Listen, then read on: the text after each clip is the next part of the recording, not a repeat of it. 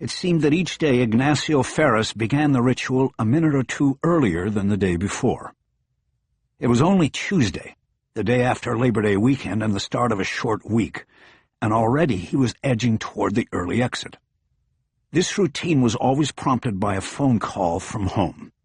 There was a wife waiting there with a toddler and a brand-new set of twins. She watched the clock like the owner of a candy store watches the fat kids. She needed the break, and she needed her husband home to deliver it. Even across the aisle from his partner, and with the 4-foot sound walls separating workspaces in the new squad room, Bosch could usually hear both sides of the call. It always began with, "When are you coming home?" Everything in final order at his workstation, Ferris looked over at Bosch. "Harry, I'm going to take off," he said. "Beat some of the traffic. I have a lot of calls out, but they have my cell. No need waiting around for that." Ferris had rubbed his left shoulder as he spoke. This was also part of the routine. It was his unspoken way of reminding Bosch that he had taken a bullet a couple of years before and had earned the early exit. Bosch just nodded. The issue wasn't really about whether his partner left the job early or what he had earned. It was about his commitment to the mission of homicide work and whether it would be there when they finally got the next call out. Ferris had gone through 9 months of physical therapy and rehab before reporting back to the squad room. But in the years since, he had worked cases with a reluctance that was wearing Bosch thin. He wasn't committed, and Bosch was tired of waiting on him. He was also tired of waiting for a fresh kill. It had been 4 weeks since they'd drawn a case, and they were well into the late summer heat. As certain as the Santa Ana winds blowing down out of the mountain passes, Bosch knew a fresh kill was coming. Ferris stood up and locked his desk. He was taking his jacket off the back of the chair when Bosch saw Larry Gandil step out of his office on the far side of the squad room and head toward them. As the senior man in the partnership, Bosch had been given the first choice of cubicles a month earlier when Robbery-Homicide Division moved over from the decrepit Parker Center to the new Police Administration Building. Most Detective Threes took the cubicles facing the windows that looked out on City Hall. Bosch had chosen the opposite. He had given his partner the view and took the cube that let him watch what was happening in the squad room. Now he saw the approaching lieutenant, and he instinctively knew that his partner wasn't going home early. Gandil was holding a piece of paper torn from a notepad and had an extra hop in his step. That told Bosch the wait was over. The call-out was here. The fresh kill. Bosch started to rise. "Bosch and Ferris, you're up," Gandil said when he got to them. "Need you to take a case for South Bureau." Bosch saw his partner's shoulders slump. He ignored it and reached out for the paper Gandil was holding. He looked at the address written on it, South Normandy.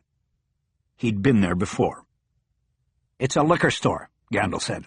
"One man down behind the counter. Patrol is holding a witness. That's all I got. You two good to go?" "We're good," Bosch said before his partner could complain. But that didn't work. "Lieutenant, this is Homicide Special," Ferris said, turning and pointing to the boar's head mounted over the squad room door. "Why are we taking a rob job at a liquor store? You know it was a banger, and the South guys could wrap it up, or at least put a name on the shooter, before midnight." Ferris had a point. Homicide Special was for the difficult and complex cases. It was an elite squad that went after the tough cases with the relentless skill of a boar rooting in the mud for a truffle. A liquor store holdup in gang territory hardly qualified. Gandil, whose balding pate and dour expression made him a perfect administrator, spread his hands in a gesture offering a complete lack of sympathy. "I told everybody in the staff meeting last week. We've got South's back this week. They've got a scouting crew on while everybody else is in homicide school until the 14th. They caught 3 cases over the weekend and 1 this morning. So there goes the scouting crew. You guys are up and the rob job is yours. That's it. Any other questions? Patrol is waiting down there with a witness." "We're good, boss," Bosch said, ending the discussion. "I'll wait to hear from you then." Gandil headed back to his office. Bosch pulled his coat off the back of his chair, put it on, and then opened the middle drawer of his desk. He took the leather notebook out of his back pocket and replaced the pad of lined paper in it with a new one. A fresh kill always got a fresh pad. That was his routine. He looked at the detective's shield embossed on the notebook flap and then returned it to his back pocket. The truth was, he didn't care what kind of case it was, he just wanted a case. It was like anything else. You fall out of practice and you lose your edge. Bosch didn't want that. Ferris stood with his hands on his hips, looking up at the clock on the wall over the bulletin boards. "Shit," Ferris said. "Every time." "What do you mean, every time?" Bosch said. "We haven't caught a case in a month." "Yeah, well, I was getting used to that." "Well, if you don't want to work murders, there's always a 9 to 5 table, like auto theft." "Yeah, right. Then let's go." Bosch stepped out of the cubicle into the aisle and headed toward the door. Ferris followed, pulling his phone out so he could call his wife and give her the bad news. On the way out of the squad room, both men reached up and patted the boar on its flat nose for good luck. Chapter 2. Bosch didn't need to lecture Ferris on the way to South L.A. His driving in silence was his lecture. His young partner seemed to wither under the pressure of what was not said, and finally opened up. "This is driving me crazy," he said. "What is?" Bosch asked. "The twins. There's so much work, so much crying. It's a domino effect. One wakes up and that starts the other one up. Neither of us is getting any sleep, and my wife is—" "What?" "I don't know, going crazy. Calling me all the time, asking when I'm coming home. So I come home, and then it's my turn. I get the boys, and I get no break. It's work, kids, work, kids, work, kids, every day." "What about a nanny?" "We can't afford a nanny. Not with the way things are, and we don't even get overtime anymore." Bosch didn't know what to say. His daughter Madeline was a month past her 13th birthday and almost 10,000 miles away from him. He had never been directly involved in raising her. He saw her 4 weeks a year, 2 in Hong Kong and 2 in L.A., and that was it. What advice could he legitimately give a full-time dad with 3 kids, including twins? "Look, I don't know what to tell you," he said. "You know I've got your back. I'll do what I can when I can, but, I know, Harry, I appreciate that. It's just the first year with the twins, you know? It's supposed to get a lot easier when they get a little older." "Yeah, but what I'm trying to say here is that maybe it's more than just the twins. Maybe it's you, Ignacio." "Me? What are you saying?" "I'm saying maybe it's you. Maybe you came back too soon. You ever think about that?" Ferris did a slow burn and didn't respond. "Hey, it happens sometimes," Bosch said. "You take a bullet and you start thinking that lightning might strike twice."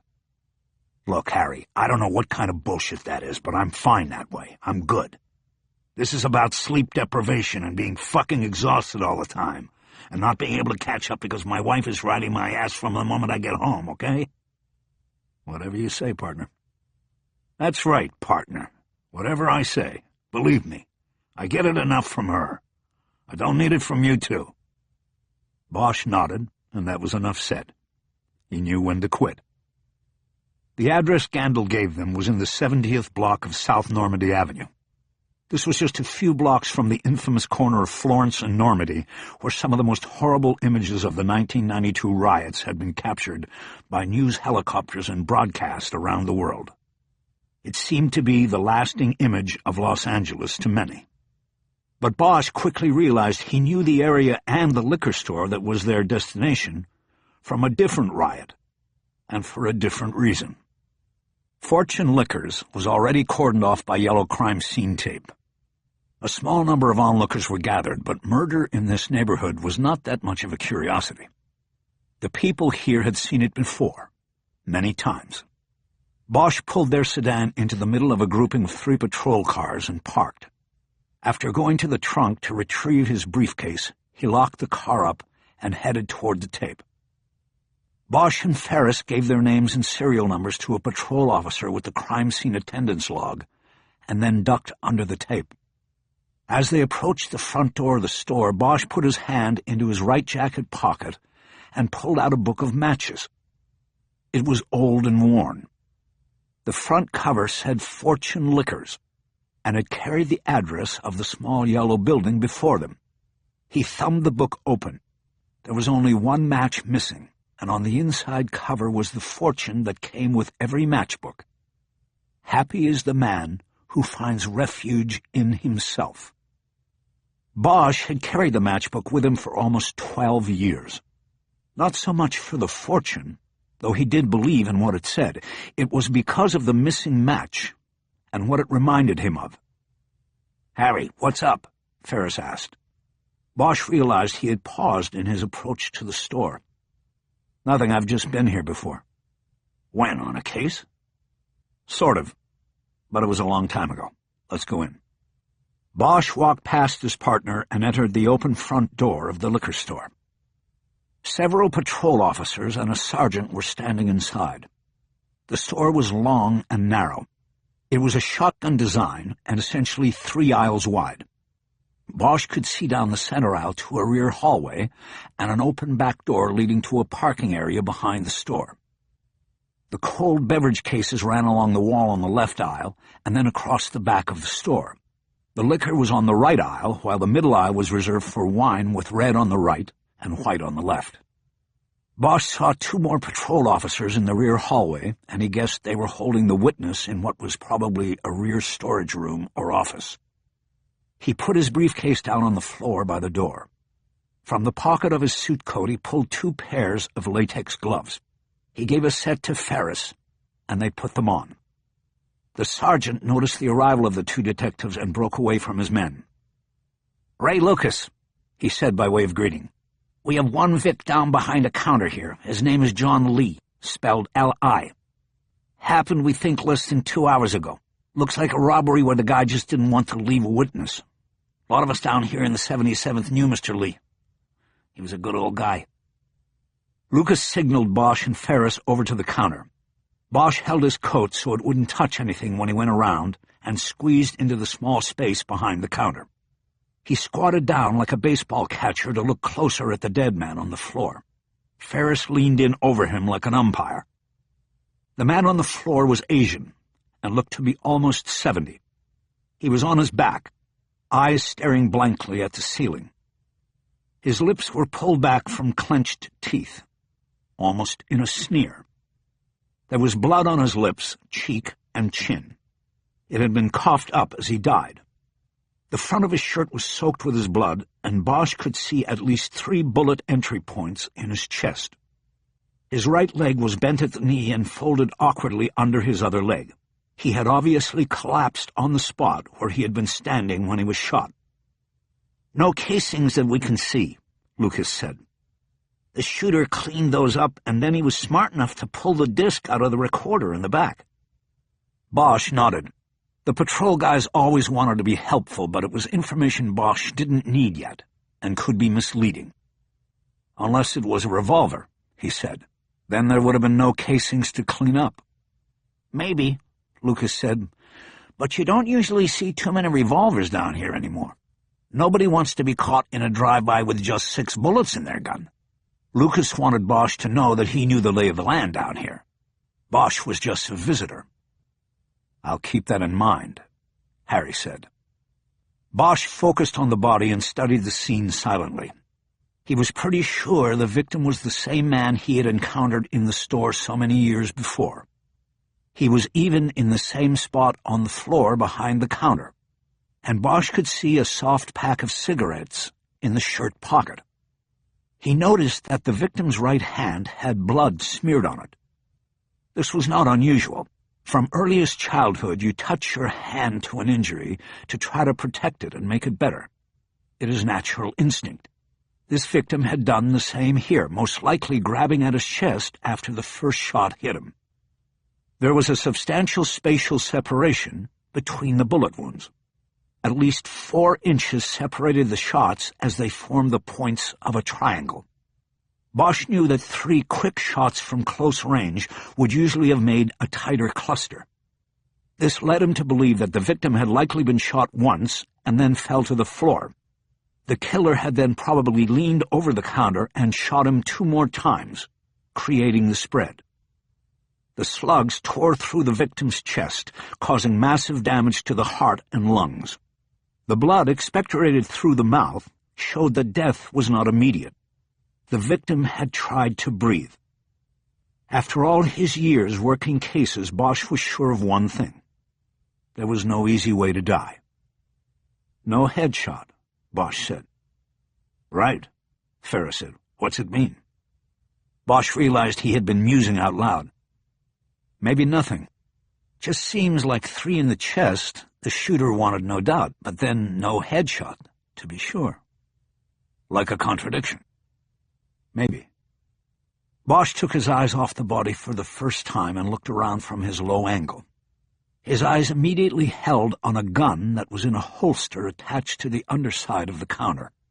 It was located for easy access in case of a robbery, or worse, but it had not even been pulled from its holster. "We've got a gun under here," Bosch said. "Looks like a .45 in a holster, but the old man never got the chance to pull it." "The shooter came in quick and shot the old guy before he could reach for his piece," Ferris said.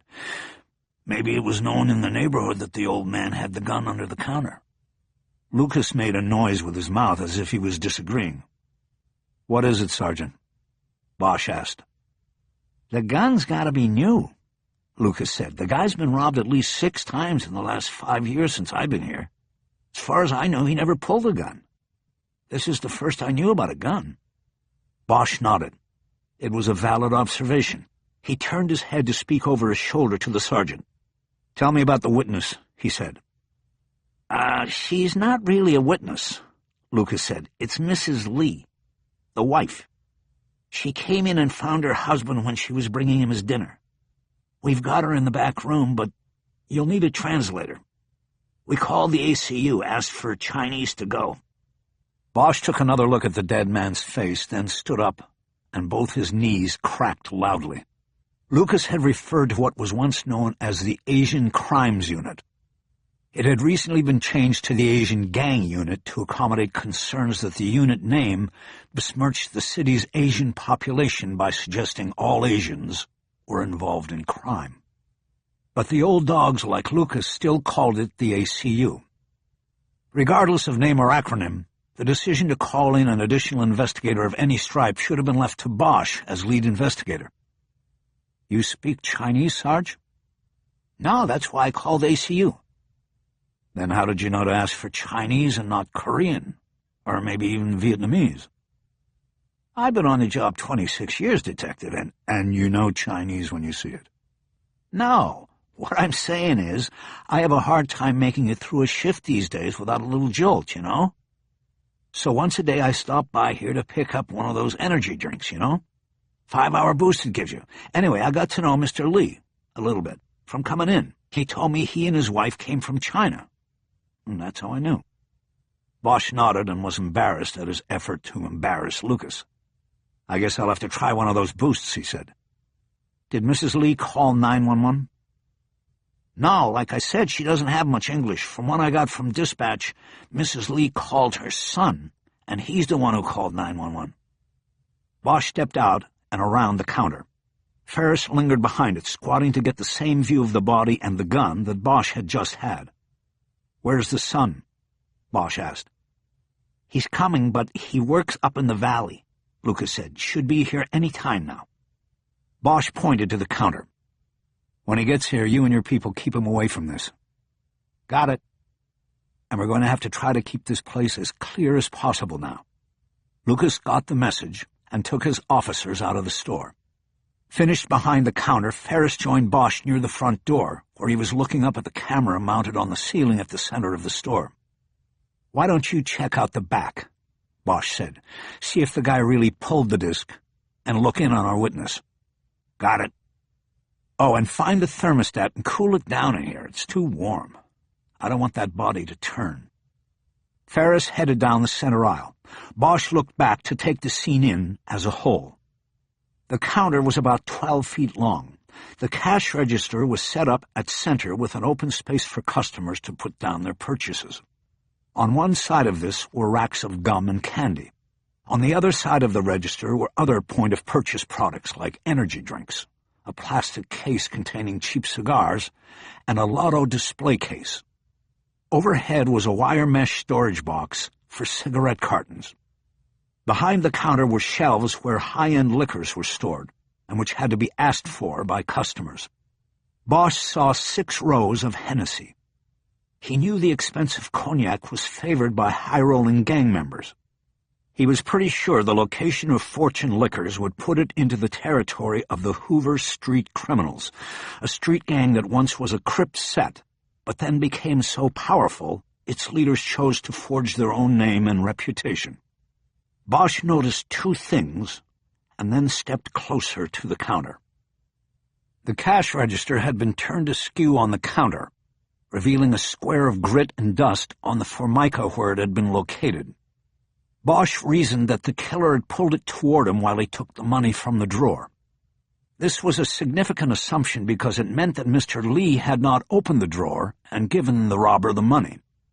This likely meant he had already been shot. Ferris's theory that the killer had come in shooting could be correct, and this could be significant in an eventual prosecution in proving intent to kill. More importantly, it gave Bosch a better idea of what had happened in the store and what kind of person they were looking for. Harry reached into his pocket and pulled out the glasses he wore for close-in work. He put them on and, without touching anything, leaned over the counter to study the cash register's keyboard. He saw no button that said open, or any other obvious indication of how to open the cash drawer. Bosch was unsure how to open the register. He wondered how the killer knew. He straightened back up and looked at the shelves of bottles on the wall behind the counter. The Hennessy was front and center, with easy access for Mr. Lee when members of Hoover Street came in. But the rows were flush. No bottle was missing. Again, Bosch leaned forward across the counter. This time he tried to reach across to one of the bottles of Hennessy. He realized that if he put his hand down on the counter for balance, he would be able to reach the row and take one of the bottles easily. "Harry?" Bosch straightened back up and turned to his partner. "The sergeant was right," Ferris said. "The camera system records to disc. There's no disc in the machine. It was either pulled or he wasn't recording to disc and the camera was just for show." "Are there any backup discs?" "There's a couple back there on the counter, but it's a 1-disc system. It just records over and over on the same disc. I worked robbery way back when, and we saw a lot of these. They last about a day, and then it records over it. You pull the disc if you want to check something, but you have to do it in the same day." "Okay. Make sure we get those extra discs." Lucas came back in through the front door. "ACU is here," he said. "Should I send him in?" Bosch looked at Lucas for a long moment before answering. "It's AGU," he finally said. "But don't send him in. I'll be right out." Chapter 3. Bosch stepped out of the store into the sunlight. It was still warm, though getting late in the day. The dry Santa Ana winds were passing through the city. Fires in the hills had put a pallor of smoke in the air. Bosch could feel the sweat drying on the back of his neck. He was almost immediately met outside the door by a plain-clothes detective. "Detective Bosch?" "That's me. Detective David Chu, AGU. Patrol called me down. How can I be of help?" Chu was short and slightly built. There was no trace of an accent in his voice. Bosch signaled him to follow as he ducked back under the tape and headed to his car. He took off his suit jacket as he went. He took the matchbook out and put it in his pants pocket, then folded the jacket inside out and put it in a clean cardboard box he kept in the trunk of his work car. "Hot in there," he told Chu. Bosch opened the middle button of his shirt and stuck his tie inside. He now planned to get fully involved in the crime scene investigation and didn't want it to get in the way. "Hot out here, too," Chu said. "The patrol sergeant told me to wait until you came out." "Yeah, sorry about that." "Okay, what we've got is the old man who has run this store for a number of years is dead behind the counter, shot at least 3 times in what looks like a robbery. His wife, who does not speak English, came in the store and found him. She called their son, who then called it in. We obviously need to interview her, and that's where you come in. We may also need help with the son when he gets here. That's about all I know at the moment. And we're sure they're Chinese? Pretty sure. The patrol sergeant who made the call knew the victim, Mr. Lee. Do you know which dialect Mrs. Lee speaks? They headed back to the tape. Nope. Is that going to be a problem? I am familiar with the 5 main Chinese dialects and proficient in Cantonese and Mandarin. These are the 2 we most often encounter here in L.A. This time Bosch held the tape up for Chu so he could go back under. Which are you? I was born here, Detective, but my family is from Hong Kong and I was raised speaking Mandarin at home. Yeah? I have a kid who lives in Hong Kong with her mother. She's getting good at Mandarin. Good for her. I hope it will be useful to her.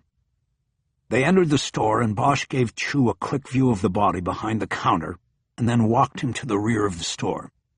They were met by Ferris, and then Chu was used to make introductions to Mrs. Lee. The newly widowed woman appeared to be in shock.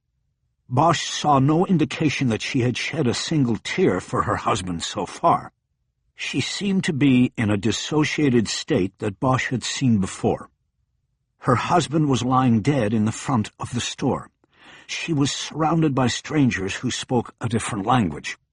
Bosch guessed she was waiting for her son to arrive, and then the tears would fall.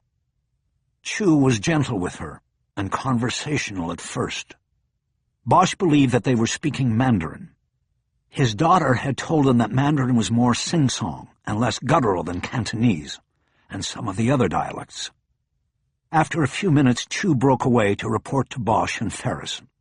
Her husband was alone in the store while she went home to prepare their supper. When she came back, she thought the store was empty. Then she found him behind the counter. She saw no one in the store when she came in. She parked in the back and used a key to open the back door. Bosch nodded. How long was she gone? Ask her what time it was when she left the store. Chu did as instructed and turned back to Bosch with the answer. She leaves at 2:30 every day to pick up the supper. Then she comes back. Are there other employees? No, I asked that already. Just her husband and Mrs. Lee. They work every day 11 to 10, closed Sundays. A typical immigrant story, Bosch thought. They just weren't counting on the bullets coming at the end of it. Bosch heard voices coming from the front of the store and ducked his head into the rear hallway. The forensics team from SID had arrived and were going to work. He turned back into the storage room where the interview with Mrs. Lee was continuing. Chu, Bosch interrupted. The AGU detective looked up at him. Ask about the son. Was he at home when she called?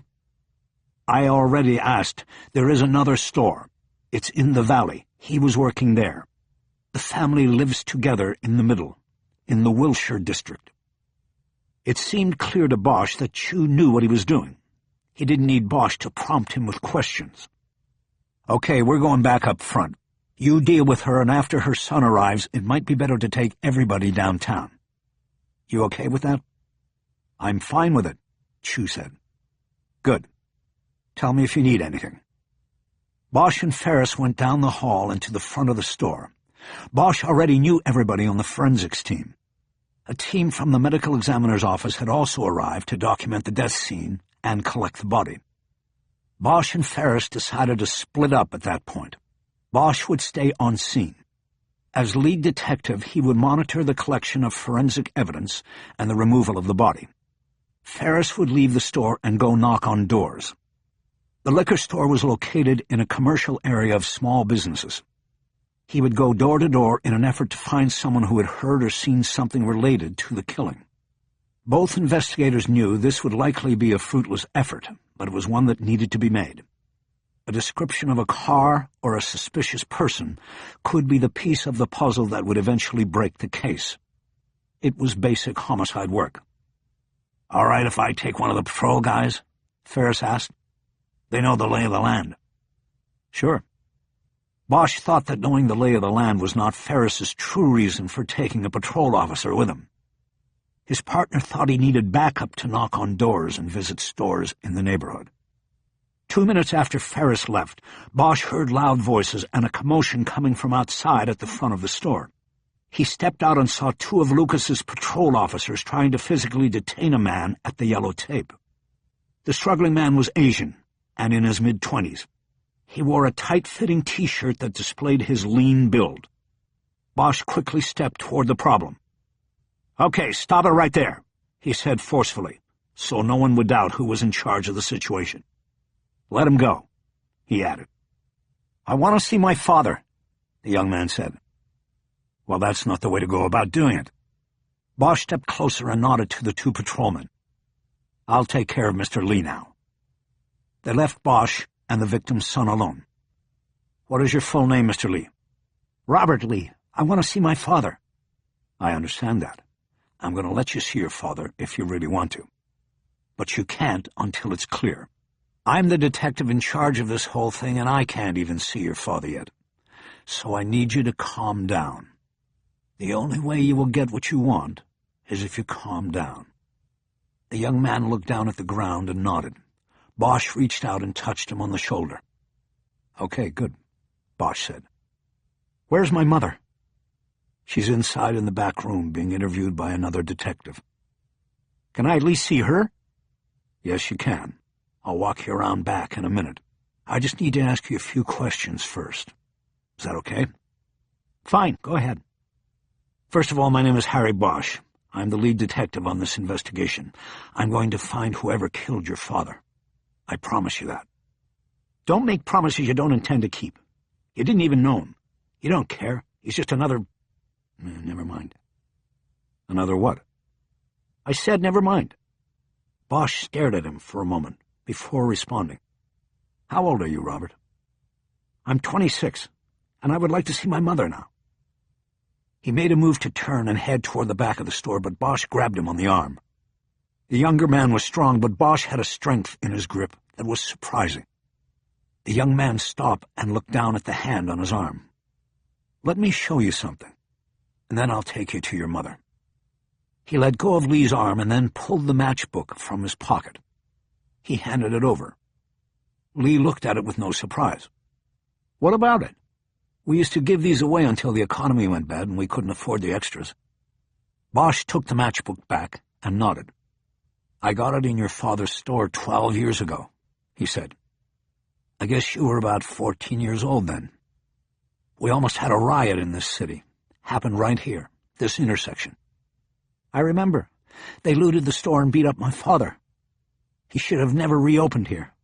My mother and me, we told him to open a store up in the valley, but he wouldn't listen to us. He wasn't going to let anybody drive him out. And now look what happened." He gestured helplessly toward the front of the store. "Yeah, well, I was here that night too," Bosch said, 12 years ago.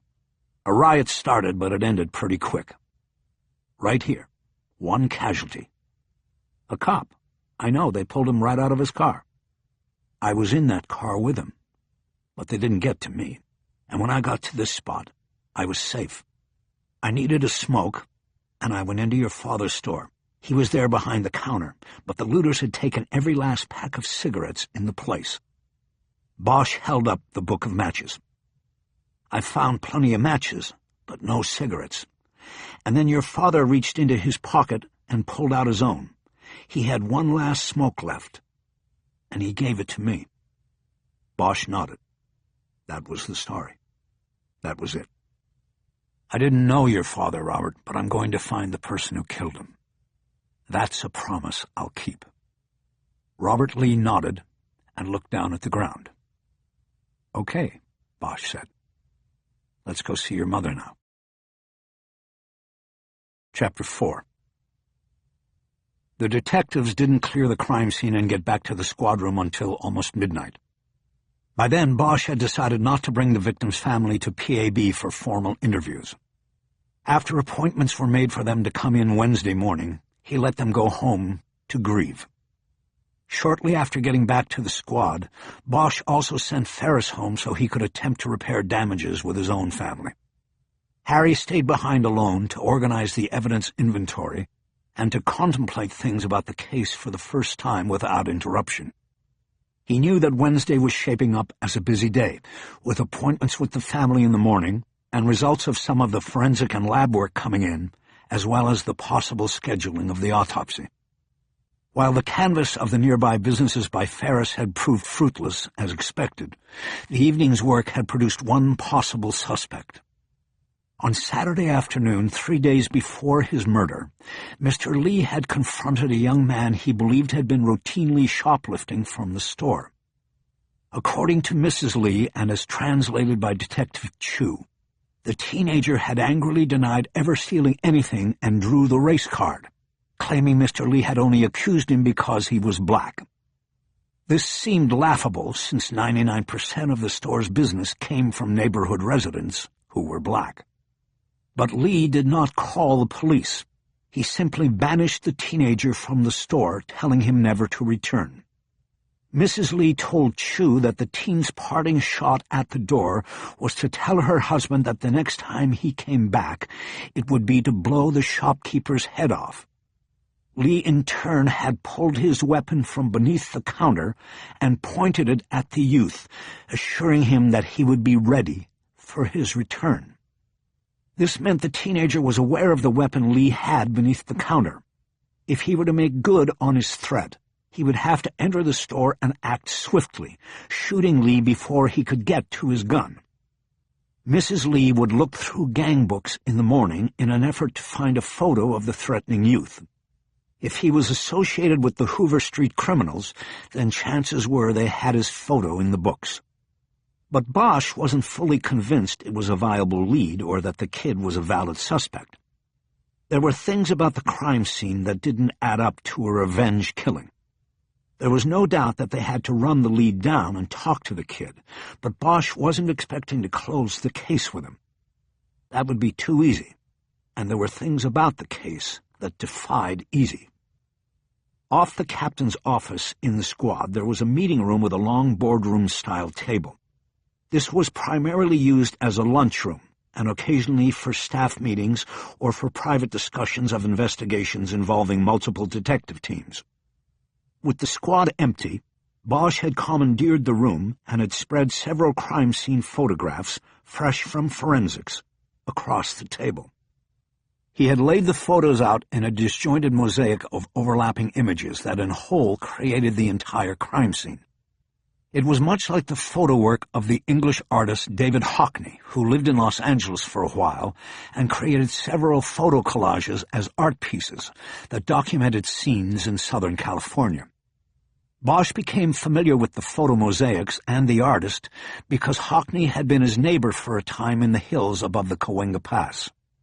Though Bosch had never met Hockney, he drew a connection to the artist because it had always been Harry's habit to spread crime scene photos out in a mosaic that allowed him to look for new details and angles. Hockney did the same with his work. Looking at the photos now while sipping from a mug of black coffee, Bosch was first drawn to the same things that had hooked him while he had been at the scene. Front and center were the bottles of Hennessy standing untouched in a row just across the counter. Harry had a hard time believing that the killing would be gang-related, because he doubted that a gangbanger would take the money and not a single bottle of Hennessy. The cognac would be a trophy. It was right there within reach, especially if the shooter had to lean over or go around the counter to grab bullet casings. Why not take the Hennessy, too? Bosch's conclusion was that they were looking for a shooter who didn't care about Hennessy. A shooter who was not a gangbanger. The next point of interest was the victim's wounds. For Bosch, these alone excluded the mystery shoplifter as a suspect. 3 bullets in the chest left no doubt that the intention was to kill. But there was no face shot, and this seemed to put the lie to this being a killing motivated by anger or revenge. Bosch had investigated hundreds of murders, most of them involving the use of firearms, and he knew that when he had a face shot, the killing was most likely personal, and the killer was someone known to the victim. Therefore, the opposite could be held true. 3 in the chest was not personal. It was business. Bosch was sure that the unknown shoplifter was not their killer. Instead, they were looking for someone who was possibly a complete stranger to John Lee. Someone who had coolly walked in and put 3 slugs into Lee's chest, then calmly emptied the cash register, picked up his brass, and gone to the back room to grab the disc out of the camera recorder. Bosch knew it was likely that this was not a first-time crime. In the morning he would need to check for similar crimes in Los Angeles and the surrounding areas. Looking at the image of the victim's face, Bosch suddenly noticed something new. The blood on Lee's cheek and chin was smeared. Also, the teeth were clean. There was no blood on them. Bosch held the photo up closer and tried to make sense of it. He had assumed the blood on Lee's face was expectorant, blood that had come up from his destroyed lungs in his last fitful gasps for air. But how could that happen without getting blood on his teeth? He put the photo down and moved across the mosaic to the victim's right hand.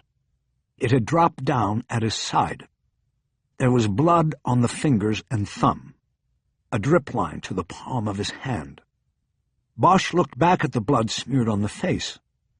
He suddenly realized that Lee had not touched his wound out of some natural instinct to soothe the injured area.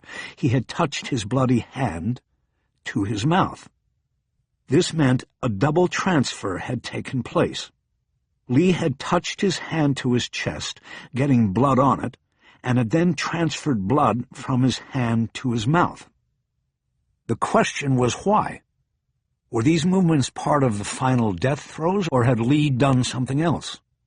Bosch pulled his cell and called the investigator's line at the medical examiner's office. He had it on speed dial. He checked his watch as the phone rang. It was 10 past midnight. "Coroners. Is Cassell still there?" Max Cassell was the investigator who had worked the scene at Fortune Liquors and collected the body. "No, he just... Wait a minute. There he is." The call was put on hold, and then Cassell picked up. "I don't care who you are, I'm out the door. I just came back in because I forgot my coffee warmer." Bosch knew Cassell lived at least an hour's commute out in Palmdale. Coffee mugs with warmers you plugged into the cigarette lighter were a must for downtown workers with long drive times. "It's Bosch. You put my guy in a drawer already?" "Nope, all the drawers were taken. He's in Icebox 3, but I'm done with him. I'm going home, Bosch." "I understand. I just have one quick question. Did you check his mouth?" "What do you mean, check his mouth? Of course I checked his mouth. That's my job." "And there was nothing there? Nothing in the mouth or throat?" "No, there was something there, all right." Bosch felt the adrenaline start to kick in. "Why didn't you tell me? What was it?" "His tongue." The adrenaline dried up and Bosch felt deflated as Cassell chuckled. Harry thought he had been on to something. "Very funny. What about the blood?" "Yes, there was a small amount of blood on the tongue and in the throat. It's noted in my report, which you will get tomorrow." "But 3 shots, his lungs must have looked like Swiss cheese. Wouldn't there be a lot of blood?" "Not if he was already dead. Not if the first shot blew up the heart and it stopped beating. Look, I gotta go, Bosch. You're on the sked tomorrow at 2 with Laxmi. Ask her these questions." "I will, but I'm talking to you now. I think we missed something." "What are you talking about?" Bosch stared at the photos in front of him, his eyes moving from the hand to the face. "I think he put something in his mouth." "Who did?" "The victim, Mr. Lee." There was a pause while Cassell considered this, and probably also considered whether he had missed anything. "Well, if he did, I did not see it in the mouth or throat. If it was something he swallowed, then that is not my jurisdiction. It's Laxmi's, and she'll find it, whatever it is, tomorrow." "Would you make a note so she'll see it?" "Bosch, I'm trying to get out of here. You can tell her when you come for the cut." "I know, but just in case, make a note." "Fine, whatever. I'll make a note. You know, nobody's getting overtime around here anymore, Bosch." "Yeah, I know. Same over here." "Thanks, Max." Bosch closed the phone and decided to put the photos aside for the time being. The autopsy would determine if his conclusion was correct, and there was nothing he could do about it until then. There were 2 plastic evidence envelopes that contained the 2 discs that had been found next to the recorder. Each was in a flat plastic case. Each case was marked with a date scribbled with a Sharpie. One was marked 9/01, exactly a week earlier, and the other was dated 8/27. Bosch took the discs over to the AV equipment at the far end of the meeting room and put the 8/27 disc into the DVD player first. The images were contained on a split screen. One camera angle showed the front of the store, including the cash register counter, and the other was on the rear of the store. A time and date stamp ran across the top. The activities in the store ran in real time. Bosch realized that since the store was open from 11 a.m. to 10 p.m., he had 22 hours of video to watch, unless he used the fast-forward button. He checked his watch again. He knew he could work through the night and try to solve the mystery of why John Lee had put these 2 discs aside, or he could go home now and get some rest. You never knew where a case would take you, and rest was always important. Added to that, there was nothing about these discs that suggested they had anything to do with the murder. The disc that had been in the machine had been taken. That was the important one, and it was gone. What the hell, Bosch thought. He decided to watch the first disc and see if he could solve the mystery. He pulled a chair over from the table, set himself up in front of the television, and moved the playback speed to 4 times real time. He figured it would take him less than 3 hours to knock off the first disc. He would then go home, get a few hours sleep, and be back at the same time as everybody else in the morning. Sounds like a plan, he said to himself. Chapter 5. Bosch was roughly dragged out of sleep and opened his eyes to see Lieutenant Gandil staring down at him. It took Harry a moment to clear his head and understand where he was. Lieutenant? What are you doing in my office, Bosch? Bosch sat up on the couch. I was watching video in the boardroom, and it got so late that it wasn't worth going home. What time is it now? Almost 7, but that still doesn't explain why you're in my office. When I left yesterday, I locked my door. Really? Yes, really. Bosch nodded and acted like he was still clearing his head. He was happy he'd put his picks back in his wallet after he'd opened the door. Gandil had the only couch in RHD. Maybe the office cleaners came by and forgot to lock it, he offered. No, they don't have a key. Look, Harry, I don't mind people using the couch to sleep, but if the door is locked, it's for a reason. I can't have people opening my door after I've locked it. You're right, Lieutenant. You think maybe we can get a couch out in the squad? I'll work on it, but that's not the point. Bosch stood up. I get the point. I'm going back to work now. Not so fast. Tell me about this video that kept you here all night. Bosch briefly explained what he had seen when he had spent 5 hours viewing the 2 discs through the middle of the night, and how John Lee had unintentionally left behind what looked like a solid lead. You want me to set it up for you in the conference room? Why don't you wait till your partner's here? We can all look at it together. Go get some coffee first. Bosch left Gandil and walked through the squad room. It was an impersonal maze of cubicles and sound barriers. It whispered like an insurance office, and the truth was that it was so quiet that at times Bosch had trouble concentrating. It was still deserted, but would now start to fill up quickly. Gandil was always the first man in.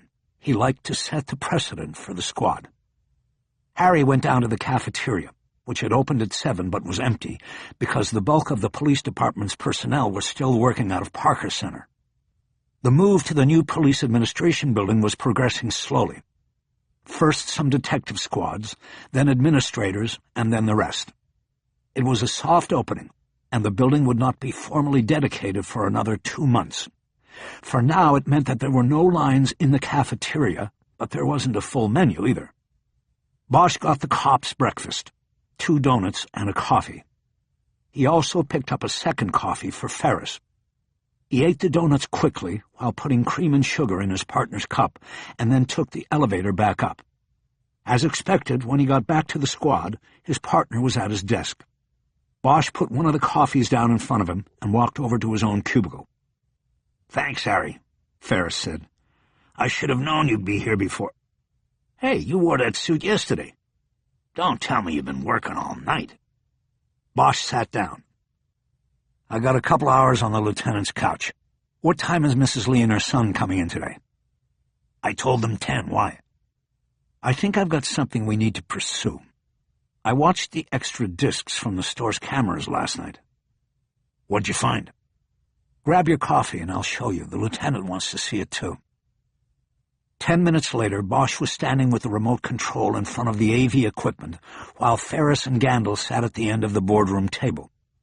He cued the disc marked 901 to the right spot and then froze the playback until he was ready. "Okay, our shooter took the disc out of the recorder, so we have no video of what happened in the store yesterday. But what was left behind were 2 extra discs marked August 27 and September 1. This is the disc from September 1, which happens to be 1 week prior to yesterday. You follow?" "Follow," Gandil said. "So what Mr. Lee was doing was documenting a tag team of shoplifters. The commonality between these 2 discs is that on both days these same 2 guys come in and one goes to the counter and asks for cigarettes while the other goes down the liquor aisle. The first guy draws Lee's attention away from his partner and the camera screen he had behind the counter. While Lee's getting smokes for the guy at the counter, the other guy slides a couple of flasks of vodka into his pants, then takes a third to the counter for purchase. The guy at the counter pulls his wallet, sees he left his money at home or whatever, and they leave without making a purchase. It happens on both these days with them alternating their roles. I think that is why Lee kept the discs out." "You think he was trying to make a case or something?" Ferris asked. "Maybe," Bosch said. "If he got them on film, he'd have something to give the police." "This is your lead?" Gandil said. "You worked through the night for this?" "I was reading the reports. I think I like the kid Lee pulled the gun on better than this."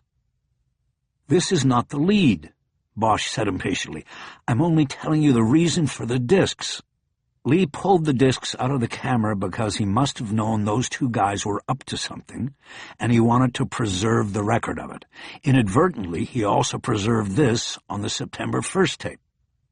Bosch hit the playback, and the image started to move. On the split screen, both camera angles showed the store was empty except for Lee behind the counter. The time stamp at the top showed that it was 3:03 p.m. on Tuesday, September 1. The front door of the store opened and a customer entered. He waved casually to Lee at the counter and proceeded to the rear of the store. The image was grainy, but it was clear enough for the 3 viewers to tell the customer was an Asian man in his early 30s. He was picked up on the second camera as he went to one of the cold cases at the rear of the store and selected a single can of beer. He took it forward to the counter. "What's he doing?" Gandil asked. "Just watch," Bosch said. At the counter, the customer said something to Lee, and the store owner reached up to the overhead storage rack and pulled down a carton of Camel cigarettes. He put them on the counter and then put the can of beer into a small brown bag. The customer had an imposing build. Though short and squat, he had thick arms and heavy shoulders. He dropped a single bill on the counter, and Lee took it and opened the cash register. He put the bill in the last slot of the drawer and then counted several bills out as change and handed the money across the counter. The customer took his money and pocketed it. He put the carton of cigarettes under one arm, grabbed the beer, and with his remaining free hand pointed a finger like a gun at Lee. He pumped his thumb as if shooting the gun, and then left the store. Bosch stopped the playback. "What was that?" Gandil asked. "Was that a threat with the finger? Is that what you've got?" Ferris didn't say anything, but Bosch was pretty sure his young partner saw what Harry wanted them to see. He backed the video up and started to replay it. "What do you see, Ignacio?" Ferris stepped forward so he could point to the screen. "First of all, the guy's Asian, so he's not from the neighborhood. Bosch nodded. "I watched 22 hours of video," he said. "This was the only Asian who came into the store besides Lee and his wife." "What else, Ignacio?" "Watch the money," Ferris said. "He gets back more than he gives." On the screen, Lee was taking bills out of the cash register. "Look, he puts the guy's money in the drawer, and then he starts giving him money back, including what the guy gave him in the first place. So he gets the beer and the smokes for free, and then all the money." Bosch nodded. Ferris was good. "How much does he get?" Gandil asked. It was a good question because the video image was too grainy to make out the denominations on the currency being exchanged. "There are 4 slots in the drawer," Bosch said. "So you've got 1s, 5s, 10s, and 20s. I slowed this down last night. He puts the customer's bill in the 4th slot. A carton of smokes and a beer. We assume that is the slot for 20s. If that is the case, he gives him a 1, a 5, a 10, and then 11 20s. 10 20s if you don't count the one the customer put in first." "It's a payoff," Ferris said. $236? Gandil asked. "Seems like an odd payoff. And you can see there's still money in the drawer, so it was like a set amount." "Actually," Ferris said, $216 if you subtract the 20 the customer gives in the first place." "Right," Bosch said. The 3 of them stared at the frozen screen for a few minutes without speaking. "So, Harry," Gandil finally said, "you got to sleep on this for a couple of hours. What's it mean?" Bosch pointed to the timestamp on the top of the screen. This payoff was made exactly 1 week before the murder, 3 o'clock on Tuesday a week ago. This Tuesday at about 3, Mr. Lee gets shot. Maybe this week he decided not to pay. "Or he didn't have the money to pay," Ferris offered. "The Sun told us yesterday that business has been way down, and opening the store in the valley has nearly bankrupted them." "So the old man says no one gets popped," Gandil said. "Isn't that a bit extreme? You kill the guy, and as they say in high finance, you've lost your funding stream." Ferris shrugged. "There's always the wife and the son," he said. "They'd get the message." "They're coming in at 10 to sign statements," Bosch added. Gandil nodded. "So how are you going to handle this?" he asked. "We'll put Mrs. Lee with Chu, the guy from AGU, and Ignacio and I will talk to the Sun. We'll find out what it's about." Gandil's usually dour expression brightened. He was pleased with the progress of the case and the lead that had surfaced. "Okay, gentlemen, I want to know," he said. "When we know," Bosch said. Gandil left the meeting room, and Bosch and Ferris were left standing in front of the screen. "Nice going, Harry. You made him happy." "He'll be happier if we clear this thing." "What do you think?" "I think we have some work to do before the Lee family gets here. You check with the lab and see what they've got done. See if they're finished with the cash register. Bring it over here if you can." "What about you?" Bosch turned the screen off and ejected the disk. "I'm going to have a talk with Detective Chu." "You think he held something back on us?" "That's what I'm going to find out." Chapter 6. The AGU was part of the Gang and Operations Support Division, from which many undercover investigations and officers were directed. As such, the GOSD was located in an unmarked building several blocks away from the PAB. Bosch decided to walk because he knew it would take longer to get his car out of the garage, fight the traffic, and then have to find another place to park. He got to the front door of the AGU office at 8:30, pressed the buzzer, but nobody answered. He pulled his phone ready to try to call Detective Chu when a familiar voice came from behind him. "Good morning, Detective Bosch. I wasn't expecting to see you here." Bosch turned. It was Chu, arriving with his briefcase. "Nice hours you guys get to keep over here," Bosch replied. "Yeah, we like to keep it light." Bosch stepped back so Chu could open the door with a card key. "Come on in." Chu led the way to a small squad room with about a dozen desks and a lieutenant's office on the right. Chu went behind one of the desks and put his briefcase down on the floor. "What can I do for you?" he asked. "I was already planning to come by RHD at 10 when Mrs. Lee comes in." Chu started to sit down, but Bosch stayed standing. "I got something I want to show you. Do you guys have an AV room here?" "Yeah, this way." The AGU had 4 interview rooms at the back of the squad room. One had been converted to an AV room, with the standard rolling tower of television stacked on top of DVD. But Bosch saw that the stack also had an image printer, and that was something they didn't have yet in the new RHD squad room. Bosch handed Chu the DVD from Fortune Liquors, and he set it up. Bosch took the remote and fast-forwarded the playback to 3 p.m. on the timestamp. "I wanted you to take a look at this guy who comes in," he said. Chu watched silently as the Asian man entered the store, bought a beer and a carton of cigarettes, and got the big return on his investment. "Is that it?" he asked after the customer left the store. "That's it. Can we play it again?" "Sure." Bosch replayed the 2-minute episode, then froze the playback as the customer turned from the counter to leave.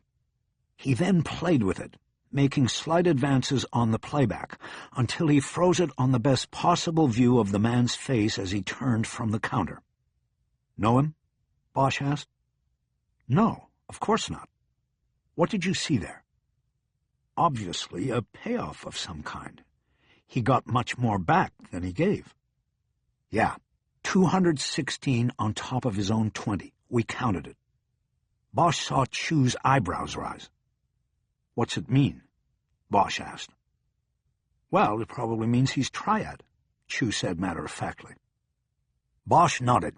He had never investigated a triad murder before, but he was aware that the so-called secret societies of China had long ago jumped the Pacific and now operated in most large American cities.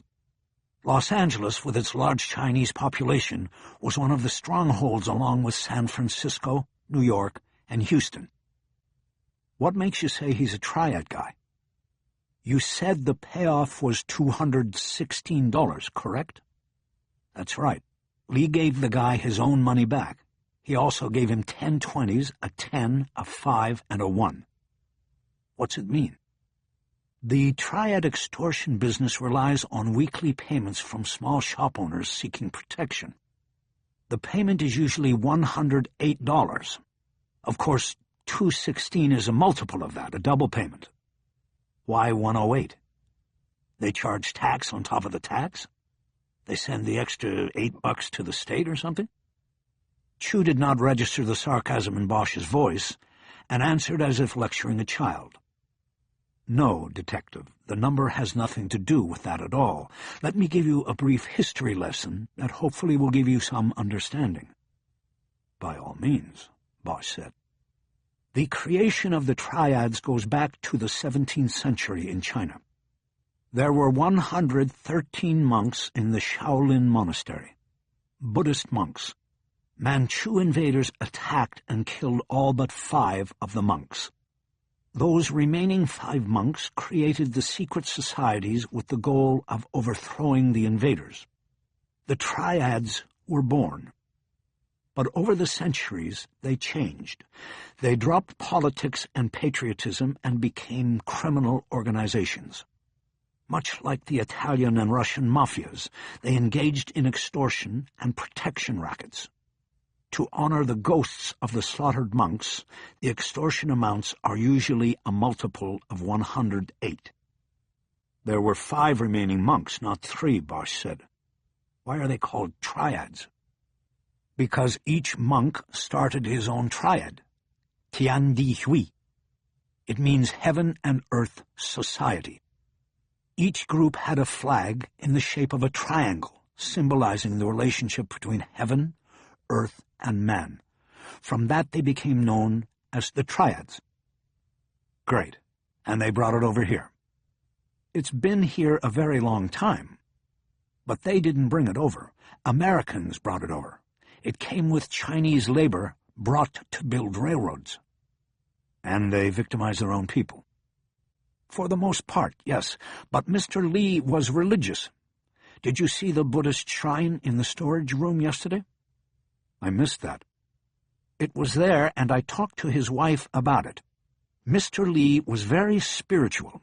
He believed in ghosts. To him, paying the triad might have been like an offering to a ghost, to an ancestor. You see, you are an outsider looking in, Detective Bosch. If all you knew from day one was that part of your money went to the triad, just as simply as money goes to the IRS, then you would not view yourself as a victim. It was simply a given, a part of life. But the IRS doesn't put 3 slugs in your chest when you don't pay. Do you believe that Lee was murdered by this man or the triad? Pointing at the man on the screen, Chu was almost indignant in asking the question. I believe it is the best lead we have at the moment, Bosch countered. What about the lead we developed through Mrs. Lee, the gangbanger, who threatened her husband on Saturday? Bosch shook his head. Things don't match up there. I still want her to look at the books and ID the kid, but I think we are spinning our wheels there. I don't understand. He said he would come back and kill Mr. Lee. No, he said he would come back and blow his head off. Mr. Lee was shot in the chest. It wasn't a crime of rage, Detective Chu. It doesn't fit. But don't worry, we'll run it down, even if it's a waste of time. He waited for Chu to respond, but the younger detective didn't. Bosch pointed to the timestamp on the screen. Lee was killed at the same time on the same day of the week. We have to assume that Lee made regular payoffs. We have to assume that this man was there when Lee was killed. I think that makes him the better suspect. The interview room was very small, and they had left the door open. Bosch now stepped over and closed it, then looked back at Chu. So tell me you didn't have any idea about this yesterday. No, of course not. Mrs. Lee didn't say anything about making payments to the local triad? Chu stiffened. He was much smaller than Bosch, but his posture suggested he was ready for a fight. Bosch, what are you suggesting? I'm suggesting that this is your world, and you should have told me. I found this by accident. Lee kept that disc because there's a shoplifter on it, not because of the payoff. They were now facing each other less than 2 feet apart. Well, there was nothing before me yesterday that even suggested this, Chu said. I was called out there to translate. You didn't ask me my opinion about anything else. You deliberately shut me out, Bosch. Maybe if you had included me, I would have seen or heard something. That's bullshit. You're not trained as a detective to stand there with your thumb in your mouth. You don't need an invite to ask a question. With you, I thought I did. And what's that supposed to mean? It means I watched you, Bosch. How you treated Mrs. Lee, her son, me. Oh, here we go. What was it? Vietnam? You served in Vietnam, right? Don't pretend you know anything about me, Chu. I know what I see, and I've seen it before. I'm not from Vietnam, Detective. I'm an American, born right here, like you. Look, can we just drop this so we can get on with the case? Whatever you say. You're the lead. Chu put his hands on his hips and turned back to the screen. Bosch tried to back his emotions down. He had to admit, Chu had a point, and he was embarrassed that he had been so easily pegged as someone who had come back from Vietnam with a racial prejudice. All right, he said. Maybe the way I dealt with you yesterday was a mistake. I'm sorry. But you're in now, and I need to know what you know. No holding back. Chu relaxed too. I just told you everything. The only other thing I was thinking was about the 216. What about it? It's a double payment, like maybe Mr. Lee missed a week. Maybe he was having trouble paying. His son said business was bad there. And so maybe that's what got him killed? Bosch pointed to the screen again. Can you make me a hard copy? I would like one myself. Chu moved to the printer and pushed a button twice. Soon 2 copies of the image of the man turning from the counter were printing. Do you have mug books? Bosch asked. Intelligence files? Of course, Chu said. I will try to identify him. I will make inquiries. I don't want him to know we're coming. Thank you, Detective, but yes, I assumed that. Bosch didn't respond. It had been another misstep. He was having a hard time with Chu. He found himself unable to trust him, even though he carried the same badge. "I would also like to get a print of the tattoo as well," Chu said. "What tattoo?" Bosch asked. Chu took the remote from Bosch and tapped the rewind.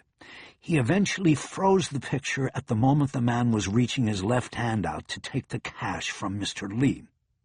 Chu used his finger to trace a barely visible outline on the inside of the man's arm. Chu was right. It was a tattoo, but the marking was so light on the grainy image that Bosch had completely missed it. "What is that?" he asked. "It looks like the outline of a knife, a self-administered tattoo." "He's been in prison." Chu pushed the button to make prints of the image. "No, usually these are done on the boat, on the way across the ocean." "What does it mean to you?" "Knife is Kim.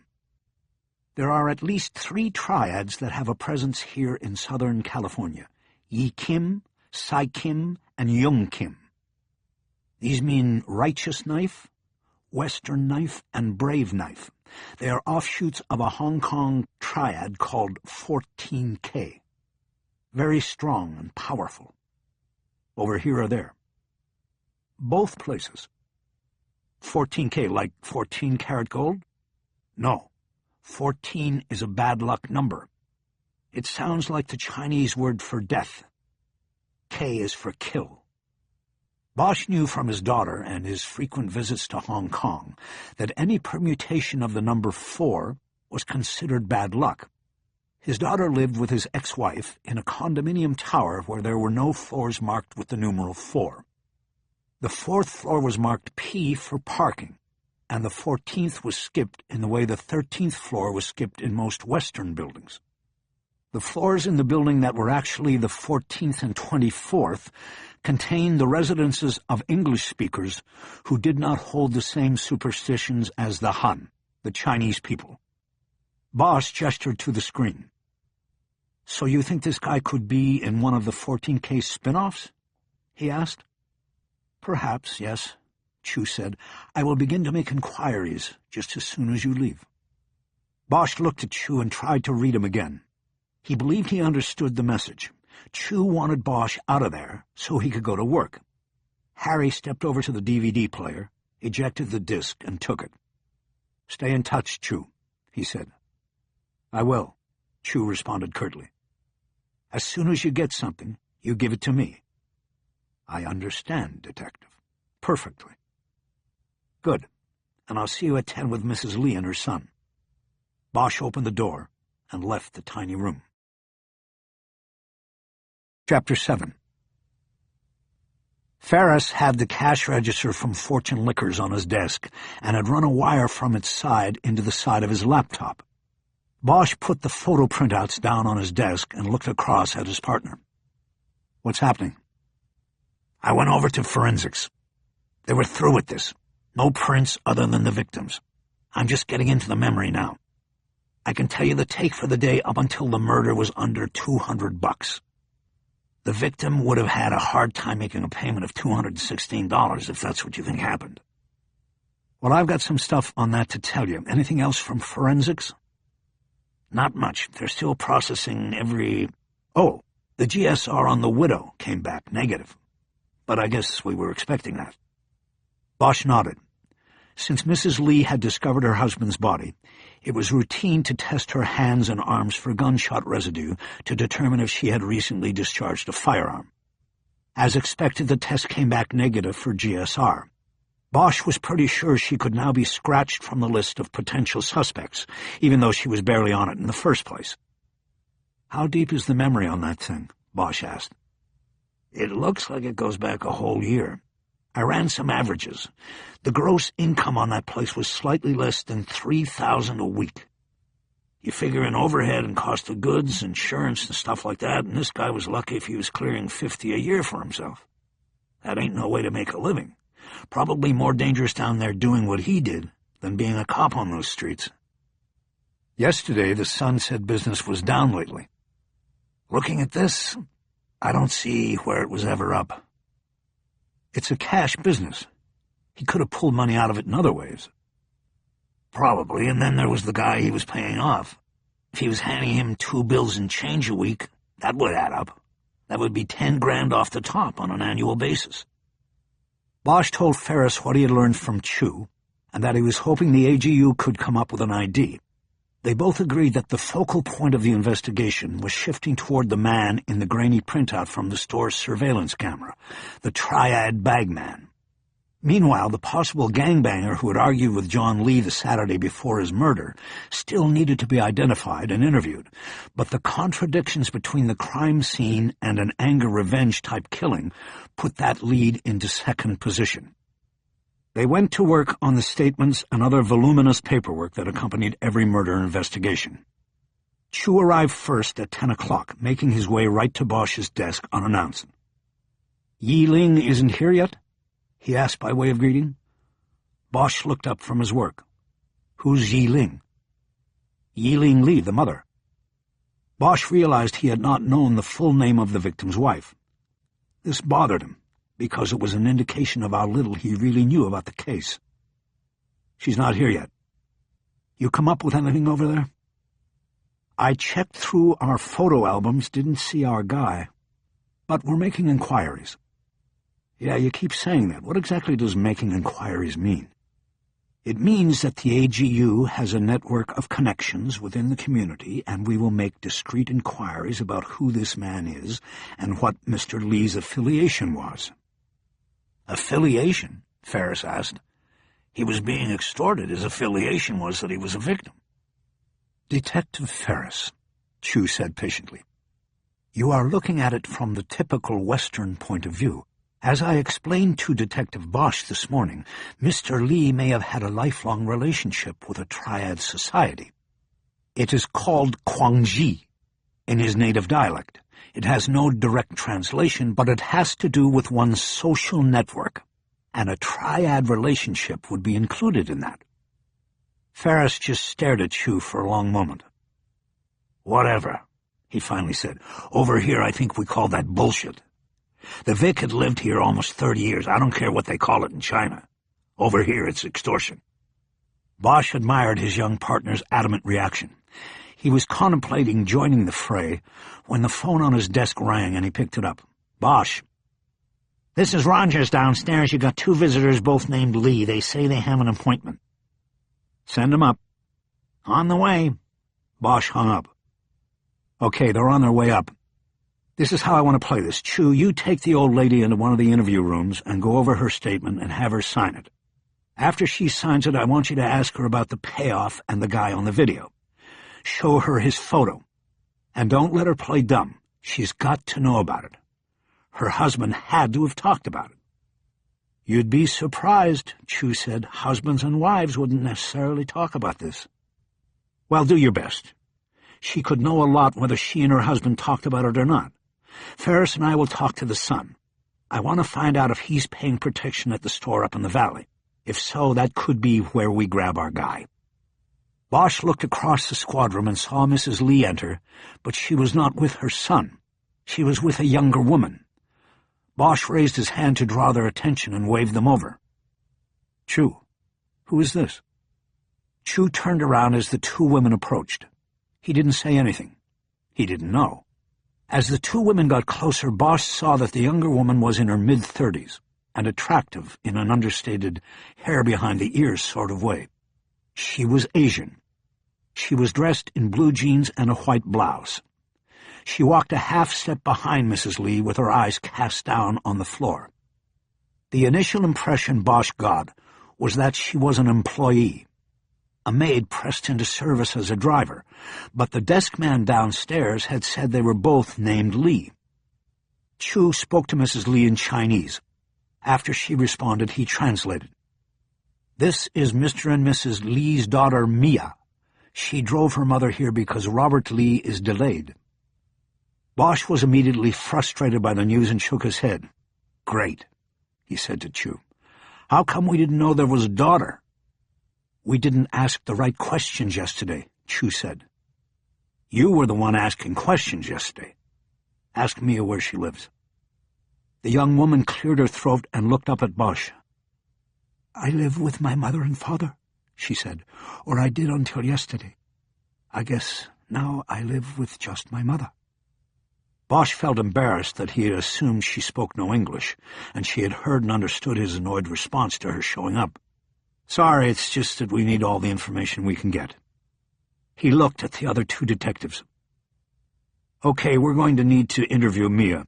Detective Chu, why don't you continue with the plan and take Mrs. Lee into an interview room to go over her statement? I will talk with Mia, and Ignacio, you wait for Robert to show up." He turned back to Mia. "Do you know how long your brother is delayed?" "He should be on his way. He said he was going to leave the store by 10. "Which store?" "His store in the valley." "Okay, Mia, why don't you come with me and your mother can go with Detective Chu." Mia spoke in Chinese to her mother, and they proceeded toward the bank of interview rooms at the back of the squad. Bosch grabbed a yellow legal pad and the file containing the print off the camera video before leading the way. Ferris was left behind. "Harry, you want me to start with the son when he gets here?" he asked. "No," Bosch said. "Come and get me. I'll be in room 2. Bosch led the victim's daughter to a small windowless room with a table in the middle. They sat down on either side of it, and Bosch tried to put a pleasant expression on his face. It was hard. The morning was starting off with a surprise, and he didn't like surprises coming up in his murder investigations. "Okay, Mia," Bosch said. "Let's start over. I am Detective Bosch. I am assigned as lead investigator on the case involving the murder of your father. I am very sorry for your loss." "Thank you." She had her eyes cast down to the tabletop. "Can you tell me your full name?" "Mia Ling Li." Her name had been westernized with her given name first and the family name last, but she had not taken a wholly Western name like her father and brother. Bosch wondered if this was because the men were expected to integrate into Western society, while the women were held back from it. "When is your birthday?" "February 14th, 1980. "Valentine's Day?" Bosch smiled. He didn't know why. He was just trying to start the relationship over. Then he wondered if they even had Valentine's Day in China. He moved on with his thoughts and did the math. He realized that while she was still very attractive, Mia was younger than she looked and only a few years older than her brother Robert. "You came here with your parents. When was that?" "In 1982. "You were only 2? "Yes." "And your father opened the store then?" "He didn't open it. He bought it from someone else, and he renamed it Fortune Liquors. Before it was called something else." "Okay. Are there any other brothers or sisters besides you and Robert?" "No, just us." "Okay, good. Now, you said you've been living with your parents. For how long?" She looked up briefly and then back down. "My whole life, except for about 2 years when I was younger." "Were you married?" "No. What does this have to do with who killed my father? Shouldn't you be finding the killer?" "I'm sorry, Mia. I just need to get some basic information, and then, yes, I will be out there looking for the killer. Have you talked to your brother? Did he tell you I knew your father?" "He said you met him one time. You didn't even really meet him. That's not knowing him." Bosch nodded. "You're right, that was an exaggeration. I didn't know him, but because of the situation we were in when I met him, I feel like I sort of knew him. I want to find his killer, Mia, and I will. I just need you and your family to help me wherever you can." "I understand." "Don't hold anything back because you never know what might help us." "I won't." "Okay, what do you do for a living?" "I take care of my parents." "You mean at home? You stay home and take care of your parents?" Now she looked up and right into his eyes. Her pupils were so dark it was hard to read anything in them. "Yes." Bosch realized he may have crossed into a cultural custom and standard he knew nothing about. Mia seemed to read him. "It is tradition in my family for the daughter to care for her parents." "Did you go to school?" "Yes, I went to university for 2 years. But then I came home. I cook and clean and keep the house. For my brother, too. though he wants to move to his own place. But as of yesterday, everybody was living together. Yes. When was the last time you saw your father alive? When he left for work yesterday morning. He leaves about 9:30. I made him his breakfast. And your mother left then, too? Yes, they always go together. And then your mother came back in the afternoon? Yes, I make the supper and she comes for it, every day. What time did she come home? She came home at 3 o'clock. She always does. Bosch knew that the family home was in the Larchmont area of the Wilshire district, and at least a half-hour drive from the store. The direct route would have been on surface streets the whole way. How long before she took the supper and went back to the store yesterday? She stayed about a half-hour, and then she left. Bosch nodded. Everything was jibing with the mother's story and the timing and everything else they knew. Mia, did your father talk about anybody at work he was afraid of? Like a customer or anybody else? No, my father was very quiet. He didn't talk about work at home. Did he like living here in Los Angeles? No, I don't think so. Why? He wanted to go home to China, but he couldn't. Why not? Because when you leave, you do not come back. They left because Robert was coming. You mean your family left because of Robert? In our province, you could only have one child. They already had me, and my mother would not put me in the orphanage. My father wanted a son, and when my mother became pregnant, we came to America. Bosch did not know the specifics of China's one-child policies, but he was aware of them. It was a population containment plan that resulted in a higher value being placed on male births. Newborn females were often abandoned in orphanages or worse. Rather than giving up Mia, the Lee family had left the country for the USA. So your father wished all along he could have stayed and kept his family in China? Yes. Bosch decided that he had gathered enough information in this regard. He opened the file and removed the printout of the image from the store camera. He placed it in front of Mia. Who is that, Mia? Her eyes narrowed as she studied the grainy image. I don't know him. Did he kill my father? I don't know. You sure you don't know who he is? I'm sure. Who is he? We don't know yet, but we'll find out. Did your father ever talk about the triads? The triads? About having to pay them? She seemed very nervous about the question. I don't know about this. We didn't talk about it. You speak Chinese, right? Yes. Did you ever hear your parents talking about it? No, they didn't. I don't know about this. Okay, Mia. Then I think we can stop now. Can I take my mother home? As soon as she's finished talking to Detective Chu. What do you think will happen with the store now? Will your mother and brother run it? She shook her head. I think it will be closed. My mother will work in my brother's store now. What about you, Mia? Will anything change for you now? She took a long moment to consider this, as if she had not thought about it before Bosch had asked. I don't know, she finally said. Perhaps. Chapter 8. Back in the squad room, Mrs. Lee had already finished her interview with Chu and was waiting for her daughter. There was still no sign of Robert Lee, and Ferris explained that he called and said he could not get away from his store because his assistant manager had called in sick. After escorting the two women out to the elevator alcove, Bosch checked his watch and decided there was still time to get out to the valley and speak to the victim's son, and then get back downtown for the scheduled 2 p.m. autopsy. Besides that, he didn't need to be at the medical examiner's office for the preliminary procedures. He could roll in late. It was decided that Ferris would stay behind to work with forensics on the return of evidence gathered the day before. Bosch and Chu would go out to the valley to talk to Robert Lee.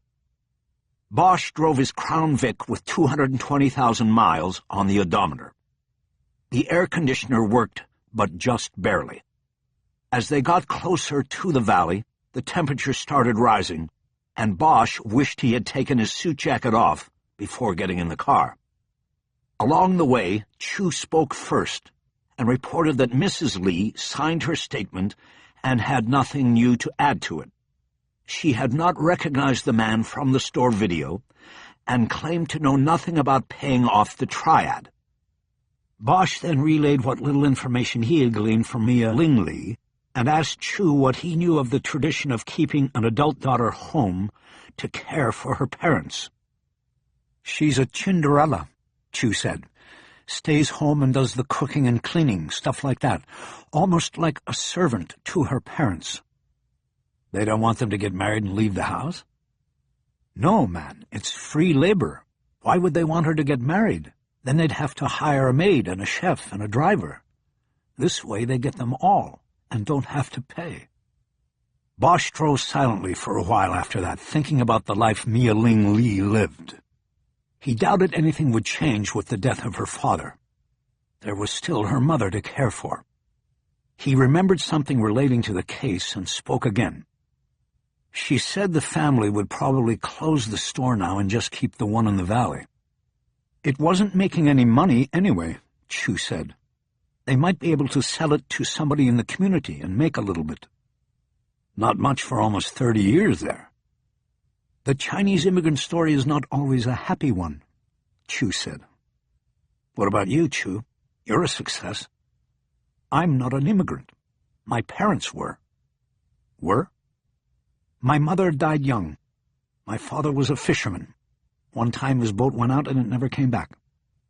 Bosch was silenced by the matter-of-fact way Chu had told his family tragedy. He concentrated on the drive. Traffic was rough, and it took them 45 minutes to get to Sherman Oaks. Fortune Fine Foods and Liquor was on Sepulveda, just a block south of Ventura Boulevard. This put it in an upscale neighborhood of apartments and condominiums below the even more upscale hillside residences. It was in a good location, but there didn't seem to be enough parking. Bosch found a spot on the street, in front of a fire hydrant. He flipped down the visor, which had a card clipped to it showing a city vehicle identification code, and got out. Bosch and Chu had worked out a plan during the long ride up. They believed that if anyone knew about the triad payoffs besides the victim, it would be the son and fellow shop manager Robert. Why he would not have told the detectives about this the day before was the big question. Fortune Fine Foods and Liquor was something completely different from its counterpart in South L.A. This store was at least 5 times bigger, and it was brimming with the high-end touches that befit its neighborhood. There was a do-it-yourself coffee bar. The wine aisles had overhead signs displaying varietals and world regions of wine, and there were no gallon jugs stacked at the end. The cold cases were well lighted with open shelves instead of glass doors. There were aisles of specialty foods and hot and cold counters where customers could order fresh steaks and fish or pre-cooked meals of roast chicken, meatloaf, and barbecued ribs.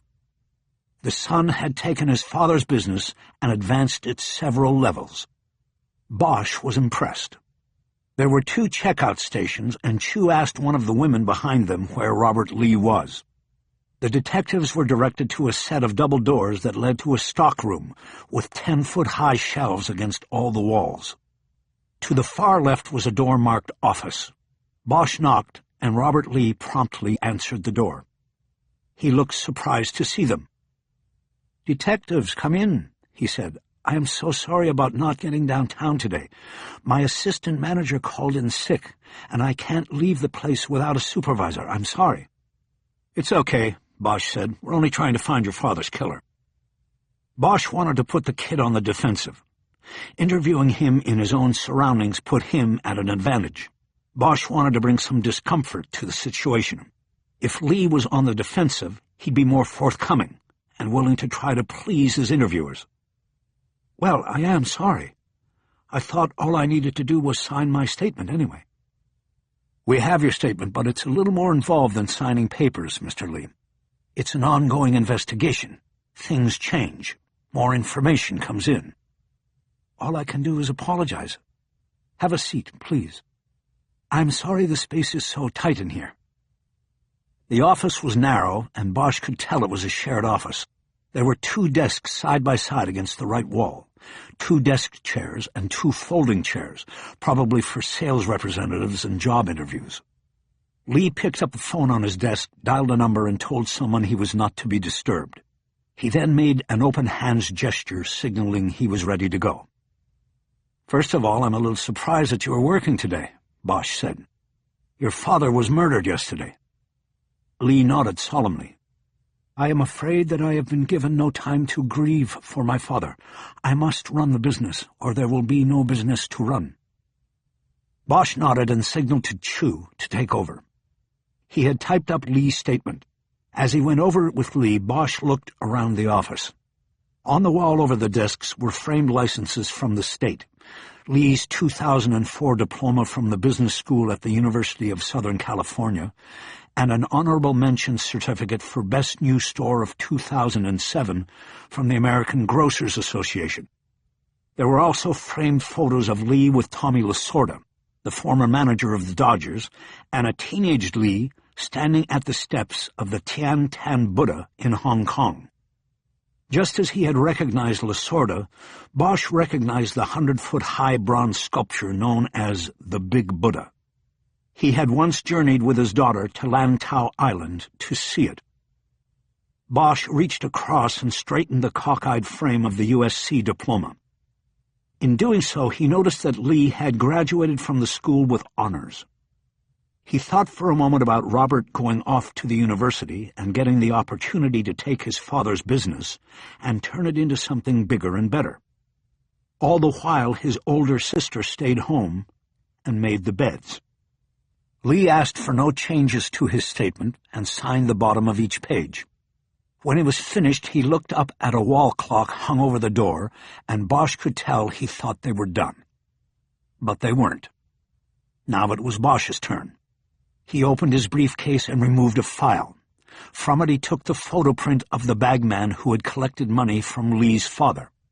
Bosch handed it to Lee. "Tell me about this guy," he said. Lee held the printout in both hands and knitted his eyebrows as he looked at it. Bosch knew that people did this to show that they were earnestly concentrating, but it usually was a cover for something else. Bosch knew that he had probably taken a call in the last hour from his mother and had known that he would be shown the printout. However Lee responded, Bosch knew he would not be truthful. "I can't tell you anything," Lee said after a few seconds. "I don't recognize him. I've never seen him." He handed the printout back to Bosch, but Harry didn't take it. "But you know who he is, don't you?" It wasn't really said as a question. "No, actually I don't," Lee said, mild annoyance in his voice. Bosch smiled at him, but it was one of those that carried no warmth or humor. "Mr. Lee, did your mother call you and tell you we would be showing you that picture?" "No." "We can check the phones, you know." "So what if she did?" "She didn't know who it was, and neither do I." "You want us to find the person who killed your father, right?" "Of course. What kind of question is that?" "It's the kind of question I ask when I know somebody is holding something back from me, and that it—" "What? How dare you?" "Could be very useful to my investigation." "I am holding nothing back. I don't know this man, I don't know his name, and I have never seen him before. That is the goddamn truth." Lee's face grew flush. Bosch waited a moment, and then spoke calmly. "You may be telling the truth. You may not know his name, and maybe you've never seen him before, but you know who he is, Robert. You know your father was making payoffs. Maybe you are, too. If you think there is any danger involved in talking to us, then we can protect you."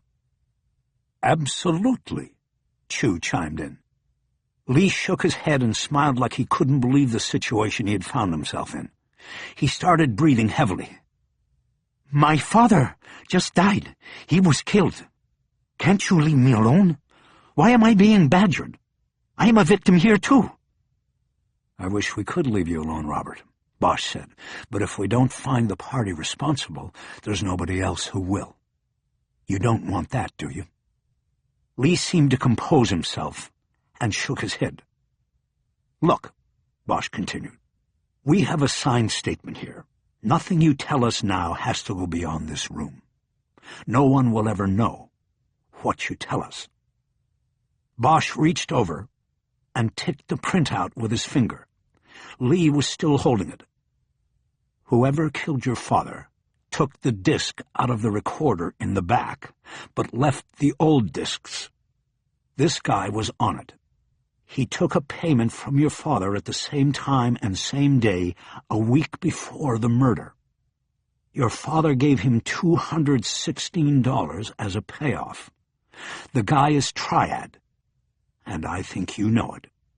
You have to help us out here, Robert. There's nobody else who can." Bosch waited. Lee put the printout on the desk and rubbed his sweating palms down the thighs of his blue jeans. "Okay, yes. My father paid the Triad," he said. Bosch breathed slowly. They had just made a big step. He wanted to keep Lee talking. "For how long?" he asked. "I don't know, all his life. All my life, I guess. It was just something he always did.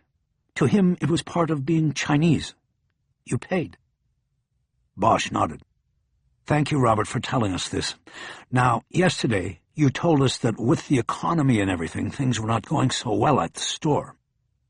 Do you know, was your father behind on his payments?" "I don't know. Maybe. He didn't tell me. We didn't see eye to eye on that." "What do you mean?" "I didn't think he should pay. I told him 1,000,000 times, this is America, Pop. You don't have to pay them." "But he still paid." "Yeah, every week. He was just old school." "So you don't pay here?" Lee shook his head, but his eyes darted to the side a moment. An easy giveaway. "You do pay, don't you?" "No." "Robert, I don't pay, because he paid for me. Now I don't know what will happen." Bosch leaned closer to him. "You mean your father paid for both stores?" "Yes." Lee's eyes were cast down. He rubbed his palms on his pants again. "The double payment, 108 times 2, was to cover both stores?" "That's right, last week." Lee nodded, and Bosch thought he saw tears welling in his eyes. Harry knew the next question was the most important one. "What happened this week?" "I don't know." "But you have an idea, right, Robert?" He nodded again. "Both stores are losing money. We expanded at the wrong time, right before the downturn. The banks get the government bailout, but not us. We could lose everything. I told him. I told my father we couldn't keep paying. I told him we were paying for nothing and we were going to lose the stores if we didn't stop." "Did he say he would stop making the payments?" "He didn't say that. He didn't say anything. I thought that meant he was going to keep on paying until we were out of business. It was adding up. $800 a month is a lot in a business like this. My old man, he thought if he found other ways—" His voice trailed off. "Other ways of what, Robert?" "Other ways of saving money. He became obsessed with catching shoplifters. He thought if he stopped the losses, he'd make a difference. He was from a different time. He didn't get it." Bosch leaned back in his chair and looked over at Chu. They had broken through and gotten Lee to open up. It would now be Chu's turn to move in with specific questions relating to the Triad. "Robert, you have been very helpful," Chu said. "I want to ask you a few questions in regard to the man in the photo." "I was telling the truth. I don't know who he is. I never saw him before in my life." "Okay, but did your father ever talk about him when, you were discussing the payments?" "He never used his name. He just said he would be upset if we stopped the payments." "Did he ever mention the name of the group he paid, the Triad?" Lee shook his head. "No, he never—" "Wait. Yes, he did once. It was something about a knife. Like the name came from a kind of knife or something, but I don't remember it." "Are you sure that could help us narrow it?" Lee frowned and shook his head again. "I'll try to remember it. I can't right now." "Okay, Robert." Chu continued the interview, but his questions were too specific and Lee continually answered that he didn't know. All that was okay with Bosch. They had made a big breakthrough. He saw the case coming together with a stronger focus now. After a while, Chu finished up and passed the baton back to Bosch. "Okay, Robert," Harry said. "Do you think the man or men your father was paying will now come to you for the money?" The question prompted a deep frown from Lee. "I don't know," he said. "Do you want protection from the LAPD?" "I don't know that either." "Well, you have our numbers. If someone shows up, cooperate. Promise him the money, if you have to." "I don't have the money." "That's the point. Promise him the money, but say it will take you a day to get it. Then call us. We'll take it from there." "What if he just takes it out of the cash registers? You told me yesterday that the cash drawer was empty in my father's store." "If he does that, let him, and then you call us. We'll get him when he comes back the next time." Lee nodded, and Bosch could see he had thoroughly spooked the young man. "Robert, do you have a gun in the store?" It was a test. They had already checked gun records. Only the gun in the other store was registered. "No, my father had the gun. He was in the bad area." "Good. Don't bring a gun into this. If the guy shows up, just cooperate." "Okay. By the way, why did your father buy that gun? He had been there for 25 years, and then 6 months ago, he buys the gun." "The last time he was robbed, they hurt him. 2 gangbangers. They hit him with a bottle. I told him if he wouldn't sell the store, then he had to get a gun. But it didn't do him any good." "They usually don't." The detectives thanked Lee and left him in his office, a 26-year-old who somehow seemed a couple decades older now. As they walked through the store, Bosch checked his watch and saw it was now after 1. He was starving and wanted to grab something before heading to the medical examiner's office for the autopsy at 2. He stepped in front of the hot case and zeroed in on the meatloaf. He pulled a service number out of the dispenser. When he offered to buy Chu a slice, he said he was a vegetarian. Bosch shook his head. "What?" Chu asked. "I don't think we could make it as partners, Chu," Bosch said. "I don't trust a guy who doesn't eat a hot dog every once in a while." "I eat tofu hot dogs." Bosch cringed. "They don't count." He then saw Robert Lee approaching him. "I forgot to ask, when will my father's body be released to us?" "Probably tomorrow," Bosch said. "The autopsy is today." Lee looked crestfallen. "My father was a very spiritual man. Do they have to desecrate his body?" Bosch nodded. "It's a law. There's an autopsy after any homicide." "When will they do it?" "In about an hour."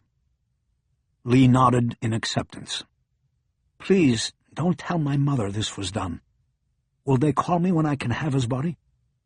"I'll make sure they do." Lee thanked them again and headed back to his office. Bosch heard his number called by the man behind the counter.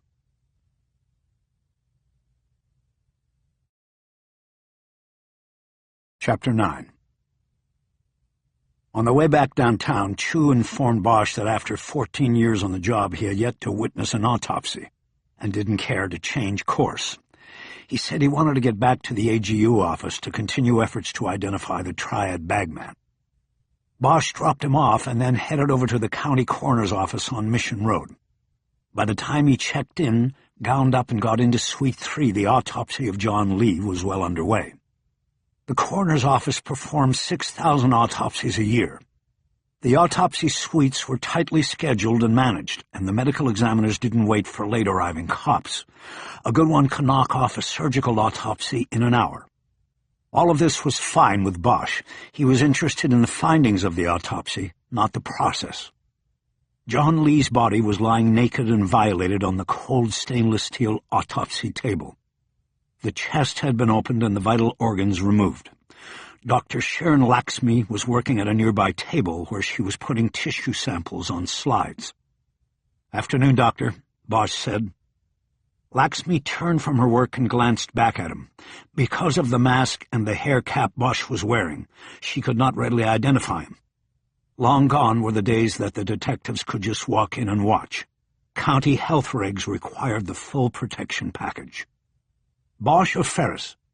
Bosch. You're late. I started without you. Laxmi was small and dark. What was most noticeable about her was that her eyes were heavily made up behind the plastic shield of her mask. It was as if she realized that her eyes were the only feature people saw behind all the safety garb she wore most of the time. She spoke with a slight accent. But who didn't in L.A.? Even the chief of police sounded like he was from South Boston. Yes, sorry, I was with the victim's son, and it ran kind of long. He didn't mention the meatloaf sandwich that had cost him some time as well. Here's what you're probably looking for. She tapped the blade of her scalpel on one of 4 steel specimen cups lined up to her left on the counter. Bosch stepped over and looked down into them. Each held one piece of evidence extracted from the body. He saw 3 deformed bullets and a single bullet casing. You found a casing? Was it on the body? In it, actually. In the body? That's right. Lodged in the esophagus. Bosch thought of what he had discovered while looking at the crime scene pictures. Blood on the victim's fingers, chin, and lips, but not his teeth. He had been right about his hunch.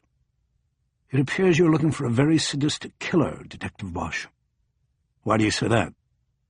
Because either he shoved a bullet casing down your victim's throat, or the ejected casing somehow landed in his mouth. Since the latter would be a 1,000,000 to 1 shot, I would go with the former. Bosch nodded, not because he subscribed to what she was saying, but because he was thinking of a scenario Dr. Laxmi hadn't considered. He thought he now had a bead on what had happened behind the counter at Fortune Liquors. One of the ejected casings from the shooter's gun had landed on or near John Lee as he lay dying on the floor behind the counter. Either he saw the shooter collecting the casings or knew they might be valuable evidence in the investigation of his own murder. With his last moment, Lee had grabbed the casing and tried to swallow it, to keep it from the shooter. John Lee's final act was to attempt to provide Bosch with an important clue. "Did you clean the casing, Doctor?" he asked. Yes, blood had backed up into the throat, and the casing acted like a dam, keeping most of it out of the mouth. I had to clean it to see what it was. Right. Bosch knew that the possibility of there being fingerprints on the casings were negligible anyway. The explosion of gases when a bullet fired almost always vaporized fingerprints on the casing. Still, the casing could be useful in determining a match to a weapon if the recovered slugs were too damaged. Bosch looked down into the evidence cups containing the slugs. He immediately determined they had been hollow points. They had mushroomed upon impact and were badly deformed. He could not tell if any of them would be useful for comparison purposes, but the casing was most likely a good, solid piece of evidence. The marks made by the weapon's extractor, firing pin, and ejector could be useful in identifying and matching the gun, if it were ever found. The casing would link the victim to the gun. "You want to hear my summary and be on your way?" Laxmi asked. "Sure, Doctor, run it down." While Laxmi gave a preliminary report on her findings, Bosch grabbed clear plastic evidence envelopes off a shelf over the table and bagged the slugs and casings separately.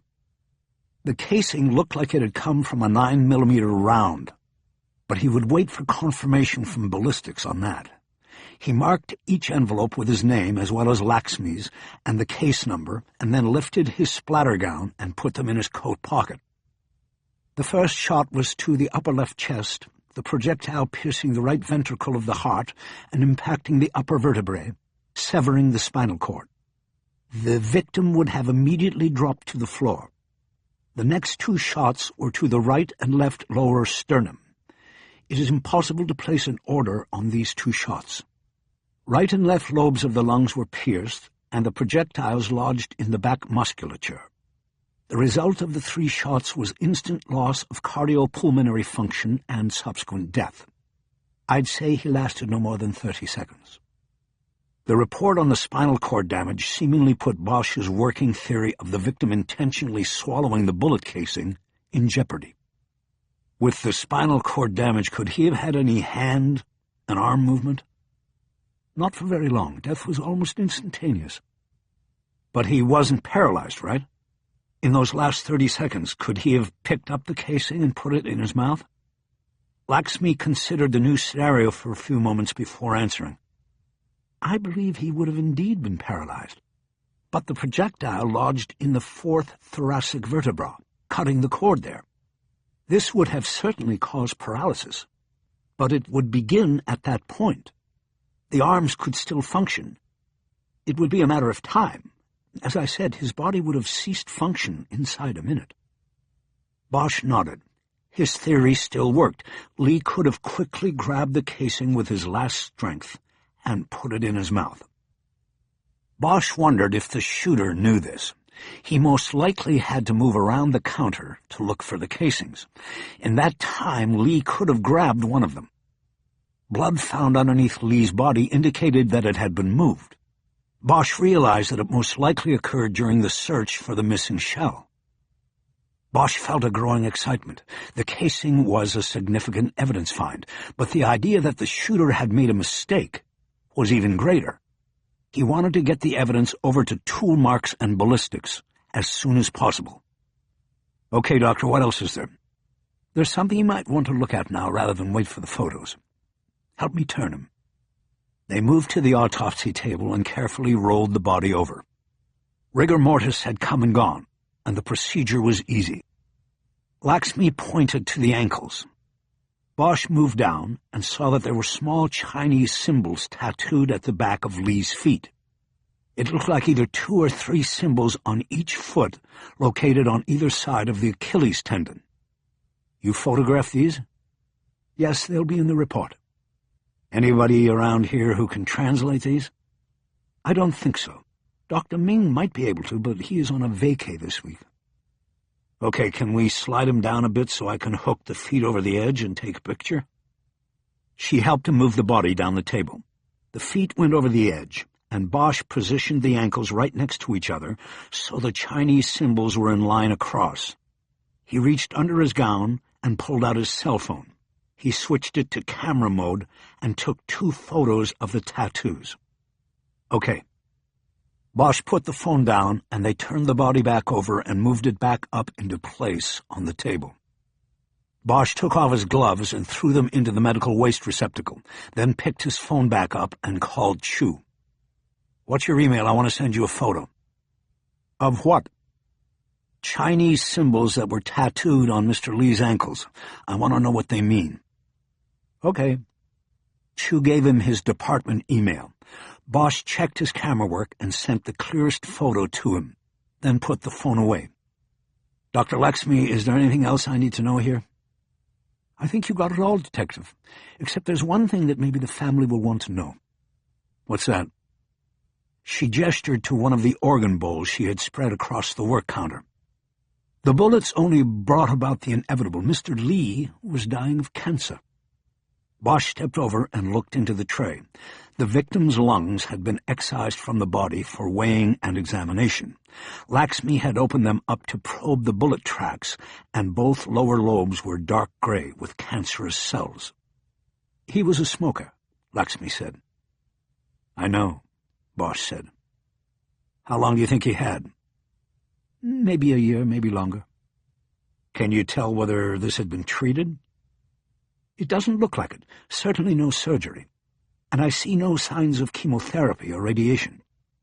It may have been undiagnosed at this point. But he would have known soon enough. Bosch thought about his own lungs. He had not smoked in years, but they say the damage is done early. Sometimes in the mornings his lungs felt heavy and full in his chest.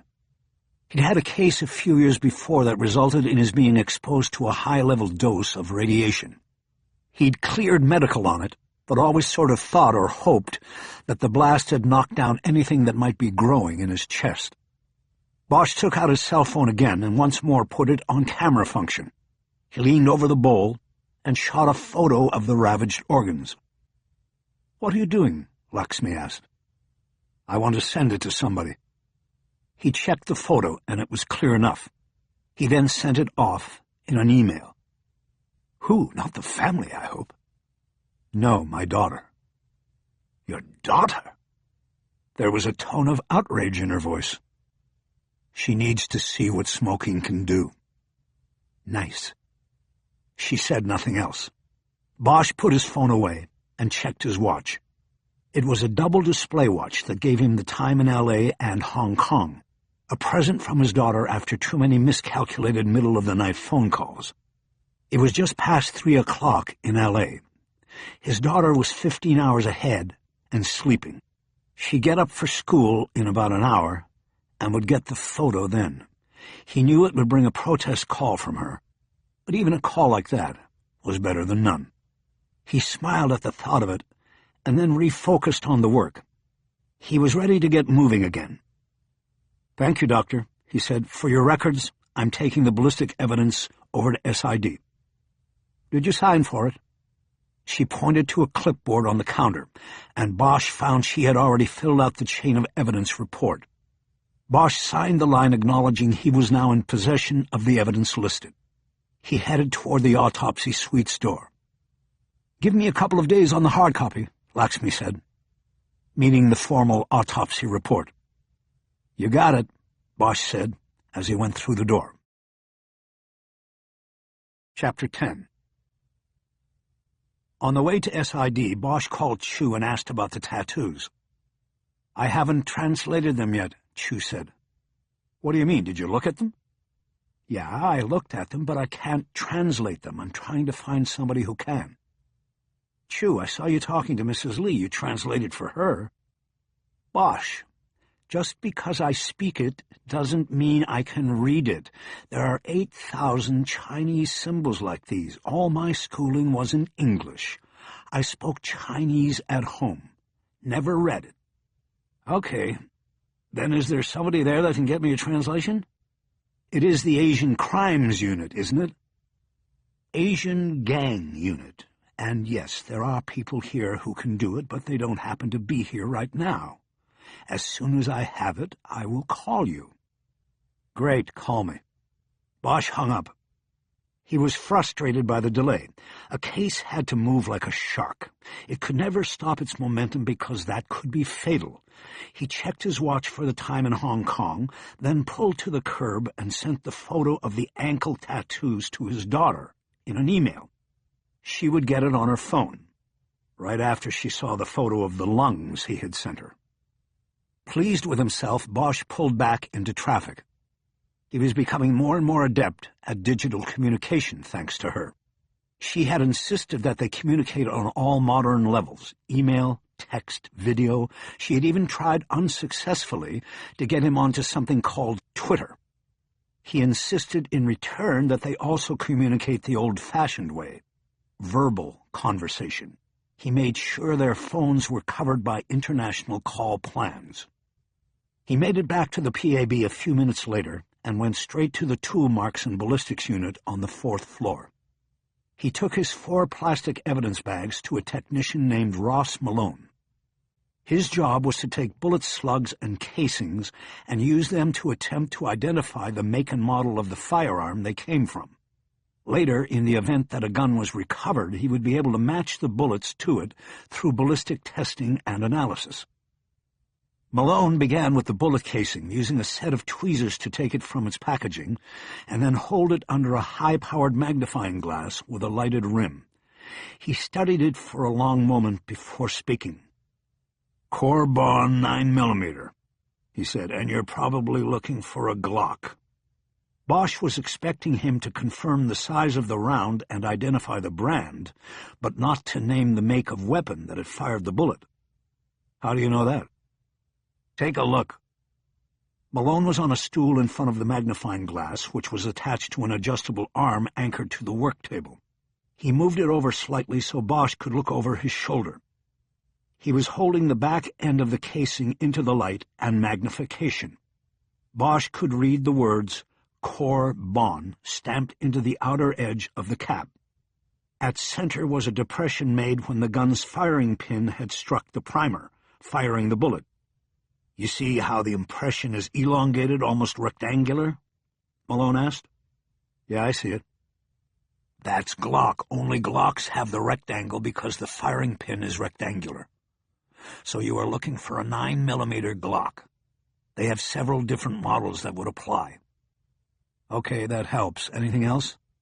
Malone pulled the glass back over in front of him and turned the bullet casing underneath it. You have clear extractor and ejector marks here. You bring me the gun, and I think I'll be able to match it. As soon as I find it. What about the slugs? Malone put the casing back in its plastic bag and one by one took out the slugs and studied them under the glass. He looked at each one quickly before putting it down. He then went back to the second one and took another look. Then he shook his head. These aren't much use. They're not in good shape. The casing is going to be your best bet for comparison. Like I said, you bring me the weapon, I'll match it up. Bosch realized that John Lee's last act was growing in importance. He wondered if the old man could have known what he was doing, or if it had just been the last desperate act of a man who knew he was dead. Bosch's quiet contemplation prompted Malone to speak up. Did you touch this casing, Harry? No, but Dr. Laxmi at the ME sprayed blood off it with water. It was found inside the victim. Inside? That's impossible. There's no way a casing could... I don't mean he was shot with it. He tried to swallow it. It was in his throat. Oh, that's different. Yeah. And Laxmi would have been gloved up when she found it. Right. What's up, Ross? Well, I was thinking... We got a flyer about a month ago from Layton's. It said they were getting ready to start using some new state-of-the-art electro-something-or-other method of raising prints on brass casings, and they were looking for test cases, to get it into court. Bosch stared at Malone. In all his years of detective work, he had never heard of fingerprints being raised on a casing that had been fired in the chamber of a gun. Fingerprints were made of oils from the skin. They burned up in the millisecond of explosion in the chamber. Russ, you sure you're talking about spent casings?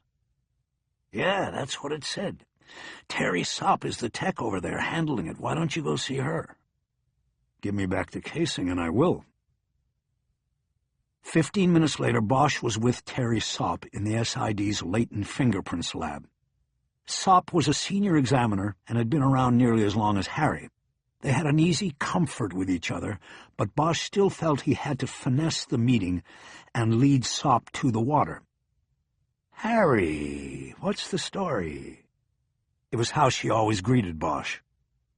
The story is I caught a case yesterday down south, and today we recovered a single bullet casing from the shooter's gun. Bosch raised his hand, holding out the evidence bag with the casing in it.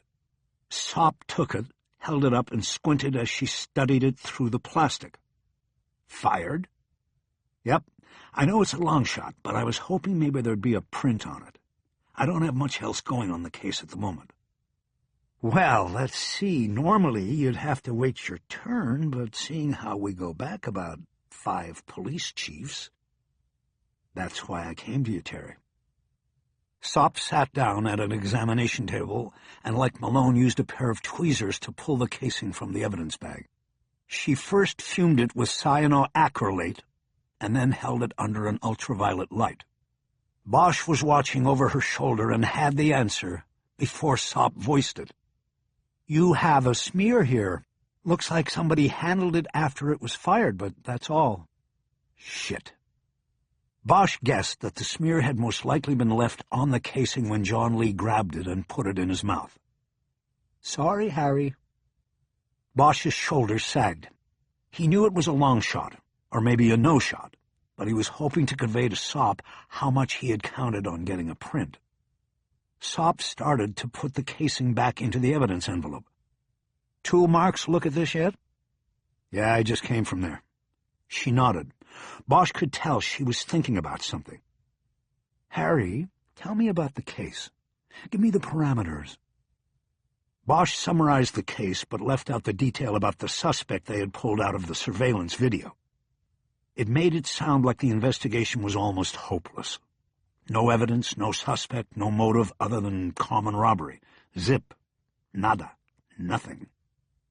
Well, there's one thing we might be able to do, Sopp said. What's that? We'll be putting a bulletin out by the end of the month on this. We're gearing up for electrostatic enhancement. This might be a good first case for us." "What the hell is electrostatic enhancement?" Sop smiled like the kid who still had candy after you were all out. "It's a process that was developed in England with the Northamptonshire police by which fingerprints can be raised on brass surfaces such as bullet casings by using electricity." Bosch looked around, saw an empty stool at one of the other workstations, and dragged it over. He sat down. "How's it work?" "Okay, here's the deal. When you load bullets into a revolver or a magazine for an automatic, it is a precise process. You hold each bullet between your fingers and you push it in. You apply pressure. It would seem like a perfect setup for leaving prints, right?" "Well, until the gun is fired." "Exactly. A latent print is essentially a deposit of the sweat that builds between the grooves of your fingerprint. The problem is, when a gun is fired and the casing is ejected, the latent print usually disappears in the explosion. It's rare that you pull a print off a spent shell, unless it belongs to the person who picked it up off the ground after." "All this I know," Bosch said. "Tell me something I don't know." Okay. Well, this process works best if the gun is not immediately fired. In other words, for this process to be successful, you need a situation where maybe the bullet was loaded into the gun, but then allowed to sit in there for at least a few days. The longer the better, because if it's sitting in there, the sweat that forms the latents is reacting with the brass. You understand? You mean there's a chemical reaction? Exactly, a microscopic chemical reaction. Your sweat is made up of a lot of different things, but mostly sodium chloride, salt. It reacts with the brass, corrodes it, and leaves its mark. But we just can't see it. And the electricity lets you see it. Exactly. We run a 2500-volt charge through the casing, dust it with carbon, and then we see it. We've run several experiments so far. I've seen it work. It was invented by this guy named Bond in England. Bosch was growing excited. Then why don't we do it? Sop spread her fingers in a calming gesture.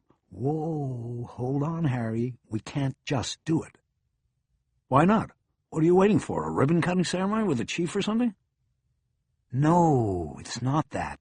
This kind of evidence and procedure has not been introduced in a California court yet. We're working with the district attorney on protocols, and nobody wants to go out with this for the first time on a case where it's not a slam dunk. We have to think of the future. The first time we use this process as evidence will set the precedent. If it's not the right case, we'll blow it, and it would really set us back. Well, maybe this is the case. Who decides that? It's first going to be up to Brenneman to pick the case, and then he'll take it to the DA. Chuck Brenneman was the commander of the Scientific Investigation Division. Bosch realized that the process of choosing the first case could take weeks, if not months. Look, you said you guys in here have been experimenting with it, right? Yeah, we have to make sure we know what we're doing. Good, then experiment with this casing. See what you come up with. We can't, Harry. We're using dummy bullets in a controlled experiment. Terry, I need this. There might be nothing there, but then again, the killer's print might be on that shell. You can find out. Sop seemed to realize that she had been cornered by someone who was not going to go away. All right, listen. The next set of experiments are not scheduled till next week. I can't promise anything, but I'll see what I can do. Thanks, Terry. Bosch filled the chain of evidence form out and left the lab. He was excited about the possibility of using the new science to possibly get the killer's print.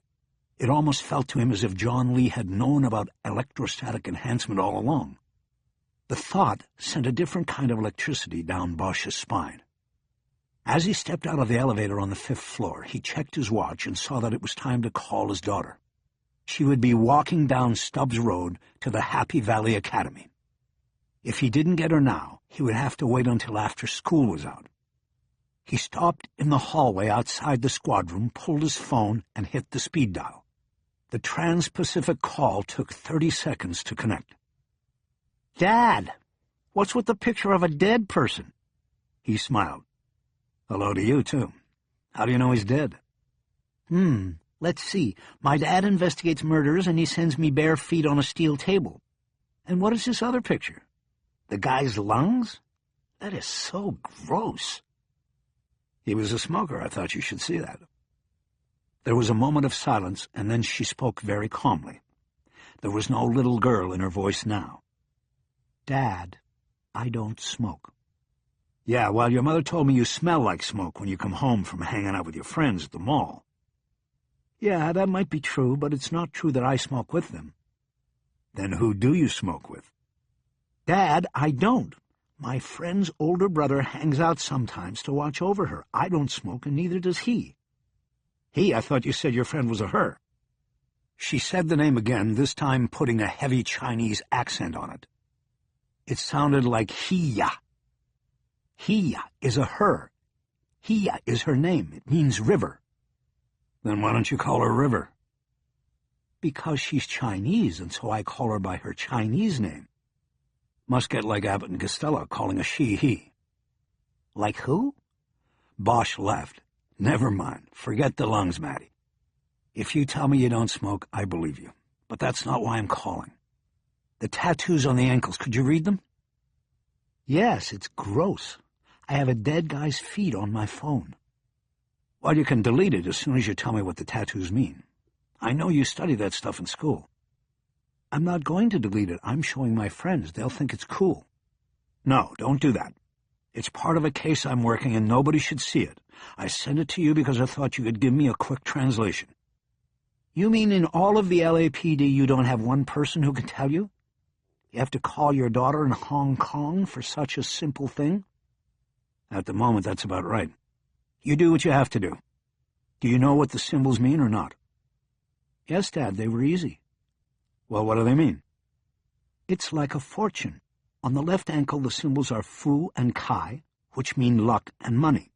Then on the right side, you have I and Qi, which is love and family." Bosch thought about this. It seemed to him the symbols were the things that were important to John Lee. He hoped that these things would always walk with him. Then he thought of the symbols being located on either side of Lee's Achilles tendons. Perhaps Lee realized that the things he hoped for also made him vulnerable. They were also his Achilles heel. "Hello, Dad." "Yeah, I'm here. I'm just thinking." "Well, does it help? Did I crack the case?" Bosch smiled, but immediately realized she couldn't see this. "Not quite, but it helps." "Good. You owe me." Bosch nodded. "You're a pretty smart kid, aren't you? How old are you now? 13 going on 20? "Please, Dad." "Well, your mother must be doing something right." "Not much." "Hey, that's no way to talk about her." "Dad, you don't have to live with her. I do, and it's not so much fun. I told you when I was in L.A. "She's still seeing somebody?" "Yeah, and I'm yesterday's news." "It's not like that, Matty. It's just that it's been a long time for her." "A long time for me, too," Bosch thought. "Dad, don't take her side. To her, I'm just in the way all the time. But when I say, fine, I'll live with Dad, she says no way." "You should be with your mother. She's raised you. Look, in a month I'll be coming over for a week. We can talk about all of this then. With your mother." "Whatever. I gotta go. I'm here at school." "All right, say hello to he, the she, for me." "Funny, Dad. Just don't send me any more pictures of lungs, okay?" "Next time it will be a liver. Or maybe a spleen. Spleen's photograph real nice." "Dad." He closed the phone and let her go. He thought about what had been said during the conversation. It seemed to him that the weeks and months between seeing Maddie were getting more difficult. As she became her own person and grew more bright and communicative, he loved her more and missed her all the time. She had just been out to L.A. in July, taking the long flight for the first time on her own. Barely a teenager and already a world traveler, She was wise beyond her years. He'd taken off work, and they'd enjoyed 2 weeks of doing things together, exploring the city. It had been a wonderful time for him, and at the end it was the first time she had ever mentioned wanting to live in Los Angeles. With him. Bosch was smart enough to realize that these sentiments were expressed after 2 weeks of full-time attention from a father who began each day by asking what she wanted to do. It was far different from the full-time commitment of her mother, who raised her day by day while making a living for them. Still, the toughest day Bosch had ever had as a part-time father was the day he took his daughter back to the airport and put her on the plane to fly home alone. He half expected her to bolt and run, but she got on, under protest, and then was gone. He'd felt a hollowness inside ever since. Now his next vacation and trip to Hong Kong wasn't scheduled for 2 months, and he knew it was going to be a long, tough wait until then. "Harry, what are you doing out here?" Bosch turned. His partner Ferris was standing there, having come out of the squad room, probably to use the restroom. "I was talking to my daughter. I wanted some privacy." "She all right?" "She's fine. I'll meet you back in the squad." Bosch headed toward the door, putting his phone back in his pocket. Chapter 11. Bosch got home at 8 that night, coming through the door with a to-go bag from the In-N-Out down on Cahuenga. "Honey, I'm home," he called out as he struggled with the key, the bag, and his briefcase. He smiled to himself and went directly into the kitchen. He put his briefcase down on the counter, grabbed a bottle of beer out of the refrigerator, and went out to the deck. Along the way, he turned on his CD player, leaving the sliding door open so the music could mingle on the deck with the sound of the 101 freeway down in the pass. The deck was positioned with a northeasterly view stretching across Universal City, Burbank, and on to the San Gabriel Mountains. Harry ate his 2 hamburgers, holding them over the open bag to catch drippings, and watched the dying sun change the colors of the mountain slopes. He listened to 7 Steps to Heaven off Ron Carter's Dear Miles album. Carter was one of the most important bassists of the last 5 decades. He had played with everybody, and Bosch often wondered about the stories he could tell, the sessions he'd sat in on, and the musicians he knew. Whether on his own recordings or on somebody else's, Carter's work always stood out. Harry believed this was because, as a bassist, he could never really be a sideman. He was always the anchor. He always drove the beat, even if it was behind Miles Davis's horn. The song now playing had an undeniable momentum to it, like a car chase. It made Bosch think about his own chase and the advances that had been made through the day. He was satisfied with his own momentum, but uncomfortable with the realization that he had moved the case to a point where he was now reliant on the work of others. He had to wait on others to identify the triad bagman. He had to wait on others to decide whether to use the bullet casing as a test case for their new fingerprint technology. He had to wait on somebody to call. Bosch was most at home in a case when he was pushing the action himself, setting the track for others to follow. He wasn't a sideman. He had to drive the beat, and at this juncture he had pushed it just about as far as he could. He started thinking about his next moves, and the options were few. He could start hitting Chinese-owned businesses in South LA with the photo of the triad bagman, but he knew it would likely be an exercise in futility. The cultural divide was wide. No one would willingly identify a triad member to the police. Nevertheless, he was prepared to go that route if nothing else broke soon. It would at least keep him moving. Momentum was momentum, whether you found it in music or on the street or in the beat of your own heart. As the lights started to disappear from the sky, Bosch reached into his pocket and pulled out the book of matches he always carried. He thumbed it open and studied the fortune. Since the night he first read it, he had taken it seriously. He believed that he was a man who had found refuge in himself. Over time, at least. His cell rang as he was chewing his last bite. He pulled the phone and checked the screen. The ID was blocked, but he answered anyway. "Bosch." Harry, David Chu. You sound like you're eating. Where are you? His voice was tight with excitement. I'm at home. Where are you? Monterey Park. We got him. Bosch paused for a moment. Monterey Park was a city in the East County where nearly 3/4 of the population was Chinese. 15 minutes from downtown, it was like a foreign country with impenetrable language and culture. Who have you got? He finally asked. Our guy, the suspect.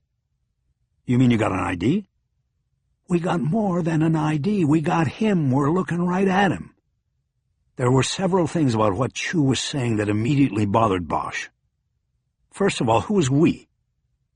I'm with the MPPD. They ID'd our guy off the video and then took me right to him. Bosch could feel the pulse pounding in his temple. No doubt getting the ID of the triad bagman, if it was legit, was a big step in the investigation. But everything else he was hearing wasn't. Bringing another police department into the case and moving in on the suspect were potentially fatal mistakes and should have never been even considered without the lead investigator's knowledge and approval. But Bosch knew he couldn't go off on Chu. Not yet. He had to stay calm and do his best to contain a bad situation. Detective Chu, listen closely to me. Did you make contact with the suspect? Contact? No, not yet. We were waiting for the right moment. He's not alone right now. Thank God for that, Bosch thought, but didn't say. Has the suspect seen you? No, Harry, we're across the street. Bosch let out some more air. He was beginning to think that the situation might be salvageable.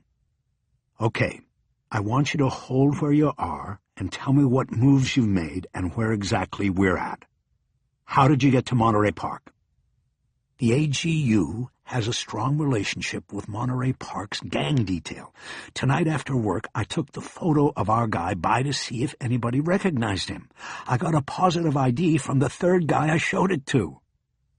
The third guy? Who was that? Detective Tao. I'm with him and his partner right now. Okay, give me the name you got. Bo Jing Cheng. He spelled the name out. So the last name is Cheng, Bosch asked. Right, and according to their intel, he's in Young Kim. Brave Knife. It fits with the tattoo. Okay, what else? That's it at the moment. He's supposedly a low-level guy. All these guys have real jobs. He works at a used car lot here in MP. He has been here since '95 and has dual citizenship. No arrest record. Over here, at least. And you got a 20 on him right now. I'm watching him play cards. Brave Knife is mostly centered here in MP, and there's a club here where they like to get together at the end of the day. Tao and Herrera took me. Bosch assumed Herrera was Tao's partner. You said you're across the street? Yeah, the club's in a little strip mall. We're across the street. We can see them in there playing cards. We can see Chang with the binoculars. Okay, listen, I'm coming out there. I want you to back away until I get there. Move at least another block away. There was a long pause before Chu responded. We don't need to move back, Harry. If we lose track of him, he might get away. Listen, Detective, I need you to back away. If he gets away, that will be on me, not you. I don't want to risk him seeing a police presence. We're across the street, Chu protested. 4 lanes. Chu, you're not listening.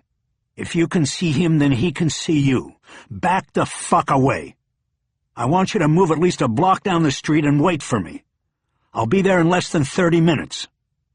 This is going to be embarrassing, Chu said in a near whisper.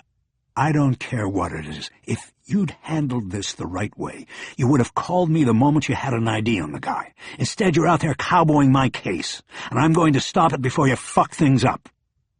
You got it wrong, Harry. I called you. Yeah, well, I appreciate that. Now back away. I'll call when I'm close. What's the name of the place? After a pause, Chu answered in a sulking voice. It's called Club 88. It's on Garvey, about 4 blocks west of Garfield. Take the 10 out to... I know how to get there. I'm on my way. He closed the phone to end any further dispute and debate. Chu was on notice. If he didn't back off or control the 2 Monterey Park officers, then his ass would belong to Bosch in an internal complaint process.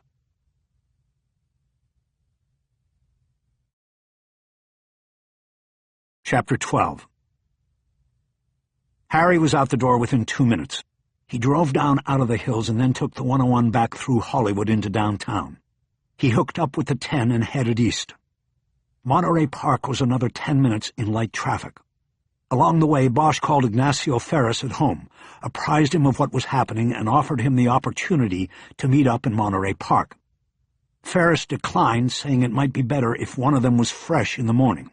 Besides, he was knee-deep in the forensic analysis of the financial aspects of the case, trying to determine how bad business had gotten for John Lee and how deeply he might have been entrenched with the triad. Bosch agreed and closed the phone. He had expected his partner to decline the invitation. His fear of the streets was becoming more and more evident, and Bosch was just about out of time waiting for him to come around. But Ferris seemed to go out of his way to find work that could be done inside the squad room.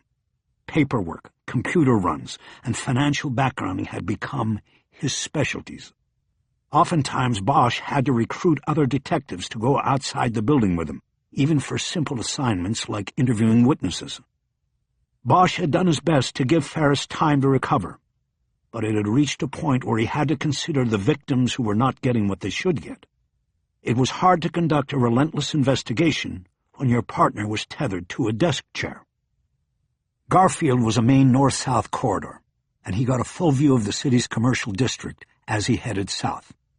Monterey Park could easily pass for a ground-level district neighborhood in Hong Kong.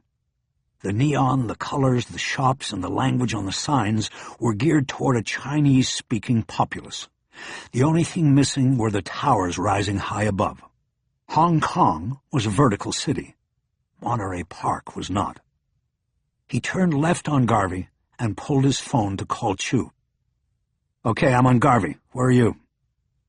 "Come down and you'll see the big supermarket on the south side. We're in the lot. You'll pass the club on the north side before you get here." "Got it." He closed the phone and kept driving, his eyes scanning the neon on the left side. Soon he saw the red 88 glowing above the door of a small club with no other demarcation on it.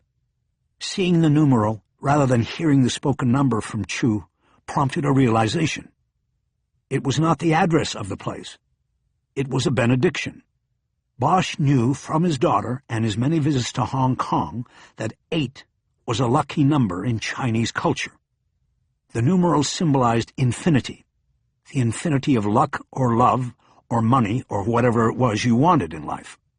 Apparently the members of Brave Knife were hoping for double infinity by putting 88 over their door. As he drove by, he could see light behind the front plate glass window. The slotted blinds were turned open slightly, and Bosch could see about 10 men either sitting or standing around a table. Harry kept going, and 3 blocks later pulled into the parking lot of the Big Lao supermarket. He saw a government-model Crown Victoria at the far end of the lot. It looked too new to be LAPD, and he figured Chu was riding with the MPPD. He pulled into the space next to it. Everybody put their windows down, and Chu made introductions from the back seat. Herrera was behind the wheel and Tao was riding shotgun. Neither of the Monterey Park officers was close to 30 years old, but that was to be expected. The small cop shops in the outlying cities around Los Angeles acted as feeder departments for the LAPD. They signed up young, got a few years' experience, and then applied to the LAPD or the LA County Sheriff's Department, where carrying the badge was seen as more glamorous and fun, and the added experience gave them an inside edge. "You ID'd Chang?" Bosch asked Tao. "That's right," Tao said. "I pulled him over on an FI stop 6 months ago. When Davy came around with the photo, I remembered him." "Where was this?" While Tao spoke, his partner kept his eyes on Club 88 up the street. Occasionally he raised a pair of binoculars to check out people going or coming more closely. "I ran across him in the warehouse district down at the end of Garvey. It was late, and he was driving a panel van. Looked like he was lost. He let us look, and the van was empty, but I figured he was going to make a pickup or something." A lot of counterfeit goods go through those warehouses. It's easy to lose your way in there, because there's so many of them and they all look the same. Anyway, the van wasn't his. It was registered to Vincent Singh. He lives in South Pasadena, but he's pretty well known to us as a member of Brave Knife. He's a familiar face. He has a car lot here in MP, and Chang works for him. Bosch understood the procedure. Tao had pulled the van over, but with no probable cause to search it or to arrest Chang, he was reliant on Chang's volunteerism. They filled out a field interview card with information he provided and checked the back of the van after being given permission. And what, he just volunteered that he was in Brave Knife Triad? No, Tao said indignantly. We noted his tattoo and the ownership of the vehicle. We put 2 and 2 together, Detective. That's good. Did he have a DL? He did, but we already checked that address tonight. It's no good. He moved. Bosch glanced back at Chu in the back seat. This meant that if the address on Chang's driver's license had been correct, they probably would have already encountered the suspect without Bosch. Chu looked away from Bosch's stare. Bosch checked himself and tried to stay cool. If he blew up on them, he would lose all cooperation, and the case would suffer for it. He didn't want that. You have the shake card with you? He asked Tao. Tao handed a 3x5 card out the window and across to Bosch. Harry put the overhead light on and read the information handwritten on the card. Since field interviews had been challenged repeatedly over the years by civil rights groups as unwarranted shakedowns, the information forms filled out by officers were universally referred to as shake cards. Bosch studied the information on Bo-Jing Chang. Most of it had already been relayed to him. But Tao had conducted a very thorough field interview.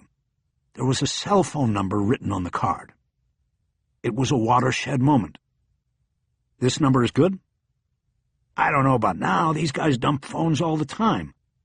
But it was good then. I called it right on the spot to make sure he wasn't fucking with me. So all I can tell you is that it was good back then. Okay, we have to confirm it. You're just going to call the guy up and say, how you doing? No, you are. Block your ID and call the number in 5 minutes. If he answers, tell him you've got the wrong number. Let me borrow the binocs. And Davy, you come with me. Wait a minute, Tao said.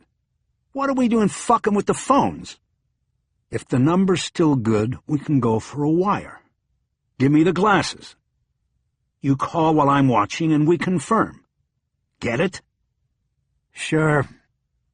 Bosch handed the shake card back to Tao and took the binoculars in return. Chu got out of their car, came around to Bosch's ride, and got in. Bosch pulled out onto Garvey and headed toward Club 88. He scanned the parking lots, looking for a place to get close.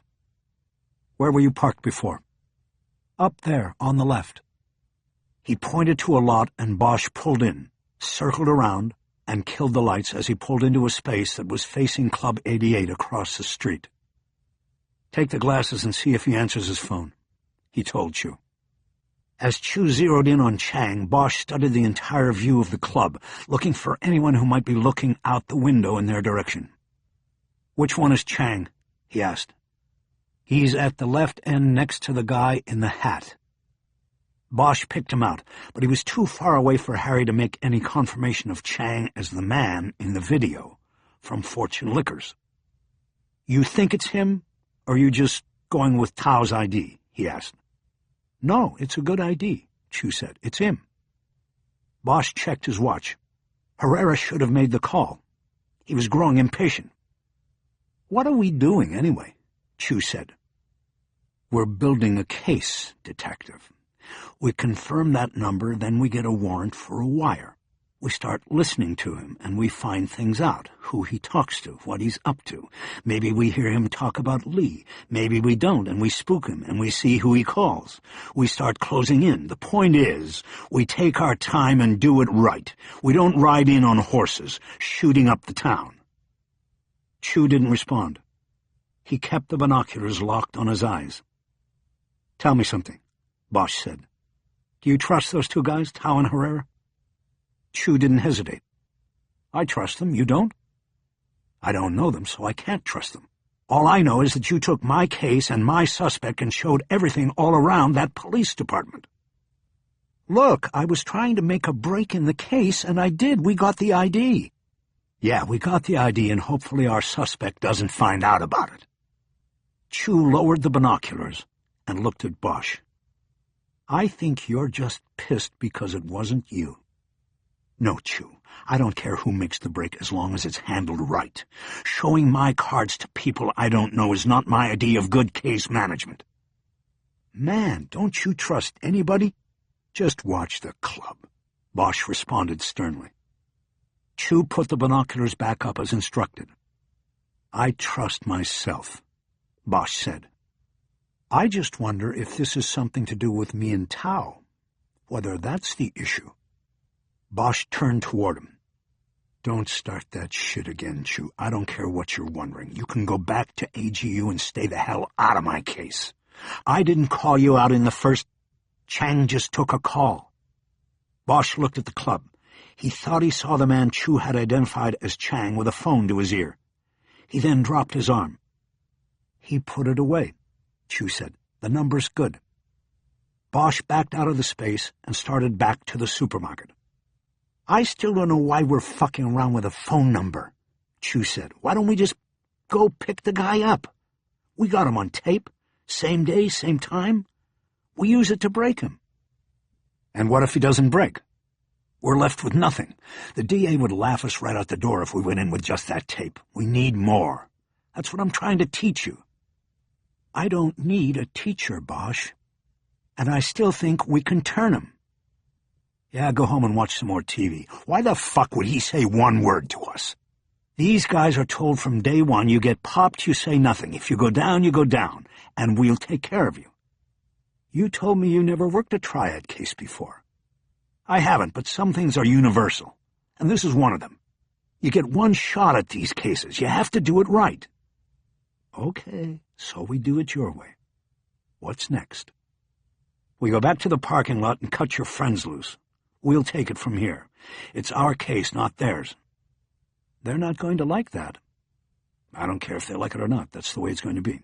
You figure out a way of letting them down nice. Tell them we'll bring them back in when we're ready to make a move on the guy.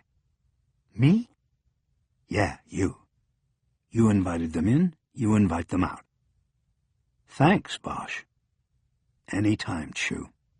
Welcome to Homicide. Chapter 13. Bosch, Ferris, and Chu sat on one side of the meeting table across from Lieutenant Gandil and Captain Bob Dodds, commander of the Robbery Homicide Division. Spread across the polished surface between them were the case documents and photographs, most notably the shot of Bo Jing Chang from the Fortune Liquors security camera. I'm not convinced, Dodds said. It was Thursday morning, just 6 hours after Bosch and Chu had ended their surveillance of Chang, with the suspect going to an apartment in Monterey Park and apparently retiring for the night. Well, Cap, you shouldn't be convinced yet, Bosch said. That's why we want to continue the surveillance and get the wire. What I mean is I'm not convinced it's the way to go, Dodds said. Surveillance is fine, but a wire is a lot of work and effort for long-shot results. Bosch understood.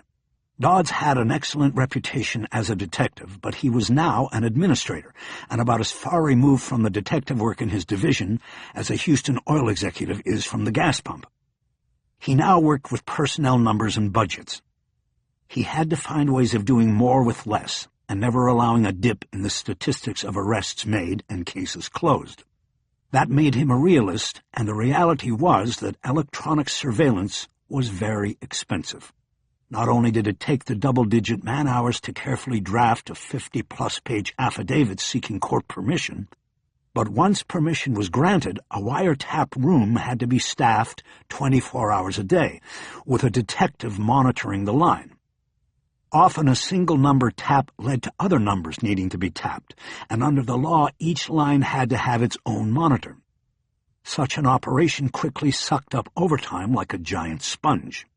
With the RHD's OT budget seriously down because of economic constraints on the department, Dodds was reluctant to give any of it up for what amounted to an investigation of the murder of a South Side liquor store clerk. He would rather save it for a rainy day, a big-time media case that might come up and that would demand it. Dodds, of course, would not say any of this out loud, but Bosch knew, just as everyone else in the room knew, that this was the issue the captain wrestled with and which left him unconvinced. It had nothing to do with the particulars of the case. Bosch took one last shot at convincing him. "This is the tip of the iceberg, Captain," he said. "We're not just talking about a liquor store shooting. This is just a doorway. We could take down a whole triad before this is over." "Before this is over? I retire in 19 months, Bosch. These sort of things can last forever." Bosch shrugged. "We could call in the Bureau, go partners. They're always up for an international case, and they've got money to spend on wiretaps and surveillance." "But we'd have to share everything," Gandil said, meaning the spoils of the bust, headlines, press conferences, everything. "I don't like the idea of doing that," Dodds said as he held up the photo of Bojing Chang.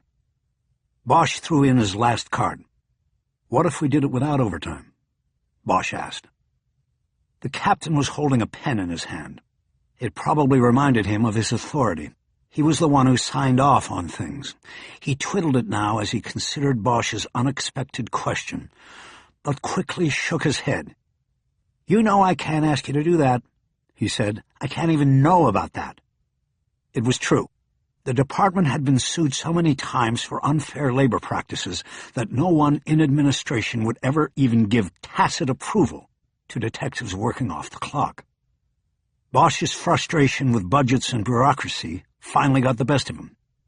"And what do we do? Bring Chang in? We all know he's not going to say a word to us, and the case will die right there." The captain wiggled his pen. "Bosch, you know what the alternative is.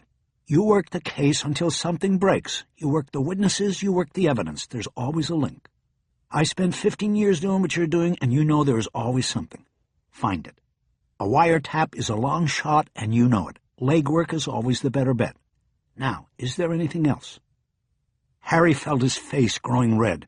The captain was dismissing him. What burned was that deep down Bosch knew Dodds was right. "Thanks, Captain," he said curtly and stood up.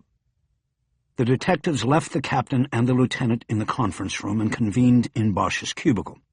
Bosch threw a pen he was carrying down on his desk. "Guy's an ass," Chu said. "No, he's not," Bosch quickly said.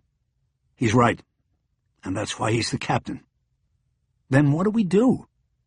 "We stay with Chang. I don't care about overtime, and what the captain doesn't know won't hurt him. We watch Chang and we wait for him to make a mistake. I don't care how long it takes. I can make a hobby of it if I have to."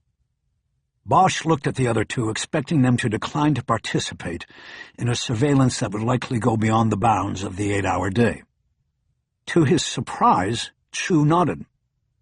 "I already talked to my lieutenant. I'm detached to this case. I can do it." Bosch nodded and at first considered that he had been wrong to be so suspicious of Chu. His next thought, however, was that the suspicion was valid and that Chu's commitment to stay with the case was just a means of remaining close to the investigation and monitoring Bosch. Harry turned to his partner. "What about you?" Ferris reluctantly nodded and gestured toward the conference room across the squad room. Through the glass wall, Dodds could be seen still talking with Gandil. "You know they know this is what we're doing," he said. "They're not going to pay us, and they leave it to us to either step up or let it go. It's not fucking fair." "Yeah, so?" Bosch said. "Life isn't fair. Are you in or out?" "I'm in, but with a limit. I've got a family, man. I'm not sitting on surveillance all night. I can't do it. Especially for nothing." "All right, fine," Bosch said, even though his tone communicated his disappointment with Ferris. "You do what you can. You handle the inside work, and Chu and I will stay with Chang." Noting Bosch's tone, Ferris put a mild protest in his own tone. "Look, Harry, you don't know what it's like. 3 kids. You try selling it at home. That you're going to sit in a car all night watching some triad guy, and your paycheck is going to look the same no matter how many hours you're gone?" Bosch put his hands up as if to say, "Enough said," You're right, I don't have to sell it, I just have to do it. That's the job. Chapter 14. From behind the wheel of his own car, Bosch watched Chang as he performed menial chores at Tsing Motors in Monterey Park. The car lot had formerly been a 1950s-style gas station, with 2 garage bays and an attached office. Bosch was parked a half-block away on busy Garvey Avenue and was in no danger of being made. Chu was in his own car, a half a block past the car lot in the other direction. Using their personal cars for the surveillance was a violation of departmental policy, but Bosch had checked with the motor pool and there were no undercover vehicles available. The choice was to use their unmarked detective cruisers, which might as well have been painted black and white for all the camouflage they offered, or to break policy. Bosch didn't mind breaking policy because he had a 6-CD stack in his car. Today he had loaded it with music from his latest discovery. Tomasz Stanko was a Polish trumpeter who sounded like the ghost of Miles Davis. His horn was sharp and soulful. It was good surveillance music. It kept Bosch alert. For almost 3 hours they had watched their suspect handle his mundane duties on the lot. He had washed cars, greased tires to make them look new, even taken one prospective customer on a test drive of a 1989 Mustang.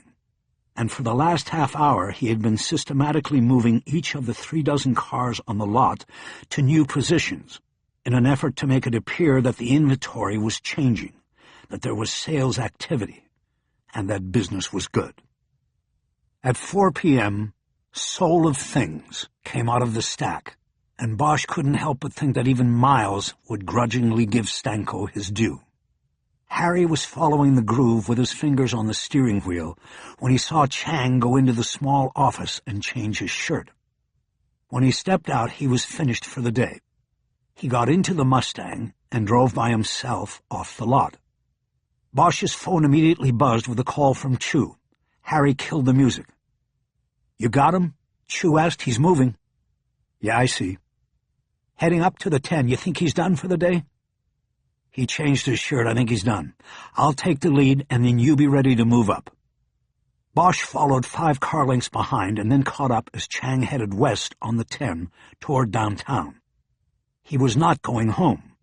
Bosch and Chu had followed him the night before to an apartment in Monterey Park, also owned by Vincent Singh, and had watched the place for an hour after the lights had gone out, and they felt comfortable with the belief that he was in for the night.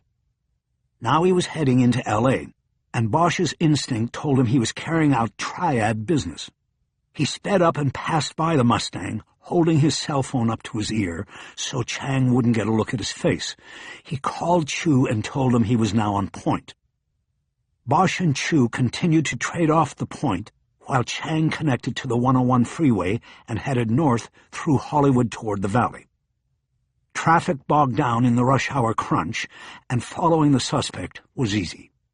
It took Chang nearly an hour to get up to Sherman Oaks, where he finally exited on the Sepulveda Boulevard ramp. Bosch called Chu. "I think he's going to the other store," he told his surveillance partner. "I think you're right. Should we call Robert Lee and warn him?" Bosch paused. It was a good question. He had to decide whether Robert Lee was in danger. If so, he should be warned. But if he was not in danger, a warning could blow the whole operation. "No, not yet. Let's see what happens. If Chang goes in the store, we go in with him, and we'll step in if things go wrong." "You sure, Harry?" "No, but that's how we'll play it. Make sure you make the light." They held the connection. The light at the bottom of the ramp had just turned green. Bosch was 4 cars behind Chang, but Chu was at least 8. Traffic moved slowly, and Bosch crept along, watching the light. It turned yellow just as he hit the intersection. He made it, but Chu wouldn't. "Okay, I got him," he said into the phone. "No worries." "Good, I'll be there in 3 minutes." Bosch closed the phone. Just then he heard a siren from directly behind him and saw flashing blues in the rear view. Shit! He looked ahead and saw Chang proceeding south on Sepulveda. He was 4 blocks from Fortune Fine Foods and Liquor. Bosch quickly pulled to the curb and hit the brake. He opened his door and quickly got out. He was holding his badge up as he approached the officer on the motorcycle who had pulled him over. "I'm on a surveillance. I can't stop." "Talking on a cell phone is illegal." "Then write it up and send it to the chief. I'm not blowing a surveillance for this." He turned around and went back to his car. He bulled his way back into the traffic and looked ahead for Chang's Mustang. It was gone. The next traffic signal turned red, and he was stopped again. He banged the heel of his hand off the steering wheel and started wondering if he should call Robert Lee. His phone buzzed. It was Chu. "I'm making the turn. Where are you?"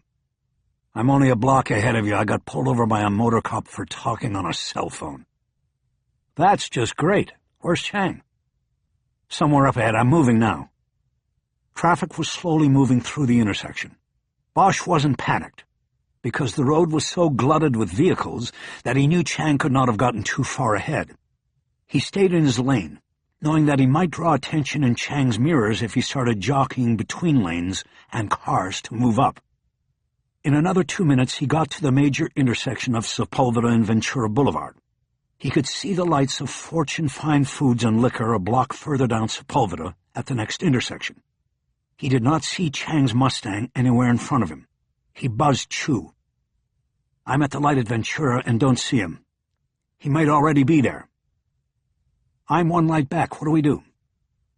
"I'm going to park and go in. You stay out and look for his car. Buzz me when you see either him or the car." "You're going right to Lee?" "We'll see." As soon as the light turned green, Bosch pinned the accelerator and jumped into the intersection, nearly broadsiding a red light runner. He cruised up the next block and took a right into the market's parking lot. He didn't see Chang's car or any open parking spaces other than the one clearly marked for handicapped motorists. Bosch pulled through the lot into the alley and parked behind a trash bin with a no parking sticker on it. He jumped out and trotted back through the parking lot to the market's front door. Just as Bosch was going through the automatic door marked Enter, he saw Chang coming out the door marked Exit. Bosch raised his hand and brushed it through his hair, blocking his face with his arm. He kept going and pulled his phone out of his pocket. He walked between the 2 checkout counters. 2 women, different from the day before, stood at the cash registers waiting for customers. "Where's Mr. Lee?" Bosch asked without stopping. "In the back," said one woman. "His office," said the other. Bosch called Chu as he was walking quickly down the main aisle to the back of the store. "He just walked out the front door. Stay with him. I'll check on Lee." "Got it." Bosch disconnected and pocketed the phone. He followed the same route to Lee's office as the day before. When he got there, the office door was closed. He felt adrenaline burst inside him as he reached for the knob. Bosch pushed the door open without knocking and found Lee and another Asian man sitting at the 2 desks. They were in a conversation that abruptly stopped when the door came open. Lee jumped up, and Bosch saw immediately that he was physically unharmed. "Detective!" Lee exclaimed. "I was just about to call you. He was here. That man you showed me was here." "I know. I was following him. Are you all right?" "Just scared, that's all." "What happened?" Lee hesitated for a moment to gather his words. "Sit down and calm down," Bosch said. "Then you can tell me. Who are you?" Bosch pointed at the man seated at the other desk. "This is Eugene, my assistant manager." The man stood up and offered his hand to Bosch. "Eugene Lam, detective." Bosch shook his hand. "You were here when Chang came in?" he asked. "Chang?" Lee responded. "That's his name, the man in the photograph I showed you." "Yes, Eugene and I were both here. He just walked into the office." "What did he want?" "He said I had to pay the triad now. He said my father was gone and I had to pay now. He said he would come back in 1 week, and I had to pay." "Did he say anything about your father's murder?" "He just said that he was gone, and now I had to pay." "Did he say what would happen if you didn't pay?" "He didn't have to." Bosch nodded. Lee was right. The threat was implicit, especially after what had happened to Lee's father. Bosch was excited. Chang's coming to Robert Lee widened the possibilities. He was attempting to extort Lee, and that could lead to an arrest that could ultimately lead to a murder charge. Harry turned to Lamb. "And you witnessed this, everything that was said?" Lamb was clearly hesitant, but then nodded. Bosch thought that maybe he was reluctant to be involved. "You did or you didn't, Eugene? You just told me you were here." Lamb nodded again before responding. Yes, I saw the man, but I don't speak Chinese. I understand a little bit, but not that much. Bosch turned to Lee. He spoke to you in Chinese? Lee nodded. Yes. But you understood him, and it was clear he was telling you that you had to start making weekly payments now that your father is gone. Yes, that was clear, but... But what? Are you going to arrest this man? Will I have to appear in court? He was clearly scared of the possibility. Look, it's too early to tell whether this ever even leaves this room. We don't want the guy for extortion. If he killed your father, that's what we want him for, and I am sure you will do what you need to do to help us put your father's killer away. Lee nodded, but Bosch could still see the hesitation. Considering what had happened to his father, Robert clearly didn't want to cross Chang or the triad. I need to make a quick call to my partner, Bosch said. I'm going to step out and make it, and then I'll be back in here. Bosch left the office and closed the door. He called Chu. You got him? Yes, he's heading back to the freeway. What happened? He told Lee he had to start making the payments his father had been making, to the triad. Holy shit, we've got our case. Don't get too excited. A case of extortion, maybe, but that's only if the kid cooperates. We're still a long way from a murder charge. Chu didn't respond, and Bosch suddenly felt bad about reining on his excitement. But you're right, he said. We're getting closer. Which way is he headed? He's in the right lane for the southbound 101. It looks like he's in a hurry. He's tailgating the guy in front of him, but it's not doing him any good. It looked like Chang was heading back the way he had come. Okay, I'm going to talk to these guys a little longer, and then I'll clear. Call me when Chang stops somewhere. These guys? Who else besides Robert Lee? His assistant manager, Eugene Lamb. He was in the office when Chang came in and told Lee how things were going to be. Only Chang was speaking Chinese, and Lamb only knows English. He won't be a good witness, other than to place Chang in the store's office. Okay, Harry, Chu said. We're on the freeway now. Stay with him and I'll call you as soon as I clear, Bosch said. Bosch closed the phone and went back into the office. Lee and Lamb were still at their desks waiting for him. Do you have video surveillance in the store? He asked first. Yes, Lee said. Same system we have in the South End store, only we have more cameras in this location. It records in multiplex, 8 screens at once. Bosch looked up at the ceiling and the upper walls. There is no camera in here, right? No, detective, Lee said. Not in the office. Well, I'm still going to need the disc so we can prove Chang came back here to see you. Lee nodded hesitantly, like a boy being pulled onto the dance floor by somebody he didn't want to dance with. Eugene, would you go get the disc for Detective Bosch? He said. No, Bosch said quickly. I need to witness you pulling the disc. Chain of evidence in custody. I'll go with you. No problem. Bosch spent another 15 minutes in the store. He first watched the playback of the surveillance video and confirmed that Chang had come in and made his way back to Lee's office, then left after 3 minutes off-camera with Lee and Lamb. He then collected the disc and returned to the office to go over Lee's account of what happened with Chang one more time. Lee's reluctance seemed to grow with Bosch's more detailed questioning. Harry began to believe that the murder victim's son would eventually refuse to cooperate with the prosecution. Still, there was another positive aspect to this latest development. Chang's attempted extortion could be used in other ways. It could provide probable cause, and with probable cause, Bosch could arrest Chang and search his belongings for evidence in the murder, whether Lee eventually cooperated with the prosecution or not. As he walked out the store's automatic door, Bosch was excited. The case had new life. He pulled his phone and checked on the suspect. We're all the way back to his apartment, Chu said. No stops. I think he might be in for the night. It's too early. It's not even dark. Well, all I can tell you is that he booked it home. He pulled the curtains closed, too. Okay, I'm heading that way. You mind picking me up a tofu dog on the way, Harry? No, you're on your own there, Chu. Chu laughed. Figures, he said. Bosch closed the phone. Chu had obviously caught the case excitement, too. Chapter 15. Chang didn't come out of his apartment until 9 Friday morning, and when he did, he was carrying something that immediately put Bosch on high alert. A large suitcase. Bosch immediately phoned Chu to make sure he was awake. They had split the overnight surveillance into 4-hour shifts, each man taking a sleeping stint in his car. Chu had the 4 to 8 sleep shift, but Bosch hadn't heard from him yet. "You awake? Chang's making a move." Chu still had sleep in his voice. "Yeah, what move? You were supposed to call me at 8. "He put a suitcase in his car. He's running. I think he was tipped." "To us?" "No, to buying shares of Microsoft. Don't play stupid." "Harry, who would tip him?" Chang got into the car and started backing out of his space in the apartment complex parking lot. "That's a good goddamn question," Bosch said. "But if anybody has the answer, it's you." "Are you suggesting I tipped off the subject of a major investigation?" Chu's voice carried the requisite outrage of the accused.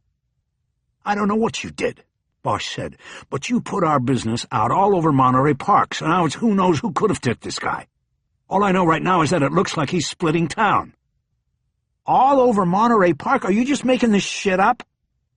Bosch followed the Mustang north out of the parking lot, staying a block back. "You told me the other night that the third guy you showed Chang's photo to over there made the ID.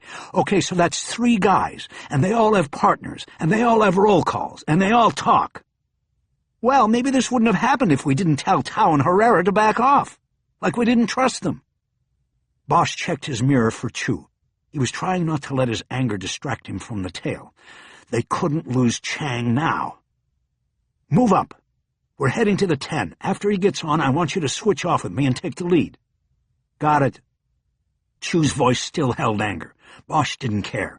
If Chang had been tipped to the investigation, then Harry would find who made the call, and he would burn them to the ground, even if it were Chu.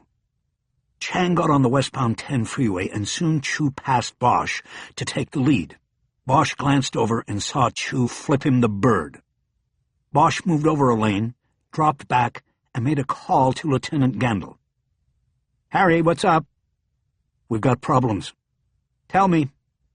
"The first one is that our guy put a suitcase in his trunk this morning and is on the 10, heading toward the airport." "Shit, what else?" "It looks to me like he was tipped.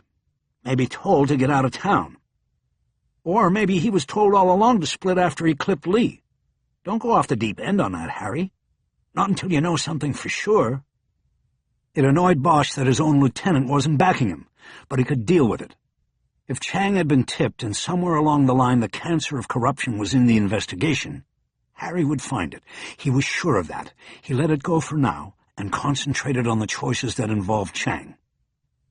"Do we take Chang down?" he asked. "You sure he's flying? Maybe he's making a delivery or something. How big's the suitcase?" "Big. The kind you pack when you're not coming back." Gandil sighed as he put another dilemma and decision to be made on his plate. "Okay, let me talk to some people and I'll get back to you." Bosch assumed that would be Captain Dodds and possibly someone in the district attorney's office. "There is some good news, Lieutenant," he said. "Holy shit, imagine that," Gandil exclaimed. "What good news?" "Last night we tailed Chang to the other store, the one our victim's son runs in the valley. He extorted him, told the kid he had to start paying now that his old man was gone." "What? This is great. Why didn't you tell me this?" "I just did." "That gives us probable cause to arrest." "To arrest but probably not prosecute. The kid is a reluctant witness. He would have to come in to make the case, and I don't know if he'll hold up, and either way it's not a murder charge. That's what we want." "Well, at the very least, we could stop this guy from getting on a plane." Bosch nodded as the beginning of a plan started to form. "It's Friday. If we hold on to him and book him late in the day, he wouldn't get a hearing till Monday afternoon. That would give us at least 72 hours to pull a case together, with the extortion being the fallback position." "Right." Bosch was getting another call beeping in his ear, and he assumed it was Chu. He asked Gandil to get back to him as soon as he had run the scenario by the powers that be. Bosch took the other call without looking at the screen. "Yeah? Harry?" It was a woman. He recognized the voice but couldn't place it. "Yeah, who's this?" "Terry Sopp." "Oh, hi, I thought it was my partner calling. What's up?" "I just wanted you to know I convinced them to use the casing you gave me yesterday in the testing program for electrostatic enhancement. We'll see if we can raise a print of it."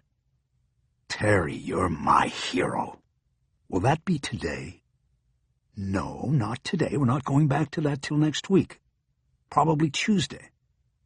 Bosch hated to ask a favor when he had just been given a favor, but he felt he had no choice. "Terry, is there any way it can be done Monday morning?" "Monday? I don't think we'll get to the actual application on—" "The reason is we may have our suspect in jail before the end of the day. We think he's trying to leave the country, and we might need to arrest him. That will give us till Monday to make the case, Terry. We're going to need everything we can get." There was a hesitation before she responded. "I'll see what we can do. Meantime, if you arrest him, bring me down a print cart so I can make the comparison as soon as I have something on this end. If I have something." "You got it, Terry. Thanks a million." Bosch closed his phone and searched the freeway in front of him. He saw neither Chu's car, a red Mazda Miata, or Chang's silver Mustang. He realized he had fallen far behind. He hit Chu on speed dial.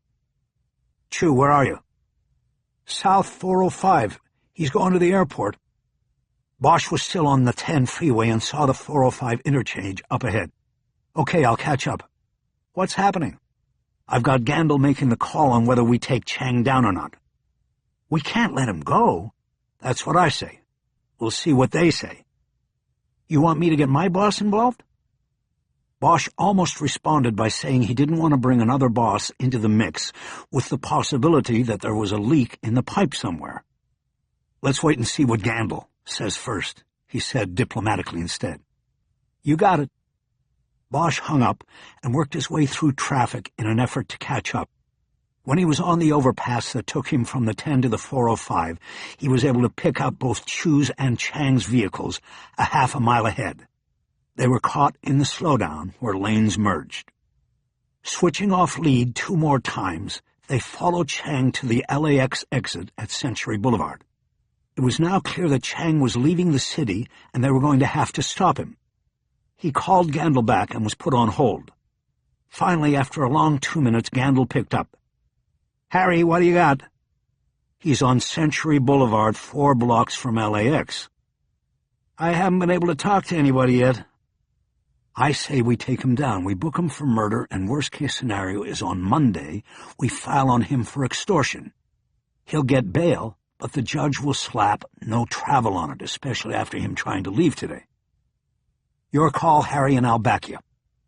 Meaning it would still be Bosch who had made the wrong call if by Monday everything fell apart and Chang waltzed out of the jail a free man able to leave L.A. and never come back. "Thanks, Lieutenant. I'll let you know." Moments after Bosch closed his phone, Chang turned right into a long-term parking lot that provided a shuttle service to all airport terminals. As expected, Chu called. "This is it. What do we do?" "We take him. We wait till he parks and he has that suitcase out of the trunk. We take him down then and we'll get a look in the suitcase with a warrant." "Where?" "I use this lot when I go to Hong Kong. There are endless rows and shuttle stations where they come pick you up. Let's get in there and park. We act like we're travelers and we get him at the shuttle station." "Roger that." They hung up. Bosch was in the lead at the moment, and so he entered the lot directly behind Chang, taking a ticket out of an automatic feeder. The arm rose and he pulled through. He followed Chang down the main parkway, and when Chang turned right into a tributary road, Bosch kept going, thinking Chu would follow and take the right. Bosch parked in the first space he saw, then jumped out and doubled back on foot to where Chang and Chu had turned. He saw Chang 1 lane over, standing behind the Mustang and struggling to pull his big suitcase out of the trunk. Chu was 8 cars past him and parked. Apparently realizing he would look suspicious without luggage in a long-term lot, Chu started walking toward a nearby shuttle stop carrying a briefcase and a raincoat, like a man on a business trip. Bosch had no props to disguise himself with, so he moved down the center of the parking rows, using the vehicles as cover. Chang locked his car and lugged the heavy suitcase to the shuttle stop. It was an old piece of luggage without the wheels that are almost standard on all sizes these days. When he got to the shuttle stop, Chu was already standing there. Bosch cut behind a minivan and came out 2 cars away. This would give Chang little time to recognize that the approaching man should have luggage if he was in the long-term lot. "Bojing Chang?" Bosch said loudly on approach. The suspect jerked his body around to look at Bosch. Up close, Chang looked strong and wide, formidable. Bosch saw his muscles tense. "You're under arrest. Please place your hands behind your back." Chang's fight-or-flight response never had a chance to kick in. Chu stepped behind him and expertly clipped one cuff to his right wrist while grabbing hold of the left wrist. Chang struggled for a moment, more in response to the surprise than anything else, but Chu cuffed the other wrist, and the arrest was complete. "What is this?" Chang protested. "What I do?" He had a strong accent despite his many years in L.A. "We're going to talk about all of that, Mr. Chang, just as soon as we get you back to the police administration building." "I have flight." "Not today." Bosch showed him his badge and ID and then introduced Chu, making sure to mention that Chu was from the Asian gang unit. Bosch wanted to get that percolating in Chang's head. "Arrest for what?" the suspect asked. "The murder of John Lee."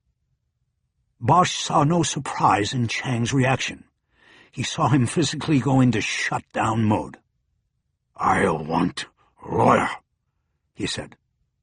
"Hold on there, Mr. Chang," Bosch said. "Let us tell you about your rights first." Bosch nodded to Chu, who produced a card from his pocket. He read Chang his rights and asked if he understood them. Chang's only response was to ask for a lawyer again. He knew the drill. Bosch's next move was to call for a patrol unit to transfer Chang downtown and a tow truck to take his car to the downtown police garage. Bosch was in no hurry at this point. The longer it took to transport Chang downtown, the closer they were to 2 p.m., the cutoff time in felony arraignment court. If they delayed Chang from getting into court, he could be secured as a guest of the city jail through the weekend. After about 5 minutes of standing in silence while Chang sat on a bench in the shuttle stop shelter, Bosch turned and gestured to the suitcase and spoke to him conversationally as if the questions and answers didn't matter. "That thing looks like it weighs a ton," he said. "Where were you going?" Chang said nothing. There was no such thing as small talk when you were under arrest. He stared straight forward and did not acknowledge Bosch's question in any way. Chu translated the question and got the same non-response. Bosch shrugged his shoulders like it didn't matter much to him whether Chang answered or not. "Harry," Chu said. Bosch felt his phone vibrate twice, the signal that he had received a message. He signaled him a few yards away from the shelter so they could talk without Chang hearing. "What do you think?" Chu asked. "Well, it's clear he isn't going to talk to us, and he has asked for a lawyer. So that's that." "So what do we do?" "First of all, we slow things down. We take our time getting him downtown, and then we take our time booking him. He doesn't call his lawyer till he's been processed, and with any luck, that won't be till after 2. Meantime, we get warrants. His car, suitcase, and his cell phone, if he has it on him. After that, we hit his apartment and his place of work, wherever the judge lets us go, and we hope like hell we come up with something like the gun by noon Monday, because if we don't, he's probably going to walk." "What about the extortion?" "It gives us PC, but it won't go anywhere if Robert Lee doesn't step up." Chu nodded. "High Noon, Harry. That was a movie, a Western." "I never saw it," he said to Chu. Bosch looked down the long row of parked cars and saw a patrol car make the turn toward them. He waved. He pulled his phone to check the message. The screen said he had received a video from his daughter. He would have to check it later. It was very late in Hong Kong, and he knew she was probably in bed and expecting a response, but he had work to do. He put the phone away as the patrol car stopped in front of him. "I'm going to ride in with him," he said to Chu, "in case he decides to say something." "What about your car?" "I'll get it later." "Maybe I should ride with him instead." Bosch looked at Chu. It was one of those moments. Harry knew it would be better for Chu to make the ride with Chang because he knew both languages, and he was Chinese. But it would mean Bosch would be ceding some control of his case. It would also mean he was showing trust in Chu, just an hour after pointing the finger of blame at him. "Okay," Bosch finally said. "You ride with him." Chu nodded, seeming to understand the significance of Bosch's decision. "But take the long way," Bosch said. "These guys probably work out of Pacific. Go by the division first, then call me. I'll tell you there's a change of plans and we're going to book him downtown. That ought to add an extra hour to the ride." "Got it," Chu said. "That'll work." "You want me to drive your car in?" Bosch asked. "I don't mind leaving mine here." "No, it's okay, Harry. I'll leave mine and come get it later. You wouldn't want to hear what I've got on the stereo anyway." "The musical equivalent of tofu hot dogs?" "To you, probably, yeah." "Okay, then I'll take mine." Bosch told the two patrol officers to put Chang in the back of the patrol car and then load the suitcase into the trunk. Harry then got serious with Chu. "I'm going to put Ferris to work on search warrants for Chang's property. Any admission from him will help with the PC. Him telling us he had a flight is an admission that goes to his fleeing. Try to make him slip up like that when you're riding in the back with him." "But he already said he wants a lawyer." "Make it conversational, not an interrogation. Try to find out where he was going. That'll help Ignacio. And remember, stretch everything out. Take the scenic route." "Got it. I know what to do." "Okay. I'm going to wait here for the tow truck. If you get to the PAB ahead of me, just put Chang in a room and let him stew. Make sure you turn the video on. Ignacio can show you. You never know. Sometimes these guys sit for an hour in a room by themselves and they start confessing to the walls." "Got it." "Good luck." Chu slipped into the back of the patrol car next to Chang and closed the door. Bosch slapped his palm twice on the roof and then watched the cruiser pull away. Chapter 16. It was almost 1 by the time Bosch got back to the squadron. He had waited for the tow truck and then taken his time coming in, stopping at the In-N-Out near the airport for a hamburger on the way. He found Ignacio Ferris in his place in his cubicle, working on his computer. "Where are we at?" he asked. "I'm almost done with the search warrant app." "What are we going for?" "I have one affidavit going for the suitcase, the phone, and the car. I take it that the car's at the OPG." "Just towed it in. What about his apartment?" "I called the DA's helpline and told the woman what we were doing. She suggested 2 waves. These 3 first, and then we hopefully come up with something that will give us the PC for the apartment. She said the apartment was a stretch with what we have now." "Okay, you got a judge waiting on this?" "Yeah, I called Judge Champagne's clerk. She's getting me in as soon as I'm ready." It sounded like Ferris had things in order and moving along. Bosch was impressed.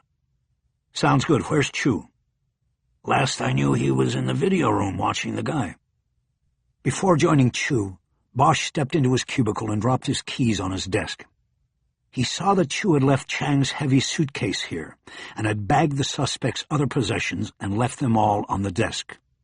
There were evidence bags holding Chang's wallet, passport, money clip, keys, cell phone, and airline boarding pass, which he had apparently printed at home. Bosch read the boarding pass through the plastic and saw that Chang had an Alaska Airlines ticket for a flight to Seattle. This gave Harry pause because he was expecting to learn that Chang had been headed to China. Flying to Seattle didn't exactly sell an allegation of attempting to flee the country to avoid prosecution.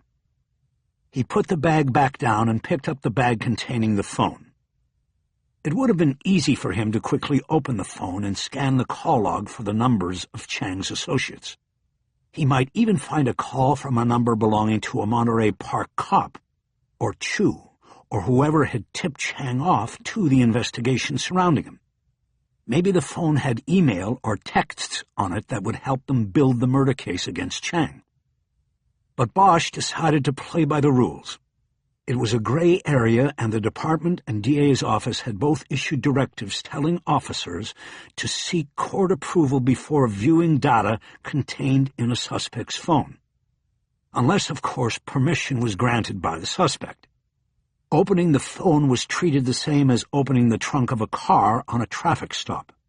You had to do it correctly, or whatever you found in that trunk might be taken out of the case by the courts. Bosch put the phone down. It might contain the key to the case, but he would wait for Judge Champagne's approval. Just as he did so, the phone on his desk buzzed. The caller ID display said XXXXX, meaning it was a call transferred over from Park Center. He picked up. "This is Bosch." There was no one there. "Hello, this is Detective Bosch. Can I help you?" "Bosch, you can help yourself." The voice was distinctly Asian. "Who is this?" "You do yourself the favor, and you back off, Bosch. Chang is not alone. We are many. You back the fuck off. If not, there will be consequences." "Listen to me, you—" The caller had hung up. Bosch dropped the phone into its cradle and stared at the empty ID screen. He knew he could go over to the communications center at Parker and pull up the number the call had come from, but he also knew that someone calling to threaten him would have blocked their number, used a payphone or a throwaway cell. They would not be so stupid as to use a traceable number. Instead of worrying about that, he concentrated on the timing of the call and its content. Somehow Chang's triad associates knew already that he had been picked up. Bosch rechecked the boarding pass and saw the flight was scheduled to take off at 11:20. That meant the plane was still in the air, and it couldn't be that someone waiting in Seattle for Chang would know he wasn't on the plane. Nevertheless, Chang's people somehow knew that he was in the hands of the police. They also knew Bosch by name. Once again, dark thoughts entered Bosch's brain. Unless Chang was meeting a fellow traveler at LAX or was being watched all the while Bosch was watching him, the evidence once more pointed to a leak inside the investigation. He left the cubicle and walked directly back to the video room. This was a small electronics room between the RHD's two interview rooms. The interview rooms were wired for sight and sound, and the room in the middle was where suspects could be observed on the recording equipment. Bosch opened the door and found both Chu and Gandil in the room watching Chang on the monitor. Bosch's entrance made it crowded. "Anything?" Bosch asked. "Not a word so far," Gandil said. "What about in the car?" "Nothing," Chu said. "I tried to get a conversation going, and he just said he wanted a lawyer. That killed it." "Guy's a rock," Gandil said. "I looked at his plane ticket," Bosch said. "Seattle doesn't help us either." "No, I think it does, actually," Chu said. "How?" "I figured he was going to fly to Seattle and go across the border to Vancouver. I have a contact in the RCMP, and he was able to check passenger lists for me. Chang's booked on a flight tonight from Vancouver to Hong Kong, Cathay Pacific Airlines. It clearly shows he tried to leave quickly and deceptively." Bosch nodded. "Royal Canadian Mounted Police. You get around, Chu. Nice work." "Thanks. Did you tell this to Ignacio? Chang's attempt to smoke his trail will help with the PC for the search warrant." "He knows. He put it in." "Good." Bosch looked at the monitor. Chang was sitting at a table with his wrists now handcuffed in front of him to an iron ring bolted through the center of the table. His massive rounded shoulders looked ready to burst the seams of his shirt. He was sitting ramrod straight and staring dead-eyed at the wall directly across from him. "Lieutenant, how long are you comfortable with us stalling this before we book him?" Gandil looked concerned. He didn't like being put on the spot with something that could later hit him in the face with blowback. "Well, I think we're stretching it. Chu told me you already gave him the scenic tour coming in. You wait too much longer, and a judge might take issue with it." Bosch looked at his watch. They needed another 50 minutes before allowing Chang to call his lawyer. The booking process involved paperwork, fingerprinting, and then the physical transfer of the suspect to jail, at which point he would be given access to a phone. "Okay, we can start the process. We just keep taking it slow. Chu, you go in and start filling out the sheet with him. If we're lucky, he won't cooperate, and that will just take up more time." Chu nodded. "Got it. We don't put him into a cell until 2, at the earliest." "Right." Chu squeezed between the lieutenant and Bosch and left the room. Gandil started out after him, but Bosch tapped him on the shoulder and signaled him to stay. Bosch waited until the door was closed before speaking. "I just got a phone call. A threat. Somebody told me to back off." "Back off what?" "The case. Chang, back off everything." "How do you know the call was even about this case?" "Because the caller was Asian, and he mentioned Chang. Said Chang was not alone, that I needed to back off or there would be consequences." "You try to trace it? You think it's serious?" "A trace would be a waste of time. And as far as the threat goes, let them come. I'll be waiting, but the point is, how do they know?" "Know what?" "That we picked up Chang. We pull him in, and then within 2 hours, one of his asshole buddies from the triad calls up and tells me to back the fuck off. We've got a leak, Lieutenant. First Chang is tipped, now they know we grabbed him. Somebody's talking to—" Whoa, we don't know that, Harry. There could be explanations." "Yeah? Then how do they know we have Chang?" "Could be a lot of reasons, Harry. He had a cell phone. Maybe he was supposed to check in from the airport. Could be anything." Bosch shook his head. His instincts told him otherwise. There was a leak somewhere. Gandil opened the door. He didn't like this conversation and wanted to get out of the room.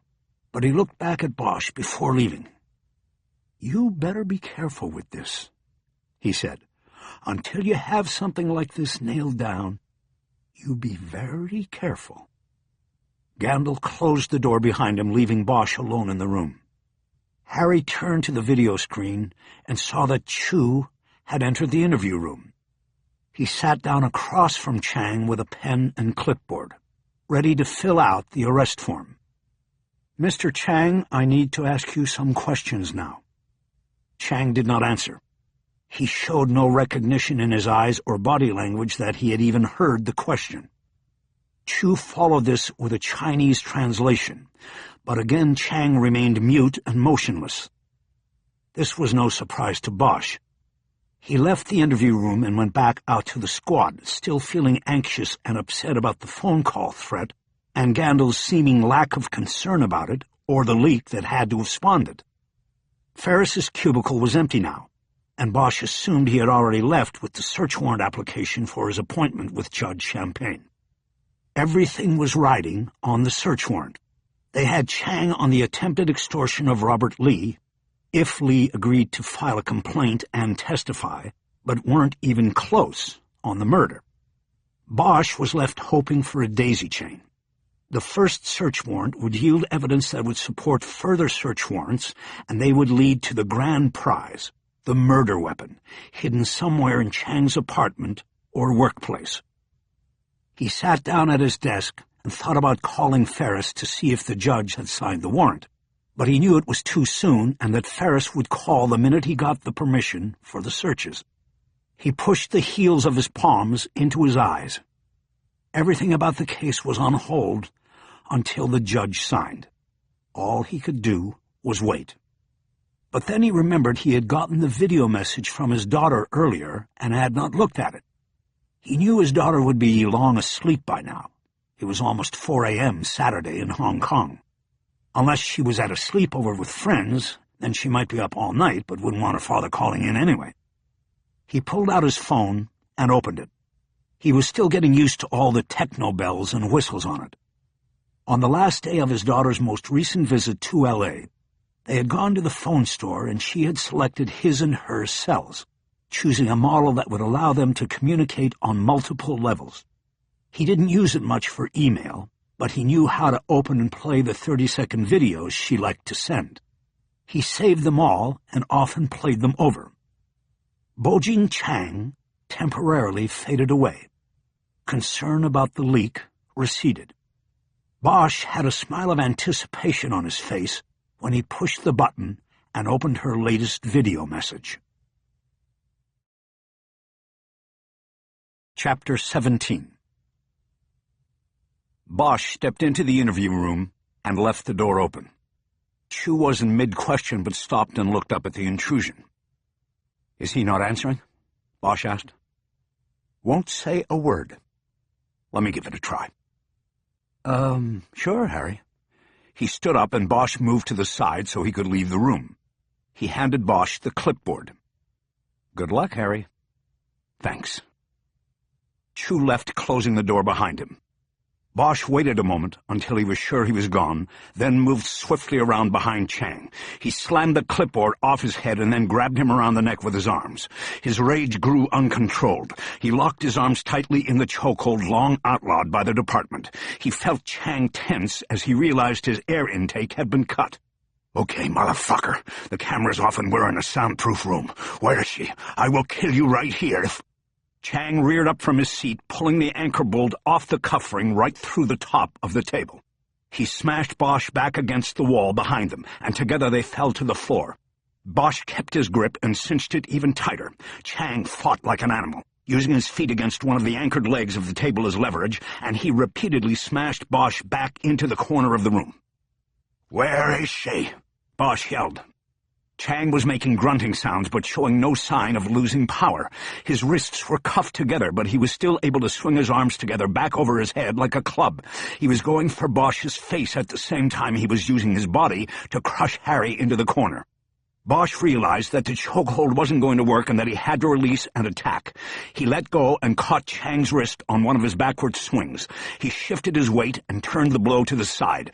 Chang's shoulders turned with the shift in momentum, and Bosch was able to get on top of him on the floor. Bosch raised his hands together and brought down a hammer blow on the back of Chang's neck. "I said, where is Harry?" The voice came from behind him. It was Chu. "Hey!"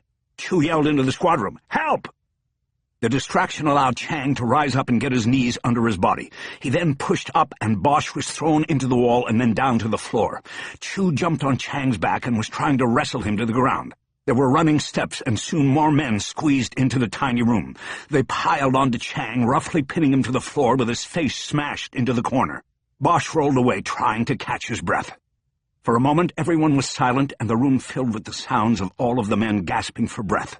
Lieutenant Gandil then appeared in the open doorway. "What the hell happened?" He leaned forward to look down through the hole in the top of the table. The bolt had obviously not been properly reinforced underneath, one of many kinks that were sure to surface in the new building. "I don't know," Chu said. "I came back to get my jacket, and all hell was breaking loose." All eyes in the room turned to Bosch. "They've got my daughter," he said. Chapter 18. Bosch stood in Gandil's office. Not still. He couldn't stand still. He paced back and forth in front of the desk. The lieutenant had told him twice to sit down, but Bosch couldn't do it, not with the terror growing inside his chest. "What's this about, Harry?" Bosch pulled his phone and opened it. "They have her." He pushed the play command on the video program and then handed the phone to Gandil, who had sat down behind his desk. "What do you mean they have—" He stopped as he watched the video. "Oh, Jesus, Harry, how do you know this is real?" "What are you talking about? It's real. They have her and that guy knows who and where." He pointed in the direction of the interview room. He was pacing more quickly now, like a caged tiger. "How do you do this? I want to see it again." Bosch grabbed the phone and started the video again. "I need to get in there with him again," Bosch said as Gandil watched. "I need to make him tell—" "You're not going anywhere near him," Gandalf said without looking up. "Harry, where is she? Hong Kong?" "Yes, Hong Kong, and that's where he was going. It's where he's from, and it's where the triad he's in is based. On top of that, they called me. I told you, they said there were consequences if—" "She doesn't say anything here. Nobody says anything. How do you know it's Chang's people?" "It's the triad. They don't have to say anything. The video says it all. They have her. That's the message." Okay. Let's think this through. They have her, and what's the message? What are you supposed to do? Let Chang go. What do you mean? Let him just walk out of here? I don't know. Yeah, kick the case somehow, lose the evidence, or better yet, stop looking for the evidence. Right now, we don't have enough to hold him past Monday. That's what they want, for him to walk. Look, I can't just stand in here. We have to get this to forensics. That's the first thing. Have you called your ex to see what she knows? Bosch realized that in his immediate panic upon seeing the video, he had not called his ex-wife, Eleanor Wish. He had first tried to call his daughter. Then, when he got no answer, he had immediately gone to confront Chang. "You're right. Give me that." "Harry, it's got to go to forensics." Bosch leaned across the desk and grabbed the phone out of Gandalf's hand. He switched over to the phone program and hit a speed dial for Eleanor Wish. He checked his watch while he waited for the call to go through. It was after 4 a.m. Saturday in Hong Kong. He didn't understand why he wouldn't have already heard from Eleanor if their daughter was missing. "Harry?" The voice was alert. She had not been dragged from sleep. "Eleanor, what's going on? Where's Madeline?" He walked out of Gandalf's office and headed toward his cubicle. "I don't know. She hasn't called me and doesn't answer my calls. How do you know what's going on?" "I don't, but I got a message from her. Tell me what you know." "Well, what did her message say?" "It didn't say anything. It was a video. Look, just tell me what's going on there."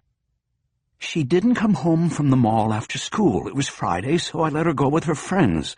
She usually checks in about 6 and asks for more time, but this time she didn't.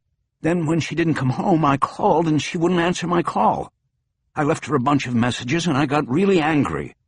You know her. She probably got angry back and she didn't come home. I've called her friends and they all claim not to know where she is." "Eleanor, it's after 4 in the morning there. Did you call the police?" "Harry." "What?" "She did this once before." "What are you talking about?" Bosch dropped heavily into the seat at his desk and huddled down, holding the phone tight against his ear. "She stayed with a friend all night to teach me a lesson," Eleanor said. "I called the police then, and it was all very embarrassing because they found her at her friend's. I'm sorry I didn't tell you, but she and I have been having problems. She's at that age, you know. She acts much older than she really is, and it seems like she doesn't like me very much right now. She talks about wanting to live in L.A. with you. Bosch cut her off. "Listen, Eleanor, I understand all of that, but this is different. Something's happened." "What do you mean?" Panic flooded her voice. Bosch recognized his own fear in it. He was reluctant to tell her about the video, but felt he now had to. She needed to know. He described the 30 seconds of video, leaving nothing out. Eleanor made a high-pitched keening sound that only a mother could make for a lost daughter. "Oh, my God, oh, my God." "I know, but we're going to get her back, Eleanor. Why did they send it to you and not me?" He could tell she was starting to cry. She was losing it. He didn't answer her question because he knew it would only make it worse. "Listen to me, Eleanor. We need to keep it together. You have to do this for her. You're there, I'm not." "What do they want? Money?" "No." "Then what?" Bosch tried to speak calmly, hoping it would be contagious over the phone when the impact of his words came through. "I think it's a message to me, Eleanor. They're not asking for money. They're just telling me that they have her." "You? Why? What did they—" "Harry, what did you do?" She said the last question in a tone of accusation. Bosch feared it was a question he might be impaled on for the rest of his life. "I'm on a case involving a Chinese triad. I think—" "They took her to get to you? How do they even know about her?" "I don't know yet, Eleanor. I'm working on it. We have a suspect in custody." Again she cut him off, this time with another wail. It was the sound of every parent's worst nightmare come to life. In that moment, Bosch realized what he was going to do. He lowered his voice further when he spoke. "Eleanor, listen to me. I need you to pull yourself together. You need to start making calls. I'm coming over. I'll be there before dawn Sunday morning. In the meantime, you have to get to her friends. You have to find out who she was with at the mall and where she went. Anything you can find out about what happened. Do you hear me, Eleanor?" "I'm hanging up and calling the police." "No!" Bosch looked around and saw that his outburst had drawn attention from across the squad room. After the incident in the interview room, he was already the subject of concern across the whole squad. He slid further down into his seat and crouched over his desk so no one could see him. "What? Harry, we have to—" "Listen to me first, and then you do what you think you need to do. I don't think you should call the police. Not yet. We can't take the chance that the people who have her will know. We might never get her back then." She didn't respond. Bosch could hear her crying. "Eleanor, listen to me. Do you want to get her back or not? Get your shit together. You were an FBI agent. You can do this. I need you to work it like an agent until I get there. I'm going to have the video analyzed. In the video, she kicked at the camera and it moved. I saw a window. They might be able to work with it. I'm taking a plane tonight and I will come directly to you when I land. You have all of that?" There was a long moment before Eleanor responded. When she did, her voice was calm. She had gotten the message. "I have it, Harry. I still think we have to call the Hong Kong police." "If that's what you think, then fine. Do it. Do you know anybody there? Anybody you can trust?" "No, but they have a triad bureau. They've come into the casino." Almost 20 years removed from her time as an agent, Eleanor was a professional card player. For at least 6 years, she had been living in Hong Kong and working for the Cleopatra Casino in nearby Macau. All the high rollers from the mainland wanted to play against the Guipo, the white woman. She was a draw. She played with house money, got a cut of the winnings, and no part of the losses. It was a comfortable life. She and Maddie lived in a high-rise in Happy Valley, and the casino sent a helicopter to pick her up on the roof when it was time to go to work. Comfortable until now. "Talk to your people at the casino," Bosch said. "If there is someone you are told you can trust, then make the call. I need to hang up and get moving here. You'll hear from me before I fly." She answered as if in a daze. "Okay, Harry. If you come up with something, anything at all, you call me." "Okay, Harry. And Eleanor." "What?" "See if you can get me a gun. I can't take my own over." "They put you in prison for guns over here." "I know that, but you know people from the casino. Get me a gun." "I'll try." Bosch hesitated before hanging up. He wished he could reach out and touch her, somehow to try to calm her fears, but he knew that was impossible. He couldn't even calm his own. "All right, I'm going to go. Try to stay calm, Eleanor. For Maddie. We stay calm, and we can do this. We're going to get her back, right, Harry?" Bosch nodded to himself before answering. "That's right. We're going to get her back." Chapter 19. The Digital Image Unit was one of the subgroups of the Scientific Investigation Division and was still located at the old police headquarters at Parker Center. Bosch traversed the 2 blocks between the old and new buildings like a man running late for a plane. By the time he pushed through the glass doors of the building where he had spent much of his career as a detective, he was huffing, and there was a shine of sweat on his forehead. He badged his way past the front desk and took the elevator up to the 3rd floor. SID was in the process of being readied for the move to the PAB. The old desks and work counters remained in place, but the equipment, records, and personal effects were being boxed up. The process was being carefully orchestrated and was slowing the already plodding march of science in crime fighting. DIU was a 2-room suite in the back.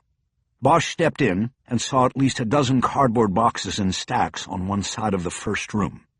There were no pictures or maps on the walls, and a lot of the shelves were empty. He found one tech at work in the rear lab. Barbara Starkey was a veteran who had jumped around among specialties in SID over nearly 4 decades in the department. Bosch had met her when he was a rookie cop on post guarding the burned-out remains of a house where police had engaged in a major gun battle with members of the Symbionese Liberation Party. The militant radicals had taken credit for the kidnapping of newspaper heiress Patty Hearst. Starkey at the time was on the forensics team brought in to determine if the remains of Patty Hearst were amidst the debris in the smoking shell of the house. Back then, the department had a practice of moving female applicants into positions where physical confrontations and the need to carry a weapon were minimal. Starkey had wanted to be a cop. She ended up in the SID, and as such had seen firsthand the explosive growth of technology in the use of crime detection.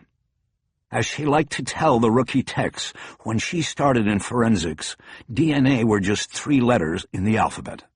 Now she was an expert in almost all areas of forensics, and her son Michael was in the division working as a blood spatter expert as well.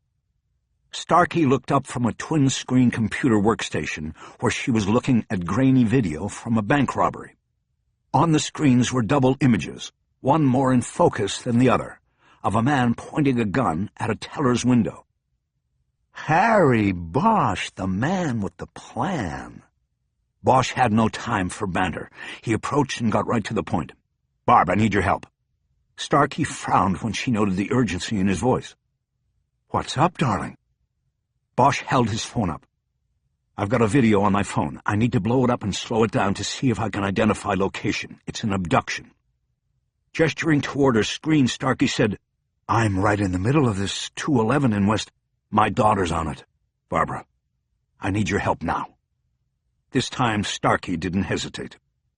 "Let me see it." Bosch opened the phone and started the video, then handed it to her.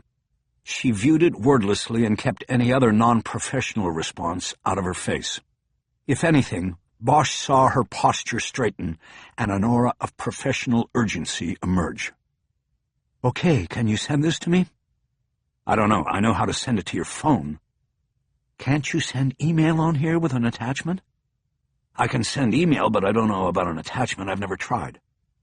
Starkey walked him through it, and he sent Starkey an email with the video as an attachment. "Okay, now we wait for it to come in." Before Bosch could ask how long that would be, there was a chime from her computer. "There it is." Starkey closed her work on the bank robbery, then opened her email and downloaded the video. Soon she had it playing on the left screen. In full-screen size, the image was blurred by the pixel spread. Starkey reduced it to half-screen size, and it became clearer. Much clearer and harsher than when Bosch had seen the images on his phone. Harry looked at his daughter and tried hard to stay focused. "I'm so sorry, Harry," Starkey said. "I know. Let's not talk about it." On the screen, Maddie Bosch, 13 years old, sat tied to a chair. A gag made of bright red cloth cut tightly across her mouth. She wore her school uniform, a blue plaid skirt and white blouse with the school crest above the left breast. She looked at the camera, her own cell phone camera, with eyes that tore Bosch's heart out. Desperate and scared were only the first words of description that went through his mind. There was no sound, or rather no one said anything at first on the video. For 15 seconds the camera held on her, and that was enough. She was simply on display for him. The rage came back to Bosch, and the helplessness. Then the person behind the camera reached into the frame and pulled the gag temporarily loose from Maddie's mouth. "Dad!" The gag was immediately replaced, muffling what was yelled after that single word, and leaving Bosch unable to interpret it. The hand then dropped down in an attempt to fondle one of the girl's breasts. She reacted violently, shifting sideways in her bindings and kicking her left leg up at the outstretched arm. The video frame momentarily swung out of control and then was brought back to Maddie. She had fallen over in the chair. For the last 5 seconds of the video, the camera just held on her. The screen then went black. "There's no demand," Starkey said. "They're just showing her." "It's a message to me," Bosch said. "They're telling me to back off." Starkey didn't respond at first. She put both her hands on an editing deck attached to the computer's keyboard. Bosch knew that by manipulating the dials she was able to move the video forward and backward with precise control. "Harry, I'm going to go through this frame by frame, but it's going to take some time," she said. "You've got 30 seconds of video here." "I can go through it with you." "I think it would be better if you let me do my job and then I call you the moment I find anything." "Trust me, Harry. I know she's your daughter." Bosch nodded. He knew he had to let her work without breathing down her neck. It would bring the best results.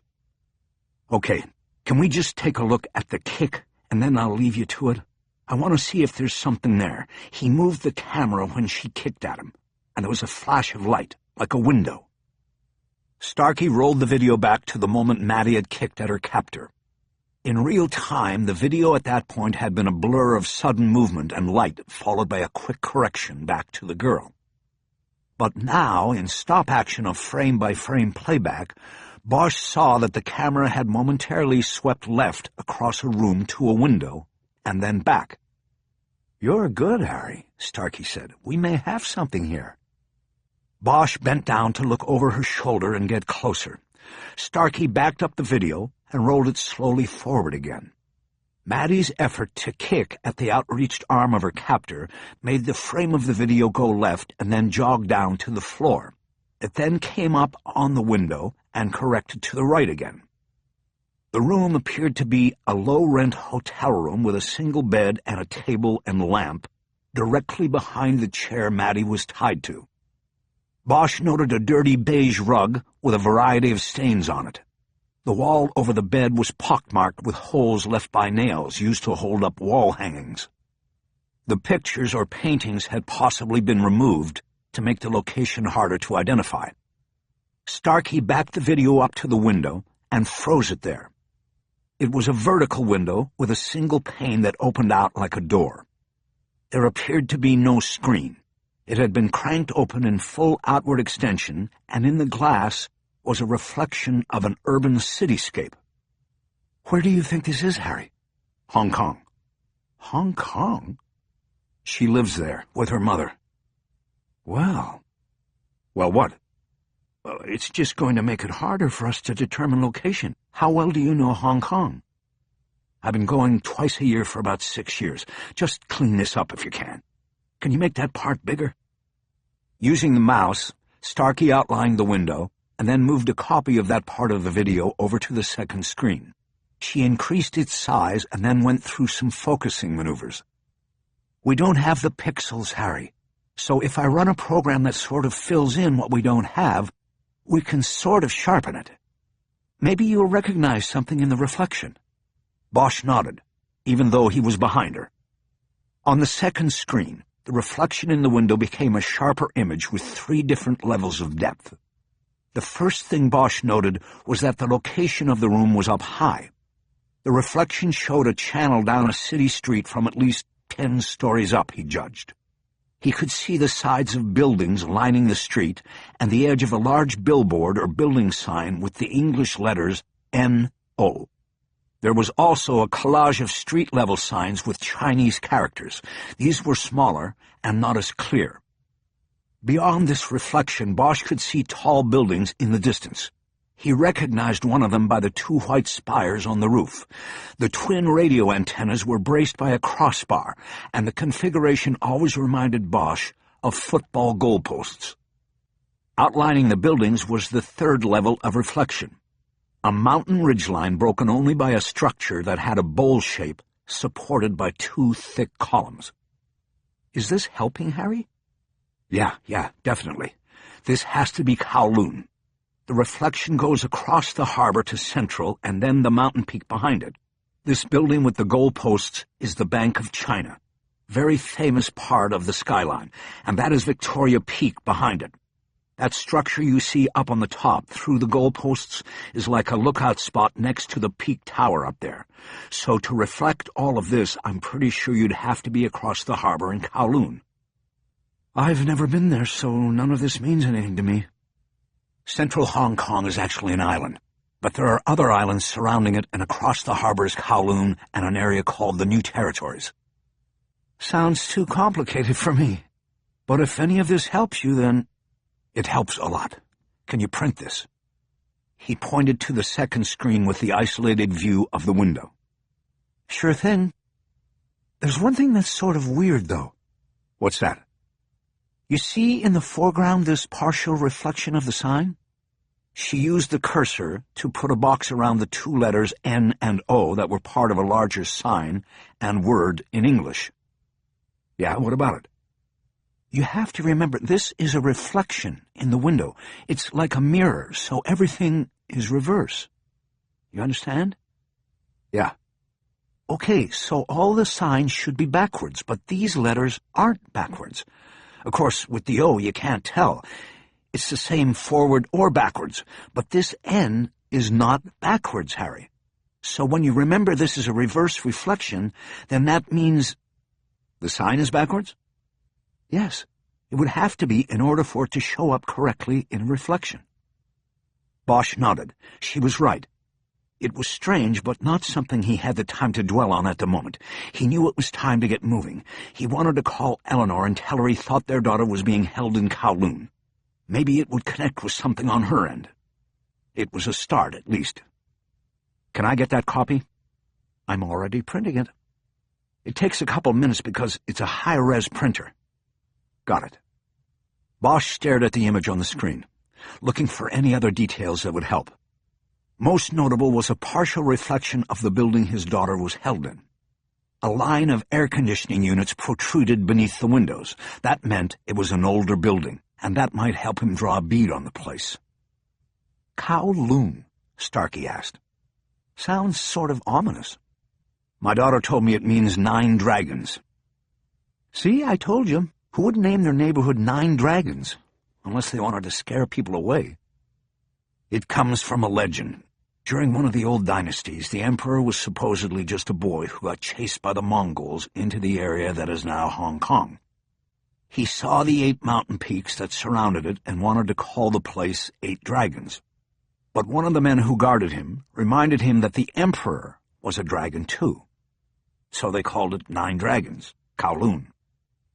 Your daughter told you this? Yes, she learned it in school. Silence followed. Bosch could hear the printer working somewhere behind him.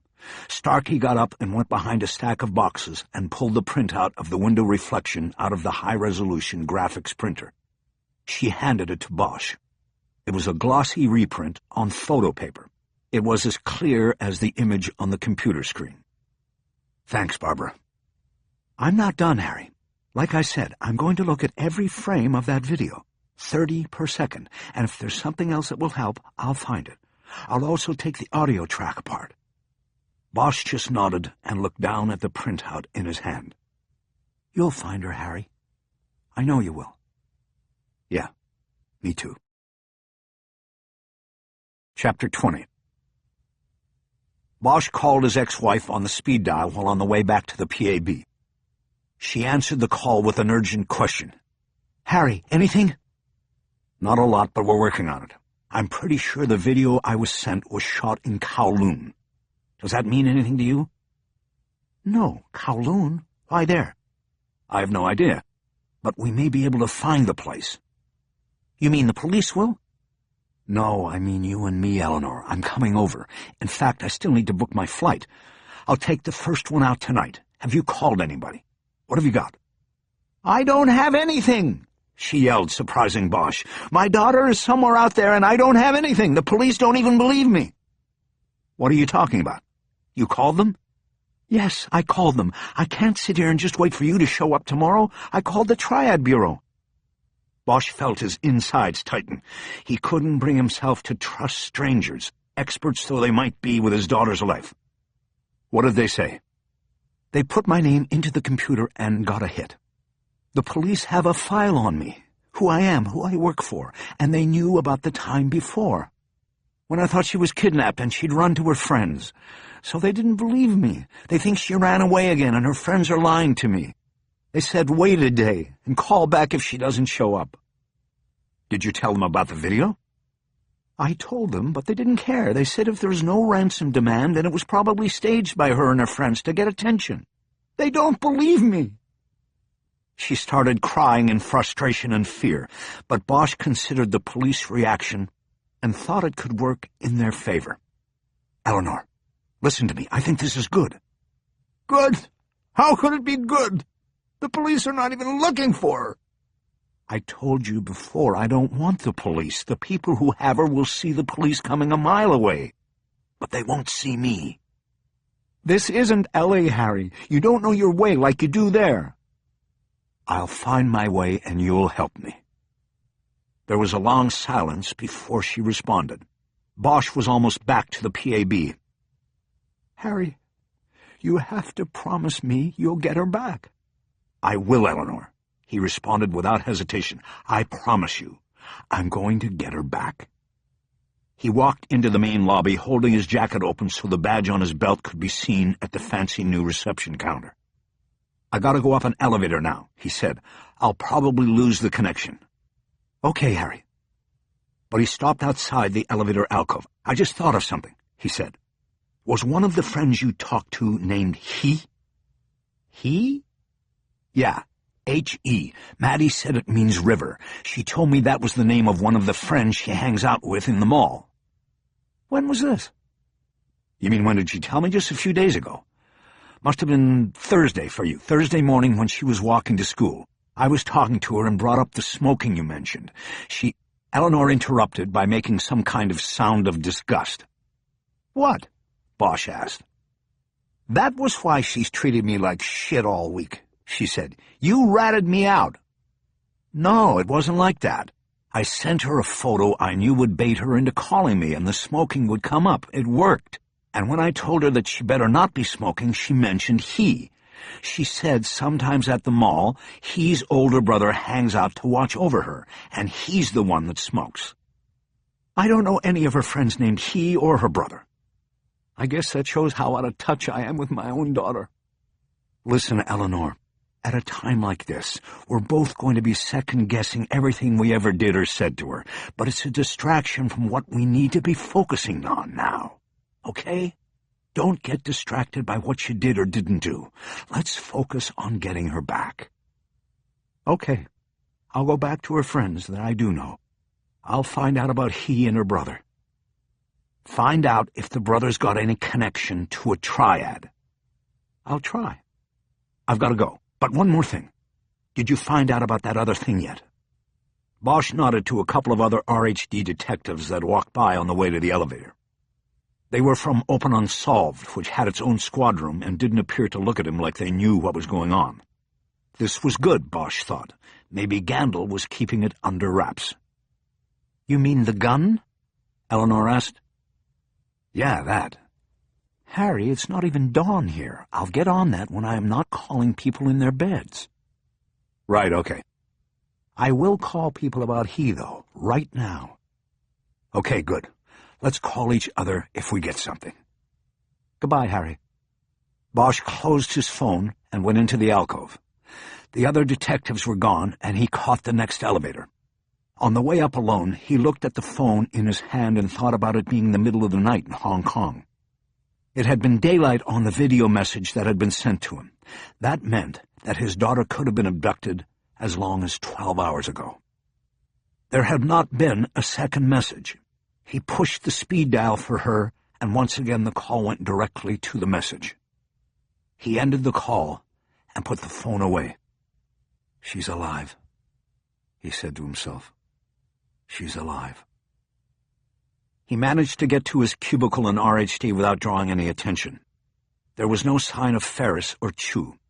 Bosch pulled an address book out of a drawer and opened it to a page where he listed airlines that flew LAX to Hong Kong. He knew there were choices in airlines, but not a lot of play on time. All the flights would leave between 11 p.m. and 1 a.m., and they would land early Sunday morning. Between the 14-plus-hour flight and 15-hour time difference, all of Saturday would evaporate during the journey. Bosch first called Cathay Pacific and was able to book a window seat on the first flight out. It would land at 5:25 Sunday morning. Harry? Bosch swiveled in his seat and saw Gandil standing in the entrance to the cubicle. He signaled him to stand by and finished the call, writing down the record locator code for his ticket. He then hung up. "Lieutenant, where is everybody?" "Ferris is still at the courthouse and Chu's booking Chang." "What's the charge?" "We're going with murder as planned, but as of now we've got nothing to back it up." "What about attempting to flee jurisdiction?" He added that, too.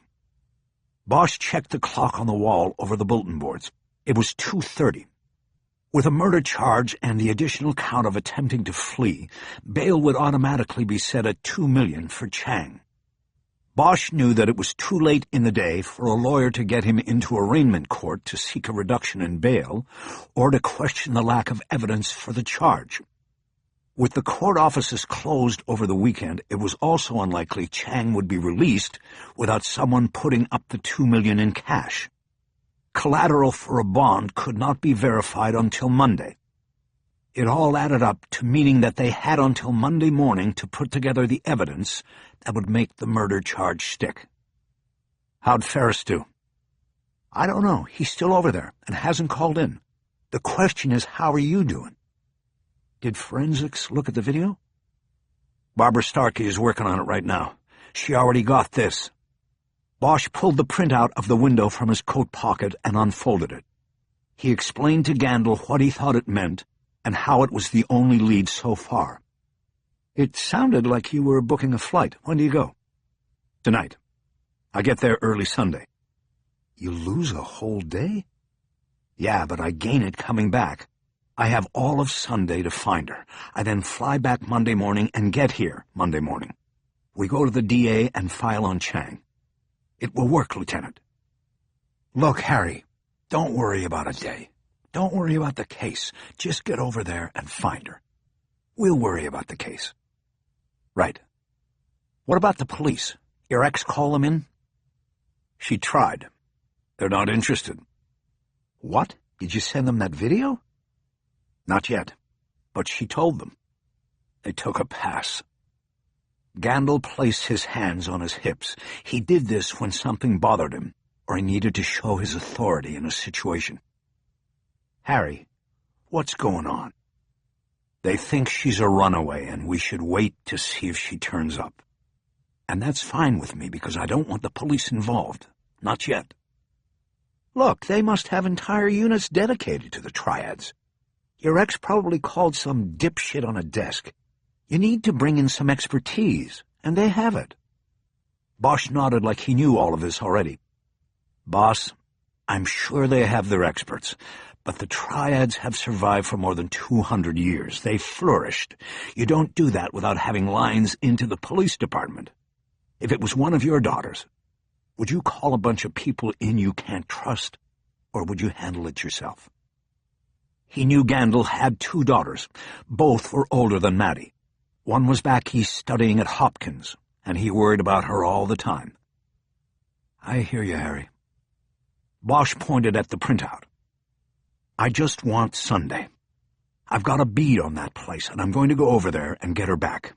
If I can't find her, I'll go to the police Monday morning. I'll talk to their triad people. Hell, I'll even call the local FBI office over there. I'll do whatever is necessary.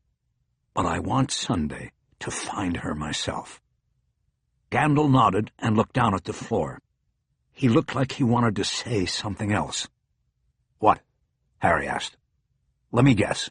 Chang's filing a beef on me for trying to choke him out. That's funny, because I ended up getting more than I gave in there. That fucker's strong." No, it's not that.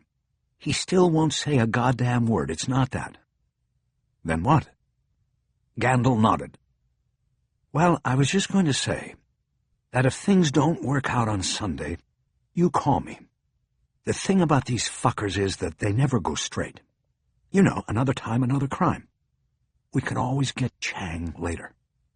Lieutenant Gandil was telling Bosch that he was willing to let Chang walk if it would get Harry's own daughter safely home.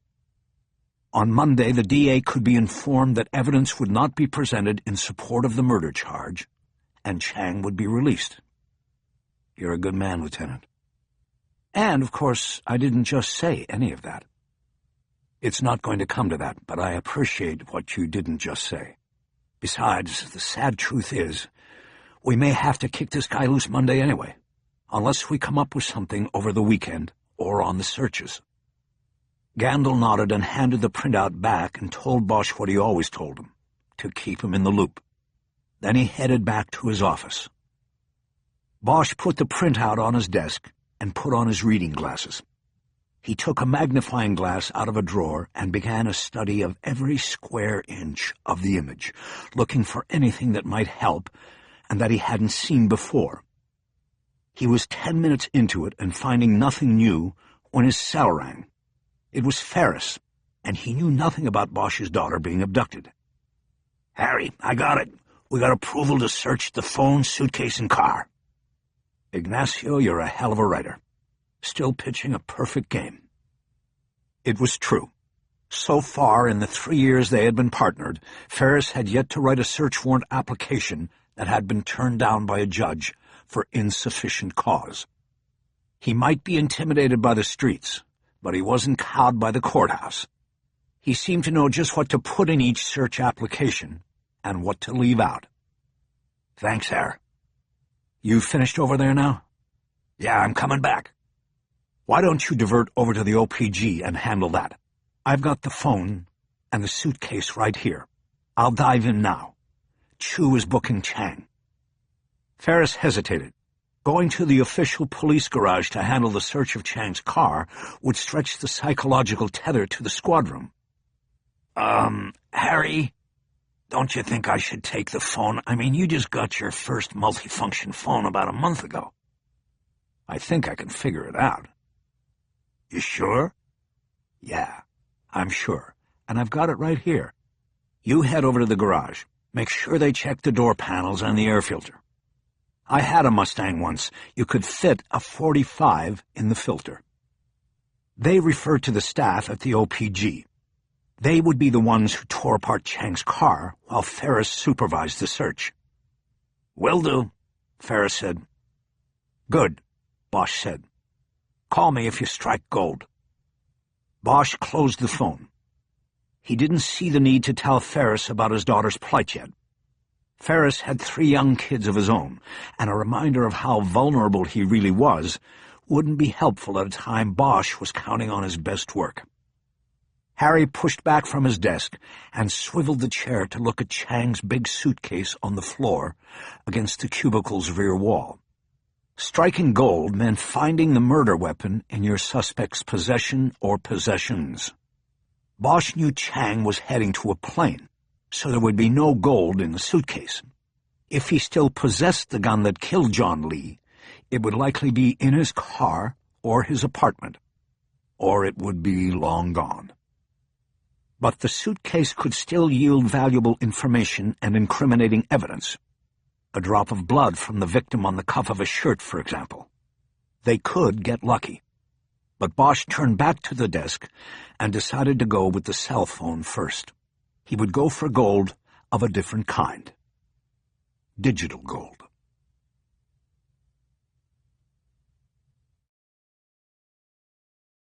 Chapter 21.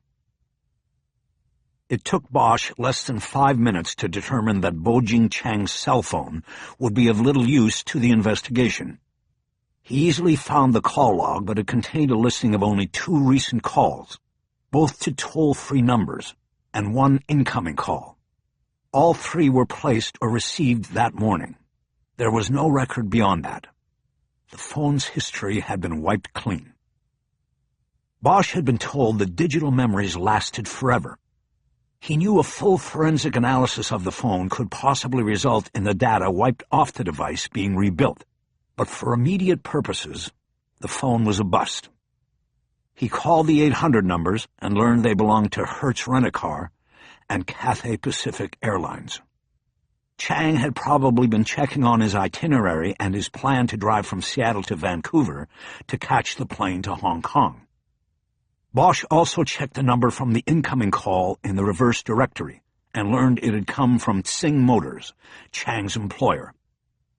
While it was unknown what the call was about, the number certainly added no new evidence or information to the case. Bosch had counted on the phone not only adding to the case against Chang, but possibly providing a clue to where he was going in Hong Kong, and therefore to Madeleine's location. The disappointment hit him hard, and he knew he had to keep his mind moving in order to avoid dwelling on it. He shoved the phone back into the evidence bag and then cleared his desk so he could place the suitcase on top of it. He hoisted the suitcase onto the desk, estimating that it weighed at least 60 pounds. He then used a pair of scissors to cut the evidence tape Chu had placed across the zipper. He found a small padlock was securing the zipper closed. He took out his picks and opened the cheap luggage store lock in less than 30 seconds. He unzipped the bag and opened it across his desk. Chang's suitcase was partitioned equally into halves. He started on the left side, unsnapping 2 diagonal straps that held the contents in place. Piece by piece, he removed and examined every item of clothing. He stacked everything on a shelf that ran above his desk, and which he had not had time to put anything on since moving into the new building. It looked like Chang had thrown all his possessions into the suitcase. The clothes were bundled tightly together rather than folded as if for use on a trip. At the center of each bundle was a piece of jewelry or other personal possession. He found a watch in one bundle, an antique baby rattle in another. At the center of the last bundle he opened was a small bamboo frame containing a faded photo of a woman. Chang's mother, Bosch presumed. Chang was not coming back, Bosch concluded, after searching only half of the suitcase. The right side was secured with a divider that Bosch unsnapped and folded over the empty half. There were more clothing bundles and shoes here, plus a smaller zippered bag for toiletries. Bosch went through the bundles first, finding nothing unusual in the clothing. The first bundle was wrapped around a small jade statue of a Buddha that had a small bowl attached for burning incense or offerings. The second bundle was wrapped around a sheathed knife. The weapon was a showpiece with a blade that was only 5 inches long and a handle made of carved bone. The carving was a depiction of a one-sided battle in which men with knives and arrows and axes slaughtered unarmed men who appeared to be praying instead of fighting. Bosch assumed that this was the massacre of the Shaolin monks that Chu had told him was the origin of the triads. The shape of the knife was very much like the shape of the tattoo on the inside of Chang's arm. The knife was an interesting find and possibly proof of Chang's membership in the Brave Knife triad, but it wasn't evidence of any crime. Bosch put it up on the shelf with the other belongings and kept searching. Soon he had emptied the suitcase. He felt the lining with his hands to make sure there was nothing hidden beneath and came up empty. He lifted the suitcase, hoping that it might feel too heavy to be empty. But it wasn't, and he was sure he had not missed anything. The last thing he looked at were the 2 pairs of shoes Chang had packed.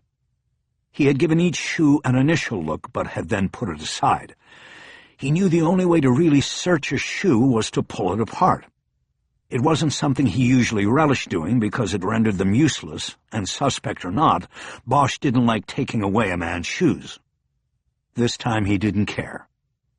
The first pair he zeroed in on were a pair of work boots he had seen Chang wearing the day before. They were old and worn, but he could tell they had been well liked. The laces were new, and the leather had been oiled on repeated occasion.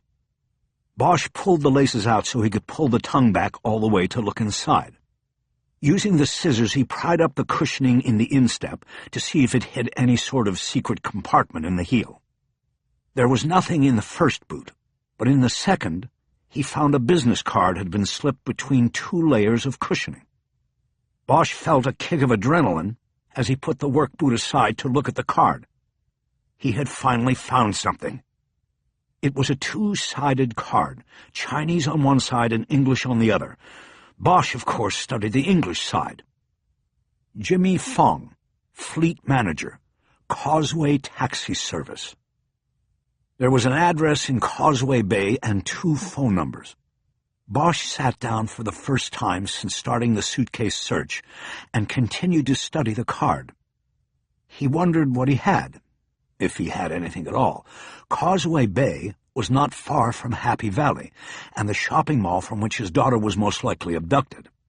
And the fact that a business card for a taxi service fleet manager had been hidden in Chang's work boot was cause to ask why. He flipped the card over and studied the Chinese side. There were 3 lines of copy just like the English side, plus the address and phone numbers in the corner. It appeared that the card said the same thing on both sides. Bosch put the card in an evidence envelope so that Chu could take a look at it and moved on to the 2 other pairs of shoes. In another 20 minutes he was finished and had found nothing else. He remained intrigued by the business card, but disappointed in the lack of returns from the search. He put all the belongings back in the suitcase in as close to the way he found it all as he could. He then closed it and pulled the zipper. After putting the suitcase back on the floor, he called his partner. He was anxious to know if the search of Chang's car had gone better than the search of his phone and suitcase. "We're only about halfway through," Ferris said. "They started with the trunk."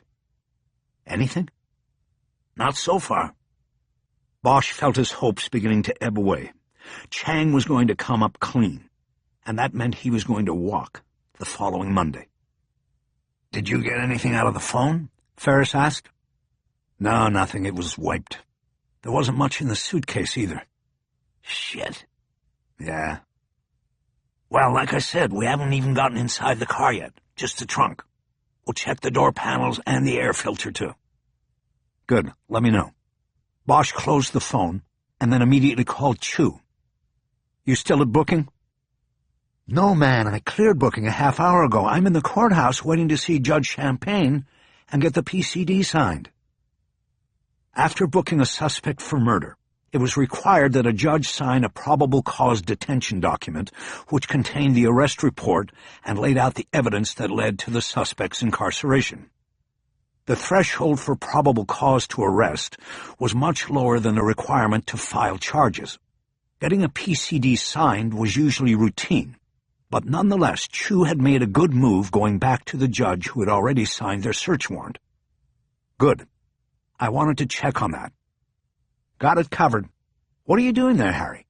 What's going on with your daughter?" "She's still missing." "I'm sorry. What can I do?" "You can tell me about the booking." It took Chu a moment to make the jump from Bosch's daughter to Chang's booking into the LA City jail. "There's nothing really to tell. He never spoke a word, he grunted a few times, and that was it. He's booked in high power, and that's hopefully where he'll stay till Monday." "He's not going anywhere. Did he call a lawyer?" "They were going to give him access to the phone after he was inside, so I don't know for sure, but I assume he did." "Okay." Bosch was just fishing around, looking for anything that might be a direction and would get the adrenaline flowing. "We got the search warrant," he said, "but there was nothing on the phone and nothing that helps in the suitcase. There was a business card hidden in one of his shoes. It's got English on one side and Chinese on the other. I want to see if they match up. I know you don't read Chinese, but if I fax it over to the AGU, could you have someone there take a look?" "Yeah, Harry, but do it now. That place is probably clearing out." Bosch looked at his watch. It was 4:30 on a Friday afternoon.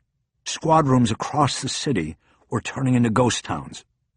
"I'll do it now. Call over there and tell them it's coming." He closed the phone and left the cubicle for the copy office on the other side of the squad room. 4:30. In 6 hours, Bosch had to be at the airport. He knew that once he was on the plane, his investigation would go on hold. For the next 14-plus hours while in flight, things would continue to happen with his daughter and with the case, but Bosch would be in stasis. Like a space traveler in the movies who was put into hibernation during the long journey home from the mission. He knew that he couldn't get on that plane with nothing. One way or another, he had to make a break.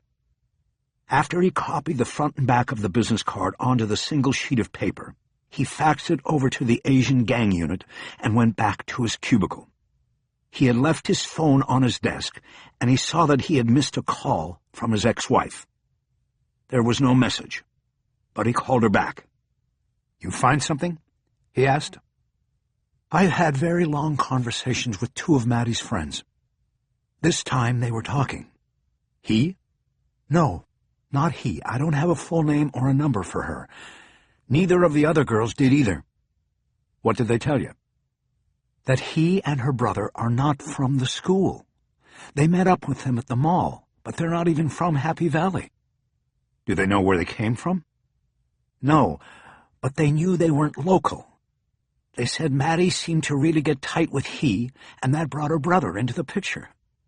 This is all in the last month or so, since she came back from her visit with you, in fact. Both girls said she had put some distance between her and them. What's the brother's name? All I got was Quick. He said his name was Quick. But like his sister, they never got a last name. That's not a lot of help. Anything else? Well, they confirmed what Maddie told you, that Quick was the one who smoked. They said he was sort of rough trade. He has tattoos and bracelets, and I guess they sort of were attracted to the element of danger. They or Madeline? Maddie, mostly. Did they think she might have gone with him Friday after school? They wouldn't say so, but yes, I think that's what they were trying to say. Did you ask if Quick ever talked about triad affiliation? I asked that, and they said that never came up. It wouldn't have anyway. Why not? Because you don't talk about that here. The triads are anonymous. They're everywhere, but anonymous. Okay. You know, you haven't really told me what you think is going on. I'm not stupid. I know what you're doing. You're trying not to upset me with the facts, but I think I need to know the facts now, Harry. Okay. Bosch knew she was right. If he wanted her best effort, then she had to know all he knew. I'm working the murder of a Chinese man who owned a liquor store in the South End. He made regular protection payments to the triad. He was killed on the same day and during the same hour that the weekly payments were always made. That put us onto Bojing Chang, the triad bagman. The trouble is, that's all we've got. No evidence directly connecting him to the murder. Then today, we had to take Chang down because he was about to get on a plane and flee the country. We had no choice. So what it comes down to is we have the weekend to get enough evidence to support the charge, or we let him walk and he gets on a plane never to be seen again. And how does this connect to our daughter? Eleanor, I'm dealing with people I don't know. The Asian gang unit in the LAPD and the Monterey Park Police. Somebody got the word to Chang directly, or to the triad, that we were onto him, and that's why he tried to bolt. They could have just as easily backgrounded me and zeroed in on Madeline as a way to get to me, to send the message that I need to stand down. I got a call. Somebody told me there would be consequences if I didn't back off Chang. I never dreamed that the consequences would be... Maddie, Eleanor said, finishing the thought. A long silence followed, and Bosch guessed that his ex-wife was trying to control her emotions. Hating Bosch at the same time, she had to rely on him to save their daughter. Eleanor? He finally asked. What? Her voice was clipped, but very obviously filled with dark rage.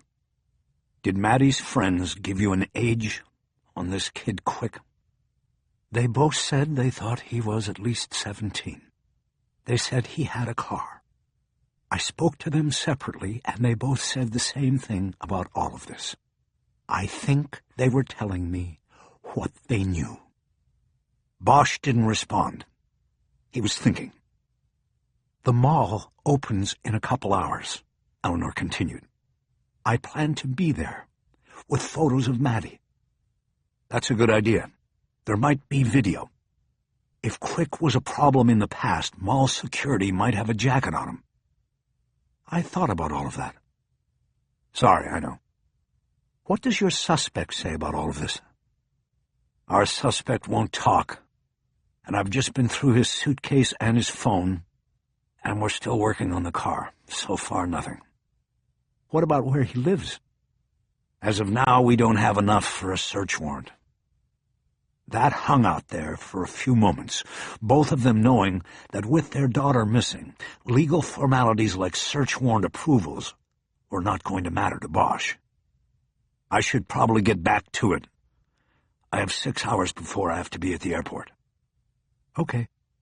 I'll talk to you as soon as... Harry? What? I am so upset. I don't know what to say. I understand, Eleanor.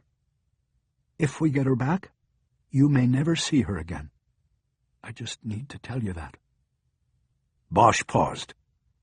He knew she was entitled to her anger and everything else. Anger might make her sharper in her efforts. There is no if, he finally said. I'm going to get her back.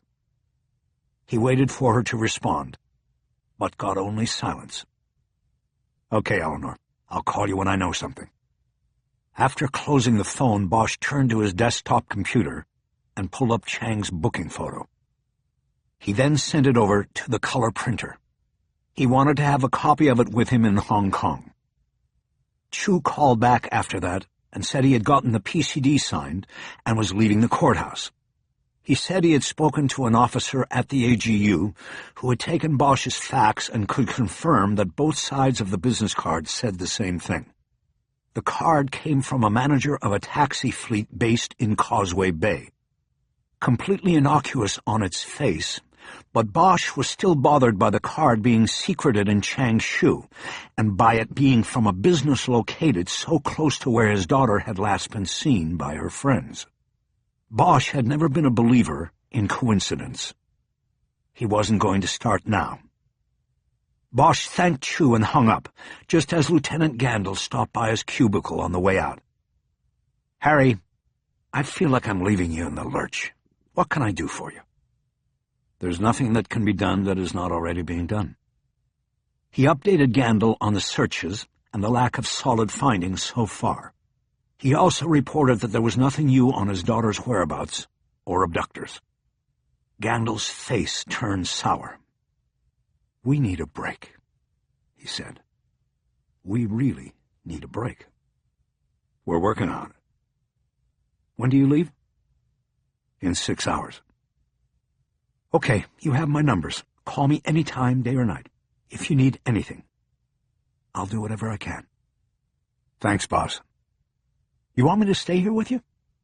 No, I'm fine. I was about to head over to the OPG and let Ferris go home if he wants to. Okay, Harry.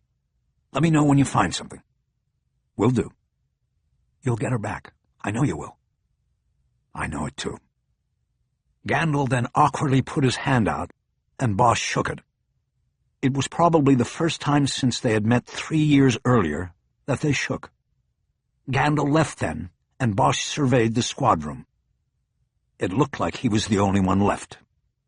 He turned and looked down at the suitcase. He knew he had to lug it to the elevator and get it down to evidence lockup. The phone had to be booked into evidence too. After that, he would leave the building as well, but not for a leisurely weekend at home with the family. Bosch was on a mission, and he would stop at nothing to see it through. Even under Eleanor's last threat. Even if it meant that saving his daughter might mean he'd never see her again. Chapter 22. Bosch waited until dark to break into Bojing Chang's home. It was a townhouse with a shared entry vestibule with the adjoining apartment. This offered him cover as he used his picks to turn the deadbolt and then the doorknob lock. As he worked, he felt no guilt or second thoughts about the line he was crossing. The searches of the car, suitcase, and phone had all been busts, and now Bosch was desperate. He wasn't searching for evidence to make a case against Chang. He was searching for anything that would help him locate his daughter. She was missing more than 12 hours now, and breaking and entering, putting his livelihood and career on the line, seemed like minimal risks compared to what he would face within himself if he didn't get her back safe. Once the final pin moved into place, he opened the door and moved quickly into the apartment, closing and relocking the door behind him. The search of the suitcase had told Bosch that Chang had packed for good, that he wasn't coming back. But he doubted Chang had fit everything into that one suitcase. He had to have left things behind. Things of less personal meaning to him, but possibly of value to Bosch. Chang had printed his boarding pass out at some point before heading to the airport. Since he had been under surveillance and had made no other stops, Bosch was sure there had to be a computer and printer in the apartment. Harry waited 30 seconds for his eyes to adjust to the darkness before moving from the door. Once he could reasonably see, he moved into the living room, banging into a chair and almost knocking over a lamp before managing to find the switch and turn it on.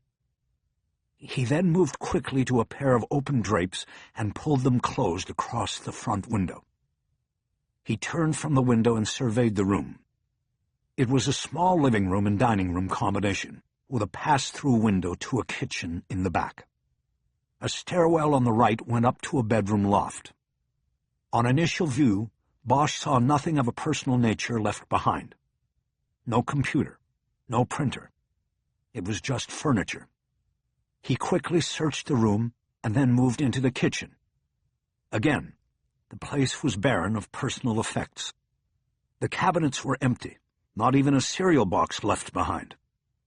Under the sink was a trash can, but it was empty and freshly lined with a plastic garbage bag. Bosch moved back into the living room and headed for the stairs. There was a light switch at the bottom of the staircase that had a dimmer and controlled a ceiling light in the loft.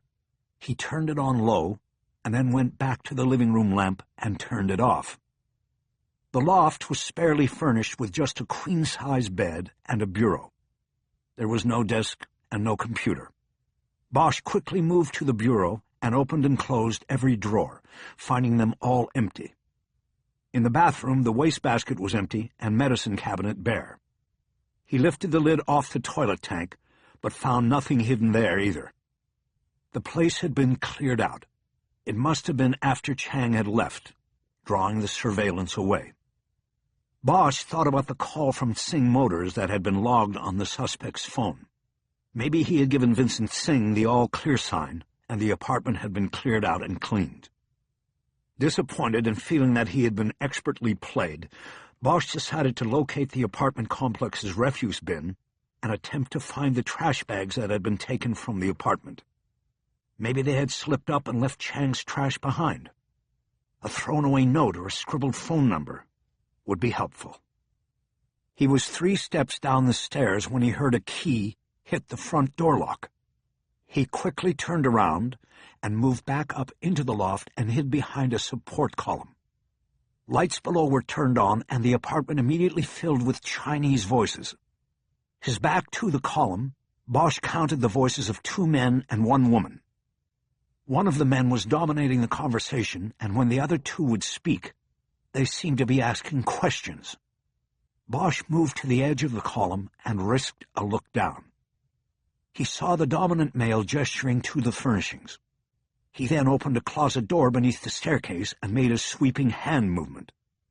Bosch realized he was showing the place to the couple. It was already for rent. This told him that sooner or later the 3 people below would be coming up to the loft. He looked at the bed. It was a bare mattress on top of a thick box spring, sitting on a frame a foot off the ground. He decided it was the only place he could possibly hide and not be discovered. He quickly got down to the floor and shimmied under the bed, his chest scraping on the underside of the box spring. He moved to the center and waited, tracking the apartment tour by the voices. Finally, the entourage headed up the steps to the loft. Bosch held his breath as the couple moved around the room and both sides of the bed. He waited for someone to sit on the bed, but that never happened. Bosch suddenly felt a vibration in his pocket and realized that he had not muted his phone. Luckily, the man showing the apartment was continuing what was probably the sales pitch about how great the place was. His voice covered any notice of the low-level vibration. Bosch quickly worked his hand into his pocket and pulled the phone to see if the call was from his daughter's phone. He would have to answer such a call. no matter what the circumstance. He reached the phone up into the box spring so he could see it. The call was from Barbara Starkey, the videotech, and Bosch hit the call decline button. That was a callback he could make later. Opening the phone to check the call had activated the screen. The dim light illuminated the inside of the box spring, and Bosch saw a gun jammed behind one of the wooden slats of the frame. Bosch's heart kicked its beat up a notch as he stared at the gun, but he decided not to touch it until the apartment was empty again. He closed the phone and waited. Soon he heard the visitors on the staircase going down. It sounded like they took another quick look around the lower level and then left. Bosch heard the deadbolt being locked from the outside. He then pushed his way out from under the bed. After waiting a few moments to make sure the rental party was gone for good, he turned the overhead light back on. He then moved back to the bed and pushed the mattress off the box spring, leaning it against the rear wall of the loft. He then raised the box spring and leaned it against the mattress. He looked in at the gun, still held in place by the wood framework. He still could not see it clearly, so he pulled his phone again, opened it, and used it as a flashlight by holding it in close to the weapon. "Damn," he said out loud. He was looking for a Glock, the gun with a rectangular firing pin. The gun hidden under Chang's bed was a Smith & Wesson. There was nothing here of use to him. Bosch realized that once again he was at ground zero. As if to accent this point, a tiny beeping sound came from his watch. He reached to his wrist and turned it off. He had set the alarm earlier so as not to risk missing his flight. It was time for him to head to the airport. After putting the bed back in place, Bosch turned the light off in the loft and quietly slipped out of the apartment. His plan was to go home first to pick up his passport and lock up his gun. He would not be allowed to carry the weapon into a foreign country without State Department approval, a process that would take days, if not weeks. He didn't plan to pack any clothes because he didn't see himself having time to change clothes in Hong Kong. He was on a mission that would begin the moment he stepped off the plane. He got on the 10 west from Monterey Park and planned on taking the 101 up through Hollywood to his home. He started mulling over a plan for directing police to the gun hidden in Chang's former apartment, but as of now there was no probable cause to hit the place. Still, the gun needed to be found and examined. It was of no use to Bosch in the John Lee investigation, but that didn't mean Chang had used it for good deeds and philanthropy. It had been used for triad business, and it could very likely lead to something. As he was taking the 101 north along the edges of the Civic Center, Bosch remembered the call from Barbara Starkey. He checked for a message on his phone and heard Starkey tell him to call her as soon as possible. It sounded like maybe she had made a break. Bosch hit the call-back button. "Barbara, it's Harry." "Harry, yes, I was hoping to get to you before I go home." "You should have gone home about 3 hours ago." "Yeah, well, I told you I would look at this thing." "Thank you, Barbara. It means a lot. What did you find?" "A couple things. First of all, I have a printout here that is a little sharper, if you want it." Bosch was disappointed. It sounded like there wasn't much more than what he already had, and she just wanted to let him know there was a clearer picture of the view out the window of the room where his daughter was held. Sometimes he had noticed when somebody did a favor for you, they really wanted you to know it. But he decided he would just make do with what he had. A jog in off the freeway to pick up the picture would take too much time. He had a plane to catch. "Anything else?" he asked. "I'm on my way to the airport."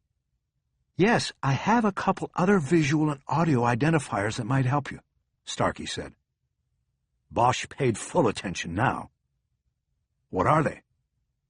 "Well, one I think might be a train or a subway. Another is a snippet of conversation that is not Chinese. And the last one, I think, is a silent helicopter." "What do you mean, silent?" "I mean, literally silent.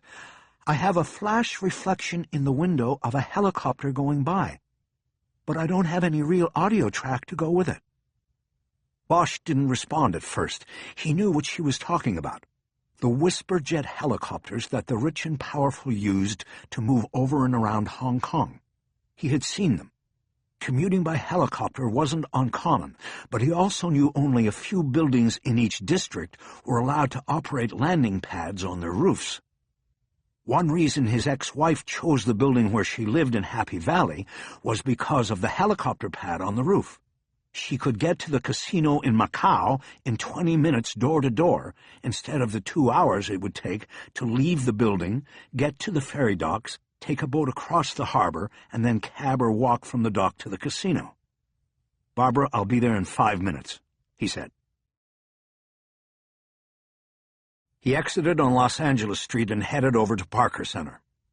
Because of the late hour, Bosch had his pick of spaces in the garage behind the old police headquarters. He parked and then quickly crossed the street and entered through the back door. The elevator up seemed to take forever, and when he walked into the mostly abandoned SID lab, it had actually been 7 minutes since he had closed the phone. "You're late," Starkey said.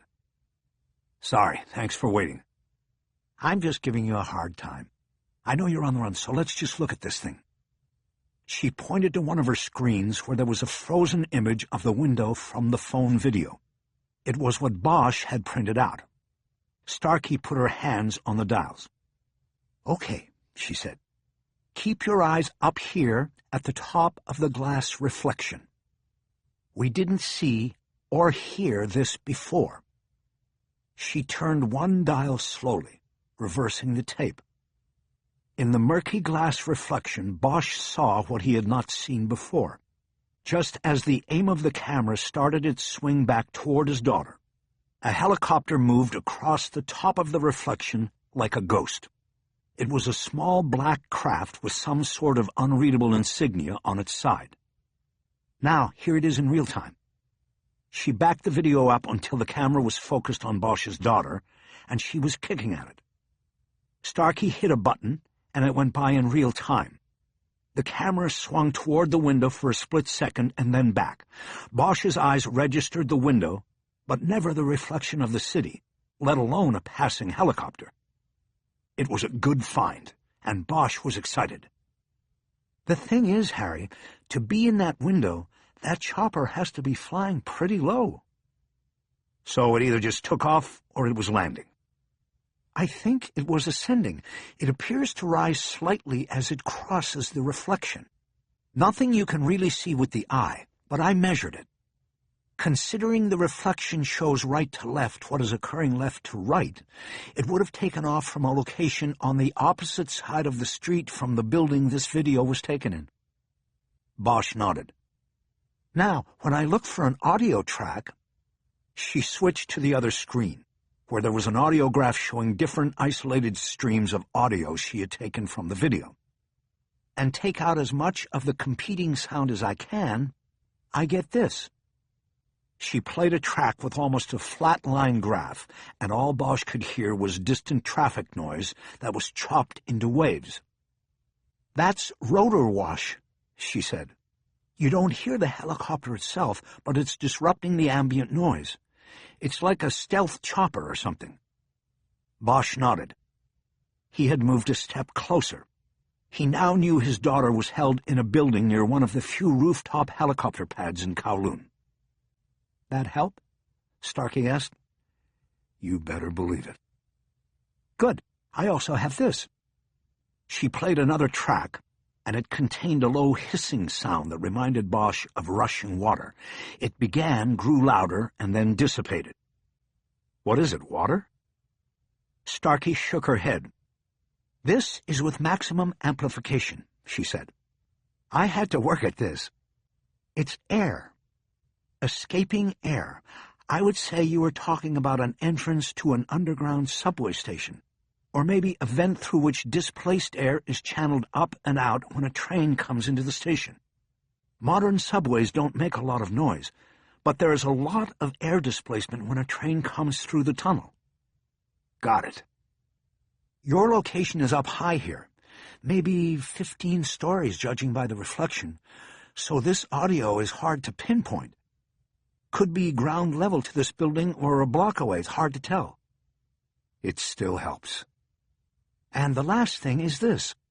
She played the first part of the video when the camera was holding on Bosch's daughter and just showing her. She brought up the sound and filtered out competing audio tracks. Bosch heard a muffled line of dialogue. "What is that?" he asked. "I think it might be outside the room. I haven't been able to clean it up any better. It's muffled by structure, and it doesn't sound Chinese to me. But I don't think that's what is important." "Then what is?" "Listen again to the end of it." She played it again.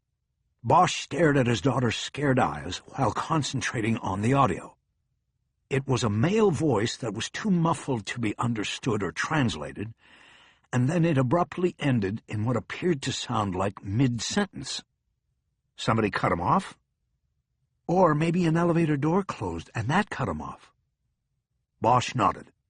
The elevator seemed like a more likely explanation because there had been no stress in the tone of the voice before the cutoff. Starkey pointed at the screen. "So when you find the building, you'll find this room close to the elevator." Bosch stared at his daughter's eyes for one last and long moment. "Thank you, Barbara." He stood behind her and gave her shoulders a squeeze. "You got it, Harry." "I gotta go." "You said you were heading to the airport. Are you going to Hong Kong?" "That's right." "Good luck, Harry. Go get your daughter." "That's the plan." Bosch quickly returned to his car and raced back to the freeway. Rush hour traffic had thinned out, and he made good time as he headed through Hollywood to the Cahuenga Pass and home. He started focusing on Hong Kong. LA and everything here would soon be behind him. It would be all about Hong Kong now. He was going to find his daughter and bring her home. Or he was going to die trying. All his life, Harry Bosch believed he had a mission. And to carry out that mission, he needed to be bulletproof. He needed to build himself and his life so that he was invulnerable, so that nothing and no one could ever get to him. All of that changed on the day he was introduced to the daughter he didn't know he had. In that moment, he knew he was both saved and lost. He would be forever connected to the world in the way only a father knew. But he would also be lost because he knew the dark forces he faced would one day find her.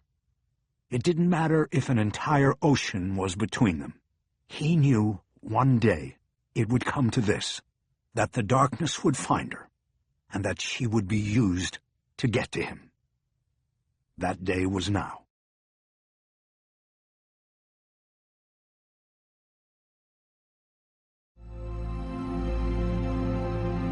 Hachette Audio presents 9 Dragons, written by Michael Connelly, read by Len Carriou.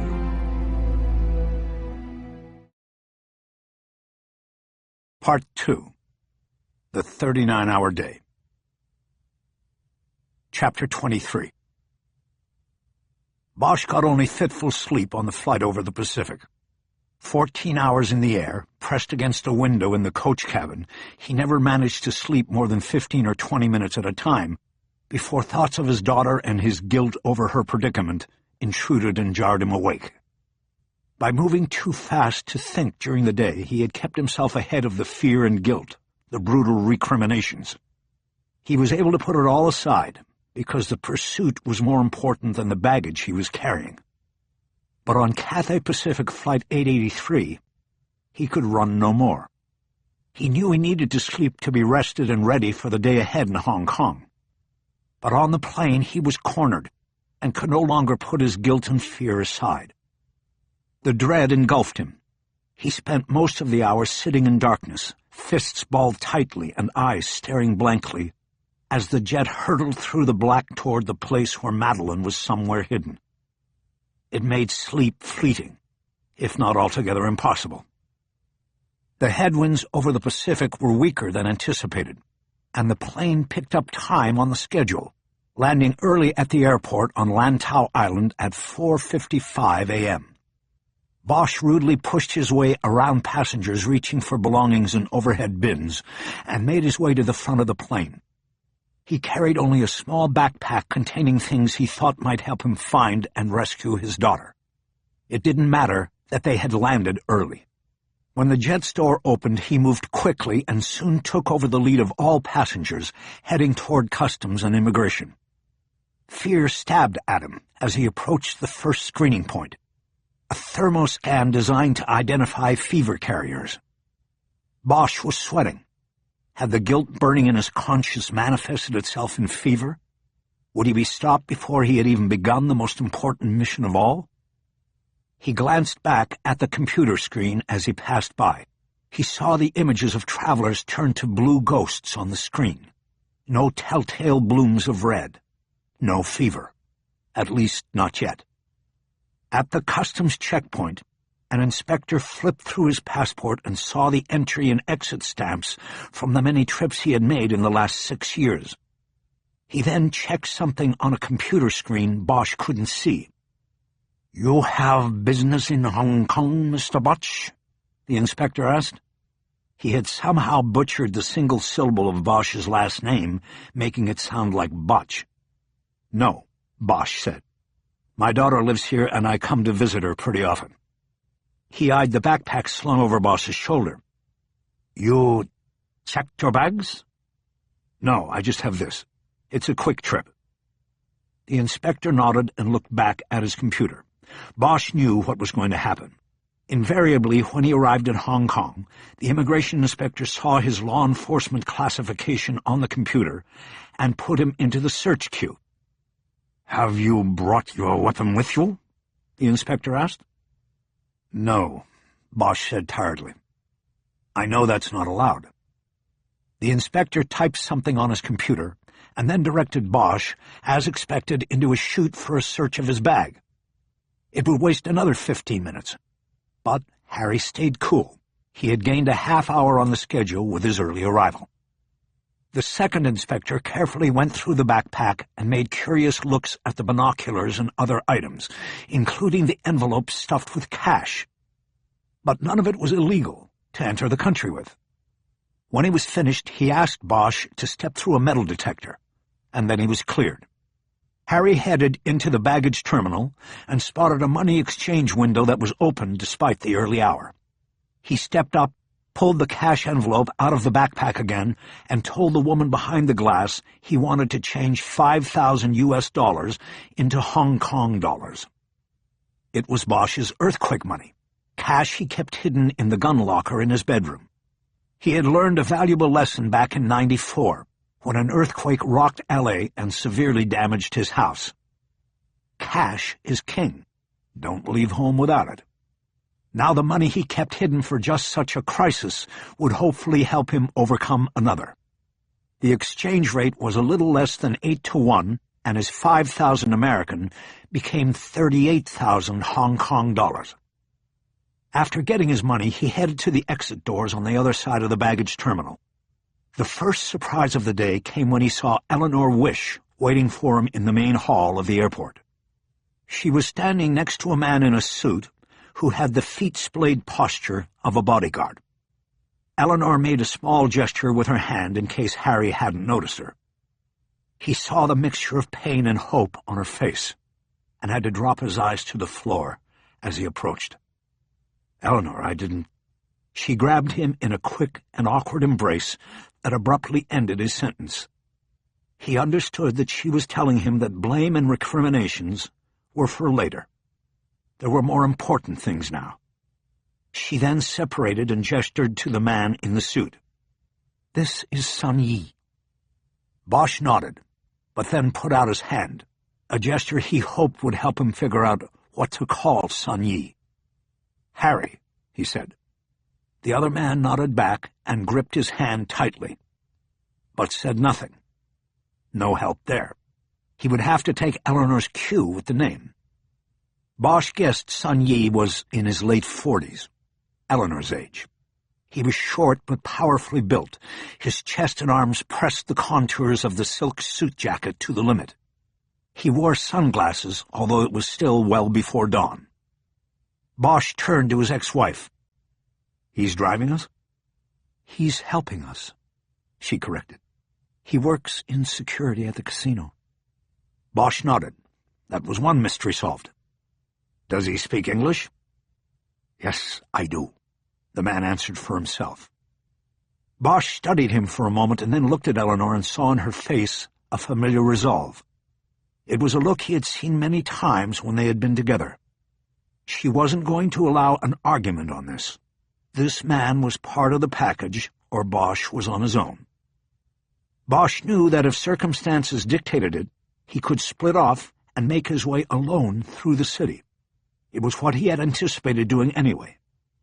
But for now he was willing to go with Eleanor's plan. "You sure you want to do this, Eleanor? I was planning on working on my own." "She's my daughter, too. Where you go, I go." "Okay, then." They started walking toward the glass doors that would lead them outside. Bosch let Sun Yi take a lead so he could talk privately with his ex-wife. Despite the obvious strain playing clearly on her face, she was just as beautiful as ever to him. She had her hair tied back in a no-nonsense manner. It accented the clean line and determined set of her jaw. No matter how infrequently or what the circumstances, he could never look at her without thinking about the could-have-beens. It was an overworked cliché, but Bosch had always believed that they were meant to be together. Their daughter gave them a lifelong connection, but to Bosch it was not enough. "So tell me what's happening, Eleanor," he said. "I've been in the air for almost 15 hours. What's new on this end?" She nodded. "I spent 4 hours at the mall yesterday. When you called and left a message from the airport, I must have been in security. I either didn't have a signal or just didn't hear the call." "Don't worry about it. What did you find out?" "They have surveillance video that shows her with the brother and sister. Quick and heat. It's all from distance. They're not identifiable on it, except for Mad. I'd be able to pick her out anywhere." "Does it show the grab?" "There was no grab. They were hanging out together, mostly in the food court. Then Quick lit up a cigarette and somebody complained. Security moved in and kicked him out. Madeline walked out with them, voluntarily, and they never came back in." Bosch nodded. He could see it. It could have all been a plan to lure her out.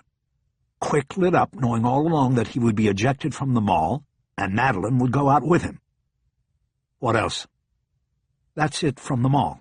Quick is familiar to security there, but they had no ID or file on him." "What time was it when they walked out?" 6:15. Bosch did the math. That was Friday. His daughter had walked off the mall videotape almost 36 hours ago. "When's it get dark here? What time?" "Usually by 8. Why?" "The video that was sent to me was shot in daylight, so less than 2 hours after she walked out of the mall with them. She was in Kowloon, and they made the video." "I want to see the video, Harry." "I'll show you in the car. You said you got my message? Did you find out about helicopter pads in Kowloon?" Nodding, Eleanor said, "I called the head of client transportation at the casino. He told me that in Kowloon there are 7 rooftop helicopter pads available. I have a list." "Good. Did you tell him why you wanted the list?" "No, Harry. Give me some credit." Bosch looked at her and then moved his eyes to Sun, who had now opened up a several-pace lead on them. Eleanor got the message. "Sun Yi's different. He knows what's going on. I brought him in because I can trust him. He's been my security at the casino for 3 years." Bosch nodded. His ex-wife was a valuable commodity to the Cleopatra Resort and Casino in Macau. They paid for her apartment and the helicopter that brought her to and from work at the private tables where she played against the casino's wealthiest clients. Security, in the form of Sun Yi, was part of that package. "Yeah, well, too bad he wasn't watching over Maddie, too." Eleanor abruptly stopped and turned toward Bosch. Unaware, Sun kept going. Eleanor got in Harry's face. "Look, you want to get into this right now? Because I can if you want. We can talk about Sun Yi, and we can also talk about you and how your work put my daughter in this—" She never finished. Instead, she roughly grabbed Bosch by the jacket and started shaking him angrily until she was hugging him and starting to cry. Bosch put his hand on her back. "Our daughter, Eleanor," he said. "Our daughter. And we're going to get her back." Son noticed they were not with him and stopped. He looked back at Bosch, his eyes hidden behind the dark glasses. Still in Eleanor's grasp, Harry raised a hand to signal him to hold for a moment and keep his distance. Eleanor finally stepped back and wiped her eyes and nose with the back of her hand. "You need to keep it together, Eleanor. I'm going to need you." "Stop saying that, okay? I will keep it together. Where do we start?" "Did you get the MTR map I asked for?" "Yes, I've got it. It's in the car." "What about the card from Causeway Taxi? Did you check it out?" "We didn't have to. Sun Yi already knew about it. Most of the taxi companies are known to hire triad people. Triad people need legitimate jobs to avoid suspicion and keep the police away. Most of them get taxi licenses and work a few shifts here and there as a front. If your suspect was carrying the fleet manager's card, it was probably because he was going to see him about a job when he got over here." "Did you go to the address?" "We went by last night, but it's just a taxi station. It's where the cars get refueled and serviced, and the drivers are dispatched at the start of a shift." "Did you talk to the fleet manager?" "No, I didn't want to make a move like that without asking you. But you were in the air and I couldn't ask. Besides, it looked to me like a dead end. This was a guy who was probably going to give Chang a job, that's all. That's what he does for the triads. He wouldn't be involved in an abduction. And besides, if he was involved, he wasn't going to talk about it." Bosch thought Eleanor was probably right, but that the fleet manager would be someone to come back to if other efforts to locate his daughter didn't pan out. "Okay," he said. "When's it going to be light out?" She turned to look out the huge glass wall that fronted the main hall, as if to judge her answer by the sky. Bosch checked his watch. It was 5:45, and he had already been in Hong Kong nearly an hour. It seemed like the time was already going by too quickly. "In a little over an hour," Eleanor said. Nodded. "What about the gun, Eleanor?" She nodded hesitantly. "If you're sure, Sun Yi knows where you can get one. In Wan Chai." Bosch nodded. Of course, that would be the place to get a gun. Wan Chai was where the underside of Hong Kong came to the surface. He had not been there since coming from Vietnam on leave 40 years before. But he knew that some things and places never changed. "Okay, let's get to the car. We're losing time." They stepped through the automatic doors, and Bosch was greeted by the warm, wet air. He felt the humidity start to cling to him. "Where are we going first?" Eleanor asked. "Wan Chai?" "No, the Peak. We'll start there." Chapter 24. It was known as Victoria Peak during colonial times. Now it was just the Peak, a mountaintop that rose behind the Hong Kong skyline and offered stunning vistas across the central district and the harbor of Kowloon.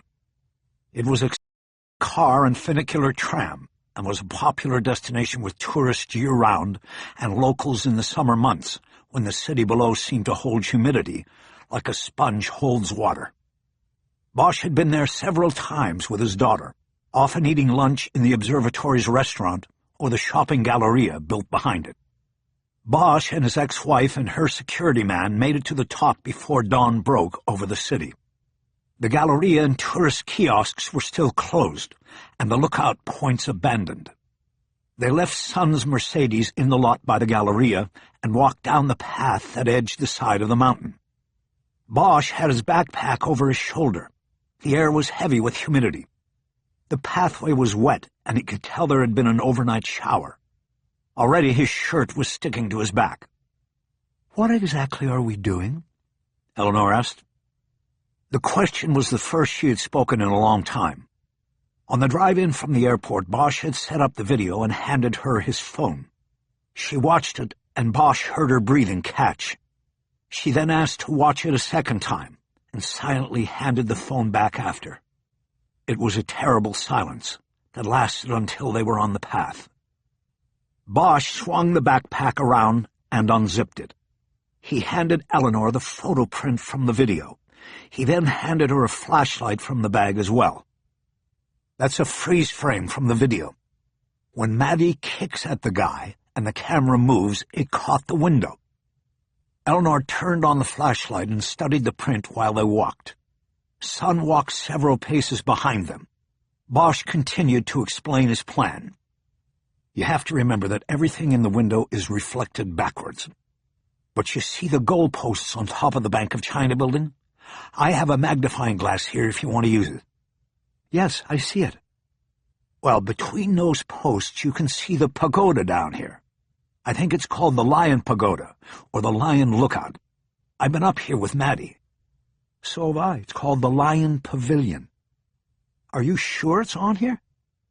Yeah, you need the glass. Wait till we get up here. The path curved and Bosch saw the pagoda-style structure ahead. It was in a prominent position, offering one of the better views from the peak. Whenever Bosch had been here in the past, it was crowded with tourists and cameras. In the gray light of dawn, it was empty. Bosch stepped through the arched entrance and out to the viewing pavilion. The giant city spread out below him. There were 1 billion lights out there in the receding darkness, and he knew one of them belonged to his daughter. He was going to find it. Eleanor stood next to him and held the printout under the beam of the flashlight. Son took a bodyguard's position behind them. I don't understand, she said. You think you can reverse this and pinpoint where she was? That's right. Harry. There are other markers. I just want to narrow it down. Kowloon is a big place. Bosch pulled his binoculars from the backpack. They were powerful magnifiers he used on surveillance assignments. He raised them to his eyes. What other markers? It was still too dark. Bosch lowered the binoculars. He would have to wait. He thought maybe they should have gone to Wan Chai to get the gun first. What other markers, Harry? Bosch stepped close to her so he could see the photo print and point out the markers Barbara Starkey had told him about, particularly the portion of the backwards sign with the letters O and N. He also told her about the audio track from a nearby subway and reminded her of the helicopter, which was not on the printout. You add it all up, and I think we can get close, he said. If I can get close, I'll find her. Well, I can tell you right now you were looking for the Canon sign. You mean Canon cameras? Where? She pointed in the distance toward Kowloon. Bosch looked through the binoculars again. I see it all the time when they fly me in and out over the harbor. There is a Canon sign on the Kowloon side. It's just the word Canon standing free on top of a building. It rotates. But if you were behind it in Kowloon, when it rotated toward the harbor, you would see it backwards. Then in the reflection, it would be corrected. That has to be it. She tapped the O-N on the photo print. Yeah, but where? I don't see it anywhere. Let me see. He handed her the binoculars. She spoke as she looked. It's normally lit up, but they probably turn it off a couple of hours before dawn to save energy. A lot of the signs are out now. She lowered the binoculars and looked at her watch. We'll be able to see it in about 15 minutes. Bosch took the binoculars back and started searching for the sign again. I feel like I'm wasting time. Don't worry, the sun's coming up. Thwarted in his efforts, Bosch reluctantly lowered the binoculars and for the next 10 minutes watched the light creep over the mountains and into the basin. The dawn came up pink and gray. The harbor was already busy, as workboats and ferries crisscrossed paths in what looked like some kind of natural choreography. Bosch saw low-lying mist clinging to the towers in central and Wan Chai and across the harbor in Kowloon. He smelled smoke. It smells like L.A. after the riots, he said. Like the city's on fire. It is, in a way, Eleanor said. We're halfway through Yue Lan. Yeah, what's that? The Hungry Ghost Festival. It began last week. It's set to the Chinese calendar. It is said that on the 14th day of the 7th lunar month, the gates of hell open and all the evil ghosts stalk the world. Believers burn offerings to appease their ancestors and ward off the evil spirits. What kind of offerings? Mostly paper money and papier-mâché facsimiles of things like plasma screens and houses and cars, things the spirits supposedly need on the other side. Sometimes people burn the real things, too. She laughed and then continued. I once saw somebody burning an air conditioner. Sending an air conditioner to an ancestor in hell, I guess. Bosch remembered his daughter talking about this once. She said she had seen someone burning an entire car. Bosch gazed down on the city and realized what he had taken as morning mist was actually smoke from the fires, hanging in the air like the ghosts themselves. Looks like there's a lot of believers out there. Yes, there are. Bosch raised his gaze to Kowloon and brought up the binoculars. Sunlight was finally hitting the buildings along the harbor side. He panned back and forth, always keeping the goalposts on top of the Bank of China in his field of vision. Finally, he found the cannon sign Eleanor had mentioned. It sat atop a glass and aluminum-skinned building that was throwing sharp reflections of light in all directions. I see the sign, he said, without looking away. He estimated the building the sign was on at 12 floors. The sign sat atop an iron framework that added at least another floor to its height. He moved the binoculars back and forth, hoping to see something else, but nothing grabbed at him. Let me see again, Eleanor said. Bosch handed over the binoculars, and she quickly zeroed in on the cannon sign. Got it, she said, and I can see that the Peninsula Hotel is across the street, and within 2 blocks of it. It's one of the helicopter pad locations. Bosch followed her line of sight across the harbor. It took him a moment to find the sign. It was now catching the sun full on. He was beginning to feel the sluggishness of the long flight breaking off. Adrenaline was kicking in. He saw a wide road cutting north into Kowloon next to the building with the sign on top. What road is that? He asked. Eleanor kept her eyes on the binoculars. It's got to be Nathan Road, she said. It's a major north-south channel. Goes from the harbor up into the new territories. The triads are there? Absolutely. Bosch turned back to look out toward Nathan Road in Kowloon. 9 dragons, he whispered to himself. What? Eleanor asked. I said that's where she is. Chapter 25. Bosch and his daughter usually took the funicular tram up and back down from the peak. It reminded Bosch of a sleek and greatly extended version of Angel's Flight back in L.A., and at the bottom his daughter liked to visit a small park near the courthouse where she could hang a Tibetan prayer flag. Often the small, colorful flags were strung like laundry on clotheslines across the park. She had told Bosch that hanging a flag was better than lighting a candle in a church, because the flag was outside and its good intentions would be carried far on the wind. There was no time to hang flags now. They got back into Sun's Mercedes and headed down the mountain toward Wan Chai. Along the way, Bosch realized that one route down would take them directly by the apartment building where Eleanor and his daughter lived. Bosch leaned forward from the back seat. Eleanor, let's go by your place first. Why? Something I forgot to tell you, to bring. Madeline's passport. Yours, too. Why?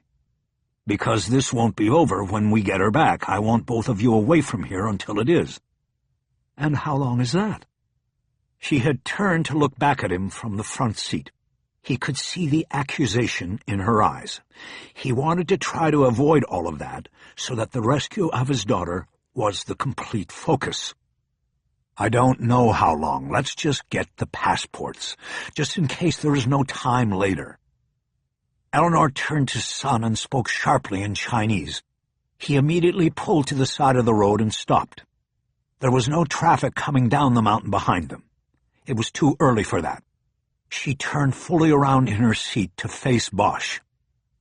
We'll stop for the passports, she said evenly. But if we need to disappear, don't think for a minute we will be going with you. Bosch nodded. The concession that she would be willing to do it was enough for him. Then maybe you should pack a couple bags and put them in the trunk, too. She turned back around without responding. After a moment, Sun looked over at her and spoke in Chinese. She responded with a nod, and Sun started down the mountain again. Bosch knew that she was going to do what he'd asked. 15 minutes later, Sun stopped in front of the twin towers commonly known by locals as the Chopsticks. And Eleanor, having said not a single word in those 15 minutes, extended an olive branch to the back seat. "You want to come up? You can make a coffee while I pack the bags. You look like you could use it." "Coffee would be good, but we don't have—" "It's instant coffee." "Okay, then." Sun stayed with the car, and they went up. The Chopsticks were actually two interlinked and oval-shaped towers that rose 73 stories from the mid-slope of the mountain above Happy Valley. It was the tallest residential building in all of Hong Kong, and as such stuck out at the edge of the skyline like two chopsticks protruding from a pile of rice. Eleanor and Madeline had moved into an apartment here shortly after arriving from Las Vegas, 6 years earlier. Bosch gripped the railing in the speed elevator as they went up. He didn't like the idea of knowing that just below the floor was an open shaft that went straight down 44 floors. The door opened on a small foyer leading to the 4 apartments on the floor, and Eleanor used a key to go in the first door on the right. "Coffee's in the cabinet over the sink. I won't take long." "Good. You want a cup?" "No, I'm good. I had some at the airport." They entered the apartment, and Eleanor split off to go to her bedroom while Bosch found the kitchen and went to work on the coffee. He found a mug that said "World's Best Mom" on its side, and used that. It had been hand-painted a long time before, and the words had faded with each cycle the mug had spent in the dishwasher. He stepped out of the kitchen, sipping the hot mixture, and took in the panorama. The apartment faced west and afforded a stunning view of Hong Kong and its harbor. Bosch had only been in the apartment a few times, and never tired of seeing this. Most times when he came to visit, he met his daughter in the lobby or at her school after classes. A huge white cruise ship was making its way through the harbor and steaming toward the open sea. Bosch watched it for a moment, and then noticed the cannon sign sitting atop the building in Kowloon. It was a reminder of his mission. He turned toward the hallway leading to the bedrooms. He found Eleanor in their daughter's room, crying as she put clothes into a backpack. "I don't know what to take," she said. "I don't know how long we'll be away, or what she'll need. I don't even know if I'll ever see her again." Her shoulders trembled as she let the tears fall. Bosch put a hand on her left shoulder, but she immediately shrugged it off. She would take no comfort from him. She roughly zipped the backpack closed and left the room with it. Bosch was left to look about the room by himself. Keepsakes from trips to L.A. and other places were on every horizontal surface. Posters from movies and music groups covered the walls. A stand in the corner had numerous hats, masks, and strings of beads hanging on it. Numerous stuffed animals from earlier years were crowded against the pillows on the bed. Bosch couldn't help but feel like he was somehow invading his daughter's privacy by being in the room uninvited by her. On a small desk there was an open laptop computer, its screen dark. Bosch stepped over and tapped the spacebar, and after a few moments the screen came alive. His daughter's screensaver was a photograph taken on her last trip to L.A. It showed a group of surfers in a line, floating on their boards and waiting for the next set of waves. Bosch remembered that they had driven out to Malibu to eat breakfast at a place called Marmalade, and afterward had watched the surfers at a nearby beach. Harry noticed a small box made of carved bone next to the computer's mouse. It reminded Bosch of the carved handle of the knife he had found in Chang's suitcase. It looked like something you would keep important things in, like money. He opened it and found that it contained only a small string of carved jade monkeys, see no evil, hear no evil, speak no evil, on red twine. Bosch took it out of the box and held it up to see it better. It was no more than 2 inches long, and there was a small silver ring on the end, so that it could be attached to something. "You ready?" Bosch turned. Eleanor was in the doorway. "I'm ready. What is this, an earring?" Eleanor stepped closer to see it. "No, the kids hook those things on their phones. You can buy them at the Jade Market in Kowloon. So many of them have the same phones they dress them up to be different." Bosch nodded as he put the jade string back in the bone box. "Are they expensive?"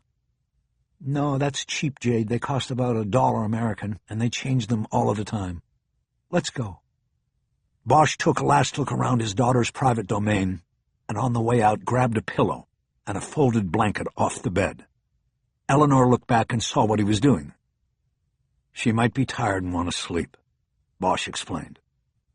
They left the apartment, and in the elevator Bosch held the blanket and pillow under one arm and one of the backpacks in the other. He could smell his daughter's shampoo on the pillow. "You have the passports?" Bosch asked. "Yes, I have them," Eleanor said. "Can I ask you something?" "What?" He acted like he was studying the pattern of ponies on the blanket he was holding. "How far can you trust Sun Yi? I'm not sure we should be with him after we get the gun." Eleanor answered without hesitation. "I told you you don't have to worry about him. I trust him all the way, and he's staying with us. He's staying with me."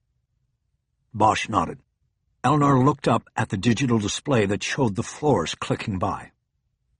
"I trust him completely," she added. "And Maddie does, too." "How does Maddie even—" He stopped. He suddenly understood what she was saying. Sun was the man Madeline had told him about. He and Eleanor were together. "You get it now?" she asked. "Yeah, I get it," he said. "But are you sure Madeline trusts him?" "Yes, I'm sure. If she told you otherwise, then she was just trying to get your sympathy. She's a girl, Harry. She knows how to manipulate. Yes, her life has been disrupted a bit by my relationship with Sun Yi, but he has shown her nothing but kindness and respect. She'll get over it. That is, once we get her back." Sun Yi had the car waiting in the drop-off circle at the front of the building. Harry and Eleanor put the backpacks in the trunk, but Bosch took the pillow and blanket with him into the back seat.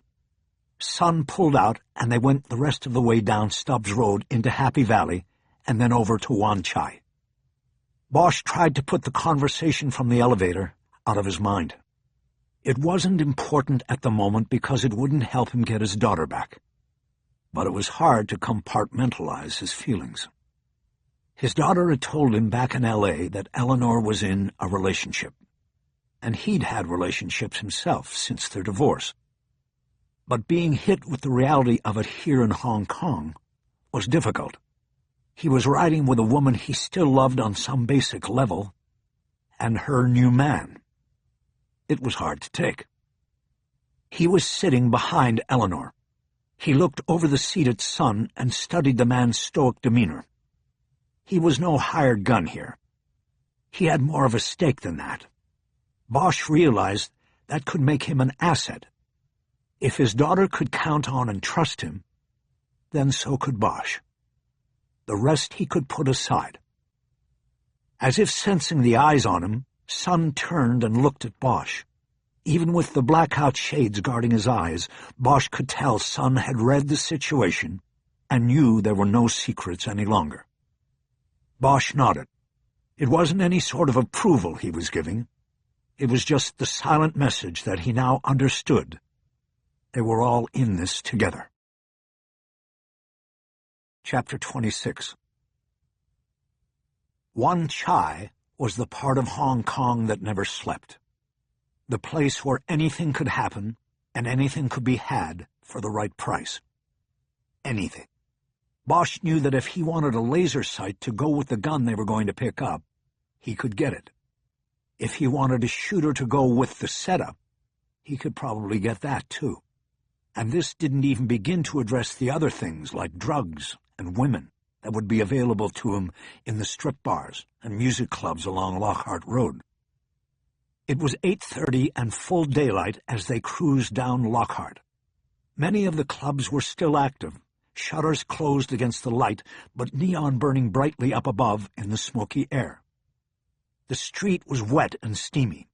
Fragmented reflections of neon splashed across it and over the windshields of the taxis lining the curbs. Bouncers stood on post, and female hawkers sat on stools waving down pedestrians and motorists alike. Men in rumpled suits, their steps slowed by a night of alcohol or drugs, were moving slowly on the pavement. Double-parked outside the rows of red taxis, the occasional Rolls-Royce or Mercedes idled, waiting for the money to run out inside and the journey home to finally begin. In front of almost every establishment was an ash can for burning offerings to the hungry ghosts. Many were alive with flames.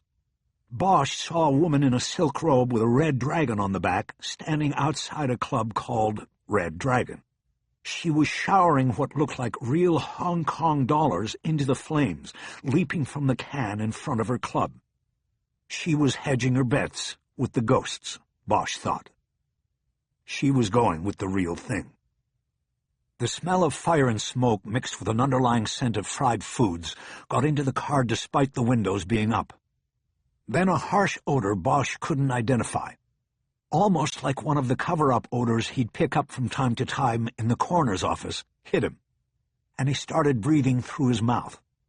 Eleanor flipped down her visor so she could see him in the makeup mirror. "Gui Lang Go," she said. "What?" "Turtle shell jelly. They make it around here in the mornings. They sell it in the medicine shops." "It's strong." "That's a nice way of putting it. You think the smell's strong. You should actually taste it sometime. Supposed to be the cure for whatever ails you." "I think I'll pass." In another 2 blocks, the clubs got smaller and seedier from the outside. The neon signage was more garish and usually accompanied by lighted posters containing photographs of the beautiful women supposedly waiting inside. Sun double-parked next to the taxi that was first in line at the intersection. 3 of the corners were occupied by clubs. The 4th was a noodle shop that was open and already crowded. Sun released his seatbelt and opened his door. Bosch did the same. "Harry," Eleanor said. Sun turned back to look at him. "You don't go," he told Bosch. Bosch looked at him. "You sure? I have money." "No money," Sun said. "You wait here." He got out and closed the door. Bosch closed his door and stayed in the car. "What's going on?" "Sun Yi's calling on a friend for the gun. It's not a transaction involving money." "Then what does it involve?" "Favors." "Is Sun Yi in a triad?" "No. He wouldn't have gotten the job in the casino, and I wouldn't be with him." Bosch wasn't so sure about the casino job being off-limits to a triad man. Sometimes the best way to know your enemy is to hire your enemy. Was he in a triad? I don't know. I doubt it. They don't let you just quit. But he's getting the gun from a triad guy, right? I don't know that either. Look, Harry, we are getting the gun you told me you had to have. I didn't think there would be all of these questions. Do you want it or not? Yes, I want it. Then we are doing what needs to be done to get it, and Sun Yi is risking his job and freedom doing it, I might add. Gun laws are very harsh here. I understand. No more questions, just thank you for helping me. In the silence that followed, Bosch could hear muffled but pulsing music coming from one of the shuttered clubs, or maybe from all 3 of them. Through the windshield, he saw Sun approach 3 men in suits that were standing outside a club directly across the intersection. Like with most of the establishments in Wan Chai, the sign out front was in Chinese and English. The place was called the Yellow Door. Sun spoke briefly with the men, and then nonchalantly opened his suit jacket so they could see he was not armed. One of the men did a quick but competent pat-down, and Sun was then allowed to enter through the signature yellow door. They waited for nearly 10 minutes. During that time, Eleanor said almost nothing. Bosch knew she was fearful of their daughter's situation and angry with his questions. But he needed to know more than he knew. Eleanor, don't get upset with me, okay? Let me just say this. We have the element of surprise here. As far as the people who have Maddie know, I'm still in L.A., deciding whether to kick their guy loose or not. So if Sun Yi is going to the triad here to get me a gun, won't he have to tell them where the gun is going and what it might be used for? Won't the guy with the gun then turn around and give the triad guys across the harbor in Kowloon the heads up? You know, like, look who's in town, and oh, by the way, he's coming your way. No, Harry, she said dismissively. That's not how it works. Well, then how does it work? I told you, Sun Yi is calling in a favor. That's it. He doesn't have to provide any information because the guy with the gun owes him the favor. That's how it works, okay? Bosch stared at the club entrance. No sign of Sun. Okay. Another 5 minutes went by silently in the car, and then Bosch saw Sun step back through the yellow door. But instead of heading back to the car, he crossed the street and went into the noodle shop. Bosch tried to track him through the glass windows, but the reflecting neon outside was too strong, and Sun disappeared from sight. Now what, he's getting food? Bosch asked. I doubt it, Eleanor said. He was probably sent over there. Bosch nodded. Precautions. Another 5 minutes went by, and when Sun emerged from the noodle shop, he was carrying a styrofoam to-go carton that was secured closed with 2 rubber bands. He carried it flat, as if to not dishevel the plate of noodles within. He got back to the car and got in. Without a word, he handed the carton over the seat to Bosch. Holding the carton low, Bosch pulled off the rubber bands and opened it as Sun pulled the Mercedes away from the curb. The carton contained a medium-sized pistol made of blue steel. There was nothing else. No backup magazine or extra ammunition. Just the gun and whatever was in it. Bosch dropped the carton to the floor of the car and held the pistol in his left hand. There was no brand name or marking on the bluing, just serial and model numbers. But the 5-point star stamped into the grip told Bosch the weapon was a Black Star pistol manufactured by the government of China. He had seen them on occasion in L.A. They were manufactured by the tens of thousands for the Chinese military, and a growing number ended up being stolen and smuggled across the ocean. A fair number obviously stayed in China and were smuggled into Hong Kong. Bosch held the pistol down between his knees and ejected the magazine. It was double-stacked with 15 9mm parabellum rounds. He thumbed them out and put them into a cup holder in the armrest. He then ejected a 16th round from the chamber and put it in the cup holder with the others. Bosch looked down the sight to focus his aim. He peered into the chamber, looking for any sign of rust, and then studied the firing pin and extractor. He checked the gun's action and trigger several times. The weapon seemed to be functioning properly. He then studied each bullet as he reloaded the magazine, looking for corrosion or any other indication that the ammunition was old or suspect. He found nothing. He firmly pushed the magazine back into place and jacked the first round into the chamber. He then ejected the magazine again, pushed the last bullet into the opening, and once more put the gun back together. He had 16 rounds, and that was it. Happy? Eleanor asked from the front seat. Bosch looked up from the weapon and saw that they were on the down ramp to the cross-harbor tunnel. It would take them directly to Kowloon. Not quite. I don't like carrying a gun I've never fired before. For all I know, the pin on this thing could have been filed, and I'll be drawing dead when I need it. Well, there's nothing we can do about that. You just have to trust Sun Yi. Sunday morning traffic was light in the 2-lane tunnel. Bosch waited until they passed the low point in the middle and had started up the incline toward the Kowloon side. He'd heard several backfires from taxis along the way. He quickly wrapped his daughter's blanket around the gun and his left hand. He then pulled the pillow over and turned to look out the rear window. There were no cars in sight behind them, because the cars back there had not reached the midpoint of the tunnel. "Whose car is this, anyway?" he asked. "It belongs to the casino," Eleanor said. "I borrowed it. Why?" Bosch lowered the window. He held the pillow up and pressed the muzzle into the padding. He fired twice, the standard double tap he would employ to check the function of a gun. The bullets snapped off the tunnel's tiled walls. Even with the wadding around the gun, the two reports echoed loudly in the car. The car swerved slightly as Son looked into the back seat, and Eleanor yelled, "What the hell did you do?" Bosch dropped the pillow to the floor and raised the window. The car smelled like burnt gunpowder, but it was quiet again. He unwrapped the blanket and checked the weapon. It had fired easily and without a jam. He was down to 14 bullets and was good to go. "I had to make sure it worked," he said. "You don't carry a gun unless you're sure." "Are you crazy? You could get us arrested before we get a chance to do anything." "If you keep your voice down and Sun Yi stays in his lane, I think we'll be fine." Bosch leaned forward and tucked the weapon into his waistband at the small of his back. Its barrel was hot against his skin.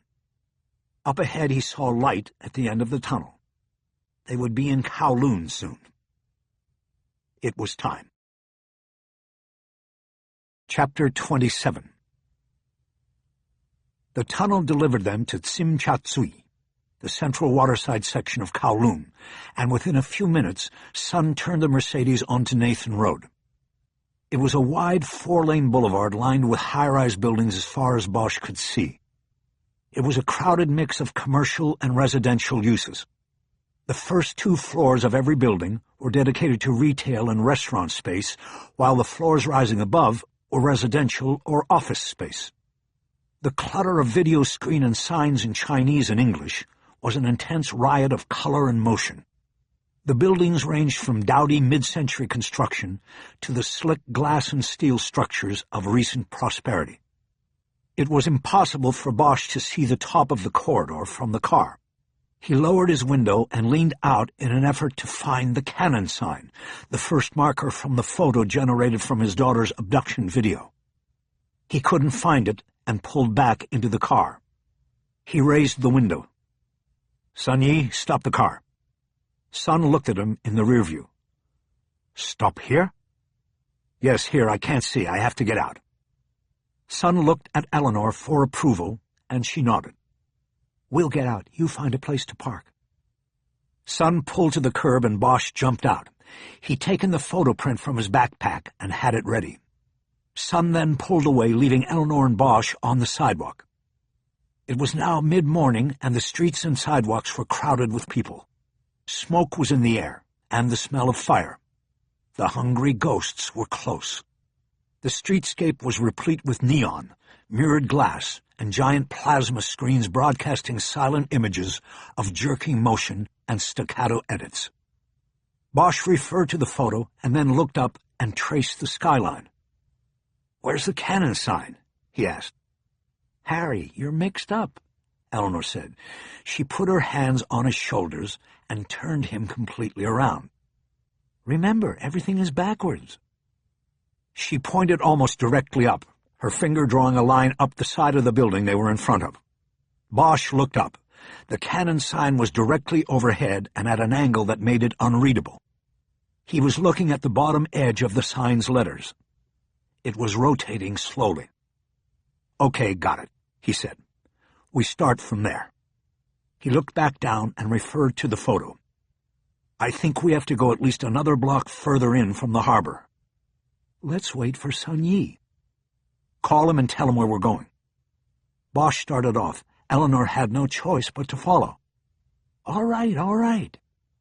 She pulled her phone and started to make the call. As he walked, Bosch kept his eyes high on the buildings, looking for air conditioning units. A block here was several buildings long. Looking up as he walked, he had a few near misses with other pedestrians. There seemed to be no collective uniformity of walking to your right. People moved every which way, and Bosch had to pay attention to avoid collisions.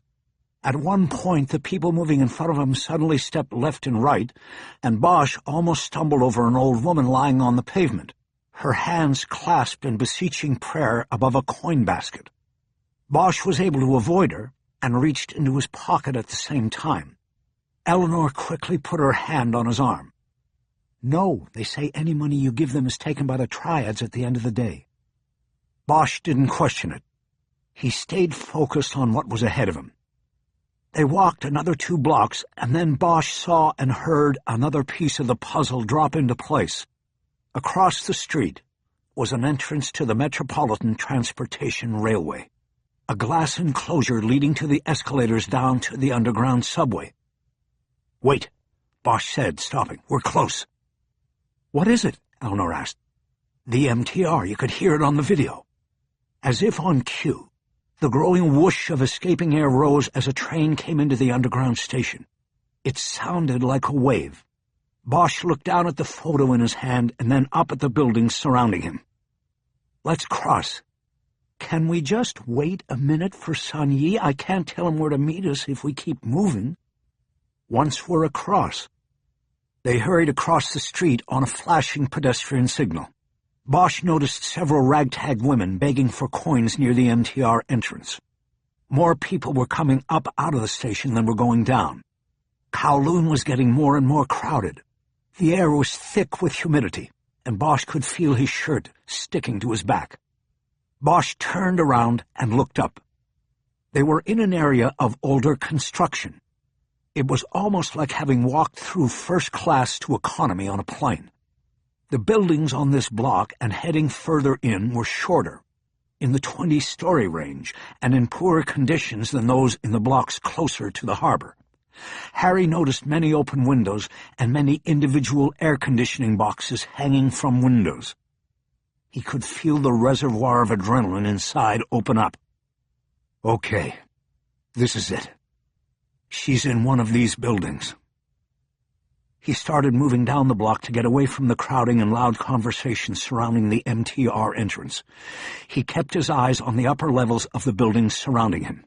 He was in a concrete canyon, and somewhere up there, in one of the crevices, was his missing daughter. "Harry, stop! I just told Sun Yi to meet us at the MTR entrance." "You wait for him. I'll be just down here." "No, I'm coming with you." Halfway down the block, Bosch stopped and referred to the photo again. But there was no final clue that helped him. He knew he was close, but he had reached a point where he needed help or it would be a guessing game. He was surrounded by thousands of rooms and windows. It was beginning to dawn on him that the final part of his search was impossible. He had traveled nearly 8,000 miles to find his daughter, and he was about as helpless as the ragtag women begging coins from the pavement. "Let me see the photo," Eleanor said. Bosch handed it to her. "There's nothing else," he said. "All these buildings look the same." "Let me just look." She took her time, and Bosch watched her regress 2 decades to the time she was an FBI agent. Her eyes narrowed, and she analyzed the photo as an agent, not as the mother of a missing girl. "Okay," she said. "There's got to be something here. I thought it would be the air conditioners, but they're on every building around here." Eleanor nodded but kept her eyes on the photo. Just then, Sun came up, his face flushed from the exertion of trying to track a moving target. Eleanor said nothing to him, but slightly moved her arm to share the photo with him. They had reached a point in their relationship where words weren't necessary. Bosch turned and looked down the corridor of Nathan Road. Whether it was a conscious move or not, he didn't want to see what he no longer had. From behind he heard Eleanor say, "Wait a minute, there's a pattern here." Bosch turned back. "What do you mean?" "We can do this, Harry. There's a pattern that will lead us right to that room." Bosch felt a ghost run down his spine. He moved in close to Eleanor so he could see the photo. "Show it to me," he said, urgency fueling each word. Eleanor pointed to the photo and ran her fingernail along a line of air conditioners reflected in the window. "Not every window has an air conditioning unit in the building we are looking for. Some, like this room, have open windows, so there is a pattern. We only have part of it here because we don't know where this room is in relation to the building." "It's probably in the center." The audio analysis picked up muffled voices cut off by the elevator. The elevator is probably centrally located. That's good. That helps. Okay, so let's say windows are dashes and AC boxes are dots. In this reflection, we see a pattern for the floor she is on. You start with the room she is in, a dash, and then you go ... dash ... dash. She tapped her nail on each part of the pattern on the photo. So that's our pattern, she added. Looking up at the building, we'd be looking for it going left to right. Dash ... dash ... dash, Bosch repeated. Windows are dashes. Right, Eleanor said. Should we split up the buildings? We know because of the subway that we're close. She turned and looked up at the wall of buildings that ran the entire length of the street. Bosch's first thought was to not trust any of the buildings to anybody else. He wouldn't be satisfied until he scanned each building for the pattern himself. But he held back. Eleanor had found the pattern and made this break. He would ride her wave. Let's start, he said. Which one should I take? Pointing, she said, You take that one, I'll take this one, and Sun Yi, you check that one. If you get done, you leapfrog to the next building. We go till we find it. We know from the photo they're up high. I don't think the first 8 floors matter. She was right, Bosch realized. It would make the search faster than he anticipated. He stepped away and went to work on the building he was assigned. He started on the top floor and worked his way down, his eyes scanning back and forth floor by floor. Eleanor and Son separated and did the same. 30 minutes later, Bosch was halfway through scanning his third building when Eleanor called out, I've got it! Bosch headed back to her. She had her hand raised and was counting up the floors of the building directly across the street. Son soon joined them. 14th floor. The pattern starts just a little to the right of center. You were right about that, Harry. Bosch counted the floors, his eyes rising with his hopes. He got to the 14th level and identified the pattern. There were 12 windows across in all, and the pattern fit the last 6 windows to the right. That's it. He zeroed in on the window that would have been the one that caught the reflection in the video. It was closed now. He lowered his eyes to the building's entrance. The first 2 levels of the building were retail and commercial use.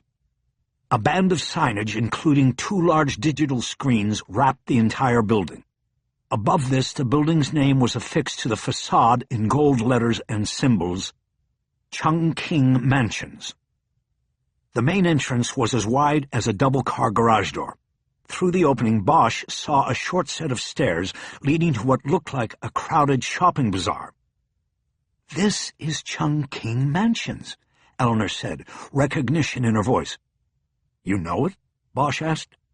I've never been here, but everybody knows about Chungking Mansions. What is it? It's the melting pot. It's the cheapest place in the city to stay, and it's the first stop for every 3rd and 4th world immigrant who comes here.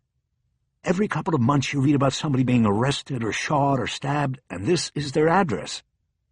It's like a postmodern Casablanca, all in one building. Let's go. Bosch started across the street in the middle of the block, wading into slow-moving traffic, forcing taxis to stop and hoot their horns. Harry, what are you doing? Eleanor yelled after him. Bosch didn't answer.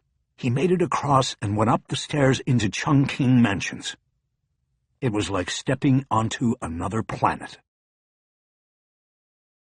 Chapter 28.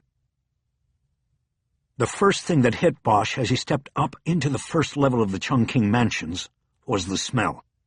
Intense odors of spices and fried food invaded his nostrils as his eyes became accustomed to the dimly lit third world farmers' market that spread before him in narrow aisles and warrens.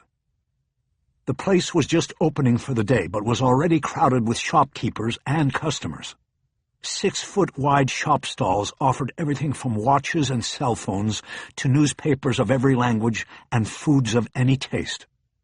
There was an edgy, gritty feel to the place that left Bosch casually checking his wake every few steps. He wanted to know who was behind him. He moved to the center where he came to an elevator alcove. There was a line 15 people deep waiting for 2 elevators. Except Bosch noticed that one elevator was open. dark inside and obviously out of commission. There were 2 security guards at the front of the line checking to make sure everybody going up had a room key or was with somebody who had a key. Above the door of the one functioning elevator was a video screen that showed its interior. It was crowded to maximum capacity, sardines in a can. Bosch was staring at the screen and wondering how he was going to get up to the 14th floor when Eleanor and Son caught up to him. Eleanor roughly grabbed him by the arm. "Harry, enough with the one-man army. Don't run off like that again." Bosch looked at her. It wasn't anger he saw in her eyes. It was fear. She wanted to be sure she wasn't without him when she faced whatever there was to face on the 14th floor. "I just want to keep moving," Bosch said. "Then move with us, not away from us. Are we going up?" "We need a key to go up." "Then we have to rent a room." "Where do we do that?" "I don't know." Eleanor looked at Son. "We have to go up."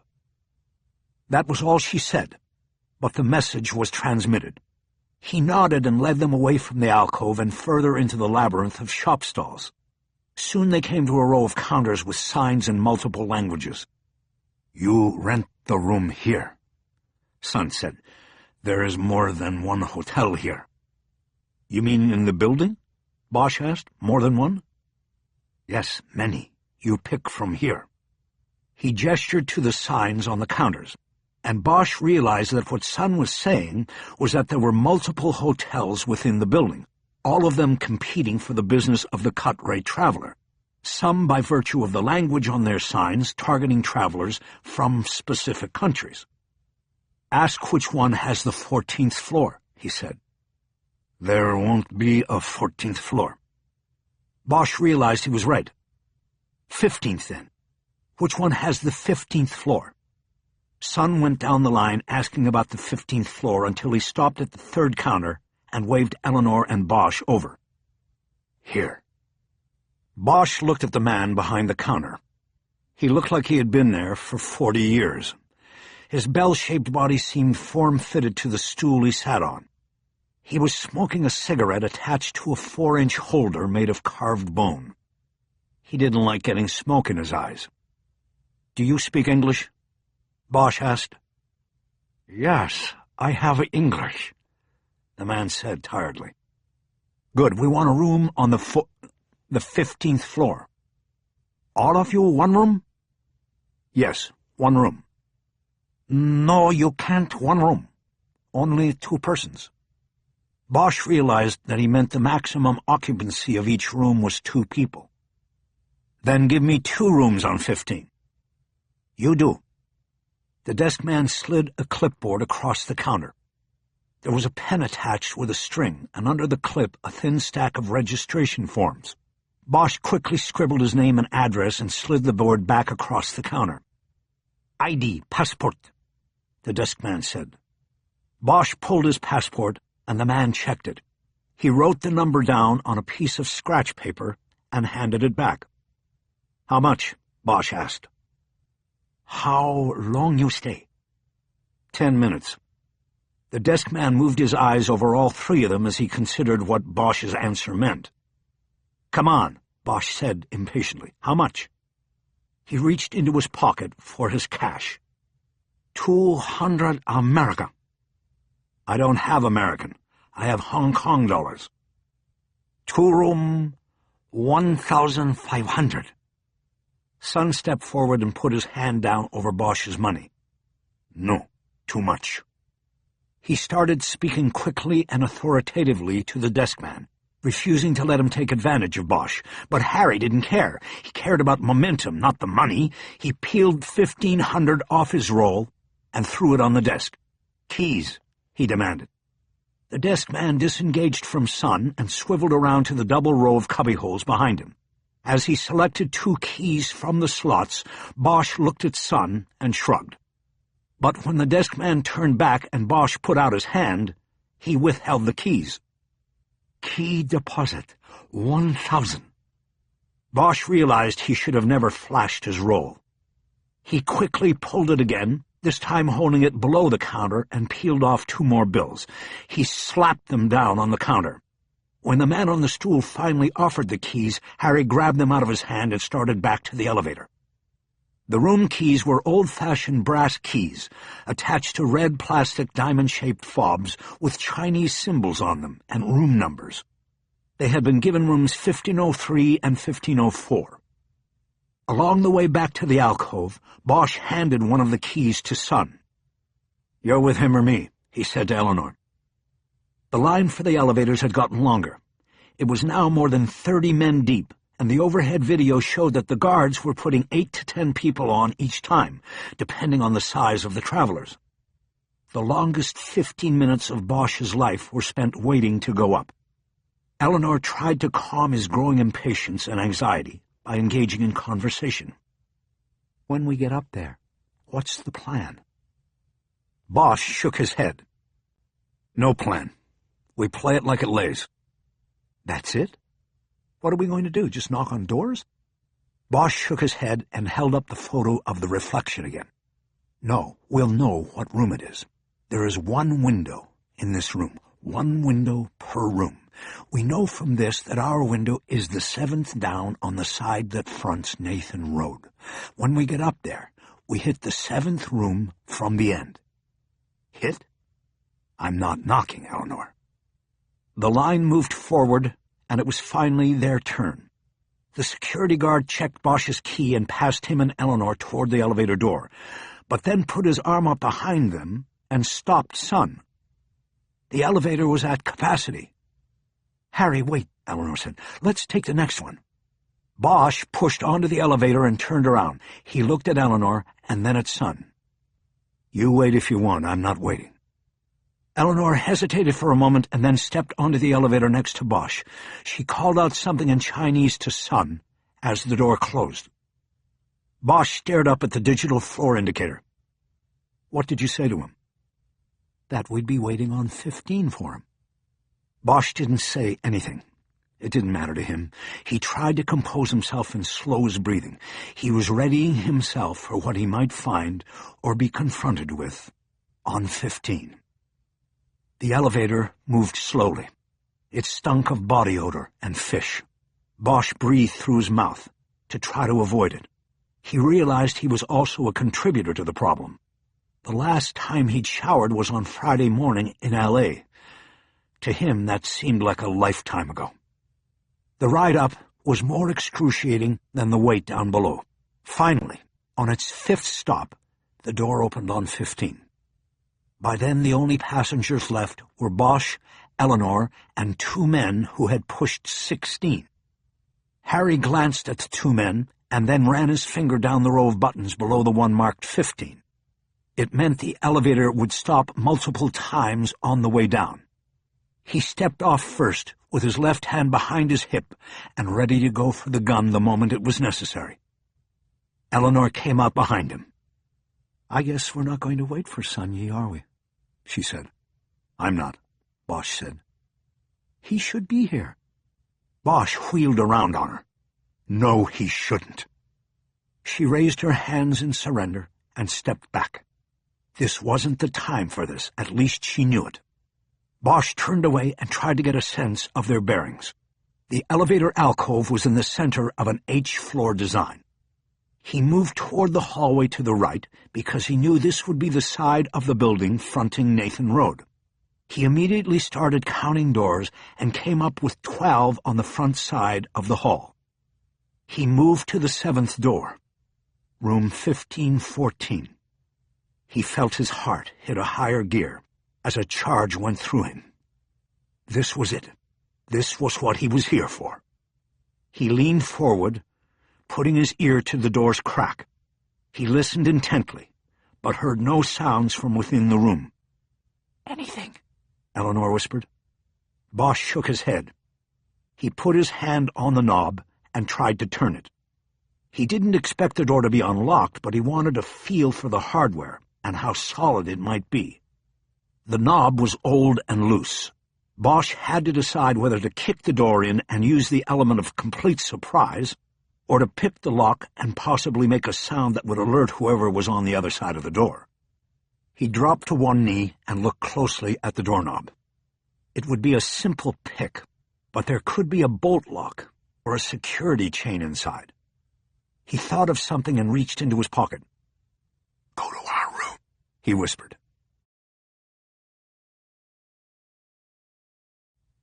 He handed her the key to room 1504. "Now," Eleanor whispered. "Yeah, now." Bosch whispered back. "I want to know what's inside here." She took the key and hurried down the hall. Bosch pulled his badge wallet out. Before going through airport security, he had slid his 2 best picks behind the badge. He knew the badge would light up on the X-ray, but that the 2 thin metal strips behind it would likely be mistaken for part of the badge. His plan had worked, and now he removed the picks and quietly maneuvered them into the doorknob lock. It took him less than a minute to turn the lock. He held the knob without pushing the door open until Eleanor came hurrying back down the dimly lit hallway. "There's a security chain," she whispered. Bosch nodded and stood up, still holding the knob with his right hand. He knew he could easily shoulder the door past a security chain. "Ready?" he whispered. Eleanor nodded. Bosch then reached back and under his jacket and pulled the gun. He thumbed off the safety and looked at Eleanor. In unison they mouthed the words 1, 2, 3, and he pushed the door open. There was no security chain in place. The door moved all the way open, and Bosch quickly entered the room. Eleanor came in right behind him. The room was empty. Chapter 29. Bosch stepped through the room to the tiny bathroom. He slapped the dirty plastic shower curtain back from a small, tiled showering space, but it was empty. He walked back into the room and looked at Eleanor. He said the words he dreaded. "She's gone." "Are you sure this is even the room?" she asked. Bosch was. He had already looked at the pattern of cracks and nail holes on the wall over the bed. He took the folded photo print out of his jacket and handed it to her. "This is the room." He put the gun back under his jacket and in the waistband of his pants. He tried to keep the searing sense of futility and dread from engulfing him. But he wasn't sure where to go from here. Eleanor dropped the photo on the bed. "There's got to be some sign that she was here, something." "Let's go. We'll talk to the guy downstairs. We'll find out who rented the room Friday." "No, wait. We have to look around first." She dropped down and looked under the bed. "Eleanor, she's not under the bed. She's gone, and we need to keep moving. Call Son and tell him not to come up. Tell him to get the car." "No, this can't be." She moved from looking under the bed to kneeling next to it, elbows on top, as if she were a child praying before bedtime. "She can't be gone. Bosch came around the bed and leaned down behind her. He put his arms around her and pulled her up standing. "Come on, Eleanor. We have to go.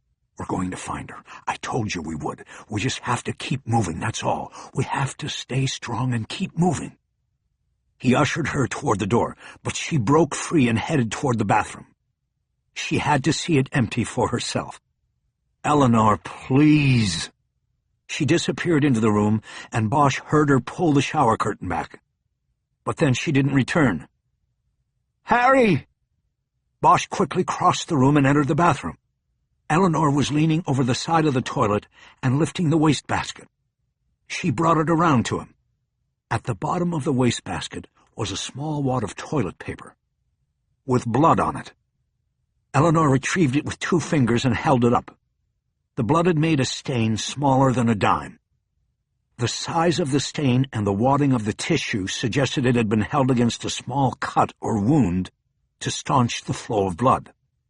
Eleanor leaned into Bosch, and Harry knew that she was assuming that they were looking at their daughter's blood.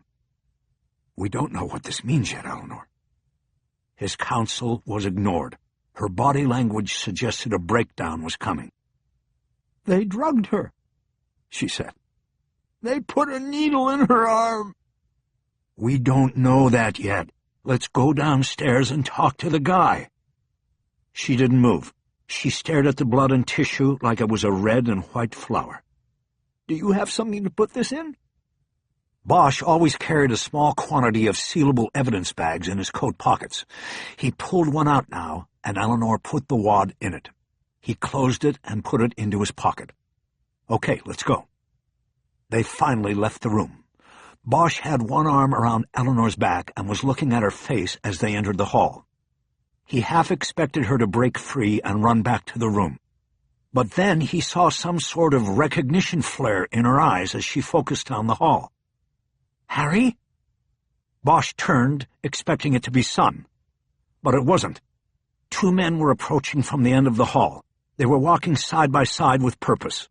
Bosch realized that they were the two men who had been the last passengers with them on the elevator going up. They had been going to 16. The moment the men saw Harry and Eleanor enter the hallway, their hands went inside their jackets to their waistbands. Bosch saw one man close his grip and instinctively knew he was pulling a gun. Bosch brought his right arm up to the center of Eleanor's back and shoved her across the hall toward the elevator alcove. At the same time, he brought his left hand up behind his back and grabbed his gun. One of the men yelled something in a language Bosch didn't understand and raised his weapon. Bosch pulled his own gun and brought it around on aim. He opened fire. At the same moment, shots were fired from one of the men down the hall. Bosch fired repeatedly, at least 10 shots, and continued after he saw both men go down. Holding his aim, he moved forward on them. One was lying on top of the other's legs. One was dead, his eyes staring blankly at the ceiling. The other was still alive and breathing shallowly at the same time he was still trying to pull his gun from his waistband.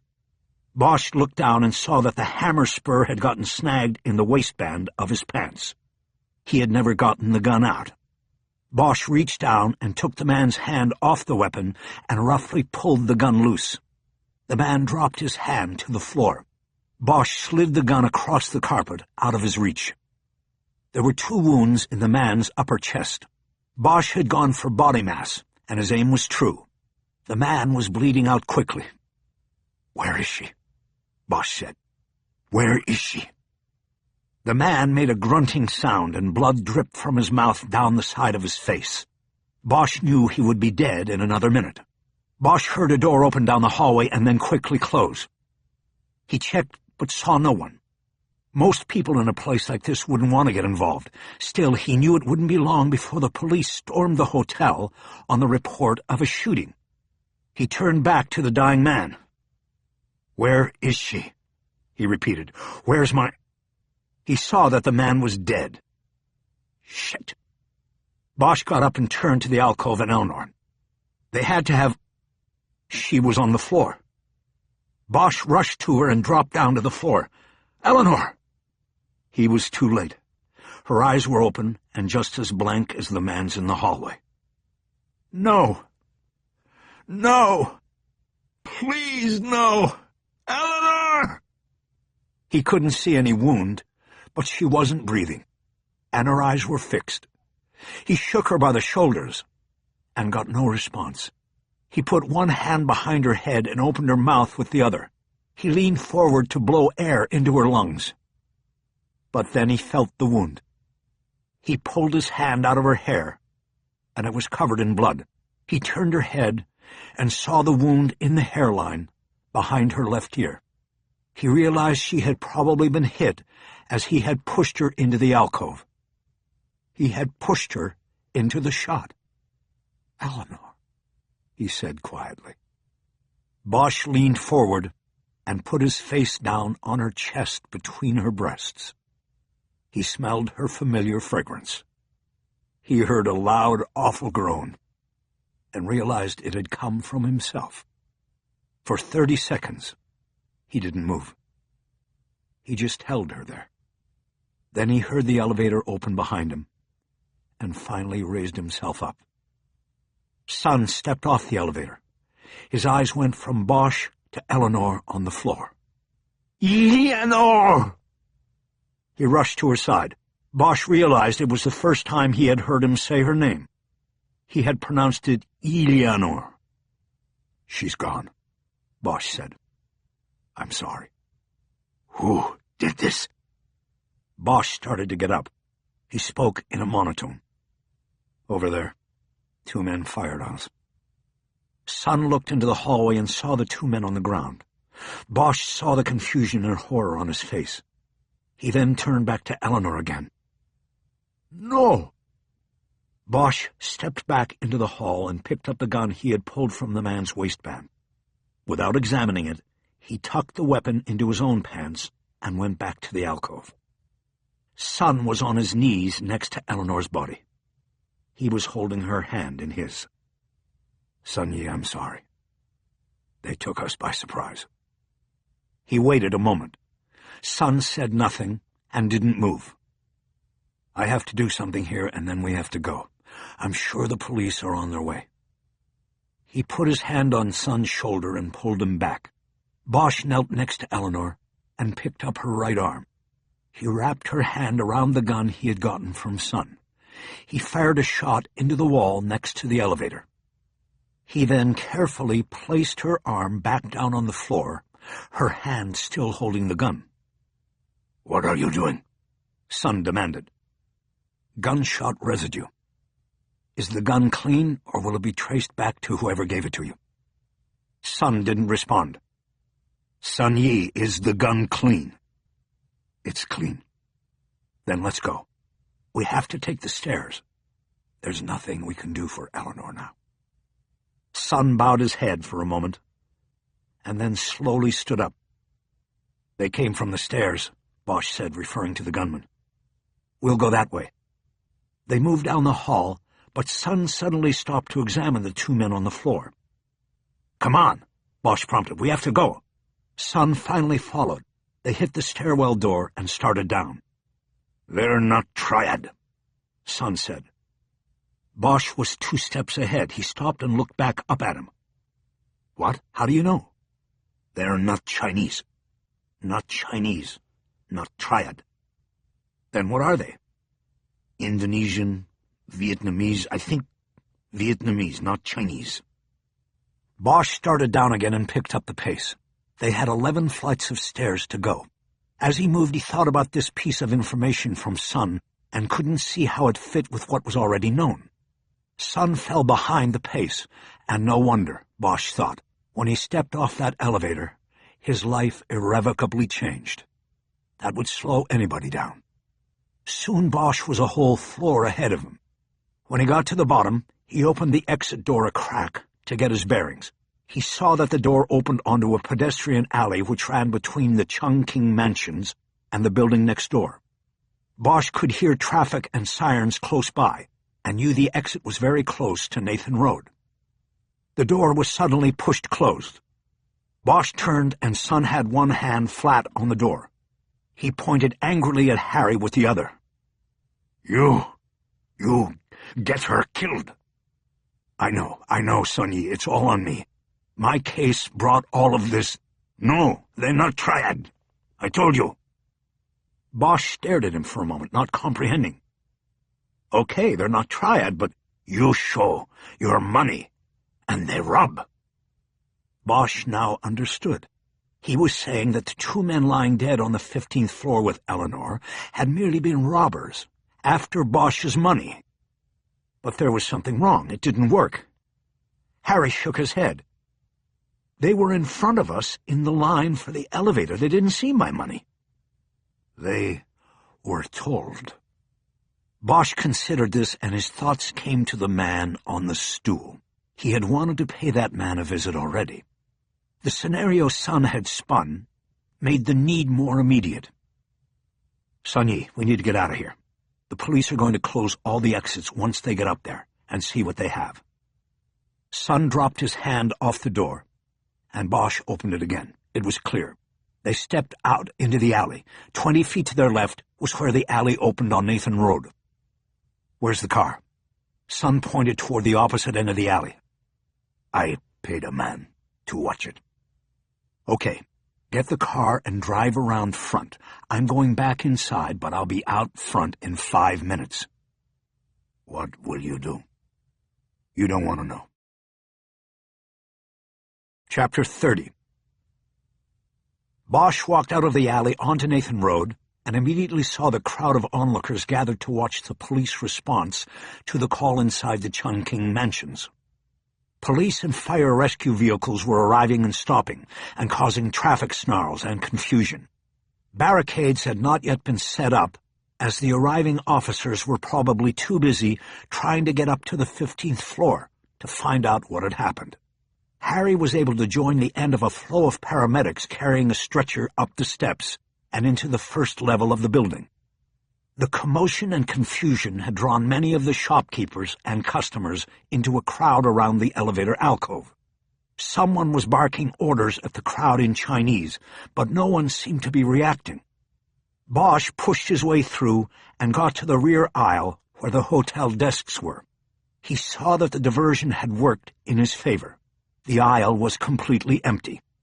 When he got to the desk where he had rented the 2 rooms, he saw that a security gate had been pulled halfway down from the ceiling, indicating the desk was closed. But the man on the stool was there with his back turned while he sat at the rear counter, shoving paperwork into a briefcase. It looked like he was getting ready to leave. Without losing momentum, Bosch jumped up and slid over the counter and under the gate, smashing into the man on the stool and knocking him to the floor. Bosch jumped on top of him and hit him twice in the face with his fist. The man's head was on the concrete floor, and he absorbed the full impact of the punches. "No, please," he managed to spit out between punches. Bosch quickly glanced back over the counter to make sure it was still clear. He then pulled the gun from behind him and pressed the muzzle into the roll of fat below the man's chin.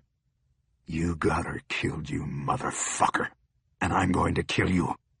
"No, please, sir, please." "You told them, didn't you? You told them I had money." "No, I have not."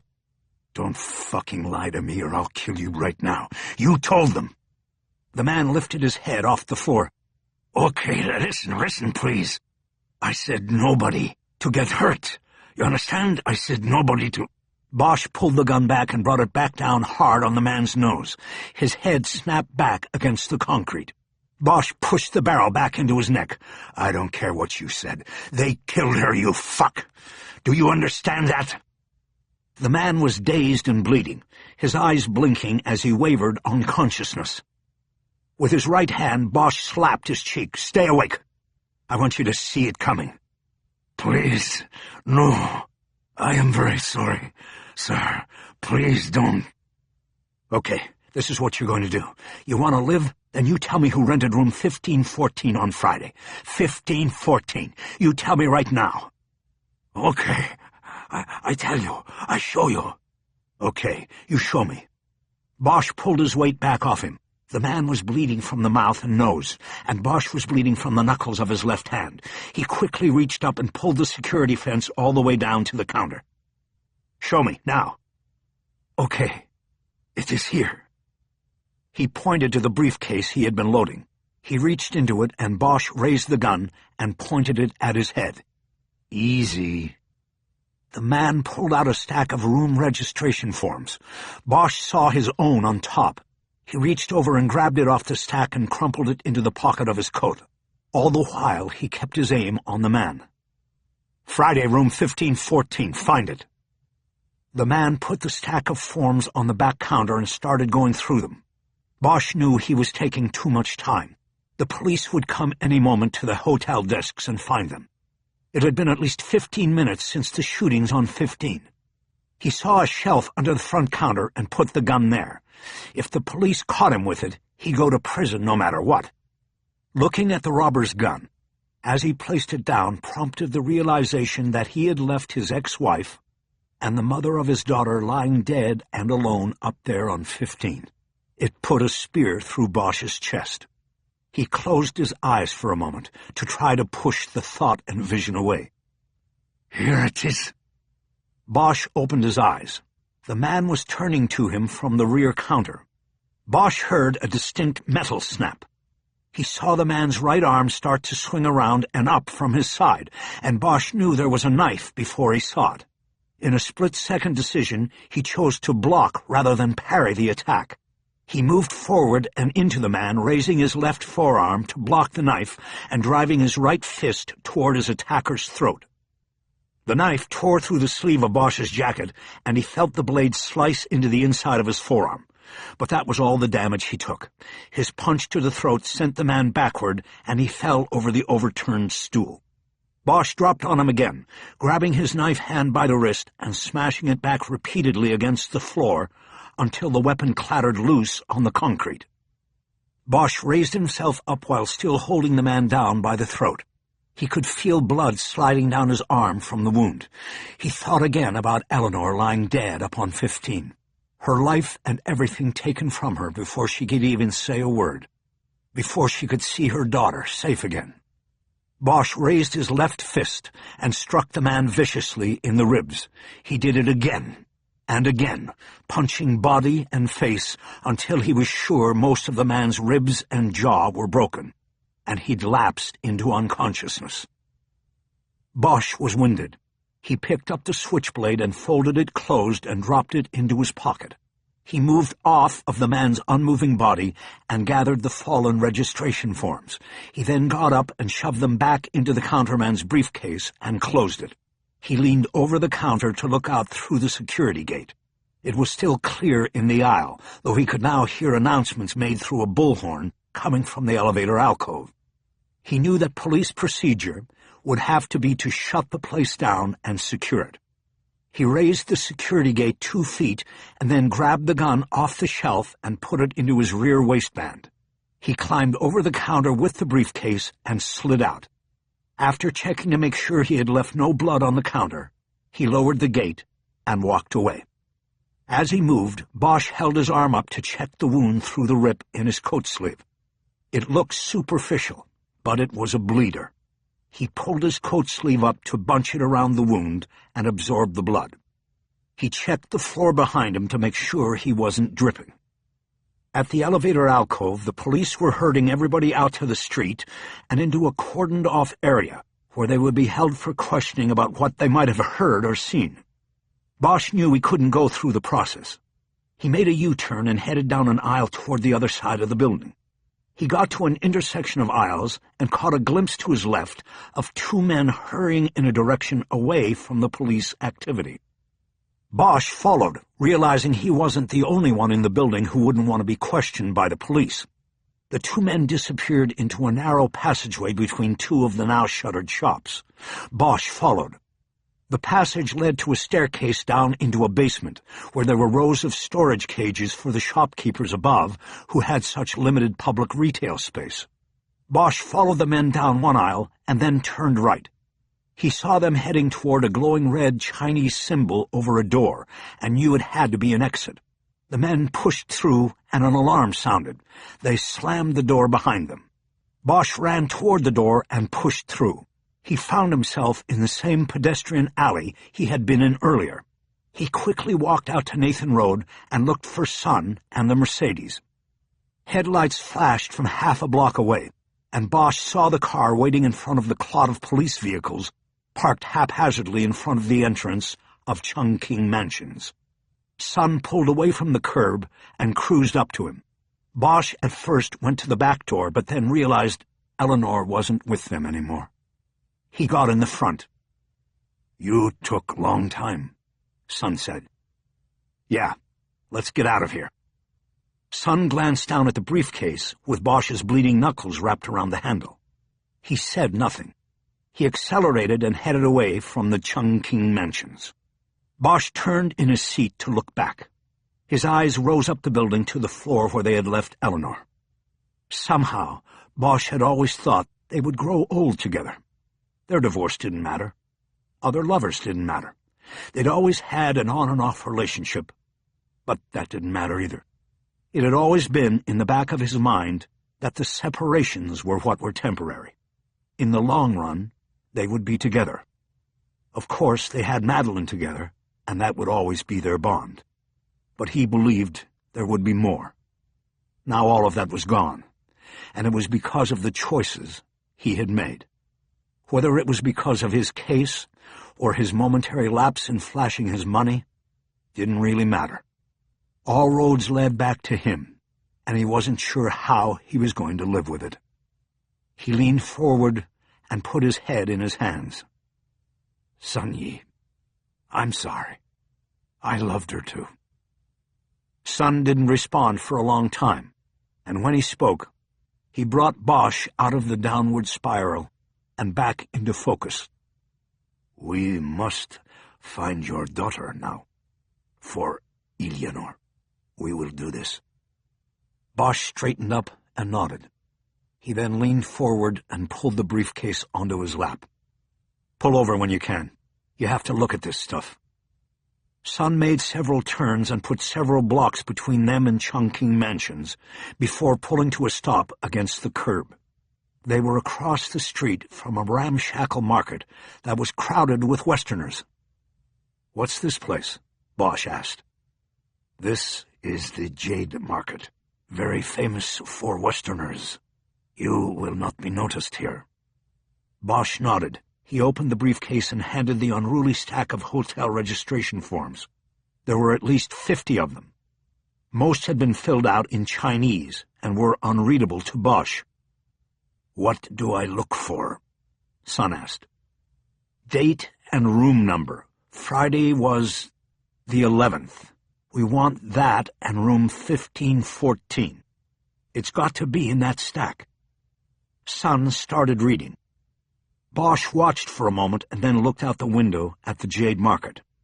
Through the open entry points, he saw rows and rows of stalls, old men and women selling their wares under a flimsy roof of plywood and tinting.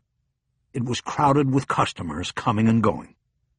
Bosch thought of the jade monkeys on red thread he had found in his daughter's room. She had been here. He wondered if she had come this far from home on her own or with friends. Maybe with he and Quick. Outside one of the entrances, an old woman was selling incense sticks and had a bucket fire going. On a folding table next to her were rows of papier-mâché items for sale, to be burned. Bosch saw a row of tigers and wondered why a dead ancestor would need a tiger. "Here," Sun said.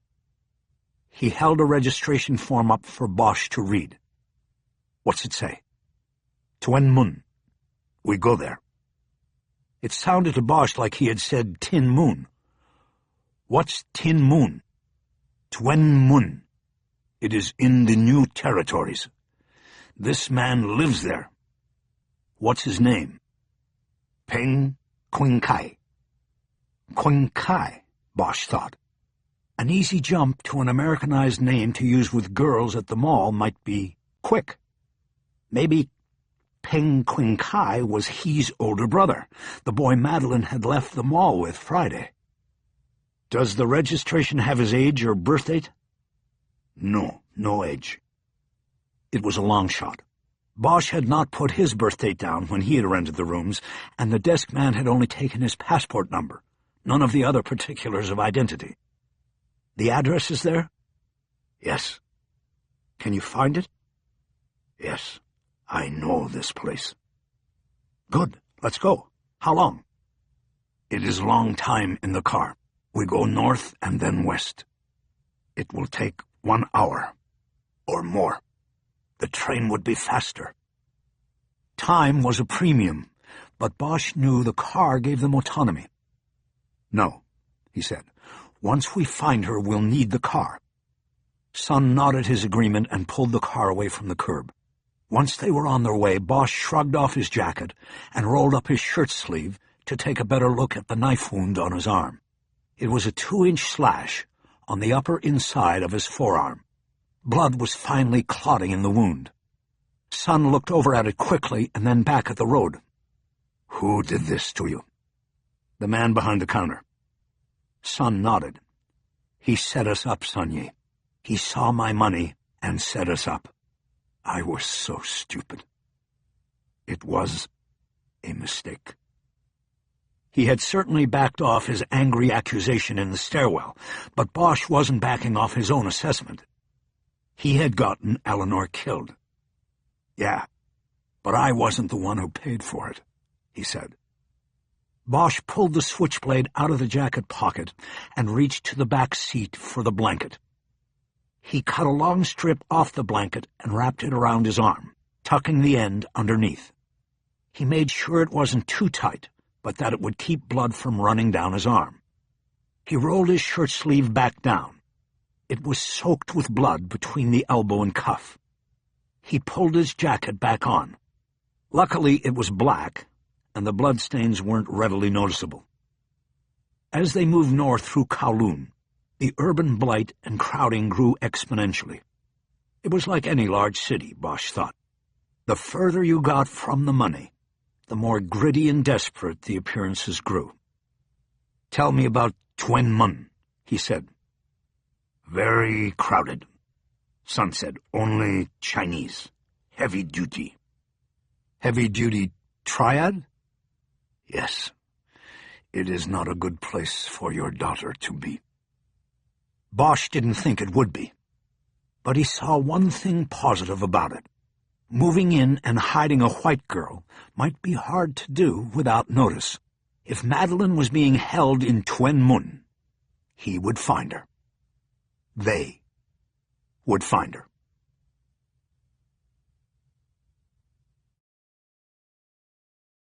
Chapter 31.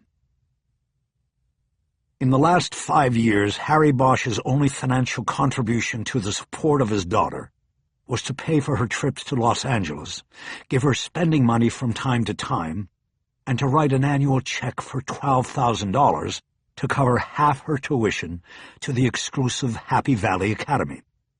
This last contribution was not the result of any demand by his ex-wife. Eleanor Wish had made a very comfortable living, and never once asked Bosch directly or indirectly through legal channels for $1 of child support. It was Bosch who needed and demanded to be allowed to contribute in some way. Helping to pay for her schooling allowed him, wrongly or rightly, to feel that he played some sort of integral part in his daughter's upbringing. Consequently, he grew to have a paternal involvement in her studies. Whether in person on visits to Hong Kong, or early every Sunday morning for him, on their weekly overseas phone call, Bosch's routine was to discuss Madeline's schoolwork and quiz her about her current assignments. From all of this came an incidental textbook knowledge of Hong Kong history. He therefore knew that the place he was now heading toward, the new territories, were not actually new to Hong Kong. The vast geographic zones surrounding the Kowloon Peninsula had been added by lease to Hong Kong more than a century ago as a buffer against outside invasion of the British colony. When the lease was up and the sovereignty of all of Hong Kong was transferred from the British back to the People's Republic of China in 1997, the new territories remained part of the Special Administrative Region, which allowed Hong Kong to continue to function as one of the world's centers of capitalism and culture, as a unique place in the world where East meets West. The NT was vast and primarily rural, but with government-built population centers that were densely crowded with the poorest and most uneducated citizens of the SAR. Crime was higher and money scarcer. The lure of the triads was strong. Tuen Mun would be one of these places. "Many pirates were here when I grew up," Sun said. It was the first either he or Bosch had spoken in more than 20 minutes of driving, as each man had lapsed into private thoughts. They were just entering the city on a freeway. Bosch saw row after row of tall residential structures that were so plainly uniform and monolithic that he knew they had to be government-built public housing estates. They were surrounded by rolling hills crowded with smaller homes in older neighborhoods. This was no gleaming skyline. It was drab and depressing, a fishing village turned into a massive vertical housing complex. "What do you mean by that? You're from Tuen Mun?" "I grew up here, yes, until I was the age of 22. "Were you in a triad, Sun Yi?" Sun didn't answer. He acted like he was too busy engaging the turn signal and making important checks of the mirrors as they exited the freeway. "I don't care, you know," Bosch said. "I only care about one thing." Sun nodded. "We will find her." "I know that." They had crossed a river and entered a canyon created by the walls of 40-story buildings, lining both sides of the street. "What about the pirates?" Bosch asked. "Who were they?"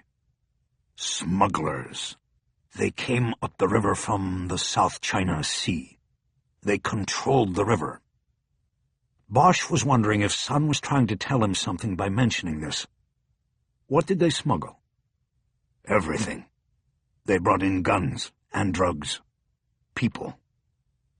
"And what did they take out?" Sun nodded as if Bosch had answered a question rather than asked one. "What do they smuggle out now?" It was a long moment before Sun answered. "Electronics, American DVDs, children sometimes, girls and boys." "And where do they go?" "This depends." "On what?" "What they want them for." "Some of it is sex. Some is organs. Many mainlanders buy boys because they have no sons." Bosch thought of the wad of toilet paper with the blood stain on it.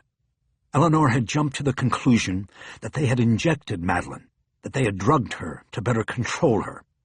He now realized that they could have extracted rather than injected, that blood typing would require a withdrawal of blood from a vein with a syringe. The wad could have been a compress to stop the blood after the needle was removed. She would be very valuable, wouldn't she? "Yes." Bosch closed his eyes. Everything changed. His daughter's abductors may not be simply holding her until Bosch kicked Chang loose in Los Angeles. They might be preparing to move her, or sell her into a netherworld of dark choices, from which she would never return. He tried to push the possibilities out of the way. He looked out the side window.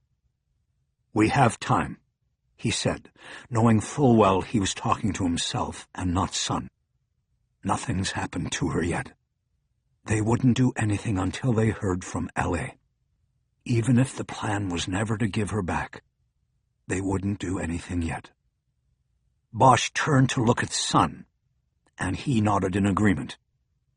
"We will find her," he said. Bosch reached behind his back and pulled out the gun he had taken from one of the men he had killed in the Chungking mansions. He studied it for the first time and immediately recognized the weapon. "I think you were right about those guys being Vietnamese," he said. Sun looked over at the weapon and then back at the road. "Please do not shoot the gun in the car," he said. Despite everything that had happened, Bosch smiled. "I won't. I don't need to. I already know how to use this one, and I doubt the guy was carrying a gun that didn't work." Bosch held the weapon in his left hand and looked down the sight to the floor. He then held it up and studied it again. It was an American-made Colt 45 model 1911 A1. He had carried the exact same gun as a soldier in Vietnam 40 years before, when his job was to drop down into the tunnels and seek out and kill the enemy. Bosch ejected the magazine and the extra round from the chamber. He had the maximum 8 rounds. He checked the action several times and then started to reload the gun. He stopped when he noticed something scratched into the side of the magazine. He held it up closely to try to read it.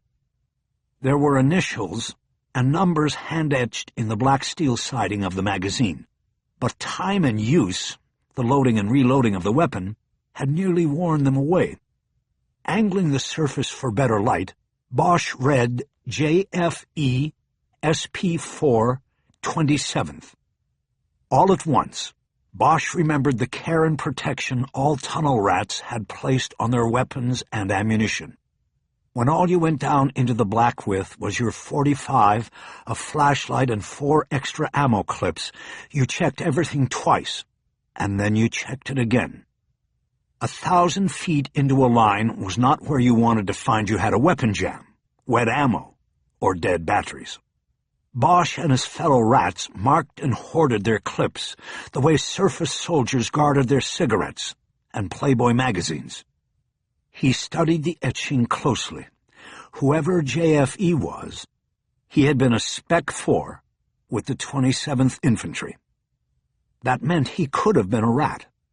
Bosch wondered if the gun he was holding had been left behind in a tunnel somewhere in the Iron Triangle, and whether it had been taken from JFE's cold, dead hand. "We are here," Sun said. Bosch looked up. Sun had stopped in the middle of the street. There was no traffic behind them. He pointed through the windshield at a government apartment tower, so tall that Bosch had to lean down beneath the visor to see its roofline. It had open walkways along the front of every floor, offering views of the front doors and windows of what must have been 300 different dwellings. Laundry hung over the walkway railings at different intervals on almost every floor, turning the drab facade of the building into a colorful mosaic that differentiated it from the duplicate buildings on either side of it. A sign in multiple languages over the tunnel-like entrance at center announced incongruously that the place was called Miami Beach Garden Estates. "The address is on the 6th floor, Sun said after double-checking the Chungking Mansion's registration form. "Park it and we'll go up." Sun nodded and pulled past the building. At the next intersection, he made a U-turn and drove back, pulling to the curb in front of a playground that was surrounded by a 10-foot fence and crowded inside with children and their mothers.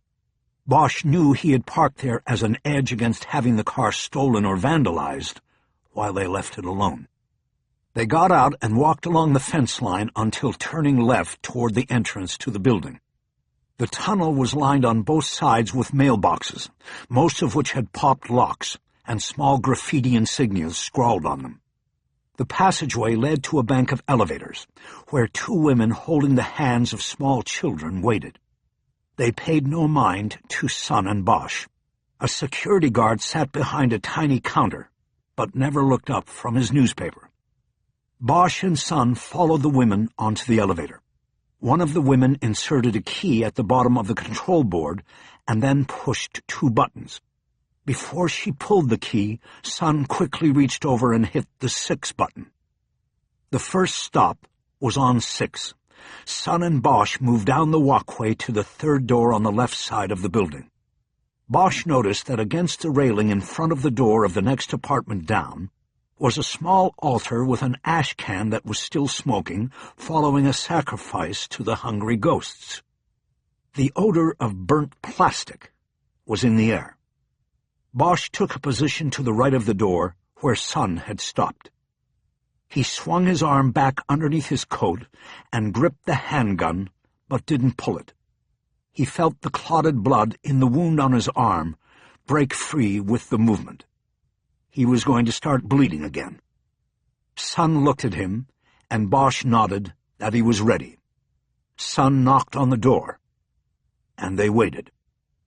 No one answered. He knocked again, this time louder. They waited again. Bosch glanced out over the playground to the Mercedes and saw that so far it had been left alone. No one answered. Sun finally stepped back away from the door. "What do you wish to do?" Bosch looked down at the smoking ash can 30 feet away. "There's somebody home next door. Let's ask him if they've seen this guy around." Sun led the way and knocked on the next door. This time it was opened. A small woman of about 60 peeked out. Sun nodded and smiled and spoke to her in Chinese.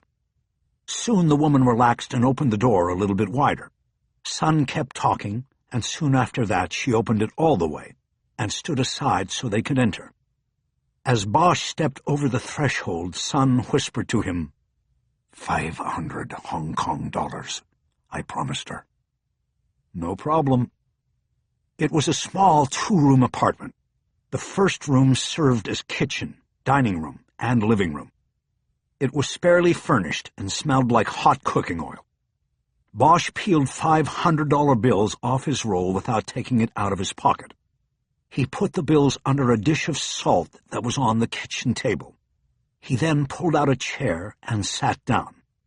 Sun remained standing, and so did the woman. He continued his conversation in Chinese, pointing at Bosch for a moment. Bosch nodded and smiled, and acted like he knew what was being said. 3 minutes went by, and then Sun broke off the interview so he could summarize for Bosch. She is Feng Yi Mai. She lives here alone. She said she has not seen Peng Qingkai since yesterday morning. He lives next door with his mother and his younger sister. She has not seen them either, but she heard them yesterday afternoon, through the wall. How old is Peng Qingkai? Sun communicated the question and then translated the response. She thinks he is 18. He doesn't go to school anymore. What's his sister's name? Another back and forth, and then Sun reported that the sister's name was He, but he didn't pronounce it the way Harry's daughter had. Bosch thought about all of this for a few moments before asking the next question. She's sure it was yesterday that she saw him, Saturday morning. What was he doing? While Bosch waited for the translation, he watched the woman closely. While she had maintained good eye contact with Sun during the earlier questions, she began looking away while answering the latest questions. She is sure, Sun said.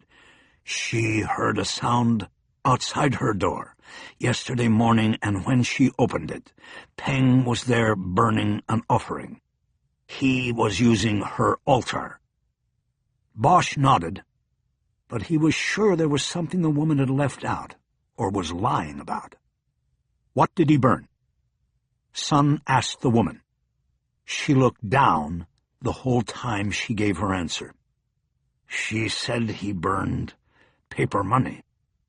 Bosch stood up and went to the door. Outside, he turned the ash can over on the walkway. It was smaller than a conventional water bucket. Smoking black ash spread across the hallway. Feng Yi Mai had obviously burned a sacrifice within the last hour or so.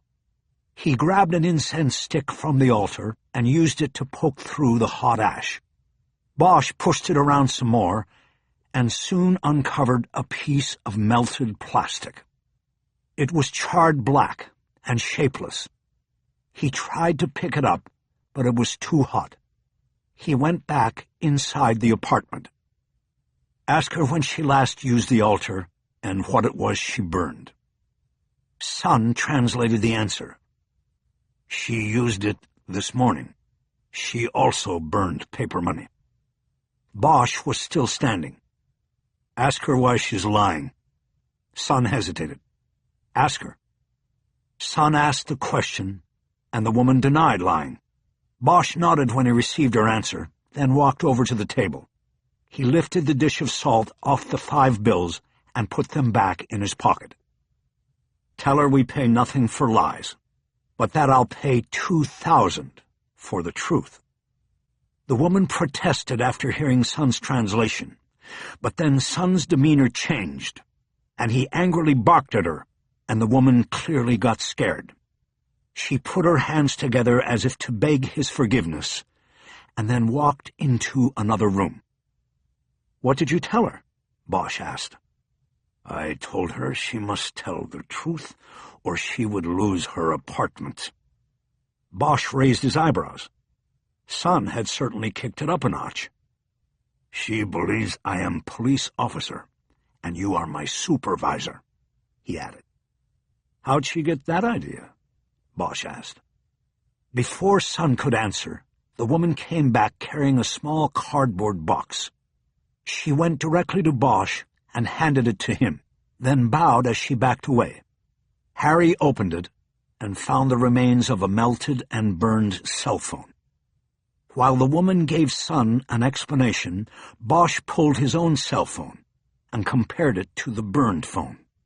Despite the damage, it was clear the phone the woman retrieved from her ash can was a match. "She said Peng was burning that," Sun said. "It made a very foul smell that would be displeasing to the ghosts, so she removed it." "It's my daughter's." "Are you sure?" "I bought it for her. I'm sure." Bosch opened his own phone and went to the photo files. He scrolled through his photos of his daughter until he found one of her in her school uniform. "Show her this. See if she's seen her with Peng." Sun showed the phone to the woman and asked the question. The woman shook her head as she responded, putting her hands together in prayer to underline that she was telling the truth now. Bosch didn't need the translation. He stood up and pulled out his money. He put 2,000 Hong Kong dollars on the table, less than $300 American, and headed to the door. "Let's go," he said. Chapter 32. They knocked on Peng's door once again, but got no answer. Bosch knelt down to untie and retie his shoe. He studied the lock on the doorknob as he did so. "What do we do?" Sun asked, after Bosch stood back up. "I have picks. I can open the door." Bosch could see reluctance immediately cloud Sun's face, even with the sunglasses. "My daughter could be in there, and if she isn't, there might be something that tells us where she is. You stand behind me and block anyone's view. I'll get us in less than a minute." Sun looked at the wall of duplicate buildings surrounding them like giants. "We watch first," he said. "Watch?" Bosch asked. "Watch what?" "The door. Peng could come back. He could lead us to Madeline." Bosch looked at his watch. It was noon. "I don't think we have time. We can't go static here." "What is static?" "We can't stand still, man. We have to keep moving if we're going to find her." Sun turned from the view and looked directly at Bosch. 1 hour. We watch. If we come back to open the door, you don't take the gun." Bosch nodded. He understood. Getting caught breaking and entering was one thing. Getting caught breaking and entering with a gun was about 10 years of something else. "Okay, 1 hour." They went down the elevator and out through the tunnel. Along the way, Bosch tapped Sun on the arm and asked him which one of the mailboxes had Peng's apartment number on it. Sun found the box, and they saw that the lock had been long punched out. Bosch glanced back through the tunnel to the security guard reading the paper. He opened the mailbox and saw 2 letters. "Looks like nobody got Saturday's mail," Bosch said. "I think Peng and his family have split." They returned to the car, and Sun said he wanted to move it to a less noticeable spot now that they were back in it. He drove up the street, turned around, and then parked by a retainer wall that surrounded the trash bins for the building across the street and down one. They still had a view of the 6th-floor walkway and the door of Peng's apartment. "I think we're wasting our time," Bosch said. "They're not coming back." 1 hour, Harry. Please." Bosch noted it was the first time Sun had called him by his name. It didn't placate him. "You're giving him another hour's lead time, that's all." Bosch pulled the box out of his jacket pocket. He opened it up and looked at the phone. "You watch the place," he said. "I'm going to work on this." The plastic hinges on the phone had melted, and Bosch struggled to open it. Finally, it broke in two when he applied too much pressure. The LCD screen was cracked and partially melted. Bosch put that part aside and concentrated on the other half. The battery compartment cover was melted, its seams fused together. He opened his door and leaned out. He struck the phone on the curb 3 times, harder each time, until the impacts finally cracked the seams and the compartment cover fell off. He pulled back in and closed the door. The phone's battery appeared to be intact, but again the deformed plastic made it difficult to remove. This time he pulled his badge case and removed one of his picks. He used it to pry the battery out. Beneath it was the cradle for the phone's memory card. It was empty. Shit. Bosch threw the phone down into the footwell. Another dead end. He looked at his watch. It had only been 20 minutes since he had agreed to give Sun the hour. But Bosch couldn't remain still. All of his instincts told him he had to go into that apartment. His daughter could be in there. "Sorry, Sun-Yi," he said. "You can wait here, but I can't. I'm going in." He leaned forward and pulled the gun out of his waistband. He wanted to leave it outside the Mercedes in case they were caught in the apartment and the police connected them with the car. He wrapped the gun in his daughter's blanket, opened the door, and got out. He walked through an opening in the containment wall and put the bundle on top of one of the overfull trash bins.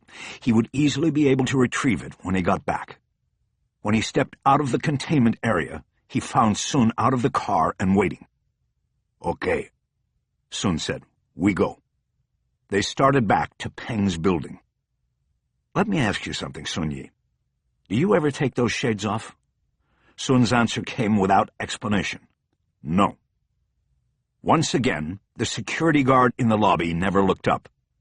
The building was big enough that there was always somebody with a key waiting for an elevator. In 5 minutes, they were back in front of Peng's door. While Sun stood at the railing as a lookout and visual block, Bosch went down to one knee and worked the lock. It took him longer than expected, almost 4 minutes, but he got it open. "Okay," he said. Sun turned away from the railing and followed Bosch into the apartment. Before he had even closed the door, Bosch knew they would find death in the apartment.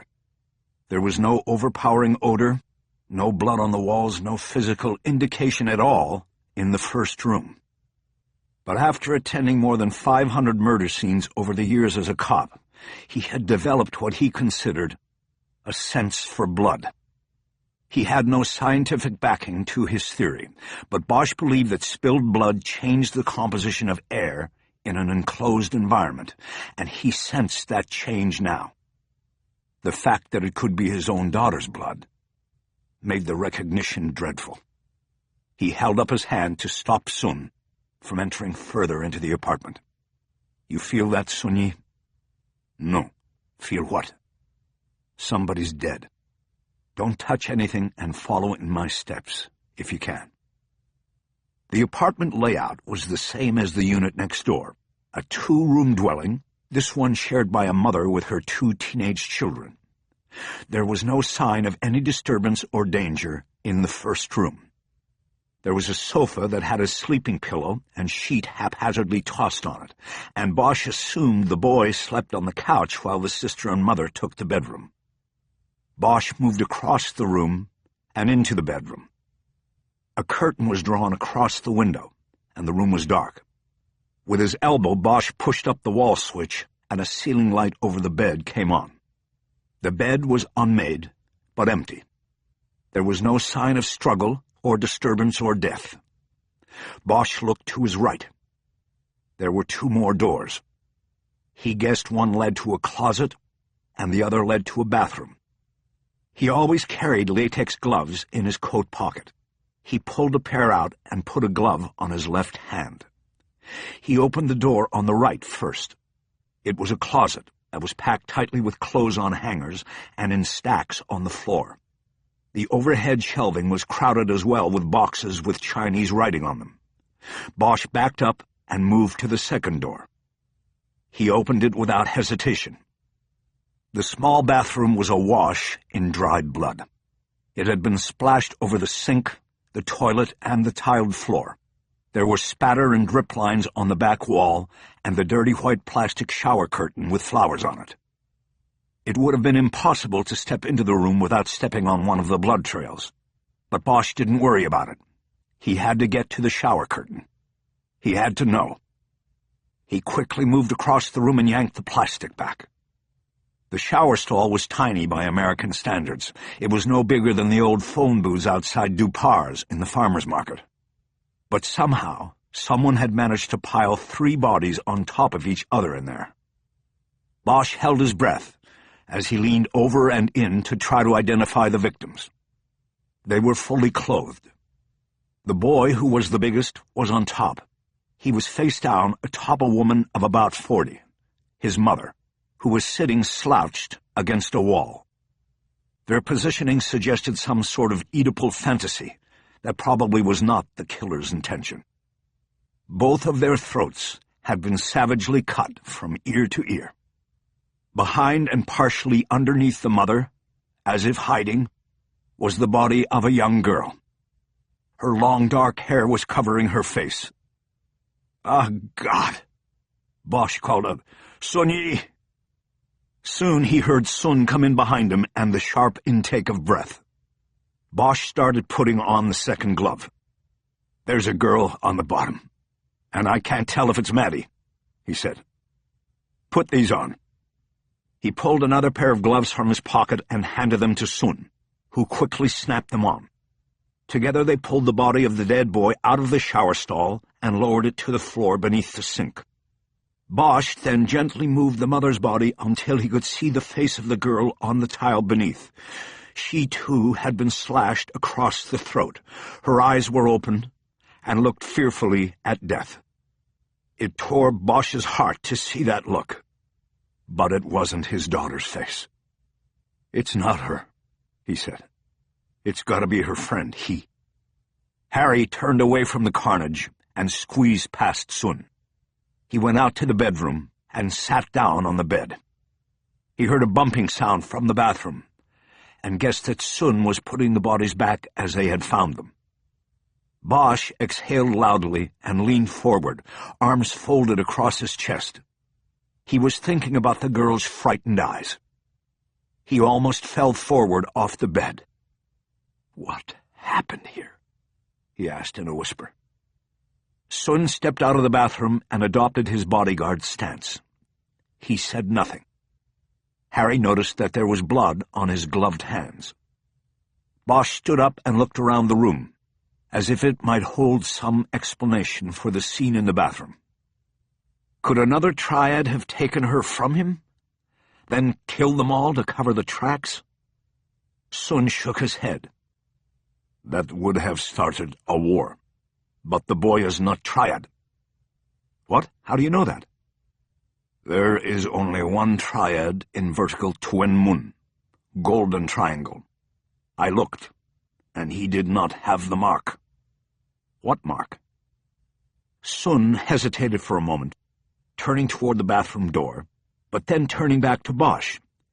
He pulled off one of his gloves, then reached up to his mouth and pulled down his lower lip. On the soft inside skin, there was an old and blurred black ink tattoo of 2 Chinese characters. Bosch assumed they meant golden triangle. "So you are in the triad." Sun released his lip and shook his head. "No more.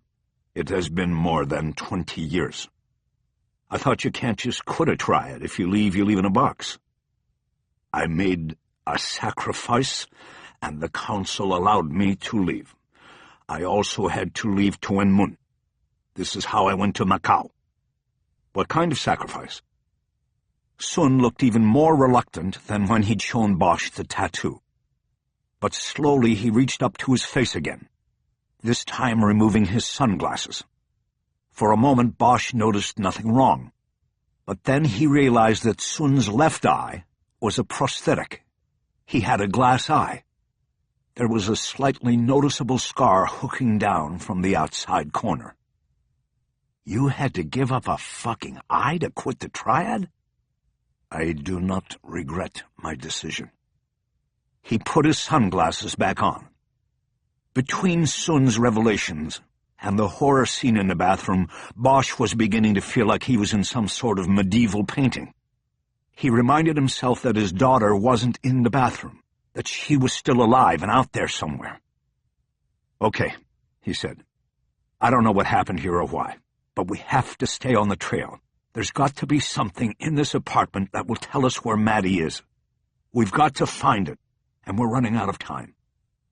Bosch reached into his pocket, but it was empty. "I'm out of gloves, so be careful what you touch. And we probably have blood on the bottom of our shoes. No sense in transferring it around the place." Bosch took off his shoes and cleaned the blood off them in the sink in the kitchenette. Sun did the same thing. The men then searched the apartment, beginning in the bedroom and working their way toward the front door. They found nothing that was useful until they got to the small kitchen, and Bosch noticed that, like the apartment next door, there was a dish of salt on the table. Only the salt was piled higher on this plate, and Bosch could see finger trails left by someone who had built the granules into a mound. He ran his own fingers through the pile and displaced a small square of black plastic that had been buried in salt. Bosch immediately recognized it as the memory card from a cell phone. "Got something." Sun turned from a kitchen drawer he had been looking through. Bosch held up the memory card. He was sure it was the card missing from his daughter's cell phone. It was in the salt. Maybe he hid it just as they came. Bosch looked at the tiny plastic card. There was a reason Peng Qingkai removed it before burning his daughter's phone. There was a reason he had then tried to hide it. Bosch wanted to go to work on those reasons right away, but decided that extending their stay in an apartment with 3 bodies in the shower was not the smart move. "Let's get out of here," he said. Bosch moved to the window next to the door and looked down through the curtain to the street before giving the all-clear sign. Sun opened the door, and they quickly exited. Bosch pulled the door closed before stripping off his gloves. He glanced behind him as he stepped away and saw that the old woman next door was on the walkway, kneeling in front of her altar and burning another sacrifice to the ghosts. Bosch did a double-take when he saw that she was using one of the candles to light one of the real $100 bills he had given her. Bosch turned and moved down the walkway in the opposite direction. He knew he was in a world beyond his understanding. He only had to understand his mission to find his daughter. Nothing else mattered. Chapter 33. Bosch retrieved the gun but left the blanket behind. As soon as he was back in the car, he took out his phone. It was an exact duplicate of his daughter's that he'd bought as part of a package deal. He opened the rear compartment and removed the battery and memory card. He then slid the card from his daughter's phone into the cradle. He replaced the battery, closed the compartment, and switched the phone on. While they waited for the phone to boot, Sun pulled the car away from the curb and they headed away from the building where the family had been massacred. "Where are we going?" Harry asked. "To the river. There is a park. We go there until we know where we are going." In other words, there was no plan yet. The memory card was the plan. "That stuff you told me about the pirates when you were a kid, that was the triad, wasn't it?" After a moment, Sun nodded once. "Is that what you did, smuggle people in and out?" "No, my job was different." He said nothing else, and Bosch decided not to press it. The phone was ready. He quickly went to the call records. There were none. The page was blank. "There's nothing on here. No record of any calls." He went to the email file and again found the screen empty. "Nothing transferred with the card," he said, agitation growing in his voice. "This is common," Sun said calmly. "Only permanent files go on the memory card. Look to see if there are any videos or photos." Using the little ball roller in the middle of his phone's keyboard, Bosch went to the video icon and selected it. The video file was empty. "No videos," he said. It began to dawn on Bosch that Peng may have pulled the card from Madeline's phone because he believed it held a record of all uses of the phone. But it didn't. The last best lead was looking like a bust. He clicked on the photo icon, and here he found a list of stored JPEG photos. "I've got photos." One by one, he started opening the photos. But the only shots that seemed recent were the photos of John Lee's lungs and ankle tattoos that Bosch had sent her. The rest were photos of Madeline's friends and from school trips. They were not specifically dated, but did not appear to be in any way related to her abduction. He found a few photos from her trip to the jade market in Kowloon. She had taken photos of small jade sculptures, of couples in Kama Sutra positions of sexual intercourse. Bosch wrote these off as teenage curiosity, photos that would be sure to provide uneasy giggles among the girls at school. Nothing, he reported to Sun. He kept trying, moving across the screen and clicking on icon after icon in hopes of finding a hidden message. Finally, he found that Madeline's phone book was also on the card and had been transferred to his phone. Her phone book's on here. He opened the file and saw the list of contacts. He didn't know all of her friends and didn't know which names might be out of place. Many were simply listed by nicknames. He clicked on the listing for Dad and got a screen that had his own cell and home numbers, but nothing else. Nothing that shouldn't be there.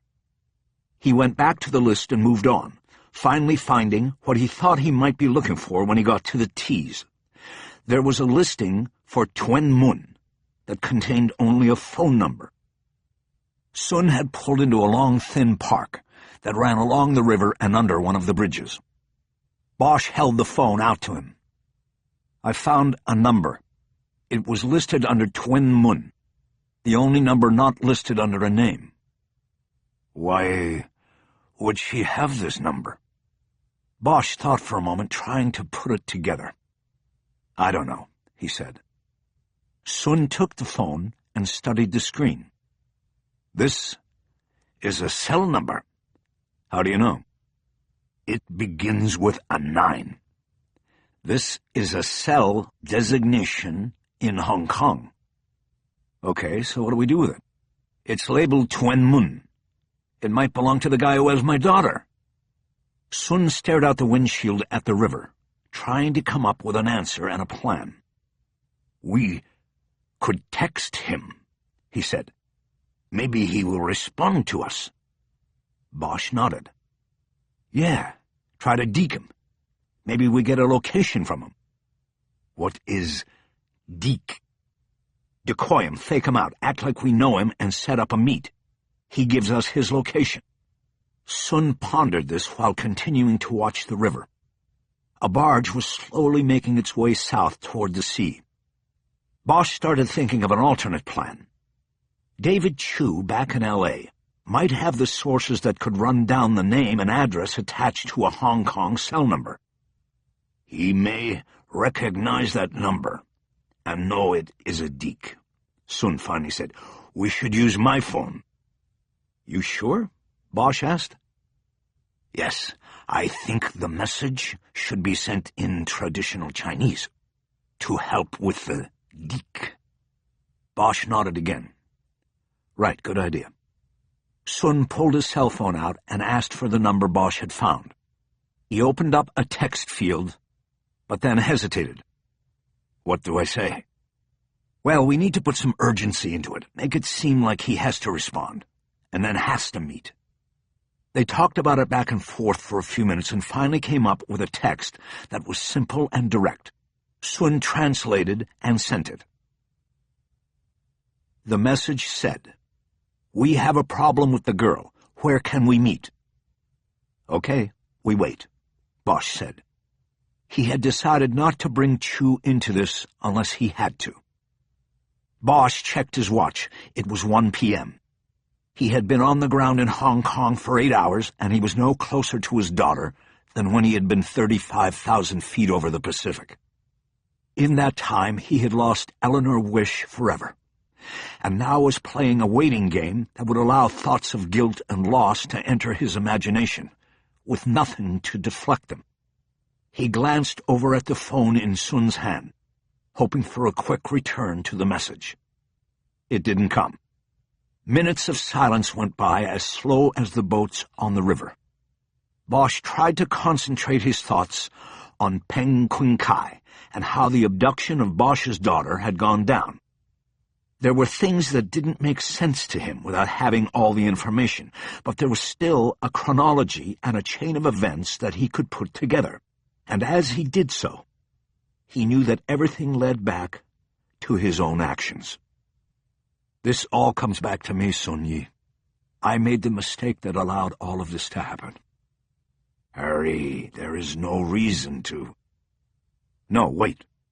Just hear me out. You need to know all of this because you might see something I don't. Sun said nothing, and Bosch continued. It all starts with me.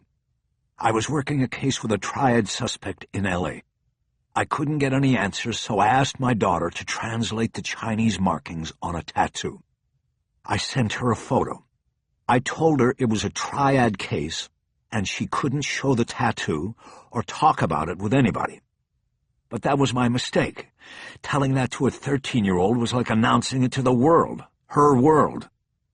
She'd been hanging out with Peng and his sister. They were from the other side of the tracks. She probably wanted to impress them. She told them about the tattoo and the case, and that's where this all started. He looked over at Sun but couldn't read his face. "What tracks?" he asked. "Never mind, it's just an expression. They weren't from Happy Valley, that's all that means. And like you said, Peng wasn't a part of any triad in Twin Moon. But maybe he knew people, maybe he wanted to get in. He was hanging out all the way across the harbor in Happy Valley. Maybe he knew somebody and thought this might be his ticket in. He told someone what he had heard. They put it together with L.A. and told him to grab the girl and send me the message. The video." Bosch stopped there for a moment as thoughts of his daughter's situation distracted him again. But from there, something happened, something changed. Peng took her to Twin Moon. Maybe he offered her to the triad up here and they took her. Only they still didn't take him. Instead, they killed him and his family. Sun shook his head slightly and finally spoke. There was something about Bosch's storyline that didn't make sense to him. But why would they do this? Kill his whole family? Look at the timing, Sun Yi. The lady next door heard the voices through the wall in the late afternoon, right? Yes. By then, I was on the plane. I was coming, and they somehow knew it. They couldn't risk that I would find Peng or his sister or mother, so they eliminated the threat and tied it off right there. If it wasn't for the memory card Peng hid, where would we be? At a dead end. Sun incisively zeroed in on something Bosch had left out. How did they know you were coming on the plane? Bosch nodded. Good question. I think they knew because from the start there's been a leak in the investigation. In Los Angeles? Yeah, back in L.A. Somebody tipped the suspect that we were onto him, and that made him try to split. That was why we had to arrest him before we were ready, and why they grabbed Maddie. You don't know who? Not for sure, but when I get back, I'll find out, and I'll take care of it. Sun read more into that than Bosch had intended. Even if Maddie is safe? He asked. Before Bosch could respond, the phone in Sun's hand vibrated. He had received a text. Bosch leaned over to look as Sun read. The message in Chinese was short. What's it say? Wrong number. That's it? He did not accept the deek. Shit. What now? Send another message. Tell him we meet, or we go to the police. Too dangerous. He might decide just to get rid of her. Not if he has a buyer lined up. You said she's valuable. Whether it was for sex or organs, she's valuable. He won't get rid of her. He might hurry up the deal, and that's the chance we take. But he won't get rid of her. We don't know if this is the right person. This is just a phone number. On your daughter's list. Bosch shook his head. He knew Sun was right. Shooting messages into the dark was too risky. His thoughts took him back to David Chu.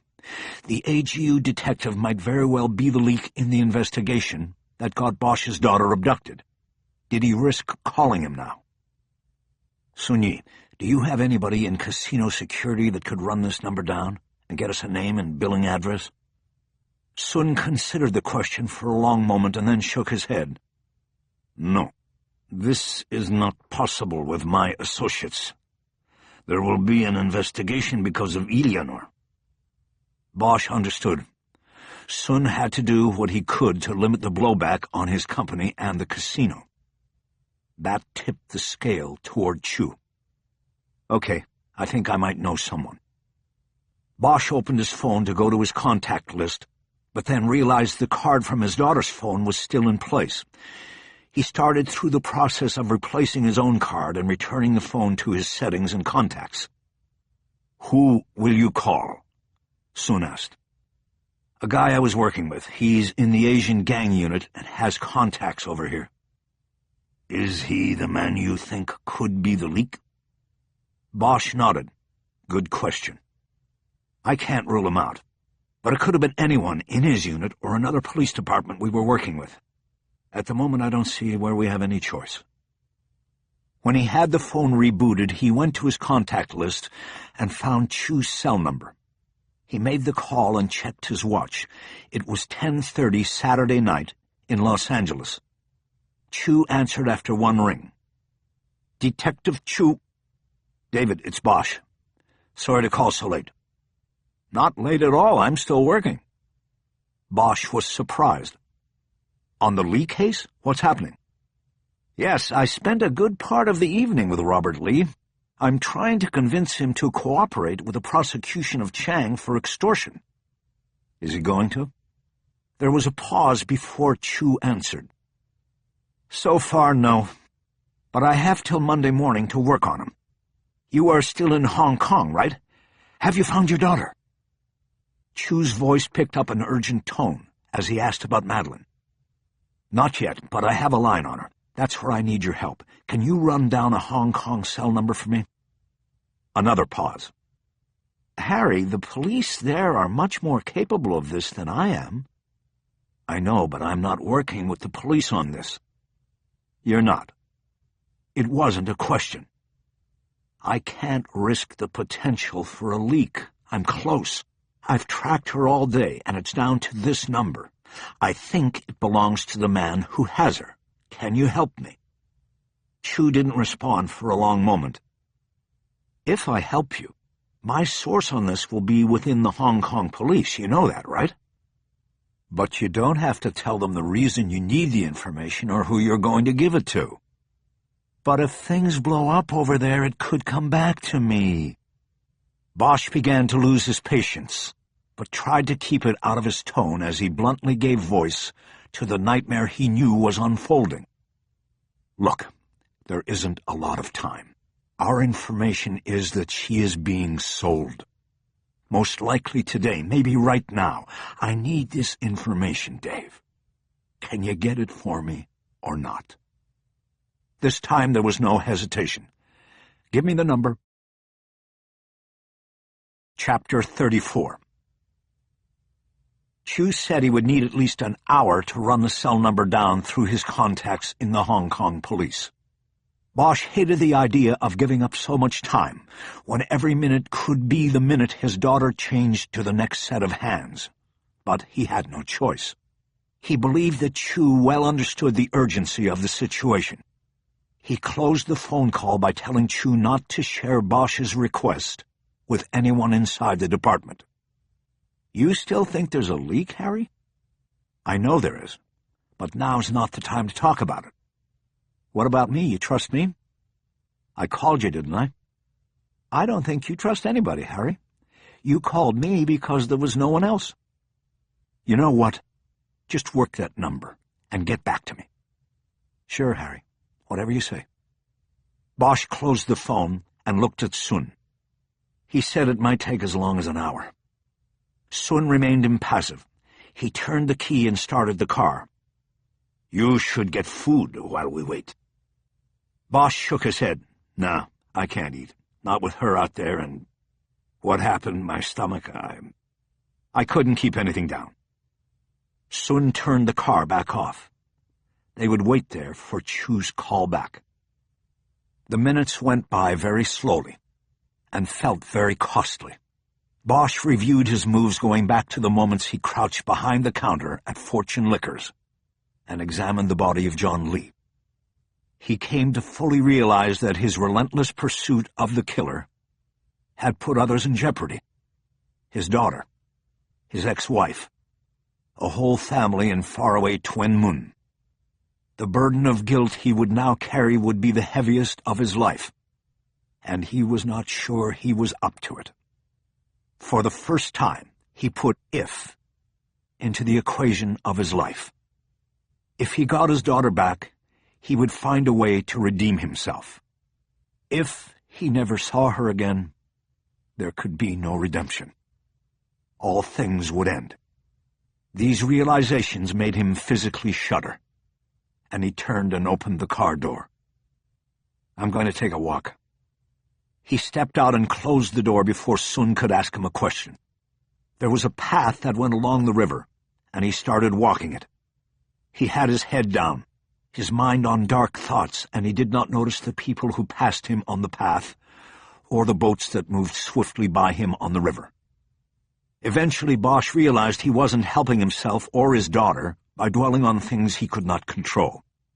He tried to shake off the dark shroud that was coming down on him and focus on something useful.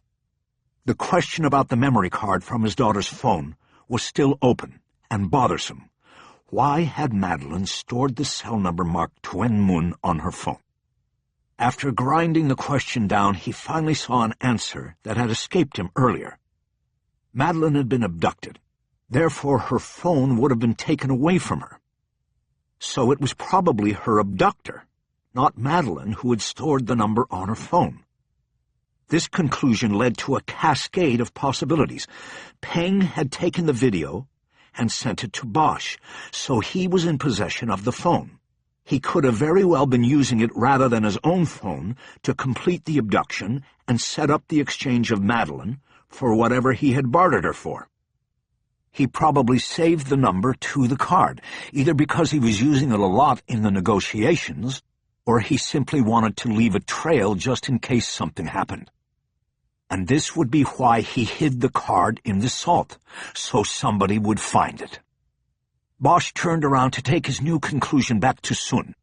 He was 100 yards away and could see Sun already standing outside the car, excitedly waving him back. Bosch looked down at the phone in his hand and checked the screen. He had not missed a call, and there was no way Sun's excitement could be related to his call to Chu. Bosch started trotting back. Sun dropped back into the car and closed the door. Bosch soon jumped in beside him. "What?" "Another message, a text." Sun held up his phone to show Bosch the message even though it was in Chinese. "What's it say?" "It says, 'What problem? Who is this?'" Bosch nodded. There was still a lot of deniability in the message. The sender was still feigning ignorance. He didn't know what this was about, yet he had sent this text unbidden, and this told Bosch that they were closing in on something. "How do we respond?" Sun asked. Bosch didn't answer. He was thinking. Sun's phone started to vibrate. He looked at the screen. "This is a call. It's him. The number."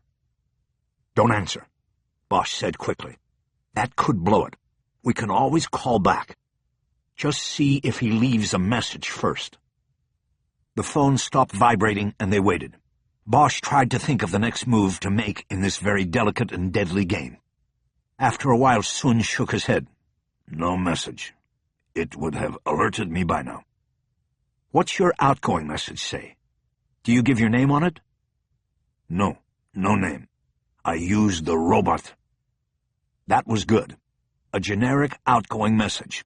The caller was probably hoping to pick up a name or a voice or some other sort of intel. Okay, send him back a text. Say no talking on phones or text because it's not safe. Say you want to meet in person. That's it? They ask what the problem is? I don't answer? No, not yet. String it along. The longer we keep this going, the more time we give Maddie. You see? Sun nodded once. Yes, I see. He typed in the message Bosch had suggested and sent it. Now, we wait again, he said. Bosch didn't need the reminder, but something told him the wait would not be long. The deke was working, and they had someone on the other end of the text on the hook. He had no sooner come to this conclusion than another text came in on Sun's phone. "He wants to meet," Sun said, looking at the screen. 4 o'clock at Gio. What's that? A restaurant at the Gold Coast, very famous. It will be very crowded on a Sunday afternoon. How far is the Gold Coast? Almost an hour's drive from here. Bosch had to consider that the person they were dealing with was playing them, sending them an hour out of the way. He checked his watch. It had been almost an hour since he had talked to Chu. Before committing to the Gold Coast meeting, he first needed to check on what Chu had come up with. As Sun started the car and headed out of the park, Bosch called Chu's number again. "Detective Chu?" "It's Bosch. It's been an hour." "Not quite, but I'm still waiting. I made the call and haven't heard back." "Did you talk to somebody?" No, I left a message with my guy over there. I guess because it's so late, he might not—" "It's not late, Chu." "It's late there, not here." "Did you make the call or not?" "Harry, please, I made the call. I just got mixed up. It's late here. It's Sunday over there. I think maybe because it's Sunday. He isn't as tied to his phone as he normally is. But I made the call, and I will call you as soon as I have something." Yeah, well, it might be too late by then. Bosch closed the phone. He was sorry he had trusted Chu in the first place. "Nothing," he said to Sun. They got to the Gold Coast in 45 minutes. It was a resort on the western edge of the new territories that catered to travelers from the mainland as well as Hong Kong and the rest of the world. A tall, gleaming hotel rose above Castle Peak Bay, and open-air restaurants crowded the promenade that edged the harbor. The Geo was wisely chosen by the text contact. It was sandwiched between two similar open-air restaurants, and all three were heavily crowded. An arts and crafts show on the promenade doubled the number of people in the area, and the places from which an observer could hide from view. It would make identifying someone who didn't want to be identified extremely hard to do. In accordance with the plan Bosch and Sun hatched on the drive, Bosch was dropped at the entrance to the Gold Coast. The two men synchronized their watches, and then Sun drove on. As he walked through the hotel, Bosch stopped in the gift shop and bought sunglasses and a baseball-style hat with the hotel's golden emblem on it. He also bought a map and a throwaway camera. By 4:10, Bosch had made his way to the entrance of a restaurant called Yellow Flower, which was next to and afforded a full view of the seating area of Geo. The plan was simple. They wanted to identify the owner of the phone number Bosch had found in his daughter's contact list and follow him when he left Geo. Yellow Flower, Geo, and a third restaurant on the other side, Big Sur, were crowded with tables under white canopies. The sea breeze kept the patrons cool and the canopies afloat. As he waited to be seated, Bosch alternately checked his watch and surveyed the crowded restaurants. There were several large parties. Whole families joined together for a Sunday afternoon meal. These tables were easy for him to discount in looking for the cell phone contact because Bosch didn't expect their man to be part of a large party. But even so, he quickly realized how daunting the task of spotting the contact would be. Just because the supposed meeting was set for Geo did not mean the person they were looking for was in the restaurant.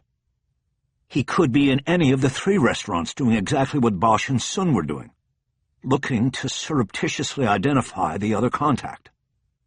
Bosch had no choice but to continue with the plan. He held up one finger to the hostess and was led to a bad table in a corner that had a view of all three restaurants, but no glimpse of the sea. It was a bad table they passed off on singles, and this was just what he hoped for. He checked his watch again, and then spread the map out on the table. He weighted it with the camera and took his hat off. It had been cheaply made and was ill-fitting anyway. He was glad to take it off. He made one more survey of the restaurants before 4 o'clock, but did not see any likely candidates for the contact. No one like him sitting by himself or with other mysterious men, wearing sunglasses or any other sort of disguise. He began to think the deke hadn't worked, that the contact had gotten wise to their charade and had deked them instead.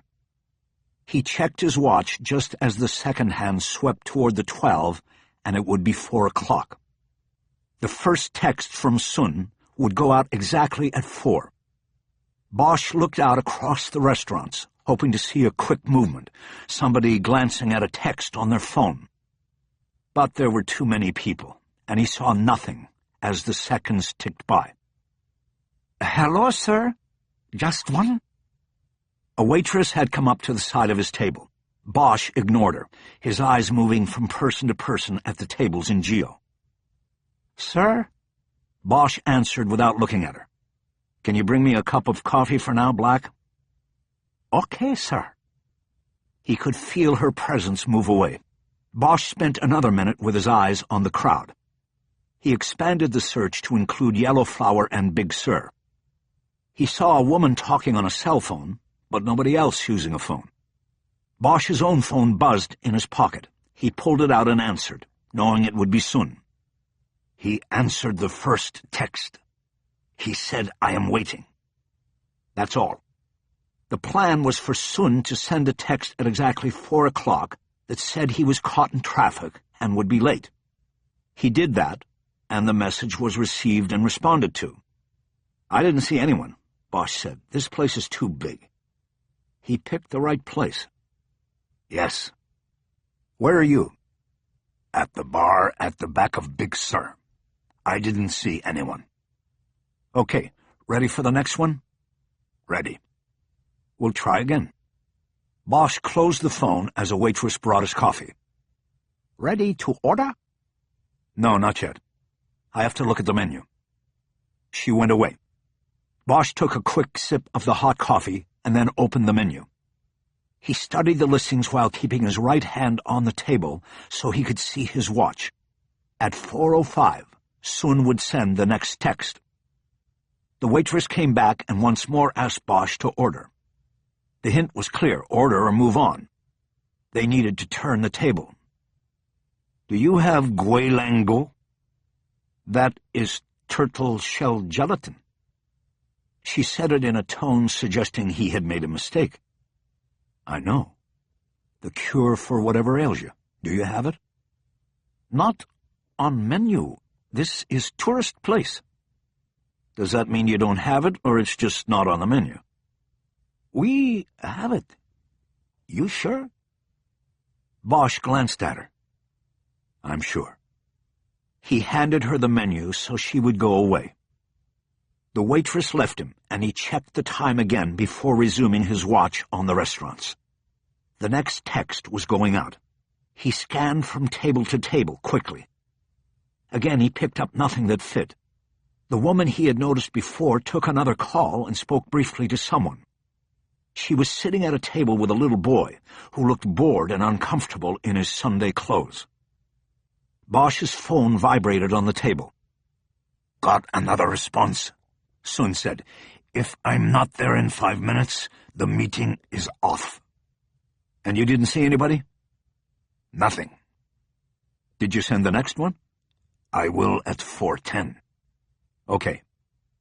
Bosch closed the phone and put it down on the table. They had designed the third text as the one that would finally draw the contact out. The message would say that Sun was canceling the meeting because he had spotted a tail and believed it was the police. He would urge the unknown contact to leave Geo immediately. The waitress came and put down a bowl of a dark jelly. It smelled intensely strong of Chinese herbs. Bosch checked his watch. He had time. He dipped a spoon into the thick gelatin and took a taste. He winced against the sharp, bitter taste, then put the spoon down and pushed the bowl away. His phone buzzed. He checked his watch before answering it. "You already sent it?" Bosch asked. At first, there was no response. "Sun Yi?" "Harry, it's Chu." Bosch checked his watch again. It was time for the last text. "I gotta call you back." He closed the phone and once more looked out across the tables of 3 restaurants, hoping for the needle in the haystack moment that would reveal the contact. Somebody reading a text, maybe typing a response. Nothing came. He saw no one pull a phone and glance at the screen. There were too many people to cover at the same time, and the futility of the plan began to open a hollow in his chest. His eyes moved to the table where the woman and boy had sat, and he saw that they were gone. He swept the restaurant and saw them leaving. The woman was moving fast, dragging the boy by the hand. In her other hand she carried her cell phone. Bosch opened his phone and punched in a call to Sun. He answered immediately. "The woman and the boy, they're coming your way. I think it might be her." "She got the text?" "No, I think she was sent to make the contact. The texts went off-site. We have to follow the woman. Where's the car?" "Out front." Bosch stood up, put $300 bills down on the table, and headed toward the exit. Chapter 35. Sun was already in the car waiting out front of Yellow Flower. As Bosch was opening the door, he heard a voice calling from behind him. "Sir, sir!" He turned, and it was the waitress coming after him, holding out his hat and the map. She had also brought the change from his tab. "You forgot these, sir." Bosch grabbed the items and said thanks. He pushed the change back toward her. "You keep that," he said. "I told you would not like turtle jelly," she said. "You got that right." Bosch ducked into the car, hoping the momentary delay would not cost them the tail on the woman and the boy. Sun immediately pulled away from the restaurant and into traffic. He pointed through the windshield. "They are in the white Mercedes," he said. The car he pointed at was a block and a half ahead, moving in light traffic. "Is she driving?" Bosch asked. "No, she and the boy got into a waiting car. A man was driving." "Okay, you got them? I need to make a call." "I have them." As Sun followed the white Mercedes, Bosch called Chu back. "It's Bosch." "Okay, I got some information through HKPD, but they were asking me a lot of questions, Harry." "Give me the information first." Bosch pulled out his notebook and pen. "Okay, the phone number you gave me is registered to a company, North Star Seafood and Shipping. North Star is one word. It's located in Tuen Mun. That's up in the new—" "I know. You have the exact address?" Chu gave him an address on Hoi Hwa Road, and Bosch repeated it out loud. Sun nodded his head. He knew where it was. "Okay, anything else?" Bosch asked. "Yes, North Star is under suspicion, Harry." "What's that mean? Suspicion of what?" "I couldn't get anything specific, just of illegal shipping and trade practices." "Like human trafficking?" "It could be. Like I said, I could not get specific information, just questions about why I was tracing the number." "What did you tell them?" "That it was a blind trace. The number was found on a piece of paper in a homicide investigation. I said I didn't know the connection." "That's good. Is there any name associated with this phone number?" "Not directly to the number, no, but the man who owns North Star Seafood and Shipping is Dennis Ho. He is 45 years old, and that's all I could get without making it seem like I was working something specific. Does it help?" "It helps, thanks." Bosch ended the call and then updated Sun on what he knew. "Have you heard of Dennis Ho?" he asked. Sun shook his head. "Never." Bosch knew they had to make a major decision. "We don't know if this woman has anything to do with this," Bosch said, pointing ahead at the white Mercedes. "We could be just spinning our wheels here. I say we break off of this and go direct to North Star." "We don't need to decide yet." "Why not? I don't want to waste time on this." Sun nodded in the direction of the white Mercedes. It was about 200 yards ahead. "We are already heading toward the waterfront. They may be going there." Bosch nodded. Both angles of investigation were still in play. "How's your gas?" Bosch asked. "Diesel," Sun replied, "and we are fine." For the next half hour, they edged the coastline on Castle Peak Road, staying a good distance behind the Mercedes, but always keeping it in sight. They drove without speaking to each other. They had reached a point where they knew time was short, and there was nothing else to say. Either the Mercedes or North Star would lead them to Maddie Bosch, or it was likely they would never see her again. As the vertical buildup of housing estates in central Tuen Mun appeared ahead, Bosch saw the turn signal on the Mercedes engage. The car was turning left, away from the waterfront. "They're turning," he warned. "That's a problem," Sun said. "The industrial waterfront is ahead. They are turning toward residential neighborhoods." They were both silent for a moment, hoping a plan would materialize, or maybe the driver of the Mercedes would realize they needed to go straight and correct the car's course. Neither happened. "Which way?" Sun finally asked. Bosch felt a tearing inside.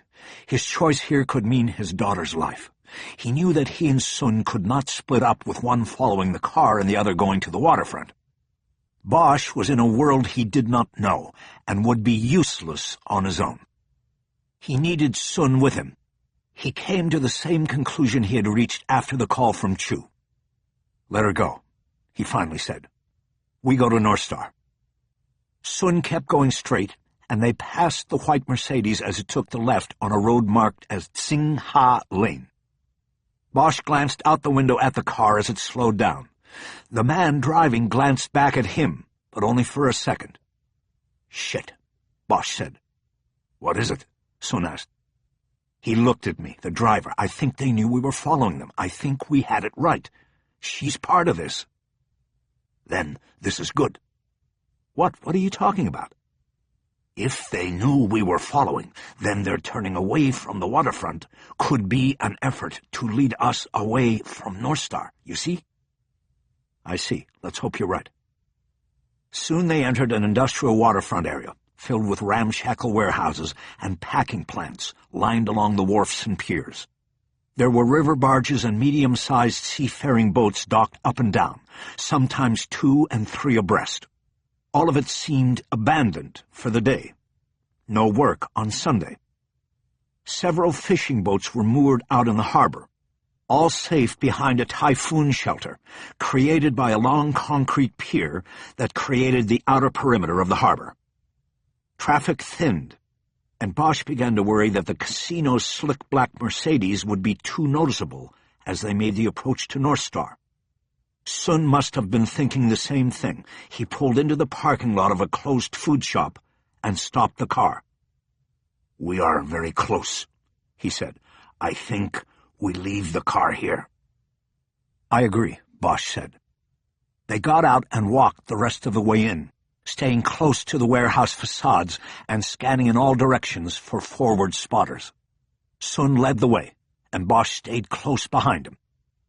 North Star Seafood and Shipping was located on Wharf 7. A large green warehouse, with Chinese and English printing on its side, fronted the dockside, and a pier extended out into the bay beyond it. 4 75-foot net boats with black hulls and green pilot houses were tied up on either side of the pier. Docked at the end was a bigger boat, with a large crane jutting skyward. From his viewpoint at the corner of a warehouse on Wharf 6, Bosch could see no activity. The loading bay doors of the North Star warehouse were all rolled down, and the docks and boats looked buttoned up for the weekend. Bosch was beginning to think he had made a terrible mistake in not keeping the tail on the white Mercedes. Then Sun tapped his shoulder and pointed down the length of the pier to the crane boat at the end. His aim was high, and Bosch followed it to the crane. The steel arm extended from a platform that sat atop a rail system 15 feet over the deck of the boat. The crane could be moved up and down the length of the boat depending on which ship hold was being filled with cargo. The boat was obviously designed to go out to sea and relieve smaller net boats of their catch so that they could continue to harvest. The crane was controlled from a small booth on the upper platform that protected the operator from the wind and other elements at sea. It was the tinted windows of the booth Sun was pointing at. With the sun in the sky beyond the boat, Bosch could see the silhouette of a man in the booth. Bosch pulled himself back around the corner with Sun. "Bingo," he said, his voice already tightening with the sudden blast of adrenaline. "Do you think he saw us?" "No," Sun said. "I saw no reaction." Bosch nodded and thought about their situation. He now believed with complete conviction that his daughter was somewhere on that boat. But getting to the boat without the lookout spotting them seemed impossible. They could wait for him to come down for a meal or bathroom break or a changing of the watch, but there was no telling when that would be, or if it would even happen. Waiting defied the urgency that was growing in Bosch's chest. He checked his watch. It was almost 5. It would be at least 3 hours before total darkness. They could wait and then make a move, but 3 hours could be too long. The text messages had put his daughter's abductors on notice. They could be about to make some sort of move with her. As if to drive this possibility home, the deep throb of a marine engine suddenly sounded from the wharf. Bosch stole a glimpse around the corner and saw exhaust rising from the stern of the last boat on the wharf. And now he saw movement behind the windows of the pilot house. He ducked back. "Maybe he saw us," he reported. "They started the boat." "How many did you see?" Sun asked. "At least one inside the pilot house and one up on the crane. We need to do something now." To accent the need to move, he reached behind his back and pulled the gun. He was tempted to move around the corner and go down the wharf shooting. He had a fully loaded .45 and liked his chances. He'd seen worse in the tunnels. 8 bullets, 8 dragons. And then there would be him. Bosch would be the 9th dragon, as unstoppable as a bullet. "What's the plan?" Sun asked. "No plan. I go in and I get her. If I don't make it, I'll make sure none of them do either. Then you go in and get her and put her on a plane out of here. You got her passport in your trunk." "That's the plan." Sun shook his head. "Wait, they will be armed. This plan is not good." "You got a better idea?" "We can't wait for dark. That boat's about to go." Bosch moved to the edge and took another look. Nothing had changed. The lookout was still up in the bucket, and there was somebody in the pilot house. The boat was rumbling on idle, but still tied to the end of the pier. It was almost as if they were waiting for something. Or someone. Bosch ducked back and calmed himself. He considered everything around him and what was available to use. Maybe there was something other than a suicide run at this. He looked at Sun. "We need a boat." "A boat?" "A small boat. We can't go down the pier without being seen. They'll be watching for it. But with a small boat, we could create a distraction on the other side, enough for somebody to go down the pier." Sun moved past Bosch and looked around the corner. He surveyed the end of the pier and then ducked back. "Yes, a boat could work. You want me to get the boat?" "Yeah. I've got the gun, and I'm going down the pier to get my daughter." Sun nodded. He reached into his pocket and pulled out the car keys. "Take the keys. When you have your daughter, you drive away. Don't worry about me." Bosch shook his head and pulled out his phone. "We'll get someplace nearby but safe, and then I'll call you. We'll wait for you." Sun nodded. "Good luck, Harry." He turned to go. "And good luck to you," Bosch said. After Sun left, Bosch kept his back against the front wall of the warehouse and prepared to wait. He had no idea how Sun would commandeer a boat, but he trusted that somehow he would, and then would create the distraction that would allow Bosch to make his move.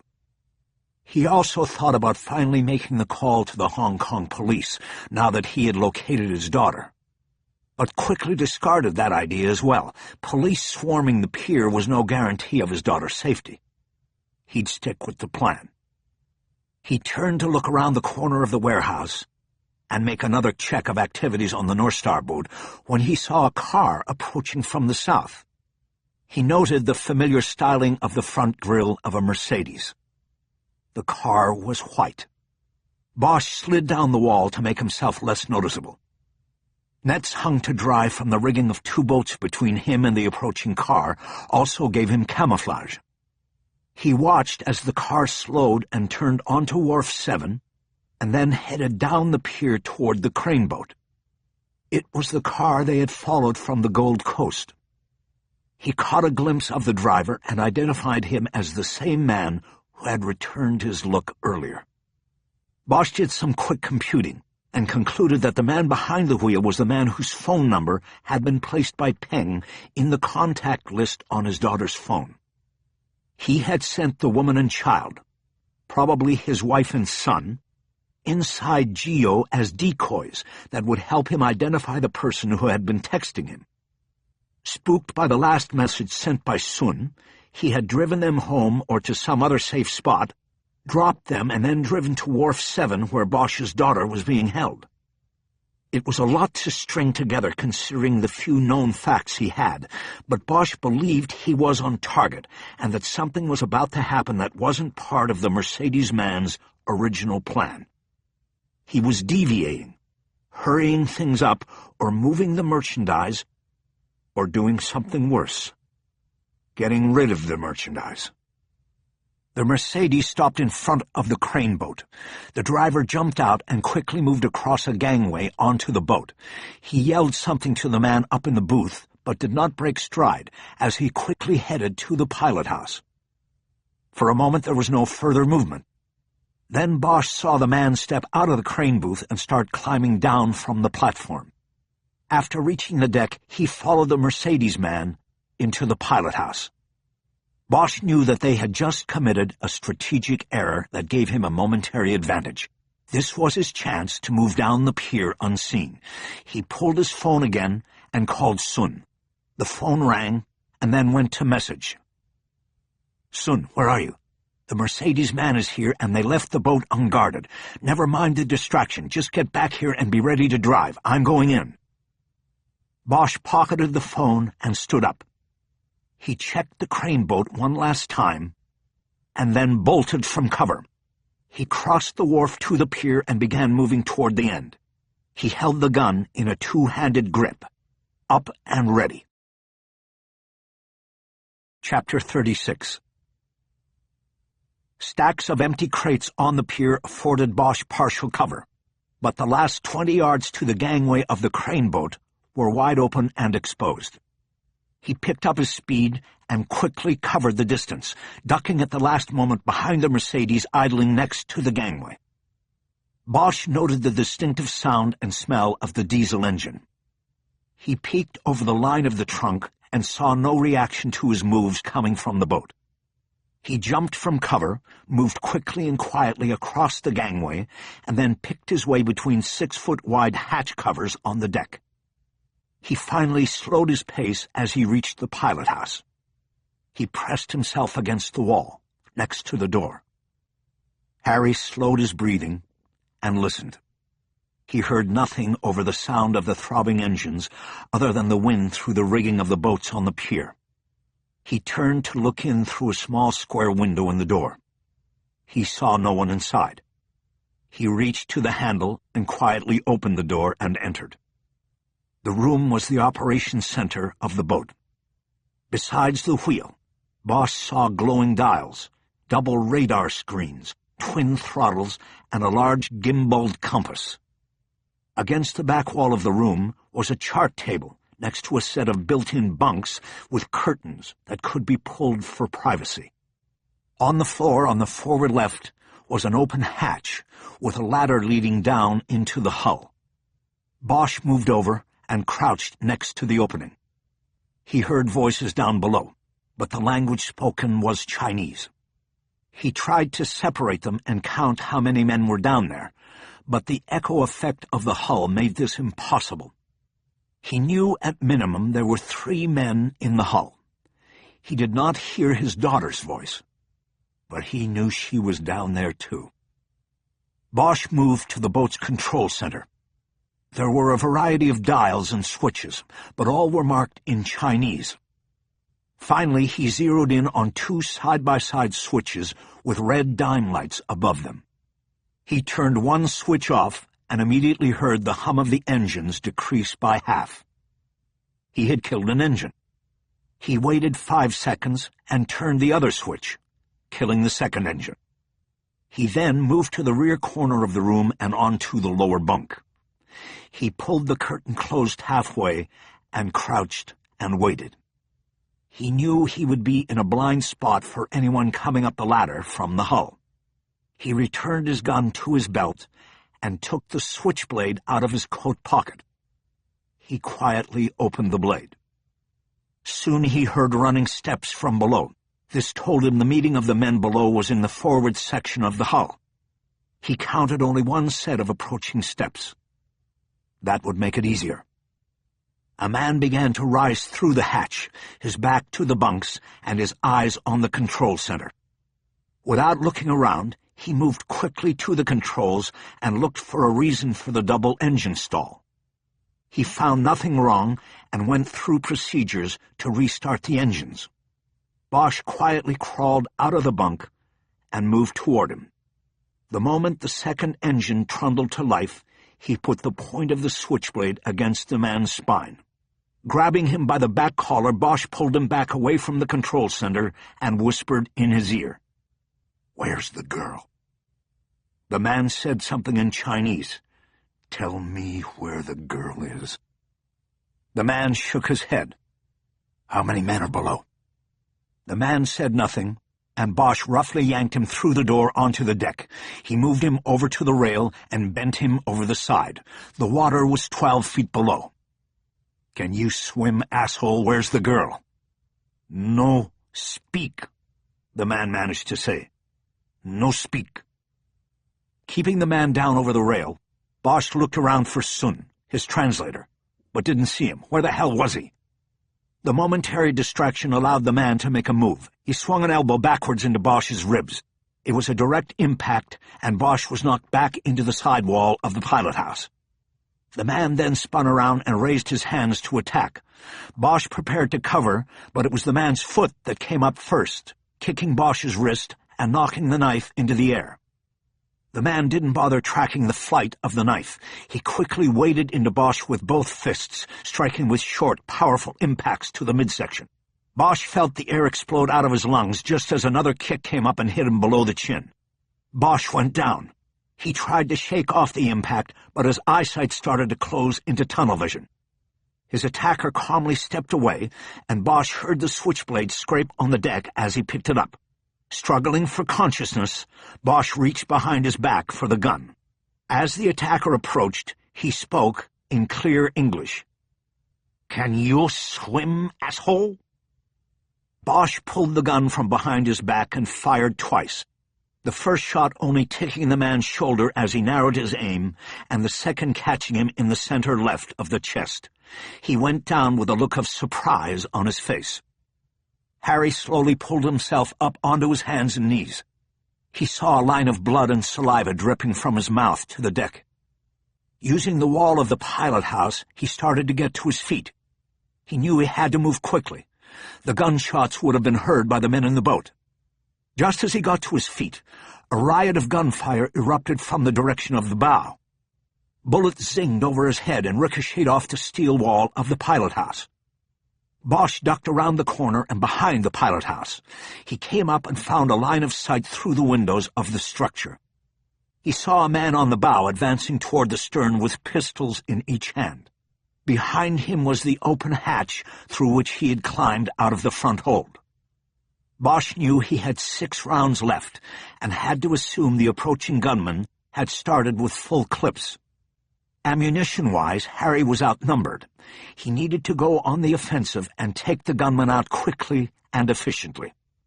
He looked around for an idea and saw a row of rubber docking bumpers secured along the rear gunwale. He put the gun into his belt loop and then grabbed one of the bumpers out of its receptacle.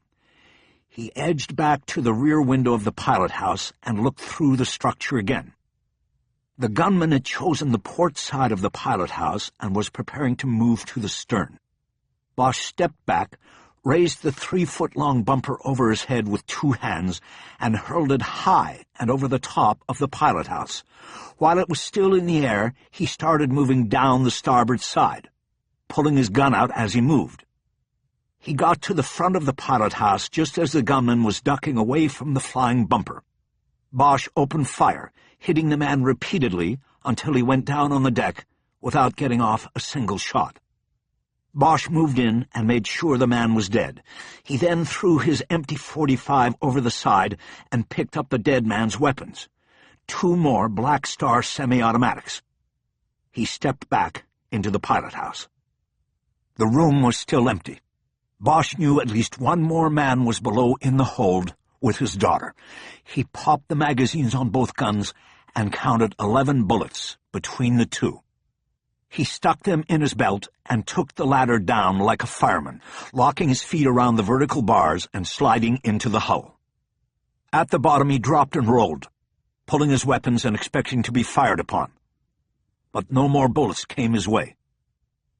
Bosch's eyes adjusted to the dim light, and he saw that he was in an empty bunk room that opened on a central passageway that ran the length of the hull. The only light came from the overhead hatch all the way down in the bow. Between Harry and that point were 6 compartment hatches, 3 on each side, going down the length of the passageway.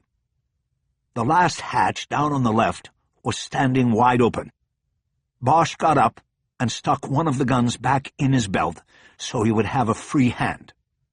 He started to move, the remaining gun up and ready. Each hatch had a 4-point locking system for storing and sealing the catch.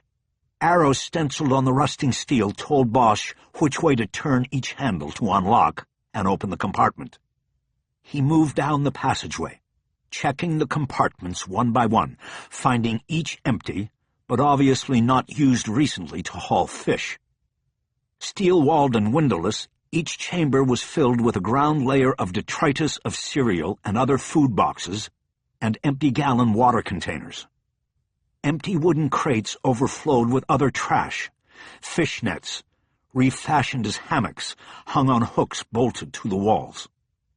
There was a putrid smell in each compartment that had nothing to do with the catch the vessel once hauled. This boat carried human cargo. What bothered Bosch most were the cereal boxes.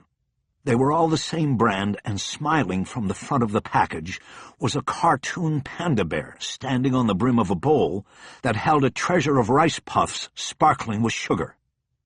It was cereal for kids. The last stop in the passageway was the open hatch. Bosch crouched low and moved into the compartment in one fluid stride. It, too, was empty, but it was different. There was no trash here. A battery-powered light hung from a wire attached to a hook on the ceiling. There was an upturned shipping crate stacked with unopened cereal boxes, packs of noodles, and gallon jugs of water. Bosch looked for any indication that his daughter had been kept in the room, but there was no sign of her. Bosch heard the hinges on the hatch behind him screech loudly. He turned just as the hatch banged shut. He saw the seal on the upper right corner turned into locked position, and immediately saw that the internal handles had been removed. He was being locked in.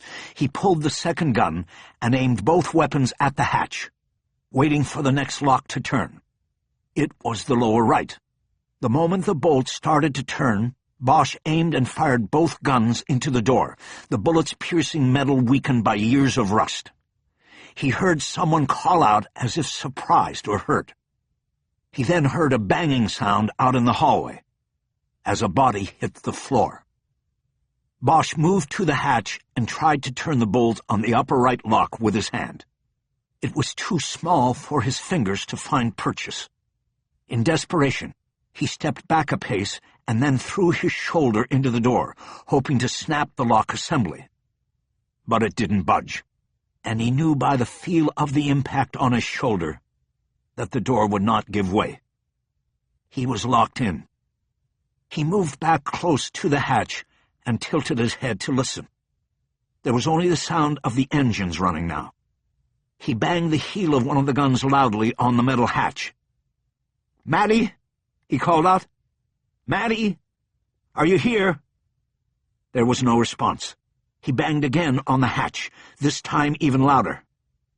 "Give me a sign, baby. If you're here, make some noise."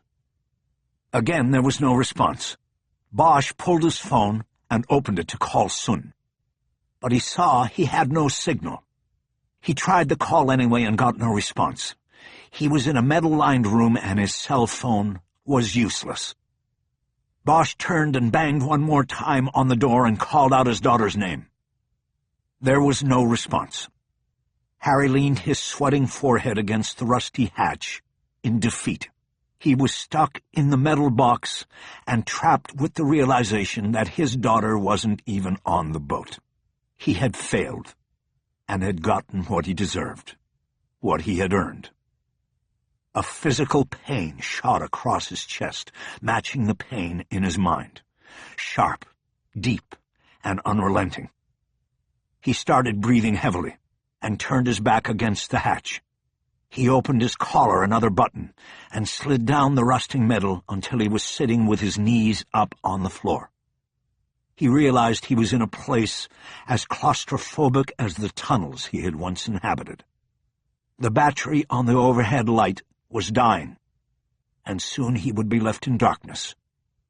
Defeat and despair overtook him.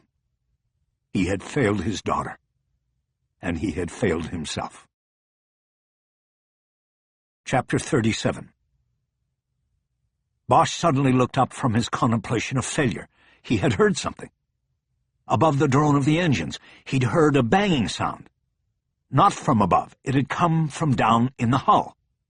He jumped up and turned back to the hatch. He heard another banging sound and knew somebody was checking the compartments in the same way he had. He pounded on the hatch with the heels of both guns. He yelled above the clanging echo of steel on steel. "Sun Yi! Hey, down here! Somebody down here!" There was no response, but then the bolt of the upper right seal turned. The door was being unlocked. Bosch stepped back, wiped his face with his sleeves, and waited. The bottom left seal was turned next, and then the hatch door slowly began to open. Bosch raised the guns, unsure if he had anything left to fire.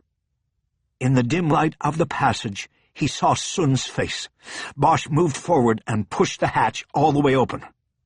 "Where the fuck you been?" "I was looking for a boat, and I called you. I told you to come back." Once he was in the passageway, Bosch saw the Mercedes man lying face down on the floor a few feet from the hatch. He quickly moved to him, hoping to find him still alive. Harry turned him over, rolling him into the slop of his own blood. He was dead. "Harry, where's Madeline?" Sun asked. "I don't know. Everybody's dead, and I don't know." Unless one final plan began to work into Bosch's brain, one final chance. The white Mercedes gleaming and new. The car would have all the extras, including a navigation system, and the first address in its stored data would be the Mercedes man's home. They would go there. They would go to the home of the Mercedes man, and Bosch would do what was necessary to find his daughter. If he had to hold a gun to the head of that bored little boy he had seen at Geo, he would do it, and the wife would tell. She would give Bosch back his daughter. Harry studied the body in front of him. He presumed he was looking at Dennis Ho, the man behind North Star. He patted the dead man's pockets, looking for car keys, but he found none, and just as quickly as his plan had formed, Bosch began to feel it disappear. Where were the keys? He needed that computer to tell him where to go and how to find his way. "Harry, what is it?" "His keys. We need his keys, or we—" He suddenly stopped. He realized he had missed something. When he had made his run on the pier and ducked for cover behind the white Mercedes, he had heard and smelled the car's diesel engine. The car had been left running. At the time it meant little to Bosch because he was sure his daughter was on the crane boat, but now he knew different. Bosch stood up and started moving down the passageway toward the ladder, his mind racing far ahead of him. He heard Sun following behind him. There was only one reason why Dennis Ho would have left his car running. He intended to come back to it. Not with the girl, because she was not on the boat, but to get the girl once the storage compartment in the hull was ready and it was safe to transfer her. Bosch charged out of the pilot house and crossed the gangway to the pier. He ran to the driver's door of the white Mercedes and flung it open. He checked the back seat and found it empty. He then studied the dashboard, looking for a button that would open the trunk. Finding none, he turned the car off and grabbed the keys. Moving to the back of the car, he pushed the trunk button on the ignition key. The trunk lid lifted automatically.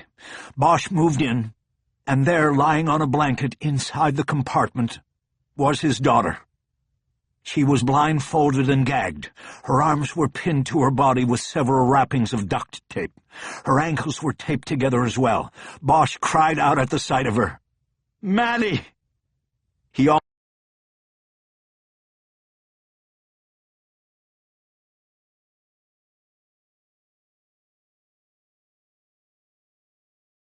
eyes and started blinking.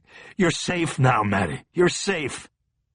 As the gag came loose, the girl let out a shriek that pierced her father's heart and would stay with him always. It was at once an exorcism of fear, a cry for help, and the sound of relief and even joy. "Daddy!" She started to cry as Bosch reached in and lifted her out of the trunk. Sun was suddenly there and helping. "It's going to be okay now," Bosch said. "It will all be okay." They stood the young girl up, and then Bosch used the teeth of one of the keys to start cutting through the tape.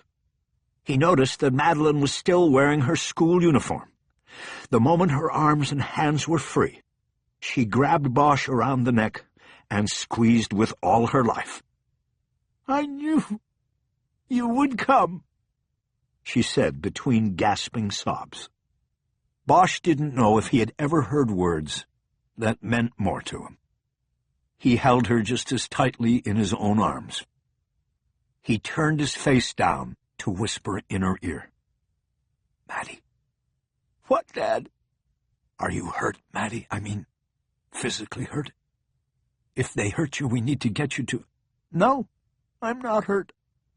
He pushed back from her and put his hands on her shoulders as he studied her eyes. "You sure? You can tell me." "I'm sure, Dad. I'm fine." "Okay, then we need to go." He turned to Sun. "Can you get us to the airport?" "No problem." "Then let's go." Bosch put his arm around his daughter, and they started to follow Sun off the pier. She held on to him the whole way, and it wasn't until they got to the car that she seemed to acknowledge the meaning of Sun's presence and asked the question Harry had been dreading. "Dad?" "What, Maddie?" "Where's Mom?" Chapter 38. Bosch didn't answer her question directly. He simply told his daughter that her mother could not be with them at the moment, but had packed a bag for her and that they needed to get to the airport to leave Hong Kong. Sun said nothing and picked up his pace, moving in front of them and removing himself from the discussion. The explanation seemingly bought Harry some time to consider how and when he would give the answer that would alter the rest of his daughter's life. When they got to the black Mercedes, he put her in the back seat before going to the trunk to grab the backpack. He didn't want her to see the bag Eleanor had packed for herself. He got in the front passenger seat and handed the backpack to her. He told her to make sure her passport was in the bag and to change out of her school uniform.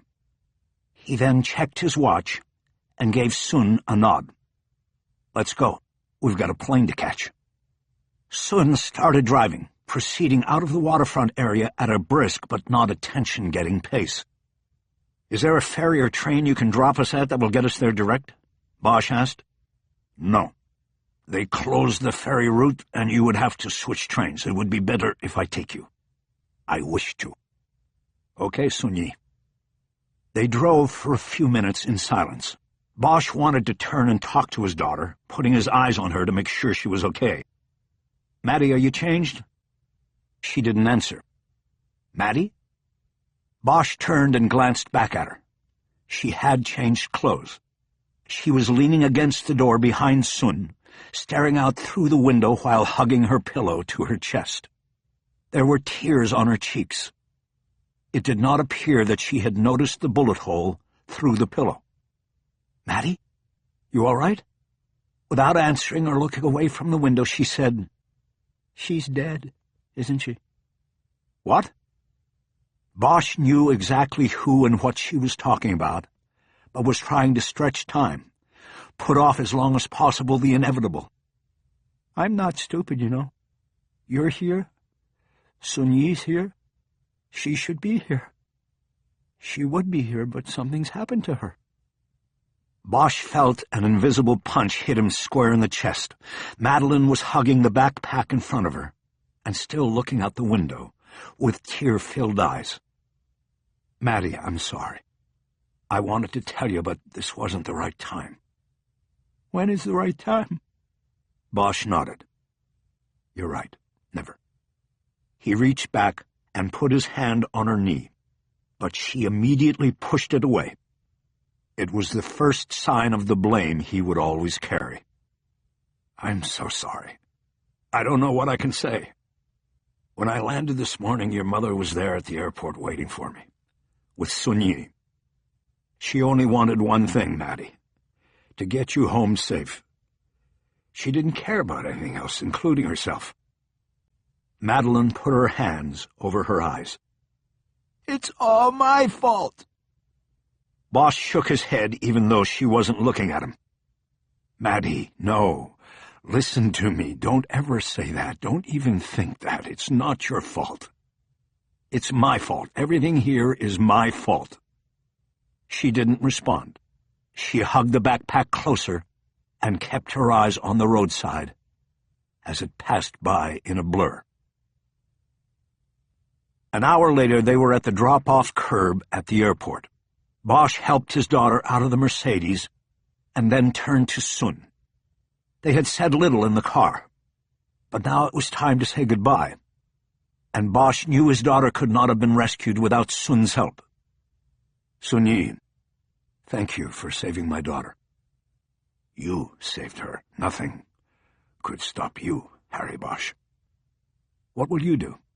The police will come to you about Eleanor, if not everything else." "I will handle these things and make no mention of you. This is my promise. No matter what happens, I will leave you and your daughter out of it." Bosch nodded. "Good luck," he said. "Good luck to you, too." Bosch shook his hand and then stepped back. After another awkward pause, Madeline stepped forward and hugged Sun. Bosch saw the look on his face, even behind the disguise of the sunglasses. No matter their differences, Bosch knew Sun had found some sort of resolve in Madeline's rescue. Maybe it allowed him to find refuge in himself.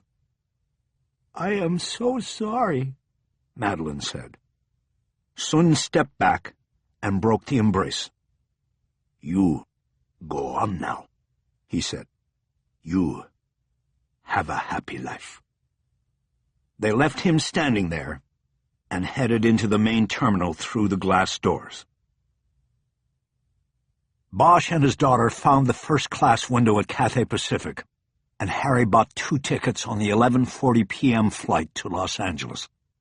He got a refund for his intended flight the next morning, but still had to use 2 credit cards to cover the overall cost. But he didn't care. He knew that first-class passengers were accorded special status that moved them quickly through security checks and first onto planes. Airport and airline staff and security were less likely to concern themselves with first-class travelers, even if they were a disheveled man with blood on his jacket and a 13-year-old girl who couldn't seem to keep tears off her cheeks. Bosch also understood that his daughter had been left traumatized by the last 60 hours of her life, and while he couldn't begin to know how to care for her in this regard, he instinctively felt that any added comfort couldn't hurt. Noting Bosch's unkempt appearance, the woman behind the counter mentioned to him that the first-class waiting lounge offered showering facilities to travelers. Bosch thanked her for the tip, took their boarding passes and then followed a first-class hostess to security. As expected, they breezed through the checkpoint on the power of their first-class tickets. They had 3 hours to kill, and though the previously mentioned shower facility was tempting, Bosch decided that food might be more of a pressing need. He couldn't remember when and what he had last eaten, and he assumed his daughter had been equally deprived of nourishment. "You hungry, Mads?" "Not really." "They fed you?" "No, I couldn't eat anyway." "When did you last eat something?" She had to think. "I had a piece of pizza at the mall on Friday before—" "Okay, we've got to eat then." They took an escalator up to an area where there was a variety of restaurants overlooking the duty-free shopping mecca. Bosch chose a sit-down restaurant in the center of the concourse that had good views of the shopping level. His daughter ordered chicken fingers, and Bosch ordered a steak and French fries. "You should never order a steak at an airport," Madeline said. "Why's that?" "You won't get good quality." Bosch nodded. It seemed like the first time she had said something more than 1 or 2 words in length since they had said goodbye to Sun. Harry had been watching her slowly collapse inward as the release of fear that followed her escape wore off, and the reality of what she'd been through and what had happened to her mother sank in. Bosch had feared she might be going into some form of shock. Her statement about the quality of steak at an airport was a non sequitur that seemed to back this up. "Well, I guess I'll find out." She then jumped the conversation to a new place. "So, am I going to live in L.A. with you now?" "I think so." He studied her face for a reaction. It remained unchanged, blank stare over cheeks streaked with dried tears and sadness. "I want you to," Bosch said. "And last time you were over you said you wanted to stay." "But not like this." "I know." "Will I ever go back to get my things and say goodbye to my friends?" Bosch thought for a moment before responding. "I don't think so," he finally said. "I might be able to get your things sent, but you're probably going to have to email your friends, I guess, or call them." "At least I'll be able to say goodbye." Bosch nodded and was silent, noting the obvious reference to her lost mother. She soon spoke again, her mind like a balloon caught in the wind, touching down here and there on unpredictable currents. "Are we, wanted by the police here?" Bosch looked around to see if anyone sitting nearby had heard the question, then leaned forward to answer. "I don't know," he said quietly. "We could be. I could be. But I don't want to find out here. It will be better to deal with all of this from L.A." After a pause, she asked another question, and this one hit Bosch between the numbers. "Dad, did you kill those men that had me? I heard a lot of shooting." Bosch thought about how he should answer. As a cop, as a father, but didn't take too long. "Let's just say that they got what they deserved, and that whatever happened was brought on by their own actions, okay?" "Okay." When the food came, they stopped talking and ate ravenously. Bosch had chosen the restaurant, the table, and his seat so that he had a good view of the shopping area and the security gate beyond. As he ate, he kept a vigilant watch for any unusual activity involving the airport's security staff. Any movement of multiple personnel or search activity would cause him concern. He had no idea if he was even on any police radar yet, but he had cut a deadly path across Hong Kong and had to remain alert to it catching up to him. "Are you going to finish your French fries?" Maddie asked. Bosch turned his plate so she could reach the fries. "Have at it." When she reached across the table, her sleeve pulled back, and Bosch saw the bandage in the crook of her elbow. He thought of the blood-stained tissue Eleanor had found in the wastebasket in the room at Chungking Mansions. Bosch pointed at her arm. "Maddie, how did you get that? Did they take your blood?" She put her other hand over the wound as if that could stop all consideration of it. "Do we have to talk about this now? Can you just tell me one thing?" Yes. Quick took my blood. I was going to ask something else. Where were you before you were put in the trunk and taken to the boat? I don't know, some kind of hospital place, like a doctor's office. I was locked in a room the whole time. Please, Dad. I don't want to talk about it, not now. Okay, sweetheart. We'll talk about it when you want. After the meal, they headed down to the shopping area. Bosch bought a complete set of new clothes in a men's store and a pair of jogging shoes and arm sweatbands in a sports shop. Maddie declined the offer of new clothing and said she'd stick with what was in her backpack. Their next stop was a general store, and Maddie picked out a stuffed panda bear she said she wanted to use as a pillow and a book called The Lightning Thief. After the shopping, they headed to the airline's first-class lounge and signed up to use the his and her shower facilities. Despite a long day's buildup of blood, sweat, and grime, Bosch showered quickly because he didn't want to be separated from his daughter for very long. Before getting dressed, he checked the wound on his arm. It was clotted and beginning to scab over. He used the armbands he had just bought as a double bandage over the wound. Once he was dressed, he took the top off the trash can that was next to the sink in the shower room. He bundled his old clothes and shoes together and buried them under the paper towels and other debris in the can. He didn't want anyone to spot his belongings and retrieve them, especially the shoes in which he had trod across the bloody tiles in Tuen Mun. Feeling somewhat refreshed and ready for the long flight ahead, he stepped out and looked around for his daughter. He didn't see her anywhere in the lounge and went back to wait for her near the entrance to the women's shower room. After 15 minutes and no sign of Madeline, he started getting worried. He waited another 5 and then went to the reception desk and asked the woman behind the counter to send an employee into the shower room to check on his daughter. The woman said she would do it herself. Bosch followed and then waited when she went into the shower room. He heard the shower running when the door was opened. He then heard voices, and soon the woman from the front desk stepped out.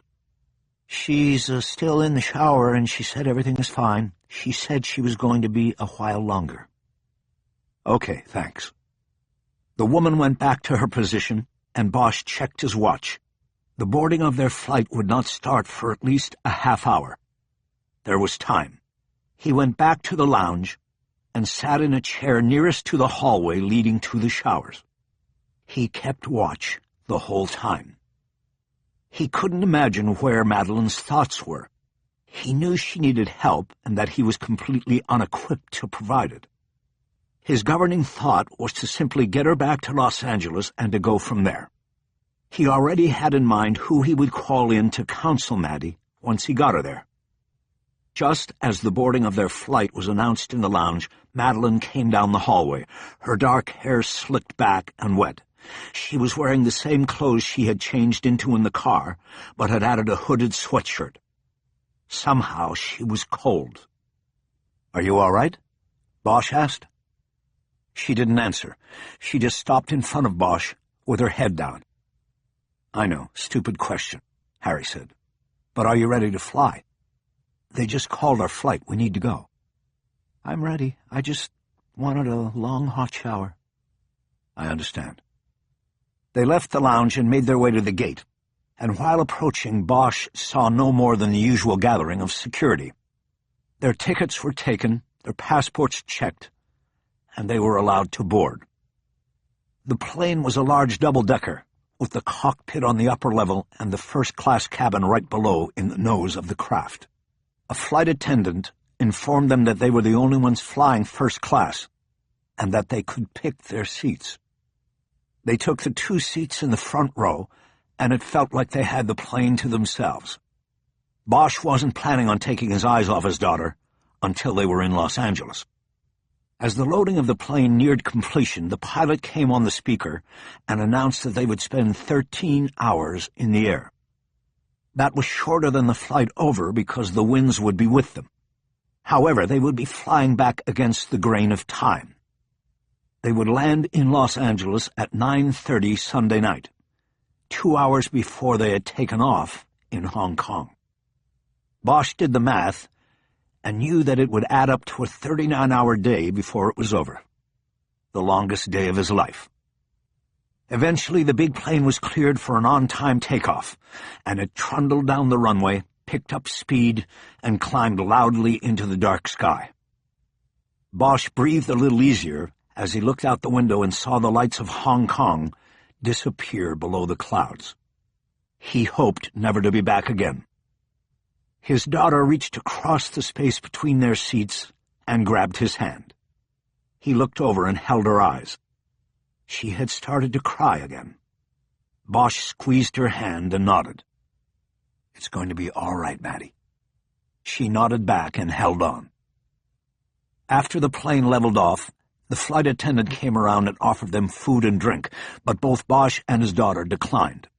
Madeline watched a movie about teenage vampires and then folded her seat down flat, one of the perks of first class, and went to sleep.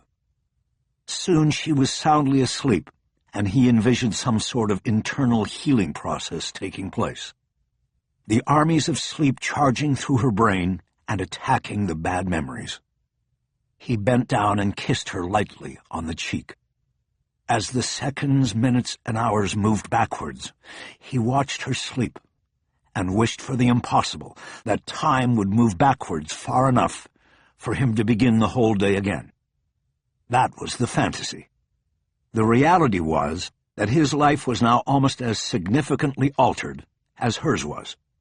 She was with him now, and he knew that no matter what he had done or caused to happen until this point in his life, she would be his ticket to redemption. If he could protect and serve her, he had the chance to make up for everything, for all of it. His plan was to keep watch on her through the night. But his exhaustion eventually defeated him, and he closed his eyes as well. Soon he dreamed of a place by a river. There was an outdoor table with a white tablecloth ruffled by the wind. He sat across the table from both Eleanor and Madeline, and they smiled at him. It was a dream of a place that had never been and would never be. Part 3. To Protect and Serve. Chapter 39. The last hurdle was Customs and Immigration in Los Angeles. The agent at the entry booth swiped their passports and was ready to routinely stamp them when something on the computer caught his eye. Bosch held his breath. "Mr. Bosch, you were in Hong Kong for less than a day?" "That's right, I didn't even need to pack a bag. I just went to pick up my daughter." The agent nodded as though he understood and had seen it before. He stamped the passports. He looked at Madeline and said, "Welcome to L.A., young lady." "Thank you," she said. It was almost midnight by the time they got to the house on Woodrow Wilson Drive. Bosch carried the backpack into the guest room, and his daughter followed. She was familiar with the room, having used it on several visits. "Now that you'll be living here full-time, we can fix up this room any way we want," Bosch said. "I know you had a lot of posters and stuff back in Hong Kong. You can do whatever you want here." There were 2 cardboard boxes stacked in the corner that contained old case files Bosch had copied. "I'll get these out of here," he said. He moved them one at a time into his bedroom. He continued to talk to her as he moved up and down the hall. "I know you don't have a private bathroom, but the guest bathroom in the hall is all yours. I don't get many guests here anyway." After moving the boxes, Bosch sat down on the bed and looked at his daughter. She was still standing in the middle of the room. The look on her face cut Bosch deeply. He could see the reality of the situation hitting her. It didn't matter that she had repeatedly voiced a desire to live in L.A. She was now here permanently, and grasping it was a daunting task. "Maddie, I just want to tell you something," he said. "I've only had to be your father 2 or 3 weeks a year. That was easy. This is going to be hard. I am going to make mistakes, and I'm going to need you to be patient with me while I learn. But I promise you, I will do the best I can." "Okay. Now, what can I get you? Are you hungry? Tired? What?" "No, I'm fine." I guess I shouldn't have slept so much on the plane. Doesn't matter. You needed the sleep right then. And sleep is always good. It heals. She nodded and looked awkwardly around the room. It was a basic guest room, a bed, bureau, and a table with a lamp. Tomorrow we'll get you a TV to put in here. One of those flat screens, and also a computer and a desk. We'll need to go shopping for a lot of things. I think I need a new cell phone. Quick took mine. Yeah, we'll get you a new phone, too. I have your memory card from the old one, so you won't lose your contacts. She looked over at him, and he realized he had made a mistake. You have the card? Did you get it from Quick? Was his sister there? Bosch held his hands up in a calming gesture and shook his head. I never met Quick or his sister. I found your phone, but it was broken. All I got was the memory card. She tried to save me. She found out that Quick was going to sell me and tried to stop it. But he kicked her out of the car. Bosch waited for her to say more, but that was it. He wanted to ask her many questions about the brother and sister and everything else, but his role as father overtook his role as cop. Now wasn't the right time. He had to get her calmed and situated. There would be time later to be a cop, to ask about Quick and he, and to tell her what had happened to them. He studied her face, and she seemed to be drained of emotion. She still looked tired, even after all the sleep on the plane. Everything's going to be okay, Maddie. I promise. She nodded. Do you think I can just be alone for a little while in here? Sure you can. It's your room. I think I should make some calls anyway.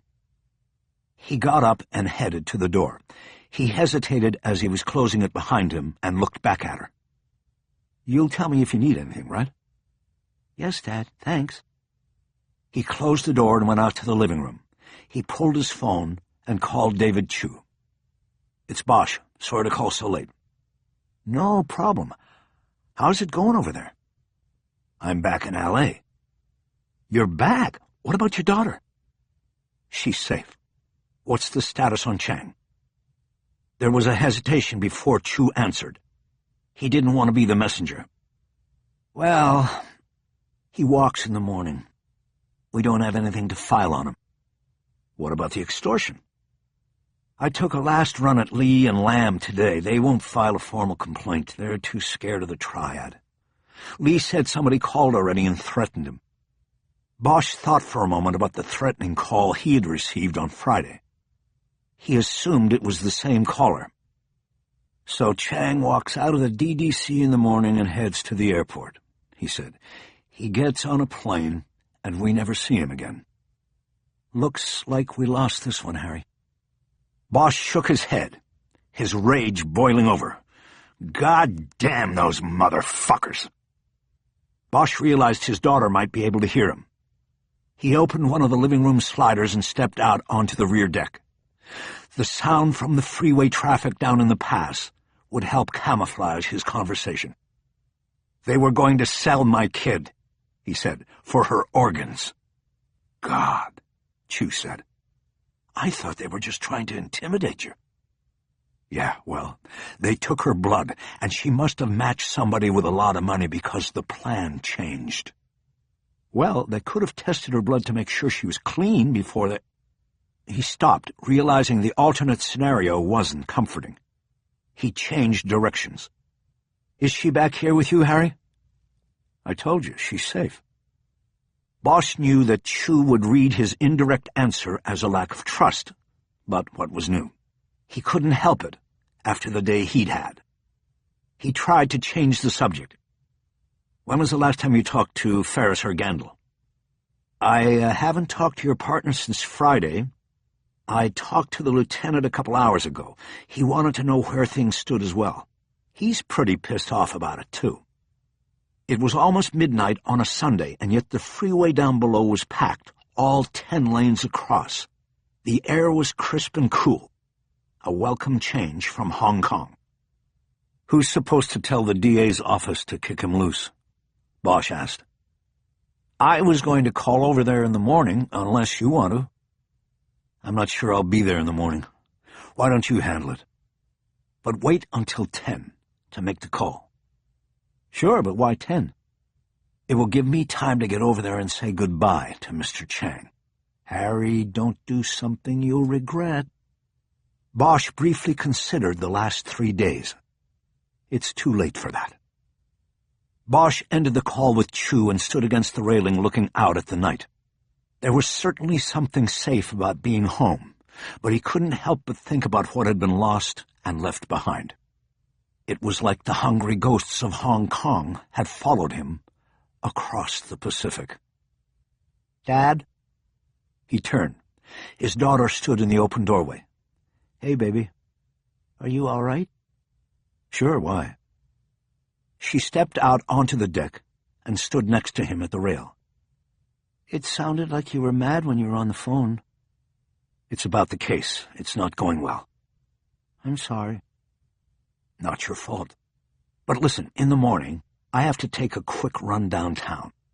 I'll make some calls and see if I can get somebody to watch you while I'm gone, and then when I get back, we'll go to the store like I was saying before, okay?" "You mean like a babysitter?" "No, I mean, yeah, I guess so." "Dad, I haven't had a babysitter or a nanny since I was like 12. "Yeah, well, that was only a year ago." "I think I will be all right by myself. I mean, Mama's been letting me go to the mall after school by myself." Bosch noted her use of the present tense.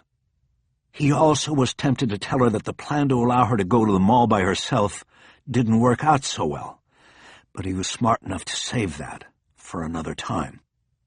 The bottom line was that he had to consider her safety ahead of everything else. Could the forces that grabbed her in Hong Kong find her all the way over here, in his home? It seemed unlikely, but even if there was a small percentage chance, he couldn't risk leaving her alone. The problem with that was he didn't really know who he could call in. He wasn't plugged into the neighborhood. He was the resident cop who got called when there was a problem, but otherwise he had never socialized with people on his street, or anyone for that matter other than cops. He didn't know who would be safe and any different than a complete stranger chosen from the child sitter ads in the phone book. Bosch was at a loss, and it was beginning to dawn on him that he had no business raising his own daughter. "Maddie, listen. This is one of those times where I said you were going to have to be patient with me. I don't want you left alone, not yet. You can stay in your room if you want. You'll probably still be asleep because of jet lag, but I want an adult in the house with you, somebody I can trust." "Whatever." Thinking about being the resident cop in the neighborhood suddenly pushed another idea into his brain. "Okay, I'll tell you what. If you don't want a sitter, then I have another idea. There's a school down at the bottom of the hill. It's a public middle school. I think classes started last week because I saw all the cars on my way to work. I don't know if it's where you'll end up going or if we'll try to get into a private school, but I could take you down there and you could look around and check it out. Maybe sit in a class or two and see what you think while I go downtown. How would that be? I know the assistant principal and I trust her. She'll take care of you."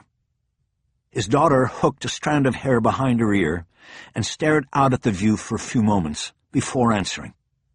"I guess that would be okay." "Okay, good. Then we'll do that. I'll call in the morning and set it up." Problem solved, Bosch thought. "Dad?" "What, baby?" "I heard what you said on the phone." He froze. "I'm sorry. I will try not to use that kind of language anymore, and never around you." "No, I don't mean that. I mean when you were out here. About what you said about them selling me for my organs. Is that true?" "I don't know, darling. I don't know what their exact plan was." "Quick took my blood. He said he was going to send it to you. You know, so you could run DNA and know that I was really kidnapped." Bosch nodded. "Yeah, well, he was lying to you. The video he sent was enough to convince me. The blood wasn't necessary. He was lying to you, Mad. He betrayed you and he got what he deserved." She immediately turned toward him, and Bosch realized he had slipped again. "What do you mean? What happened to him?" Bosch didn't want to go down the slippery slope of lying to his daughter. He also knew that his daughter obviously cared about Quick's sister, if not for Quick himself. She probably still didn't understand the depth of his betrayal. He's dead. Her breath caught in her throat, and she brought her hands to her mouth. Did you— No, Maddie, I didn't do it. I found him dead at the same time I found your phone. I guess you somehow liked him, so I'm sorry. But he betrayed you, baby. And I have to tell you, I might have done the same thing to him if I had found him alive. Let's go in now. Bosch turned from the railing. What about he?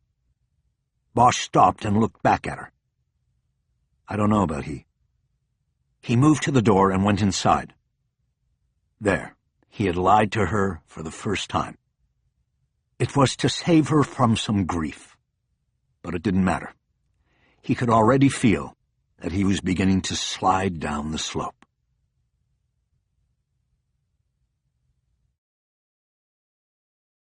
Chapter 40. At 11 a.m. Monday, Bosch was waiting outside the downtown detention center for the release of Bojing Chang. He wasn't sure what he was going to do or say to the murderer when he stepped through the door as a free man, but he knew he couldn't let the moment pass. If Chang's arrest had been the trigger that had resulted in all that had happened in Hong Kong, including the death of Eleanor Wish, then Bosch would not be able to live with himself if he didn't confront the man when he had the chance. His phone buzzed in his pocket, and he was tempted not to answer it and risk missing Chang, but he saw on the screen that it was Lieutenant Gandil calling. He took the call. I hear you're back. Yeah, I was going to call you. You got your daughter? Yeah, she's safe. Where? Bosch hesitated, but not for too long. She's with me. And her mother? She's still in Hong Kong. How's that going to work? She'll live with me. For a while, at least. What happened back there? Anything I need to worry about? Bosch wasn't sure what to tell him. He decided to put it off. I'm hoping there's no blowback, but you never know. I'll let you know what I hear. Are you coming in? Not today. I need to take a couple of days to get my daughter situated and in school and stuff. I want to get her some counseling. Is this white time or vacay days? I need to put it down. Comp time was called white time in the LAPD, after the blank white form on which supervisors kept track of it. Doesn't matter. I think I have the white time. Then I'll go with that. Are you okay, Harry? I'm fine. I guess Chu told you about Chang getting kicked? Yeah, he told me. His prick lawyer was already here this morning to pick up his suitcase. I'm sorry, Harry. There's nothing we could do. The case isn't there, and those two wimps up in the valley won't help us hold him on the extortion. I know. Didn't help that your partner stayed home all weekend. Claimed he was sick. Yeah, well... Bosch had reached the end of his patience with Ferris, but that was between him and his partner. He wouldn't discuss it with Gandil yet. The door to the release office opened, and Bosch saw an Asian man in a suit step out carrying a briefcase. It wasn't Chang. The man held the door with his body and waved up the street to a waiting car. Bosch knew this was it. The man in the suit was a well-known defense attorney named Anthony Wing. Lieutenant, I gotta go. Can I call you back?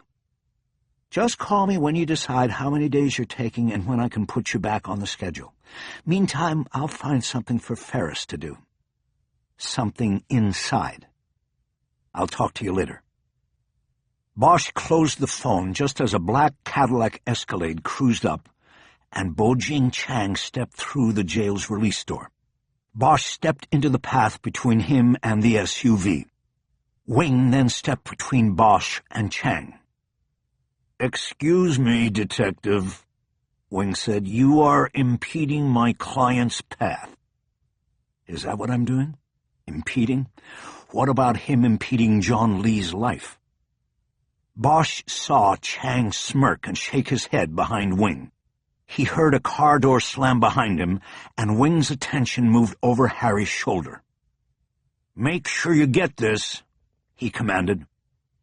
Bosch looked behind him and saw that a man with a video camera had gotten out of the big SUV. The lens of the camera was pointed at Bosch. "What is this?" "Detective, if you touch or harass Mr. Chang in any way, it will be documented and offered to the media." Bosch turned back to Wing and Chang. Chang's smirk had turned into a satisfied smile. "You think this is over, Chang? I don't care where you go. This isn't over. You and your people made it personal, asshole. And I don't forget that." "Detective, step aside," Wing said, clearly playing to the camera. "Mr. Chang is leaving because he's innocent of the charges you tried to concoct against him. He is returning to Hong Kong because of LAPD harassment. Because of you, he is unable to continue enjoying the life he has known here for several years."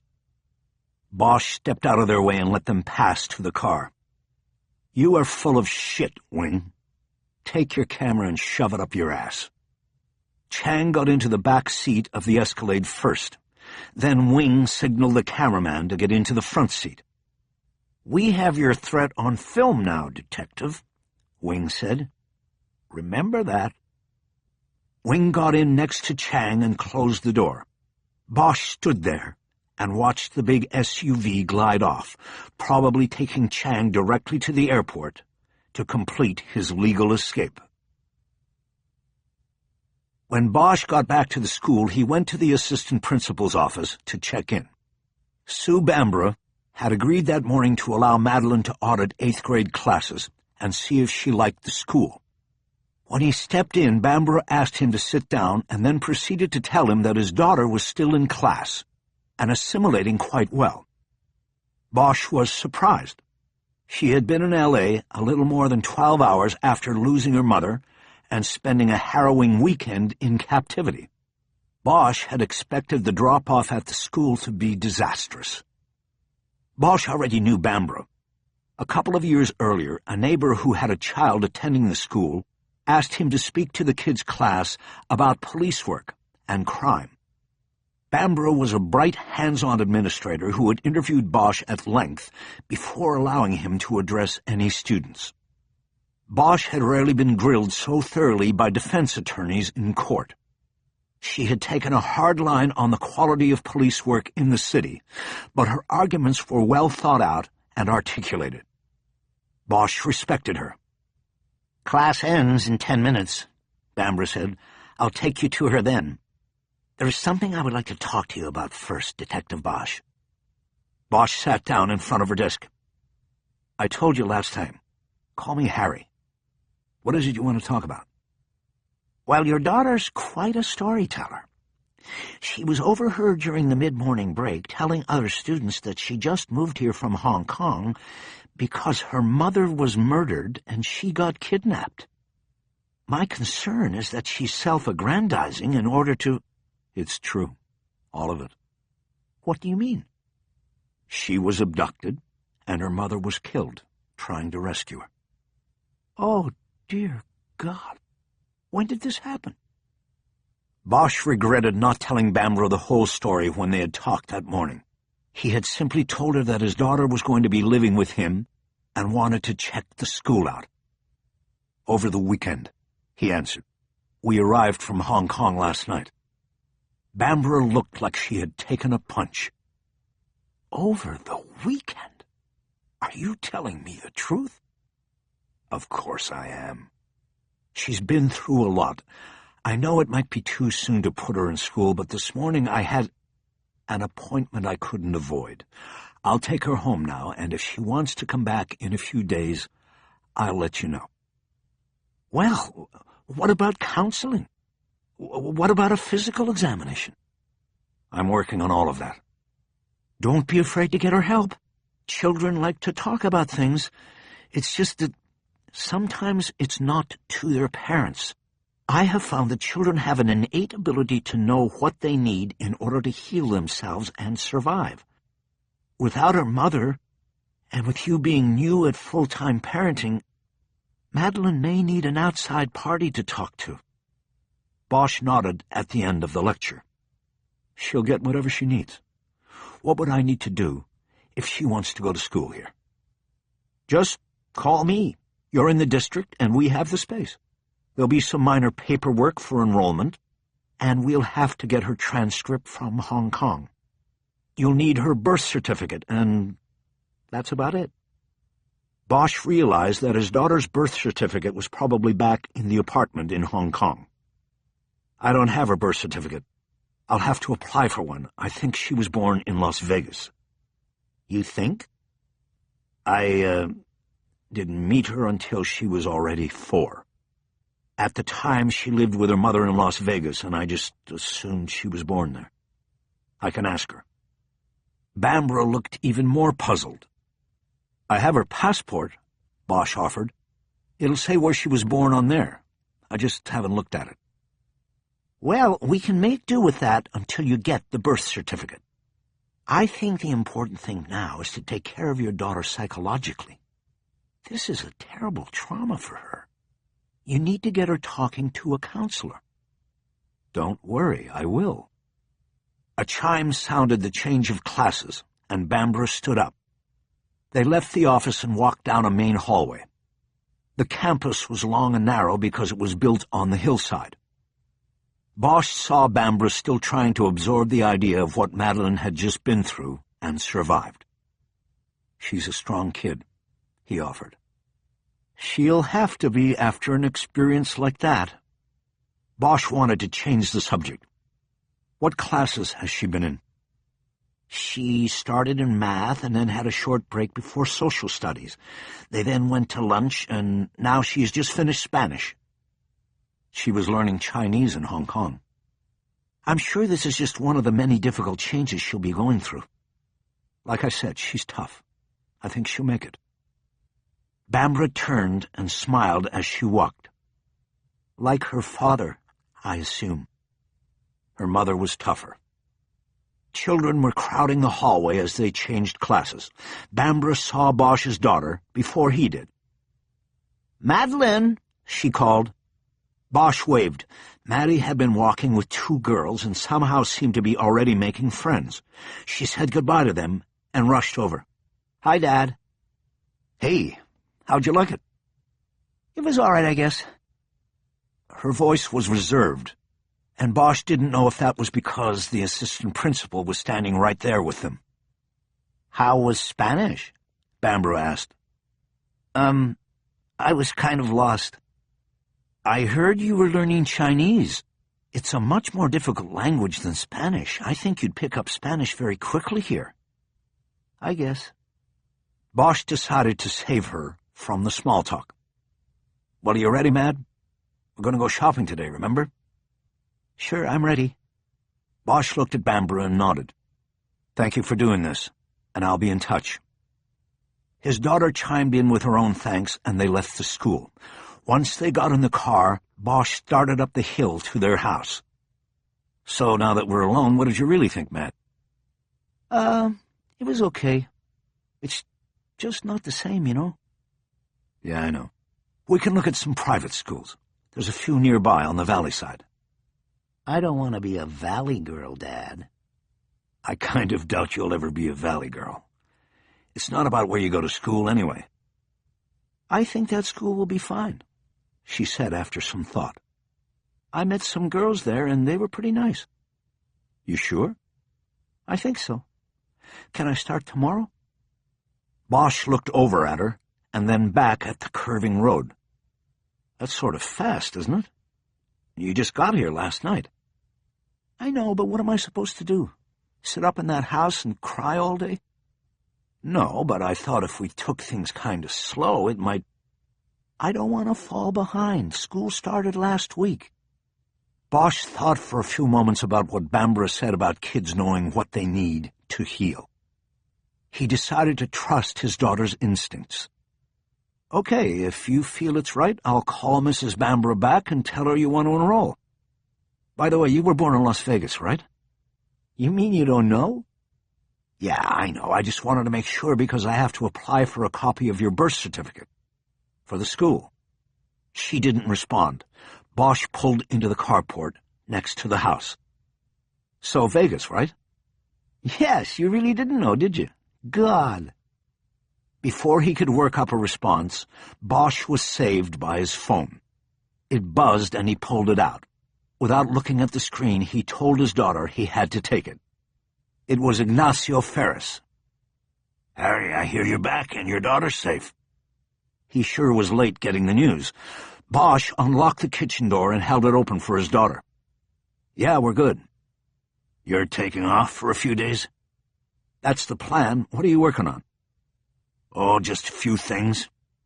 Writing up some summaries on John Lee. What for? That one's over. We blew it. I know, but we need to keep the file complete.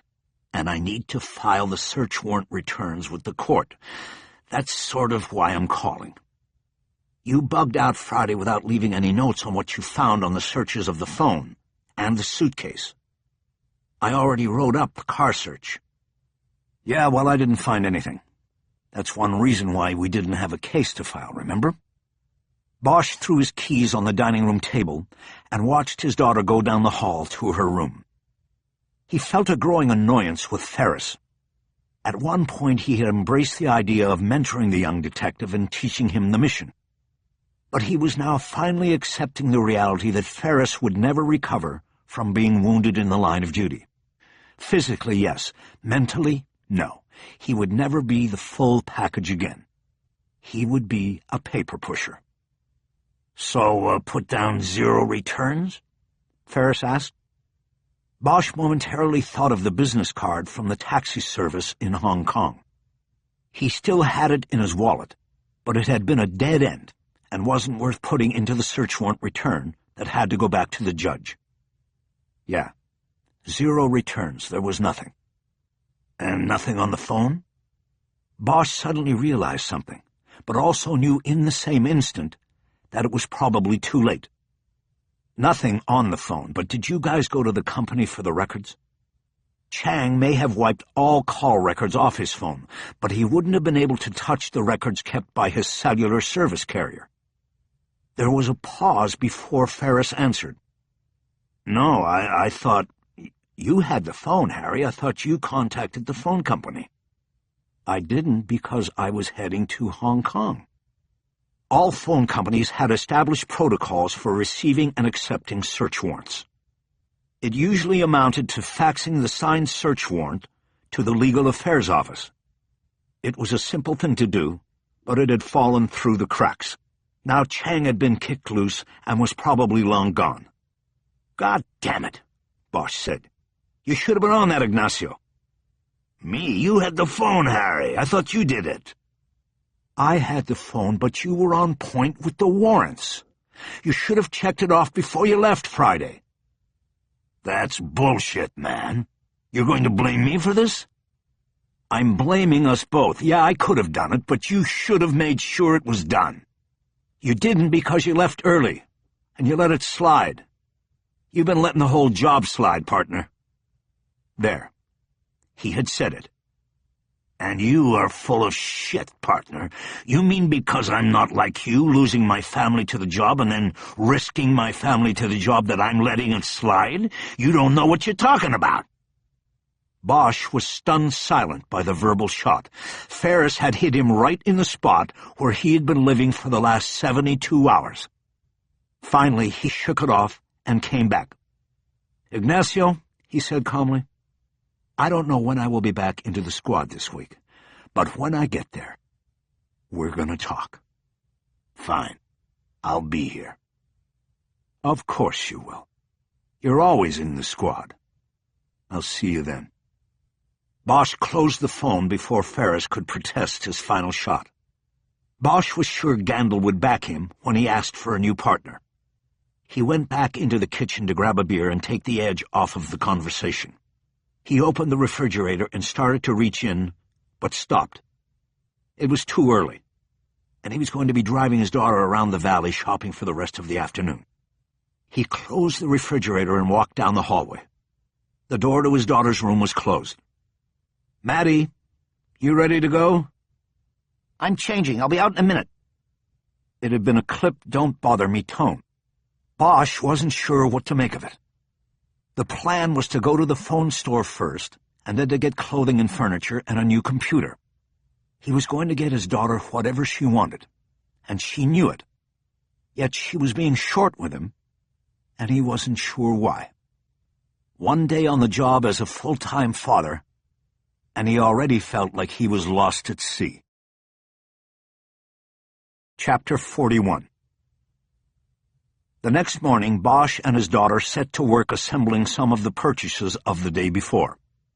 Maddie was not in school yet because her enrollment would take an additional day to wind through public school bureaucracy, a delay Bosch welcomed because it gave them more time together. First in line for assembly was the computer desk and chair they had bought at the IKEA store in Burbank. They had gone on a 4-hour shopping spree, accumulating school supplies, clothes, electronics, and furniture, completely filling Bosch's car and leaving him with a feeling of guilt that was new to him.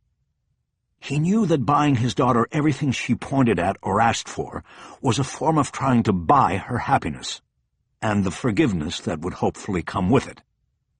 He had moved the coffee table out of the way and spread the parts of the prefabricated desk out on the floor of the living room. The instructions said it could be completely assembled with only one tool, a small Allen wrench that came with it. Harry and Madeline sat cross-legged on the floor, trying to understand the assembly map. "It looks like you start by attaching the side panels to the desktop," Madeline said. "You sure?" "Yes. See, everything that is marked 1 is part of the first step." "I thought that just meant you have one each of those parts."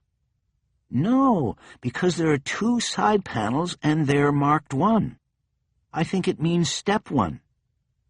Oh. A phone rang, and they looked at each other. Madeline had gotten a new phone the day before, and it was once again a match to her father's. The trouble was she had not selected an individual ringtone, so both phones sounded the same. She had gotten a series of calls through the morning from friends in Hong Kong she had sent messages to saying she had moved to Los Angeles. "I think that's you," she said. "I left mine in my room."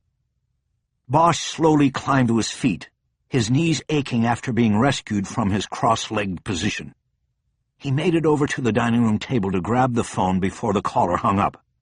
"Harry, it's Dr. Hinoyos. How are you?" "Plugging away, Doc. Thanks for the call back." Bosch opened the slider and stepped out onto the deck, closing the door behind him. "I'm sorry I didn't get back until today," Hinoyos said. "Mondays are always brutal here. What's up?" Hinoyos ran the department's behavioral science section, the unit that offered psychiatric services to the rank and file. Bosch had known her almost 15 years, since she had been a frontline counselor assigned to evaluate him after he'd had a physical altercation with his supervisor at Hollywood Division. Bosch kept his voice low. "I wanted to ask if you would do something for me as a favor." "Depends on what it is." "I want you to talk to my daughter." "Your daughter? Last you talked to me about her, she lived with her mother in Vegas." "They moved. She's been living in Hong Kong for the last 6 years. Now she's with me. Her mother's dead." There was a pause before Hinoyos responded. Bosch got a call waiting beep in his ear, but ignored the second call and waited her out. "Harry, you know that we see police officers only here, not their families. I can give you a referral for a child practitioner." "I don't want a child shrink. I've got the yellow pages here if I want that. That's where the favor comes in. I want her to talk to you. You know me, I know you. Like that." "But, Harry, it doesn't work like that here." "She got abducted over there in Hong Kong, and her mother got killed trying to get her back. The kid's got baggage, Doc." "Oh, my God. How long ago did this happen?" "Last weekend." "Oh, Harry." "Yeah, not good. She needs to talk to somebody besides me. I want it to be you, Doctor." Another pause, and again Bosch let it play out. There wasn't much sense in pushing it with Hinoyos. Bosch knew that from first-hand experience. "I guess I could meet her off campus. Has she asked to talk to anyone?" "She didn't ask, but I told her I wanted her to. She didn't object. I think she'll like you. When could you meet with her?" Bosch was pushing it, he knew. But it was for a good cause. "Well, I have some time today," Hinoyos said. "I could meet her after lunch. What is her name?" "Madeline. What time?" "Could she meet me at 1? "No problem. Should I bring her there, or will that be a problem?" "I think it will be fine. I won't record it as an official session." Bosch's phone beeped again. This time he pulled it away from his ear to check the caller ID. It was Lieutenant Gandil. "Okay, Doc." Bosch replied, "Thank you for this." "It will be good to see you, too. Maybe you and I should have a conversation. I know your ex-wife still meant a lot to you." "Let's take care of my daughter first. Then we can worry about me. I'll drop her with you and then get out of the way. Maybe walk over to Philippe's or something." "See you then, Harry." He hung up and checked to see if Gandil had left a message. There was none. He headed back inside and saw that his daughter had already assembled the main structure of the desk. "Wow, girl, you know what you're doing." "It's pretty easy." "Didn't seem that way to me." He had just gotten back down on the floor when the landline started to ring from the kitchen. He got up and hustled to get it. It was an old wall-mounted phone with no caller ID screen. "Bosch, where are you?" It was Lieutenant Gandil. "I'm at home. I told you I was taking a few days." "I know that, but I need you to come in and bring your daughter." Bosch was looking down into the empty sink. "My daughter? Why, Lieutenant?" "Because there are 2 guys from the Hong Kong Police Department sitting in Captain Dodd's office, and they want to talk to you. You didn't tell me that your ex-wife is dead, Harry. You didn't tell me about all the dead bodies they say you left in your wake over there." Bosch paused as he considered his options. "Tell them I'll see them at 1:30, he finally said. Gandil's response was sharp. 1:30? What do you need 3 hours for? Get down here now." "I can't, Lieutenant. I'll see them at 1:30. Bosch hung the phone up and then pulled his cell from his pocket. He had known that the Hong Kong cops would eventually come, and he had already had a plan for what to do. The first call he made was to Sun Yi. He knew it was late in Hong Kong, but he couldn't wait. The phone rang 8 times and then went to message. "It's Bosch. Call me when you get this." Bosch hung up and stared at his phone for a long moment. He was concerned. It was 1:30 in the morning in Hong Kong, not a time when he would have expected Sun Yi to be away from his phone. Unless it wasn't by his choice. He next scrolled through the contact list on his phone and found a number he had not used in at least a year.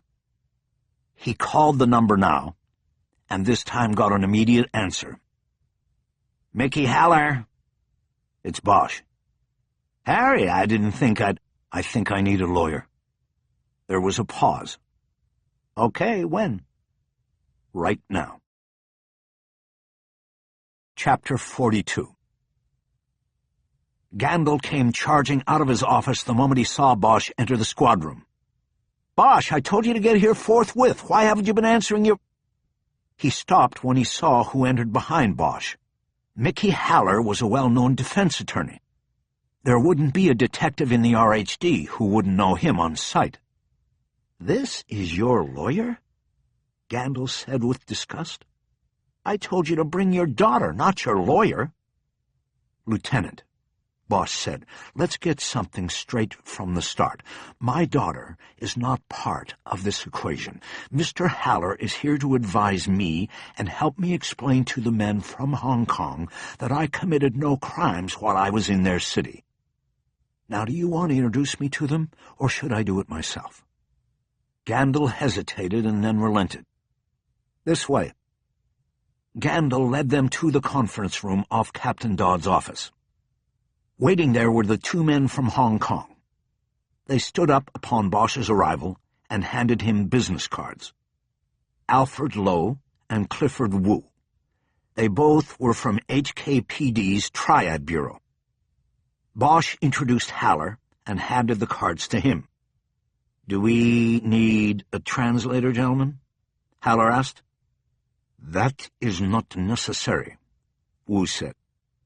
"Well, that's a start," Haller said. "Why don't we sit down and hash this big old thing around?" Everyone, including Gandil, took seats around the conference table. Haller spoke first. "Let me start things off here by saying my client, Detective Bosch, is not waiving any of his constitutionally guaranteed rights at this time. We are on American soil here, and that means he doesn't have to speak to you, gentlemen. However, he is also a detective, and he knows what you two men are up against on a daily basis. Against my advice, he is willing to talk to you. So the way we will work this is that you can ask him questions, and he'll try to answer them if I think he should.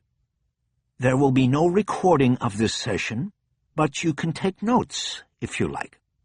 We hope to end this conversation with you two fellows leaving with a greater understanding of the events of this past weekend in Hong Kong. But one thing that is for certain is that you will not be leaving with Detective Bosch. His cooperation in this matter ends when this meeting ends." Haller punctuated his opening salvo with a smile. Before coming into the PAB, Bosch had met with Haller for nearly an hour in the back of Haller's Lincoln Town Car. They were parked at the dog park near Franklin Canyon and were able to watch Harry's daughter walk the park and pet the sociable dogs while they talked. After they were finished, they took Maddie to her meeting with Dr. Hinoyos and then drove over to the PAB. They were not operating in complete agreement, but had forged a strategy. A quick internet search on Haller's laptop had even provided some backup material. They had come in ready to make Bosch's case to the men from Hong Kong. Being a detective, Bosch was walking a thin line. He wanted his colleagues from across the Pacific to know what had happened, but he wasn't going to put himself, his daughter, or Sun Yi in jeopardy. He believed that all his actions in Hong Kong were justified. He told Haller he had been in kill-or-be-killed situations initiated by others, and that included his encounter with the hotel manager at Chungking Mansions. In each case, he had emerged victorious. There was no crime in that, not in his book. Lowe took out a pen and notebook, and Wu asked the first question, revealing that he was the lead man. "First, we would ask, why did you go to Hong Kong on such short trip?" Bosch shrugged like the answer was obvious. "To get my daughter and bring her back here." "On Saturday morning, your former wife, she reported the daughter missing to police," Wu said. Bosch stared at him for a long moment. "Is that a question?" "Was she missing?" "My understanding is that she was indeed missing, but on Saturday morning I was 35,000 feet over the Pacific. I can't speak to what my ex-wife was doing then." "We believe your daughter was taken by someone named Peng Qing-kai. Do you know him?" "Never met him." "Peng is dead," Lowe said. Bosch nodded. "That doesn't make me unhappy." "Mr. Peng's neighbor, Mrs. Feng Yi Mai, she recalled speaking with you at her home Sunday," Wu said. "You and Mr. Sun Yi." "Yes, we knocked on her door. She wasn't much help." "Why is this?" "I guess because she didn't know anything. She didn't know where Peng was." Wu leaned forward, his body language easy to read. He thought he was zeroing in on Bosch. "Did you go to Peng's apartment?" "We knocked on the door, but nobody answered. After a while, we left." Wu leaned back, disappointed. "You acknowledge that you were with Sun Yi?" he asked. "Sure, I was with him." "How do you know this man?" "Through my ex-wife. They met me at the airport Sunday morning and informed me that they were looking for my daughter because the police department there did not believe she had been abducted." Bosch studied the two men for a moment before continuing. "You see, your police department dropped the ball. I hope you will include that in your reports, because if I'm dragged into this, I certainly will. I'll call every newspaper in Hong Kong, doesn't matter what language, and tell them my story." The plan was to use the threat of international embarrassment to the HKPD to make the detectives move cautiously.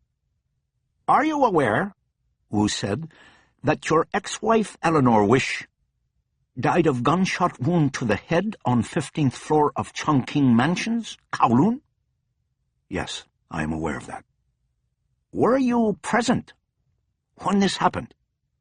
Bosch looked at Haller, and the attorney nodded. "I was there. I saw it happen." "Can you tell us how?" "We were looking for our daughter. We didn't find her. We were in the hallway about to leave, and two men started to fire at us. Eleanor was hit, and she got killed. And the two men were hit too. It was self-defense." Wu leaned forward. "Who shot these men?" "I think you know that."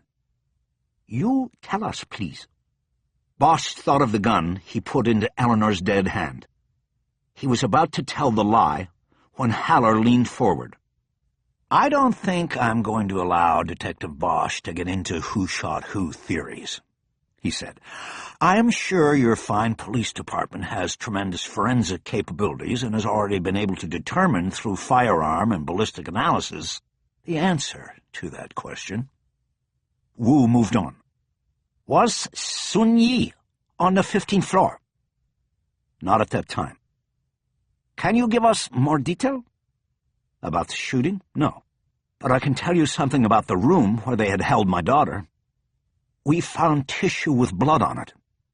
They had drawn her blood." Bosch studied them to see if they reacted to this information. They showed nothing. There was a file on the table in front of the men from Hong Kong. Wu opened it and took out a document with a paper clip on it. He slid it across the table to Bosch. "This is statement from Sun Yi. It has been translated into English. Please read and acknowledge for accuracy." Haller leaned in next to Bosch, and they read the two-page document together. Bosch immediately recognized it as a prop. It was their investigative theory disguised as a statement from Sun. About half of it was correct. The rest was assumption based on interviews and evidence. It attributed the murders of the Peng family to Bosch and Yi. Harry knew they were either trying to bluff him into telling what really happened, or they had arrested Sun and forced him to sign his name to the story they preferred, namely that Bosch had been responsible for a bloody rampage across Hong Kong. It would be the best way to explain 9 violent deaths on one Sunday. The American did it.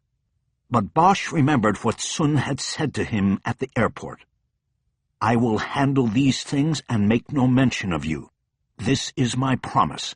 No matter what happens, I will leave you and your daughter out of it." "Gentlemen," Haller said, completing his read of the document first, "this document is total bullshit." Bosch finished. He slid the document back across the table. It hit Wu in the chest. No, Wu said quickly. "This is very real. This is signed by Sun Yi." "Maybe if you held a gun to his head. Is that how you do it over there in Hong Kong?" "Detective Bosch," Wu exclaimed, "you will come to Hong Kong and answer these charges."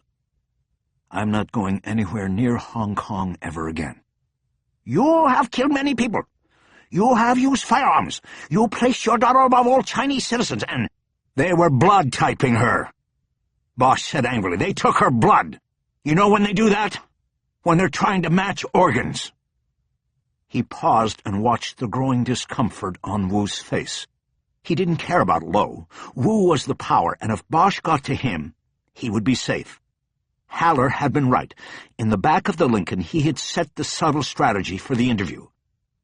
Rather than focus on defending Bosch's actions as self-defense, make it clear to the men from Hong Kong what would be brought to the international media stage should they pursue any sort of case against Bosch. Now was the time to make that move, and Haller took over and calmly moved in for the kill. "Gentlemen, you can hang on to your signed statement there," he said, a seemingly permanent smile playing on his face. "Let me summarize the facts that are supported by the actual evidence. A 13-year-old American girl was abducted in your city. Her mother dutifully called the police to report this crime. The police declined to investigate the crime, and then—" "The girl had run away before," Lo interjected. "There was no reason—" Haller held up a finger to cut him off. "Doesn't matter," he said, now a tone of contained outrage in his voice, and the smile gone. "Your department was told an American girl was missing and chose, for whatever reason, to ignore the report. This forced the girl's mother to look for her daughter herself. And the first thing she did was to call in the girl's father from Los Angeles." Haller gestured to Bosch. "Detective Bosch arrived, and together with his ex-wife and a friend of the family, Mr. Sun Yi, they began the search that the Hong Kong police had determined they would not be involved in. On their own, what they found was evidence that she had been kidnapped for her organs. This American girl, they were going to sell her for her organs." His outrage was growing, and Bosch believed it was not an act. For a few moments, Haller let it float over the table like a thundercloud before continuing. "Now, as you gentlemen know, people got killed. My client isn't going to get into the details with you about all of that. Suffice it to say that left alone in Hong Kong without any help from the government and police, this mother and father, trying to find their daughter, encountered some very bad people, and there were kill-or-be-killed situations. There was provocation." Bosch saw the two Hong Kong detectives physically lean back as Haller shouted the last word. He then continued in a calm and well-modulated courtroom voice. "Now, we know you want to know what happened, and you have reports that need to be filled out and supervisors that need to be informed. But you have to seriously ask yourself, is this the proper course to take?" Another pause. "Whatever happened in Hong Kong occurred because your department failed this young American girl and this family. And if you are now going to sit back and analyze what actions Detective Bosch took because your department failed to act properly, if you are looking for a scapegoat to take back with you to Hong Kong, then you won't find one here. We won't be cooperating. However, I do have someone here you will be able to talk to about all of this. We can start with him." Haller pulled a business card out of his shirt pocket and slid it across the table to them. Wu picked it up and studied it. Haller had shown it to Bosch earlier. It was the business card of a reporter from the Los Angeles Times. "Jock Me Kivoy?" Lo read. "He has information about this?" "That's Jack McAvoy. And he has no information now. But he would be very interested in a story like this." This was all part of the plan. Haller bluffing. The truth was, and Bosch knew, that McAvoy had been laid off by the Times 6 months earlier. Haller had dug the old card out of a stack of business cards he kept wrapped in a rubber band in his Lincoln. "That's where it will start," Haller said calmly. "And I think it will make a great story. 13-year-old American girl kidnapped in China for her organs, and the police do nothing. Her parents are forced into action, and the mother is killed trying to save her daughter. From there it will go international, for sure. Every paper, every news channel in the world will want a part of this story. They'll make a Hollywood movie out of it, and Oliver Stone will direct it. Haller now opened his own file that he had carried into the meeting. It contained the news stories he had printed in the car following his internet search. He slid a set of printouts across the table to Wu and Lo. They moved closer together to share. And finally, what you have there is a package of news articles I will be providing Mr. McAvoy and any other journalist who makes an inquiry of me or Detective Bosch. These articles document the recent growth of the black market in human organs in China. The waiting list in China is said to be the longest in the world, with some reports of as many as 1 million people waiting for an organ at any given time. Doesn't help that a few years back, and under pressure from the rest of the world, the Chinese government banned the harvesting of organs from executed prisoners. That only heightened the demand and value of human organs on the black market. I am sure you will be able to see from those stories from very credible newspapers, including the Beijing Review, where Mr. McAvoy will be going with his story. It's up to you now to decide if that is what you want to happen here. Wu turned so he could whisper in rapid-fire Chinese directly into Lo's ear. "No need to whisper, gentlemen," Haller said. "We can't understand you." Wu straightened himself. "We would like to make private telephone call before continuing the interview," he said. "To Hong Kong?" Gandil asked. "It's going on 3 in the morning there." "This does not matter," Wu said. "I must make the call, please." Gandil stood up. "You can use my office. You'll have privacy." "Thank you, Lieutenant." The Hong Kong investigator stood up to go. "One last thing, gentlemen," Haller said. They looked at him with "What now?" written on their faces. "I just want you and whoever it is you are calling to know that we are also very concerned about the disposition of Sun Yi in this matter. We want you to know that we'll be getting in touch with Mr. Sun, and if we can't reach him, or we learn that he has encountered any sort of impediment to his personal freedom, then we plan to bring that issue up before the court of public opinion as well." Haller smiled and paused before continuing. "It's a package deal, gentlemen. Tell your people that." Haller nodded, keeping the smile going the whole time, his demeanor contradicting the obvious threat. Wu and Lo nodded that they understood the message and followed Gandil out of the room. "What do you think?" Bosch asked Haller when they were alone. "Are we in the clear?" "Yeah, I think so," Haller said. "I think this thing just ended. What happens in Hong Kong stays in Hong Kong." Chapter 43. Bosch decided not to wait in the conference room for the Hong Kong detectives to return.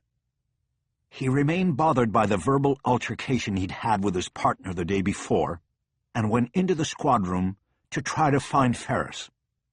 But Ferris was gone, and Bosch wondered if he had intentionally gone to lunch early in order to avoid further confrontation. Harry stepped into his own cubicle to check the desk for inter-office envelopes and other messages. There were none, but he saw a blinking red light on his phone. He had a message. He was still getting used to the practice of having to check his phone line for messages. In the squad room at Parker Center, things were antiquated, and there was no personal voicemail. All messages went to a central line, which the squad secretary monitored. She then wrote out message slips that went into mailboxes or were left on desks. If the call was urgent, the secretary personally tracked the detective down by pager or cell phone. Bosch sat down and typed his code into the phone. He had 5 messages. The first 3 were routine calls about other cases. He made a few notes on a desk pad and erased the messages. The 4th had been left the night before by Detective Wu of the HKPD. He had just landed and checked into a hotel and wanted to set up an interview. Bosch erased it. The 5th message was from Terry Sopp in Leighton Prince. It had been left at 9:15 that morning, just about the time Bosch was opening the flat box that contained his daughter's new computer desk. "Harry, we did the electrostatic enhancement test on the casing you gave me. We pulled a print off it, and everybody around here is pretty excited. We got a match on the DOJ computer, too. So give me a call as soon as you get this." As he called Leighton's, Bosch looked up over the wall of his cubicle and saw Gandil escorting the 2 HKPD detectives back to the conference room. He waved his arm at Bosch, signaling him to come back as well. Bosch held up a finger, signaling that he needed a minute. "Leighton's. Let me speak to Terry, please." He waited another 10 seconds, excitement growing. Bo Jing Chang might have been kicked loose and may already be back in Hong Kong for all Bosch knew. But if his fingerprint was on the casing of one of the bullets that killed John Lee, then that was a game-changer. It was direct evidence linking him to the murder. They could charge him and seek an extradition warrant. "This is Terry." "It's Harry Bosch. I just got your message." "I was wondering where you were. We got a match on your casing." "That's wonderful. Bo Jing Chang?"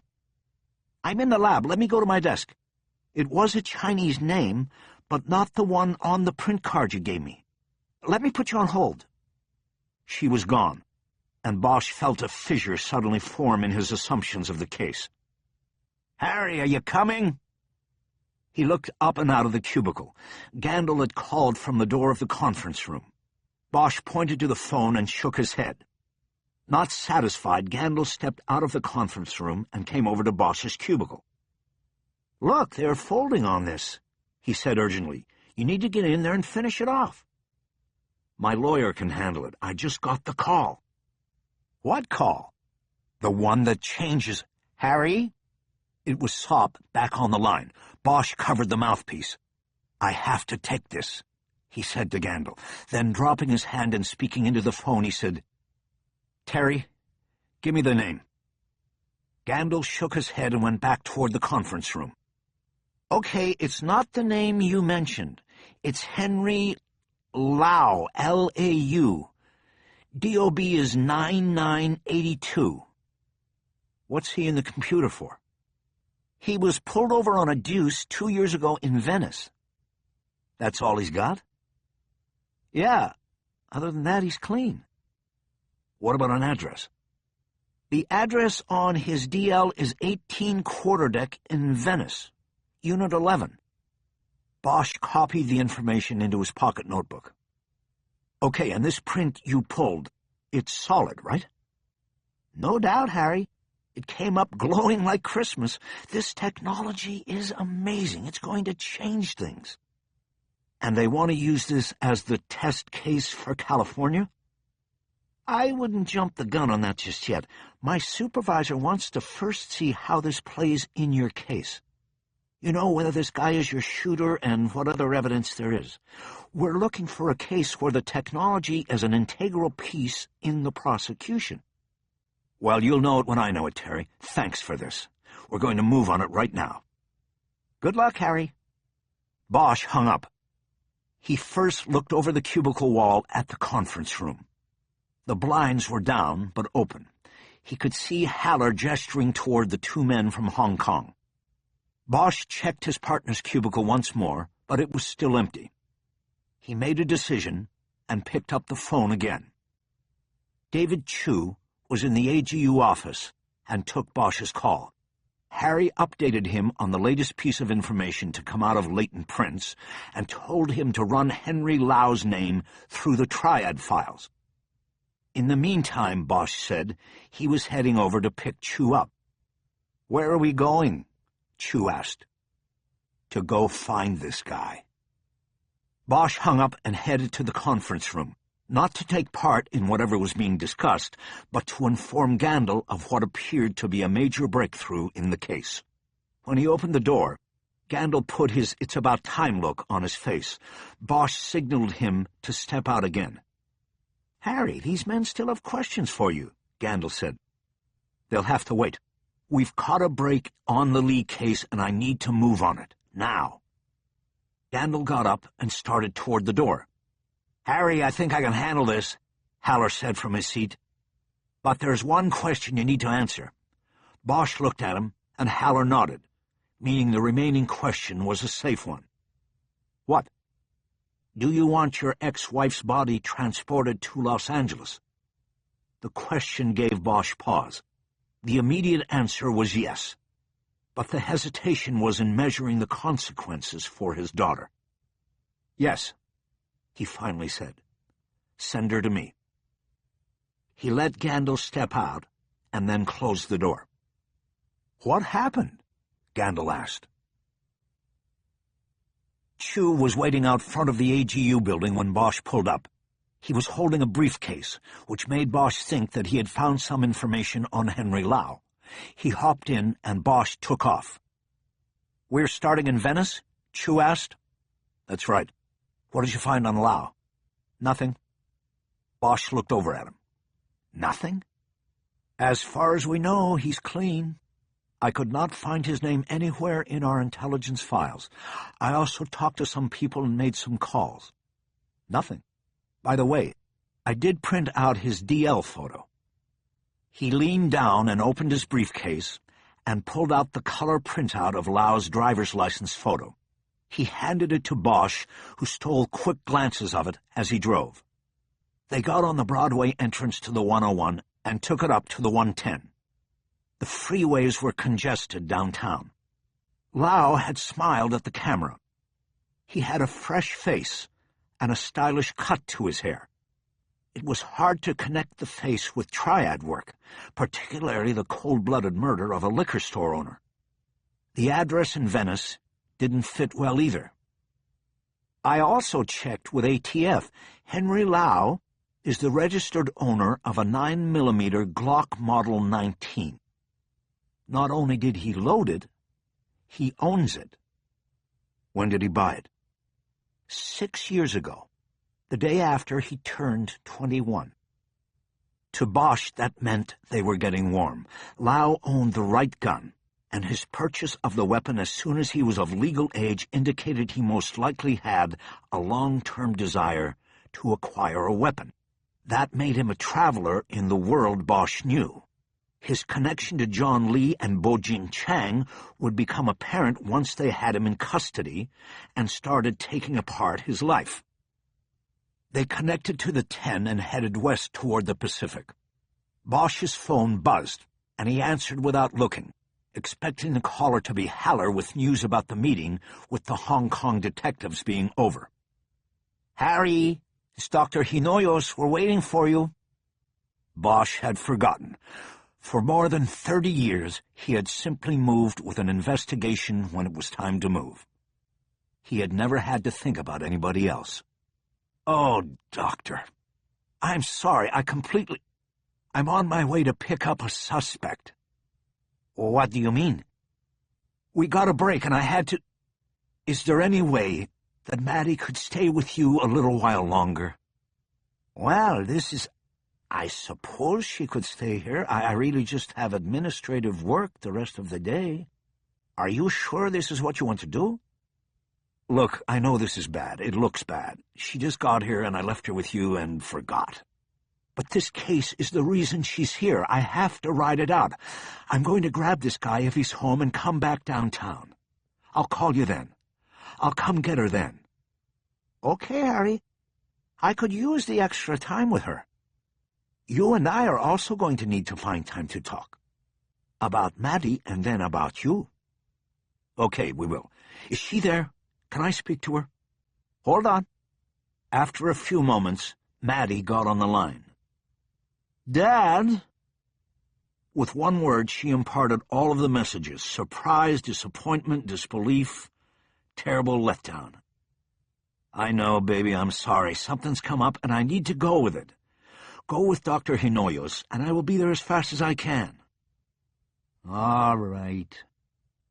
A double helping of disappointment. Bosch feared it would not be the last time. Okay, Mad. I love you. He closed the phone and put it away. I don't want to talk about it, he said before Chu could ask a question. Okay, Chu said. The traffic opened up, and they made it into Venice in less than a half hour. Along the way, Bosch took another call, this one the expected one from Haller. He told Harry that the Hong Kong police would bother him no further. That's it, then? They'll be in touch about your ex-wife's body, but that's it. They're dropping any inquiry into your part in this. Thank you, Mickey.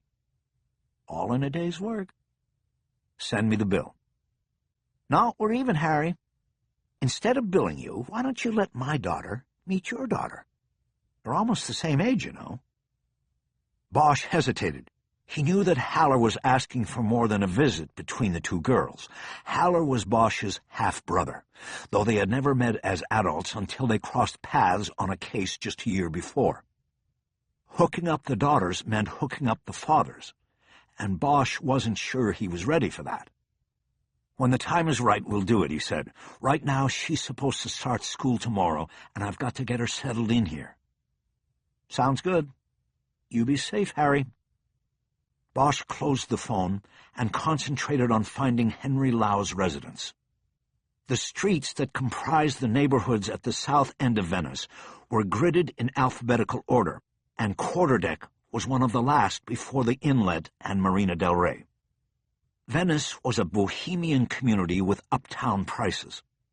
The building where Lau resided was one of the newer glass and stucco structures that were slowly crowding out the little weekend bungalows that once lined the beach. Bosch parked in an alley off Speedway, and they walked back. The building was a condominium complex, and there were signs out front advertising 2 units for sale. But the signs didn't say which units were available. They entered through a glass door and stood in a small vestibule, with an inner security door and a button panel for calling up to individual units. Bosch didn't like the idea of pushing the button for Unit 11. If Lau knew police were at the building entrance, he could escape through any fire exit in the building. What's the plan? Chu said. Bosch started pushing the buttons for the other units. They waited, and finally a woman answered one of the calls. Yes? Los Angeles Police, ma'am, Bosch said. Can we speak with you? Speak to me about what? Bosch shook his head. There was a time when he would not have been questioned. The door would have been immediately opened. It's about a homicide investigation, ma'am. Can you open the door? There was a long pause, and Bosch wanted to buzzer again, but he realized he was not sure which one of the buttons he had pushed was the one she had responded to. Can you hold your badges to the camera, please? The woman said. Bosch had not realized there was a camera and looked around. Here. Chu pointed to a small aperture located at the top of the panel. They held up their badges, and soon the inner door buzzed. Bosch pulled it open. I don't even know what unit she was in, Bosch said. The door led to a common area that was open to the sky. There was a small lap pool in the center, and the building's 12 townhomes all had entrances here, 4 each on the north and south sides, and 2 each on the east and west. 11 was on the west side, which meant the unit had windows facing the ocean. Bosch approached the door to number 11 and knocked on it and got no answer. The door to number 12 opened, and a woman stood there. I thought you said you wanted to speak to me, she said. We're actually looking for Mr. Lau, Chu said. Do you know where he is? He might be at work, but I think he said he was shooting at night this week. Shooting what? Bosch asked. He's a screenwriter, and he's working on a movie or a TV show, I'm not sure which. Just then the door to number 11 cracked open. A man with bleary eyes and unkempt hair peered out. Bosch recognized him from the photo Chu had printed. Henry Lau? Bosch said. LAPD. We need to ask you some questions.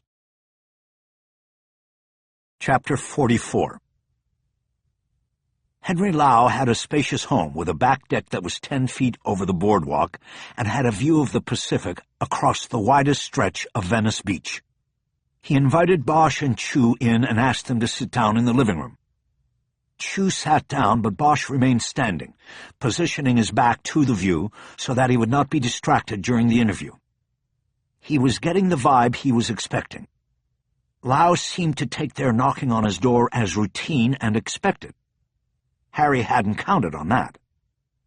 Lau was wearing blue jeans, sneakers, and a long-sleeved T-shirt with a silk-screened image of a long-haired man wearing sunglasses and a caption that said, "The dude abides." If he had been sleeping, he had slept in his clothes. Bosch pointed him to a square black leather chair with armrests a foot wide. "Have a seat, Mr. Lau, and we'll try not to take up too much of your time," he said. Lau was small and cat-like. He sat down and brought his legs up onto the chair. "Is this about the shooting?" he asked. Bosch glanced at Chu and then back at Lau. "What shooting is that?"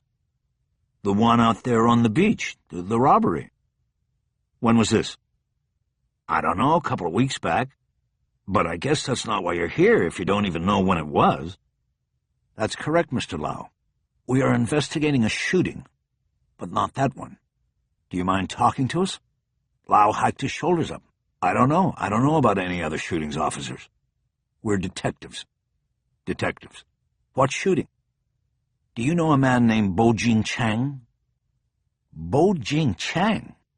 No, I don't know that name." He looked genuinely surprised by the name.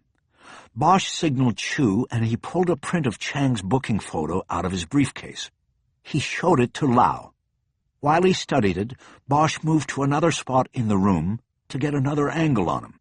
He wanted to keep moving. It would help keep Lau off guard. Lau shook his head after looking at the photo. "No, don't know him. What shooting are we talking about here?" "Let us ask the questions for now," Bosch said. "Then we'll get to yours. Your neighbor said you're a screenwriter?" "Yes." "You write anything I might have seen?"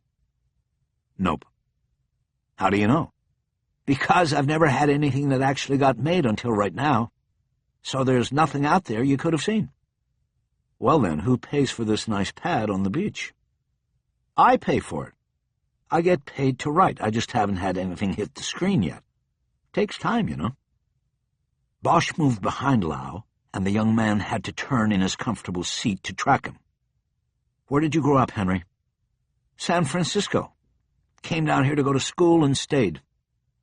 "You were born up there?" "That's right." "You a Giants or Dodgers man?" "Giants, baby."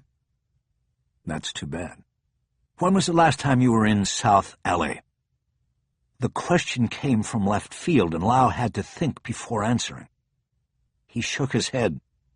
"I don't know, 5 or 6 years at least. Been a while, though. I wish you could tell me what this is about, because then I might be able to help you." "So if somebody said they saw you down there last week, they'd be lying."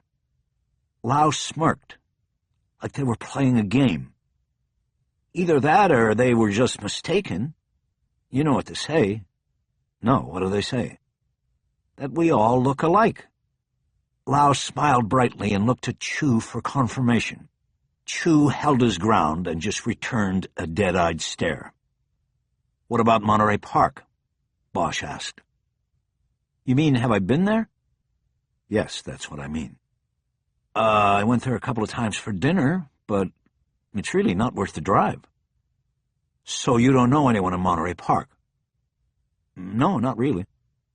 Bosch had been circling, asking general questions and locking Lau in. It was time to circle closer now. "Where's your gun, Mr. Lau?" Lau put his feet down on the floor. He looked at Chu and then back at Bosch. "This is about my gun?" 6 years ago, you bought and registered a Glock Model 19. Can you tell us where it is?" Yeah, sure. It's in the lockbox in a drawer next to my bed, where it always is. Are you sure? Okay, I get it. Let me guess. Mr. Asshole in Unit 8 saw me holding it out there on the deck after the beach shooting, and he made a complaint? No, Henry, we haven't spoken to Mr. Asshole. Are you saying that you had the gun with you after the shooting on the beach? That's right. I heard shots out there and a scream. I was on my own property, and I'm entitled to protect myself. Bosch nodded to Chu. Chu opened the slider and stepped out onto the deck, closing the door behind him. He pulled his phone to make a call about the beach shooting. Look, if somebody said I fired it, they're full of shit, Lau said. Bosch looked at him for a long moment. He felt like there was something missing, a piece of the conversation he didn't know about yet. As far as I know, nobody said that, he said. Then please, what is this all about? I told you it's about your gun. Can you show it to us, Henry? Sure, I'll go get it. He sprung up from the chair and headed toward the stairs. Henry, Bosch said, hold it there. We're going to go with you. Lau looked back from the stairs. Suit yourself. Let's get this over with. Bosch turned back to the deck. Chu was coming back through the door. They followed Lau up the stairs and then down a hallway which cut back to the rear of the unit. Framed photographs, movie posters, and diplomas lined both sides. They passed an open door to a bedroom that was used as a writing office, and then entered the master bedroom, a grand room with 12-foot ceilings and 10-foot windows looking out over the beach. I called Pacific Division, Chu said to Bosch. The shooting was on the night of the 1st. They have 2 suspects in custody on it. Bosch flipped back through the calendar in his mind. The 1st was the Tuesday 1 week before the killing of John Lee. Lau sat down on the unmade bed next to a 2-drawer side table. He opened the bottom drawer and pulled out a steel box with a handle on the top. Hold it right there, Bosch said. Lau put the box on the bed and stood up, hands up. Hey, I wasn't going to do anything, man. You asked to see it. Why don't you let my partner open the box? Bosch said. Suit yourself. Detective. Bosch pulled a pair of latex gloves from his coat pocket and handed them to Chu.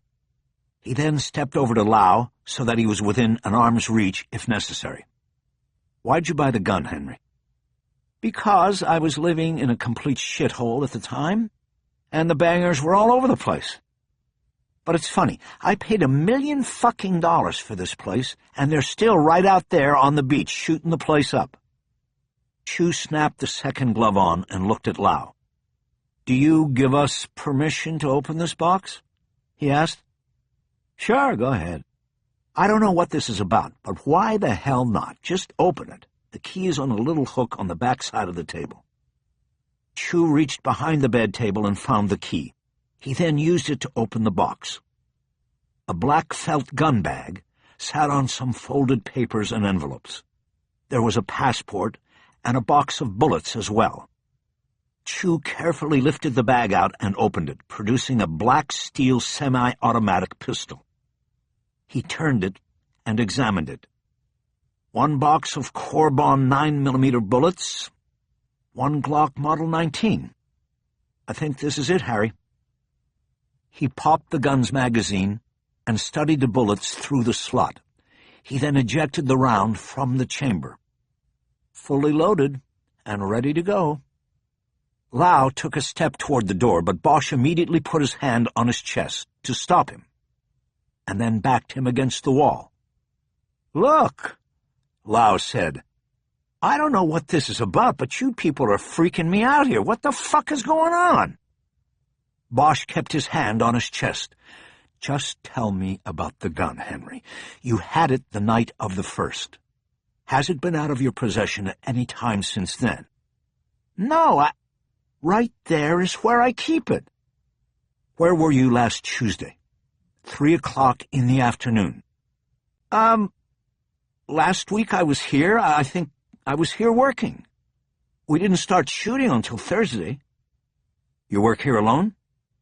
Yes, I work alone. Writing is a solitary pursuit. No. Wait. Last Tuesday, I was at Paramount all day. We had a read-through of the script with the cast. I was over there all afternoon. And there will be people who will vouch for you? At least a dozen. Matthew fucking McConaughey will vouch for me. He was there. He's playing the lead. Bosch made a jump then, hitting Lau with a change-up and hoping to keep him off balance. It was amazing what fell out of people's pockets when they were being knocked back and forth by seemingly unrelated questions. Are you associated with a triad, Henry? Lau burst out laughing. What? What the fuck are you? Look, I'm out of here. He slapped Bosch's hand away and pushed off the wall in the direction of the door again. It was a move Harry was ready for. He grabbed Lau by the arm and spun him around. He clipped his ankle with a kick and threw him face down on the bed. He then moved in, kneeling on his back while he cuffed him. This is fucking crazy, Lau yelled. You can't do this! Calm down, Henry, just calm down, Bosch said. We're going to go downtown and straighten all of this out. But I've got a movie. I have to be on the set in 3 hours. Fuck the movies, Henry. This is real life, and we're going downtown. Bosch pulled him up off the bed and pointed him toward the door. Dave, you got all of that secured? Got it. Then lead the way. Chu left the room carrying the metal box containing the Glock. Bosch followed, keeping Lau in front of him and keeping one hand on the chain between the cuffs. They moved down the hall, but when they got to the top of the stairs, Bosch pulled the cuffs like the reins on a horse and stopped. Wait a minute. Back up here. He walked Lau backward to the middle of the hall. Something had caught Bosch's eye as they had passed it, but it didn't register until they got to the stairs. Now he looked at the framed diploma from the University of Southern California. Lau had graduated with a liberal arts degree in 2004. You went to SC? Bosch asked. Yeah, the film school. Why? Both the school and graduation year matched the diploma Bosch had seen in the back office at Fortune Fine Foods and Liquor. And then there was the Chinese connection as well. Bosch knew that a lot of kids went to school at USC, and several thousands graduated every year, many of them of Chinese descent. But he had never trusted in coincidences. Did you know a guy at SC named Robert Lee, spelled L-I? Lau nodded. Yeah, I know him. He was my roommate. Bosch felt things suddenly begin to crash together with an undeniable force. What about Eugene Lamb? Did you know him? Lau nodded again. I still do. He was my roommate back then, too. Where? Like I told you, a shithole down in Gangland, near the campus. Bosch knew that USC was an oasis of fine and expensive education, surrounded by hardscrabble neighborhoods where personal safety would be an issue.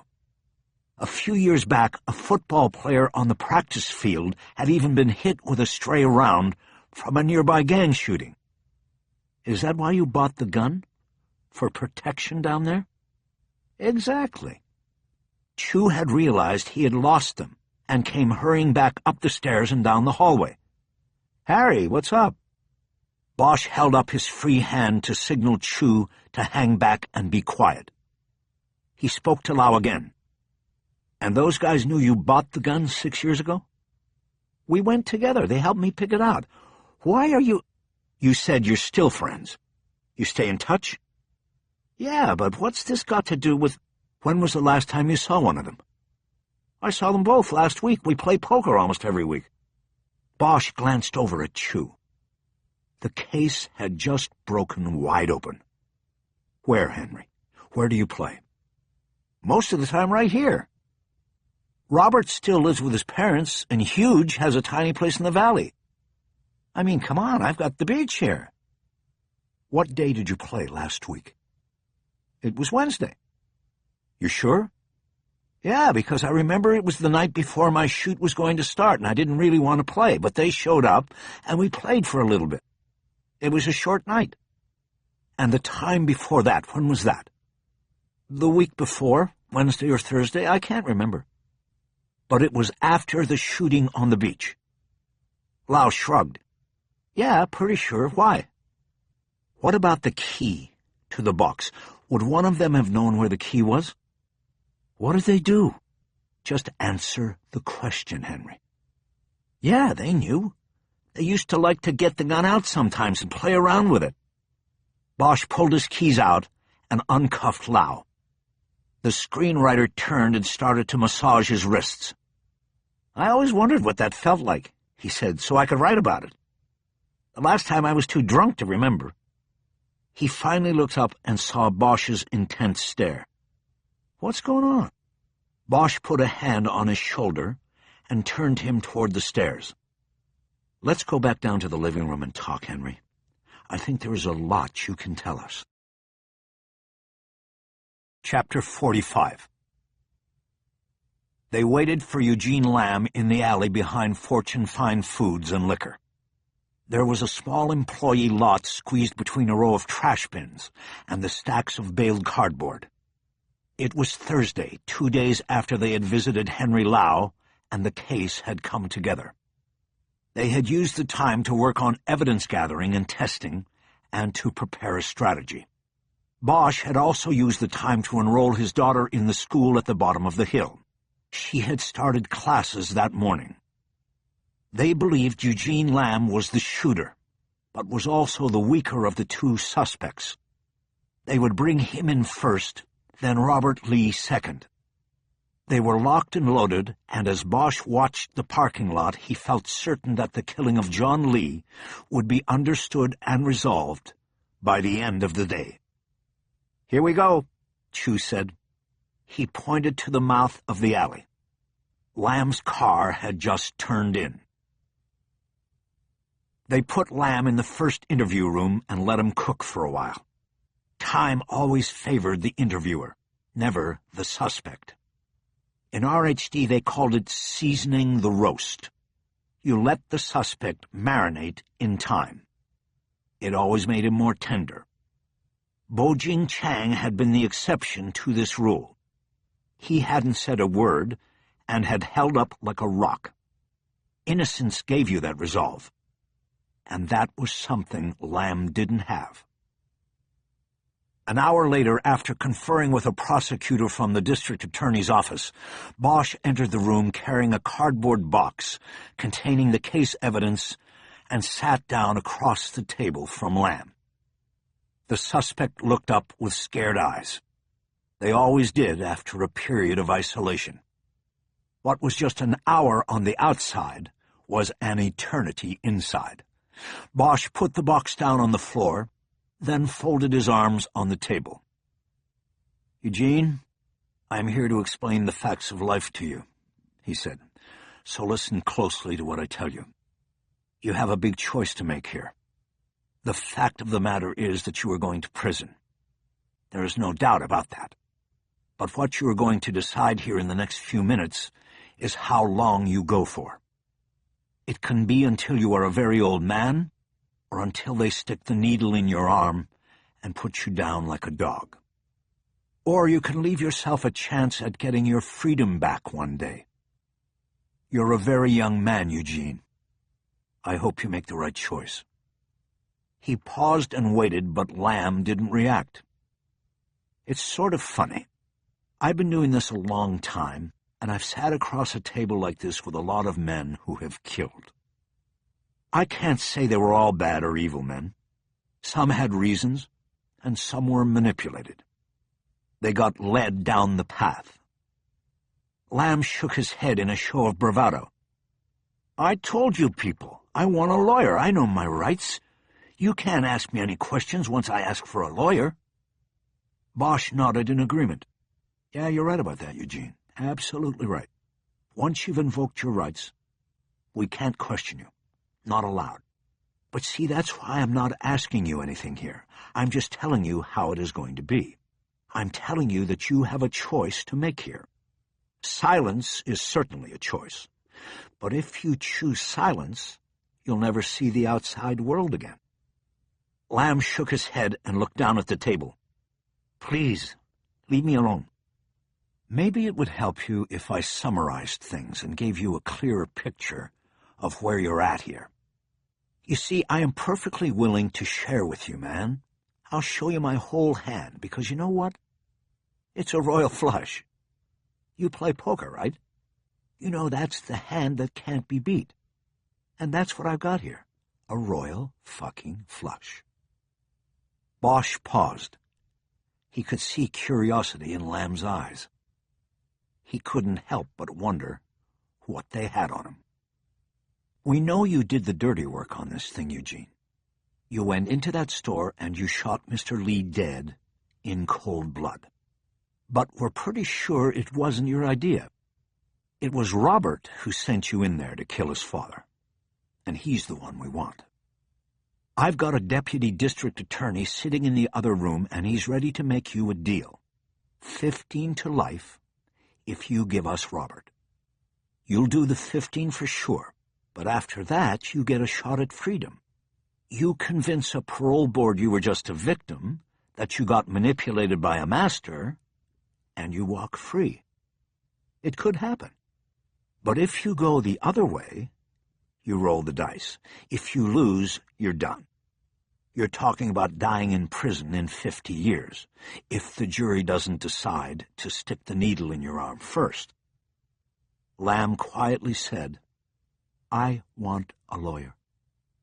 Bosch nodded and responded with resignation in his voice. Okay, man. That's your choice. We'll get you a lawyer. He looked up at the ceiling where the camera was located and raised an imaginary phone to his ear.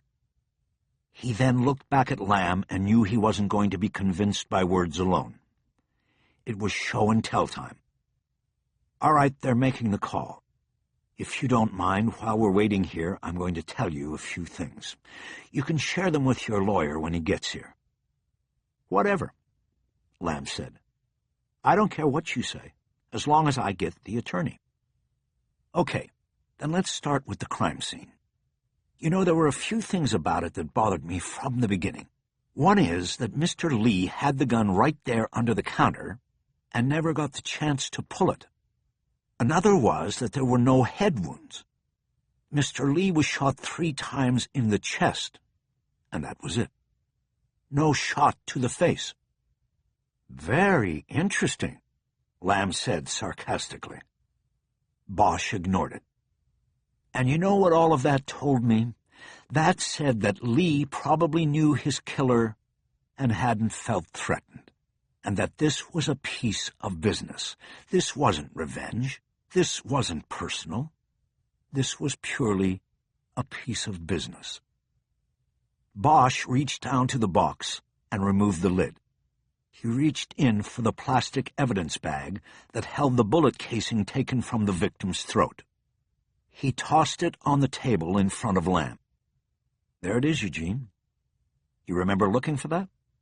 Coming around the counter, moving the body, wondering what the fuck happened to that casing?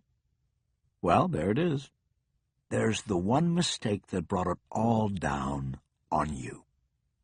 He paused while Lamb stared at the casing, fear permanently lodging in his eyes. You never leave a soldier behind. Isn't that the shooter's rule? But you did, man. You left that soldier behind, and it brought us right to your door.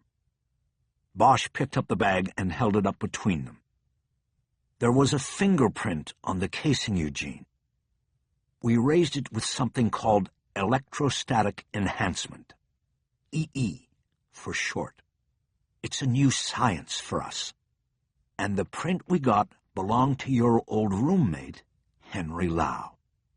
Yeah, it led us to Henry, and he was very cooperative. He told us the last time he fired and then reloaded his gun was at a range about 8 months ago. His fingerprint was sitting on that shell all that time. Harry reached down to the box and removed Henry Lau's gun, still in its black felt bag. He took it out of the bag and put the weapon down on the table. We went to Henry, and he gave us the weapon. We had it checked out by ballistics yesterday. And sure enough, it's our murder weapon, all right. This is the gun that killed John Lee at Fortune Liquors on September 8th. The problem was that Henry Lau has a solid alibi for the time of the shooting. He was in a room with 13 other people. He's even got Matthew McConaughey as an alibi witness.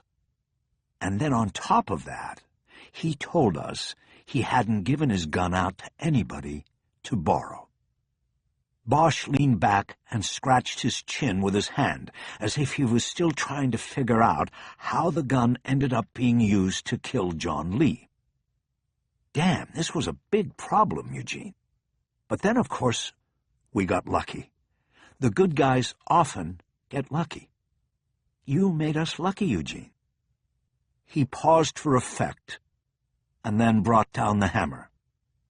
You see, whoever used Henry's gun to kill John Lee cleaned it up after, and then reloaded it so Henry wouldn't ever know his gun had been borrowed and used to kill a man.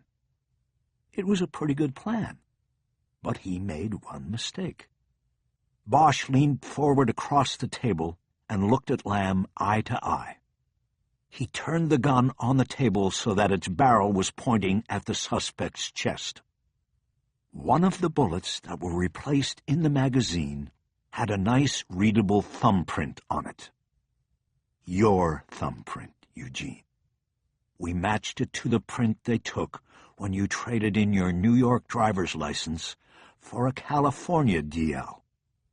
Lamb's eyes slowly dropped away from Bosch's and down to the table. All of this? It means nothing, he said. There was little conviction in his voice. Yeah? Bosch responded. Really? I don't know about that. I happen to think it means a lot, Eugene, and the prosecutor on the other side of that camera is thinking the same thing. He thinks it sounds like a prison door slamming with you standing there on the wrong side of it. Bosch picked up the gun and the bag with the casing in it and put them back in the box. He grabbed the box with both hands and stood up. So that's where we're at, Eugene. You think about all of that while you're waiting for your lawyer. Bosch slowly moved toward the door. He hoped Lamb would tell him to stop and come back, that he wanted to make the deal. But the suspect said nothing. Harry put the box under one arm, opened the door, and walked out. Bosch carried the evidence box back to his cubicle and dropped it heavily on his desk. He looked over at his partner's cubicle to make sure it was still empty. Ferris had been left behind in the valley to keep an eyeball on Robert Lee. If he figured out that Lamb was in police custody and possibly talking, he might make a move. Ferris hadn't liked the babysitting assignment, but Bosch didn't really care. Ferris had moved himself to the periphery of the investigation, and that was where he was going to stay. Soon, Chu and Gandil, who had been watching Bosch's play with Lamb from the other side of the camera in the AV room, came to the cubicle. "I told you it was a weak play," Gandil said. "We know he's a smart kid. He had to have been wearing gloves when he reloaded the gun. Once he knew you were playing him, you lost." "Yeah, well," Bosch said, "I thought it was the best we had." "I agree," Chu said, showing his support for Bosch. "Yeah, well, we're still going to have to kick him loose," Gandil said. "We know he had the opportunity to take the gun, but we have no proof that he actually did. Opportunity is not enough. You can't go to court with just that." "Is that what Cook said?" "That's what he was thinking." Abner Cook was the deputy DA who had come over from the CCB to observe in the AV room. "Where is he, anyway?" As if to answer for himself, Cook called Bosch's name from across the squad room. "Get back here." Bosch straightened up and looked over the cubicle partition. Cook was frantically waving from the door of the AV room. Harry got up and started walking toward him. "He's calling for you," Cook said. "Get back in there." Bosch picked up speed as he moved toward the interview room door. Then he slowed and composed himself before opening the door and calmly stepping back in. "What is it?" he said. "We called your lawyer, and he's on the way." "What about the deal? Is it still good?" "For the moment, the DA's about to leave." "Bring him in. I want the deal." Bosch stepped all the way in and closed the door. "What are you giving us, Eugene?" "If you want the deal, I've got to know what you're going to give me. I'll bring in the DA when I know what's on the table." Lamb nodded. "I'll give you Robert Lee and his sister. The whole thing was their plan. The old man was stubborn and wouldn't change. They needed to close that store and open another in the valley, one that made money, but he said no. He always said no. And finally, Rob couldn't take it anymore." Bosch slid back into his seat, trying to hide his surprise about Mia's involvement. And the sister was part of this? She was the one who planned it, except... Except what? She wanted me to hit them both. The mother and father. She wanted me to show up early and hit them both. But Robert told me no. He didn't want his mother hurt. Whose idea was it to make it look like a triad hit? That was her idea. And then Robert sort of planned it. They knew the police would go for it. Bosch nodded. He hardly knew Mia, but knew enough about her story to feel sad about the whole thing. He glanced up at the overhead camera, hoping his stare would send the message to Gandil that he needed to put somebody on locating Mia Lee so arrest teams could move in simultaneously. Bosch brought his eyes back down to Lamb. He was staring down dejectedly at the table. "What about you, Eugene? Why'd you get involved in this?" Lamb shook his head. Bosch could read the regret in his face. "I don't know. Robert said he was going to lay me off because his father's store was losing too much money. He told me I could save my job, and that when they opened the second store in the valley, it would be mine to run." It was no more pitiful an answer than any other Bosch had heard over the years. There were no surprises left when it came to motivations for murder. He tried to think of what loose ends he should try to cover before Abner Cook came in and sealed the deal. "What about Henry Lau? Did he give you the gun, or did you take it without him knowing?" "We took it. I took it. We were playing poker one night at his place, and I said I had to go to the bathroom. I went into the bedroom and got it. I knew where he kept the key to the box.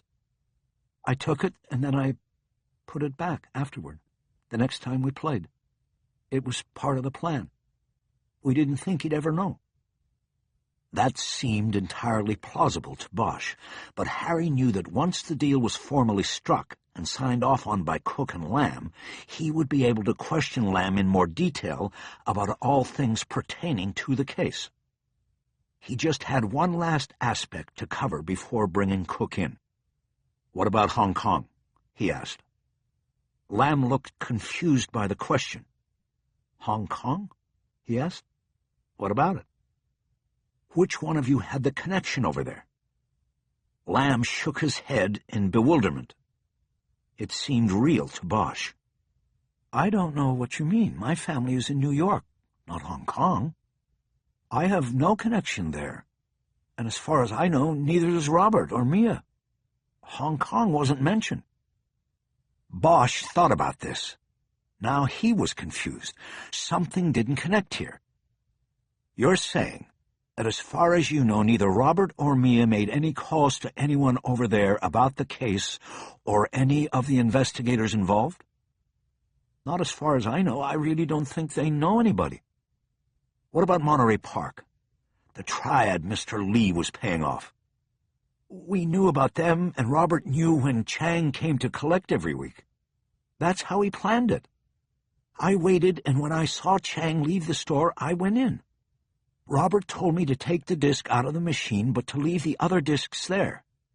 He knew one had Chang on it, and the police would see it as a clue." A nice bit of manipulation on Robert's part, Bosch thought. and he had gone for it just as planned. What did you two tell Chang when he came to the store the other night? That was part of the plan, too. Robert knew he would come to collect from him. He looked down and away from Bosch's eyes. He seemed embarrassed. So what did you say to him? Bosch prompted.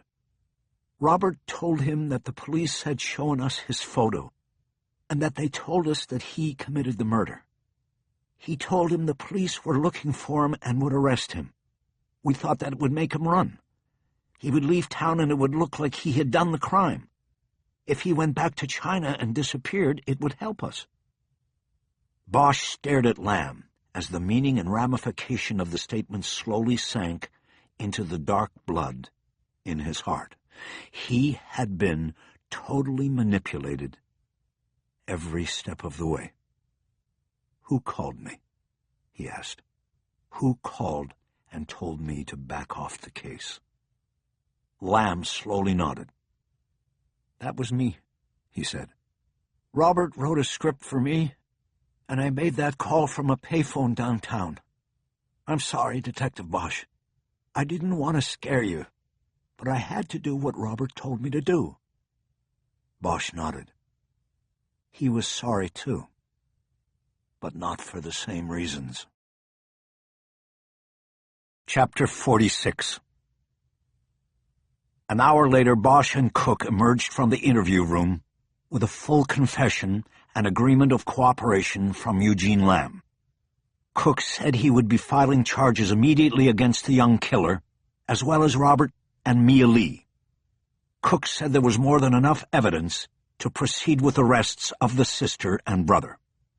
Bosch gathered with Chu, Gandil, and 4 other detectives in the conference room to discuss the arrest procedures. Ferris was still watching Robert Lee, but Gandil said that a detective sent to the Lee home in the Wilshire district had reported back that the family car was gone, and there appeared to be no one home. "Do we wait for Mia to show up, or do we take Robert down now before he starts wondering about Lamb?" Gandil asked. "I think we've got to move," Bosch said. "He already has to be wondering where Lamb is. If he starts getting suspicious, he might run." Gandil looked around the room for objections. There were none. "Okay, then, let's mount up," he said. "We take down Robert in the store, and then we go find Mia. I want these people booked before the end of the day. Harry, check with your partner and confirm Robert's location. Tell him we're on the way. I'll ride up with you and Chu." It was unusual for the lieutenant to want to leave the office, but the case had transcended routine. He apparently wanted to be there when it was closed by arrest. Everybody stood up and started to file out of the conference room. Bosch and Gandil lagged behind. Harry pulled his phone and hit a speed dial button for Ferris. At last check-in, he was still in his car watching Fortune Fine Foods and Liquor from across the street. "You know what I still don't get, Harry?" Gandil asked. "No, what don't you get?" "Who took your daughter? Lamb claims he doesn't know anything about it, and at this point he has no reason to lie. Do you still think it was Chang's people, even though we know now he was clear on the killing?" The call was answered before Bosch could respond to Gandil. "Ferris." "It's me," Bosch said. "Where's Lee?" He held a finger up to Gandil, holding him while he took the call. "He's in the store," Ferris said. "You know we need to talk, Harry." Bosch could tell by the tension in his partner's voice that it wasn't Robert Lee who Ferris wanted to talk about. Sitting there in his car alone all morning, something was festering in his brain. "We'll talk later. Right now we have to move. We turned Lamb. He gave us everything. Robert and his sister. She was part of this. Is she in the store?" "Not that I saw." "She dropped off the mother, but then she drove off." "When was this?" "About an hour ago." Tired of waiting and needing to get ready to join the arrest teams, Gandil headed off toward his office, and Bosch was left thinking that he was safe for the time being from having to answer the lieutenant's question. Now he just had to deal with Ferris. "Okay, sit tight," he said, "and let me know if anything changes." "You know what, Harry?" "What, Ignacio?" he responded impatiently. You didn't give me a chance, man. There was a whining tone in his voice that set Bosch on edge. What chance? What are you talking about? I'm talking about you telling the lieutenant you wanted a new partner. You should have given me another chance. He's trying to move me to autos, you know. He said I'm not dependable, so I'm the one who has to go. Look, Ignacio, it's been 2 years, okay? I've given you 2 years of chances, but now's not the time to talk about this. We'll do it later, okay? In the meantime, just sit tight. We're on our way. No, you sit tight, Harry. Bosch paused for a moment. What's that supposed to mean? It means I'll handle Lee. Ignacio, listen to me. You're by yourself. You don't go in that store until you have an arrest team with you. You understand? You want to put the cuffs on him? Fine. You can do that. But you wait until we get there. I don't need a team. And I don't need you, Harry. Ferris disconnected. Bosch hit redial as he started moving toward the lieutenant's office. Ferris didn't pick up, and the call went direct to voicemail. When Bosch entered Gandel's office, the lieutenant was buttoning a shirt over a Kevlar vest he had donned for the field trip. "We gotta move," Bosch said. "Ferris is going off the map." Chapter 47. After returning from the funeral, Bosch took off his tie and grabbed a beer out of the refrigerator. He went out on the deck, sat back on the lounge chair, and closed his eyes. He thought about putting on some music, maybe a little Art Pepper to bounce him out of the blues. But he found himself unable to move. He just kept his eyes closed and tried to forget as much as he could about the 2 weeks that had just passed. He knew this was an unattainable task, but it was worth a try, and the beer would help, if only on a temporary basis. It had been the last one in the refrigerator, and he had vowed that it would be the last one for him as well. He had his daughter to raise now, and he would need to be the best he could be with her. As if thoughts of her conjured her presence, he heard the sliding door open. "Hey, Mads." "Dad." In only the one word, her voice sounded different, troubled. He opened his eyes and squinted in the afternoon sunlight. She had already changed out of her dress and was wearing blue jeans and a shirt that had come from the bag her mother had packed for her. Bosch had noticed she wore more of the few things her mother had put into the backpack in Hong Kong than all of the clothes they had shopped for together. "What's up?" "I wanted to talk to you." "Okay." "I'm really sorry about your partner." "Me too. He made a bad mistake and paid for it.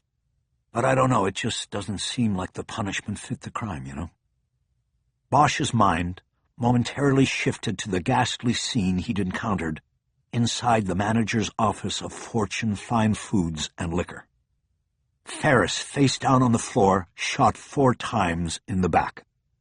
Robert Lee, cowering in the corner, shaking and moaning, staring at his sister's body near the door. After killing Ferris, she had turned the gun on herself. Mrs. Lee, the matriarch of this family of killers and victims, was standing stoically in the doorway when Bosch got there. Ignacio had not seen Mia coming. She had dropped her mother off at the store and then driven away. But something made her come back, sneaking down the alley in her car and parking in the back lot. It was speculated afterward in the squad room that she had spotted Ferris on his surveillance and knew that the police were about to close in. She drove home, retrieved the gun her murdered father had kept below the front counter at his store, and then gone back to the store in the valley. It was unclear and would always remain a mystery what her plan was. Perhaps she was looking for Lamb or her mother. Or maybe she was just waiting for the police. But she returned to the store and came in through the employee entrance in the back at approximately the same time Ferris entered through the front door to single-handedly attempt to arrest Robert. She watched Ferris enter her brother's office and then came up behind him. Bosch wondered what Ignacio's final thoughts were as the bullets ripped through his body. He wondered if his young partner was amazed that lightning could strike twice, the second time finishing the job. Bosch pushed the vision and the thoughts away. He sat up and looked at his daughter. He saw the burden in her eyes and knew what was coming. "Dad?" "What is it, baby?" "I made a bad mistake, too. Only I'm not the one who paid for it." "What do you mean, sweetheart?" "When I was talking to Dr. Hinoyos, she said, I have to unburden. I have to tell what's bothering me." Tears started to flow now. Bosch sat sideways on the lounge chair and took his daughter by the hand and guided her to a seat right next to him. He put his arm across her shoulders. "You can tell me anything, Madeline." She closed her eyes and held a hand over them. She squeezed his hand with the other. "I got Mom killed," she said. "I got her killed. And it should have been me." Wait a minute. You're not No! Wait! Listen to me! Yes, I am. I did it, Dad. And I need to go to jail. Bosch pulled her into a crushing hug and kissed the top of her head. "You listen to me, Mads. You're not going anywhere. You're staying right here with me. I know what happened, but it doesn't make you responsible for what other people did. I don't want you thinking that." She pulled back and looked at him. You know what I did?" "I think you trusted the wrong person, and all the rest is on him." She shook her head. No, the whole thing was my idea. I knew you would come, and I thought maybe you'd make her let me go with you back here." "I know." "How do you know?" she demanded. Bosch shrugged. "It doesn't matter," he said. "What matters is that you couldn't have known what Peng would do, that he would take your plan and make it his." She bowed her head. "Doesn't matter. I killed my mother." "Madeline, no. If anybody is responsible, it's me. She got killed in something that had nothing to do with you. It was a robbery, and it happened because I was stupid, because I showed my money in a place I should have never shown it. Okay? It's on me, not you. I made the mistake." She could not be calmed or consoled. She shook her head violently, and the force threw tears into Bosch's face. "You wouldn't have even been there, Dad, if we didn't send that video. I did that. I knew what it would do, that you would be on the very next plane. I was going to escape before you landed. You would get there and everything would be all right, but you would tell Mom it wasn't safe for me there, and you would take me back with you." Bosch just nodded. He had put roughly the same scenario together a few days before, when he realized Bojing Chang had nothing to do with the murder of John Lee. "But now Mom is dead, and they're dead, and everybody's dead, and it's all my fault." Bosch grabbed her by the shoulders and turned her in toward him. "How much of this did you tell Dr. Hinoyos?" "None." "Okay." "I wanted to tell you first. You have to take me to jail now." Bosch pulled her into another hug and held her head against his chest. "No, baby. You're staying here with me." He gently caressed her hair and spoke calmly. "We all make mistakes. Everybody. Sometimes, like with my partner, you make a mistake and you can't make up for it. You don't get the chance, but sometimes you do. We can make up for our mistakes here, both of us." Her tears had slowed.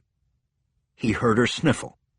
He thought maybe that this was why she had come to him, for a way out. "We can maybe do some good and make up for the things we did wrong. We'll make up for everything. How? she said in a small voice. I'll show you the way, baby. I'll show you, and you'll see that we can make up for this. Bosch nodded to himself. He hugged his daughter tightly and wished he never had to let her go.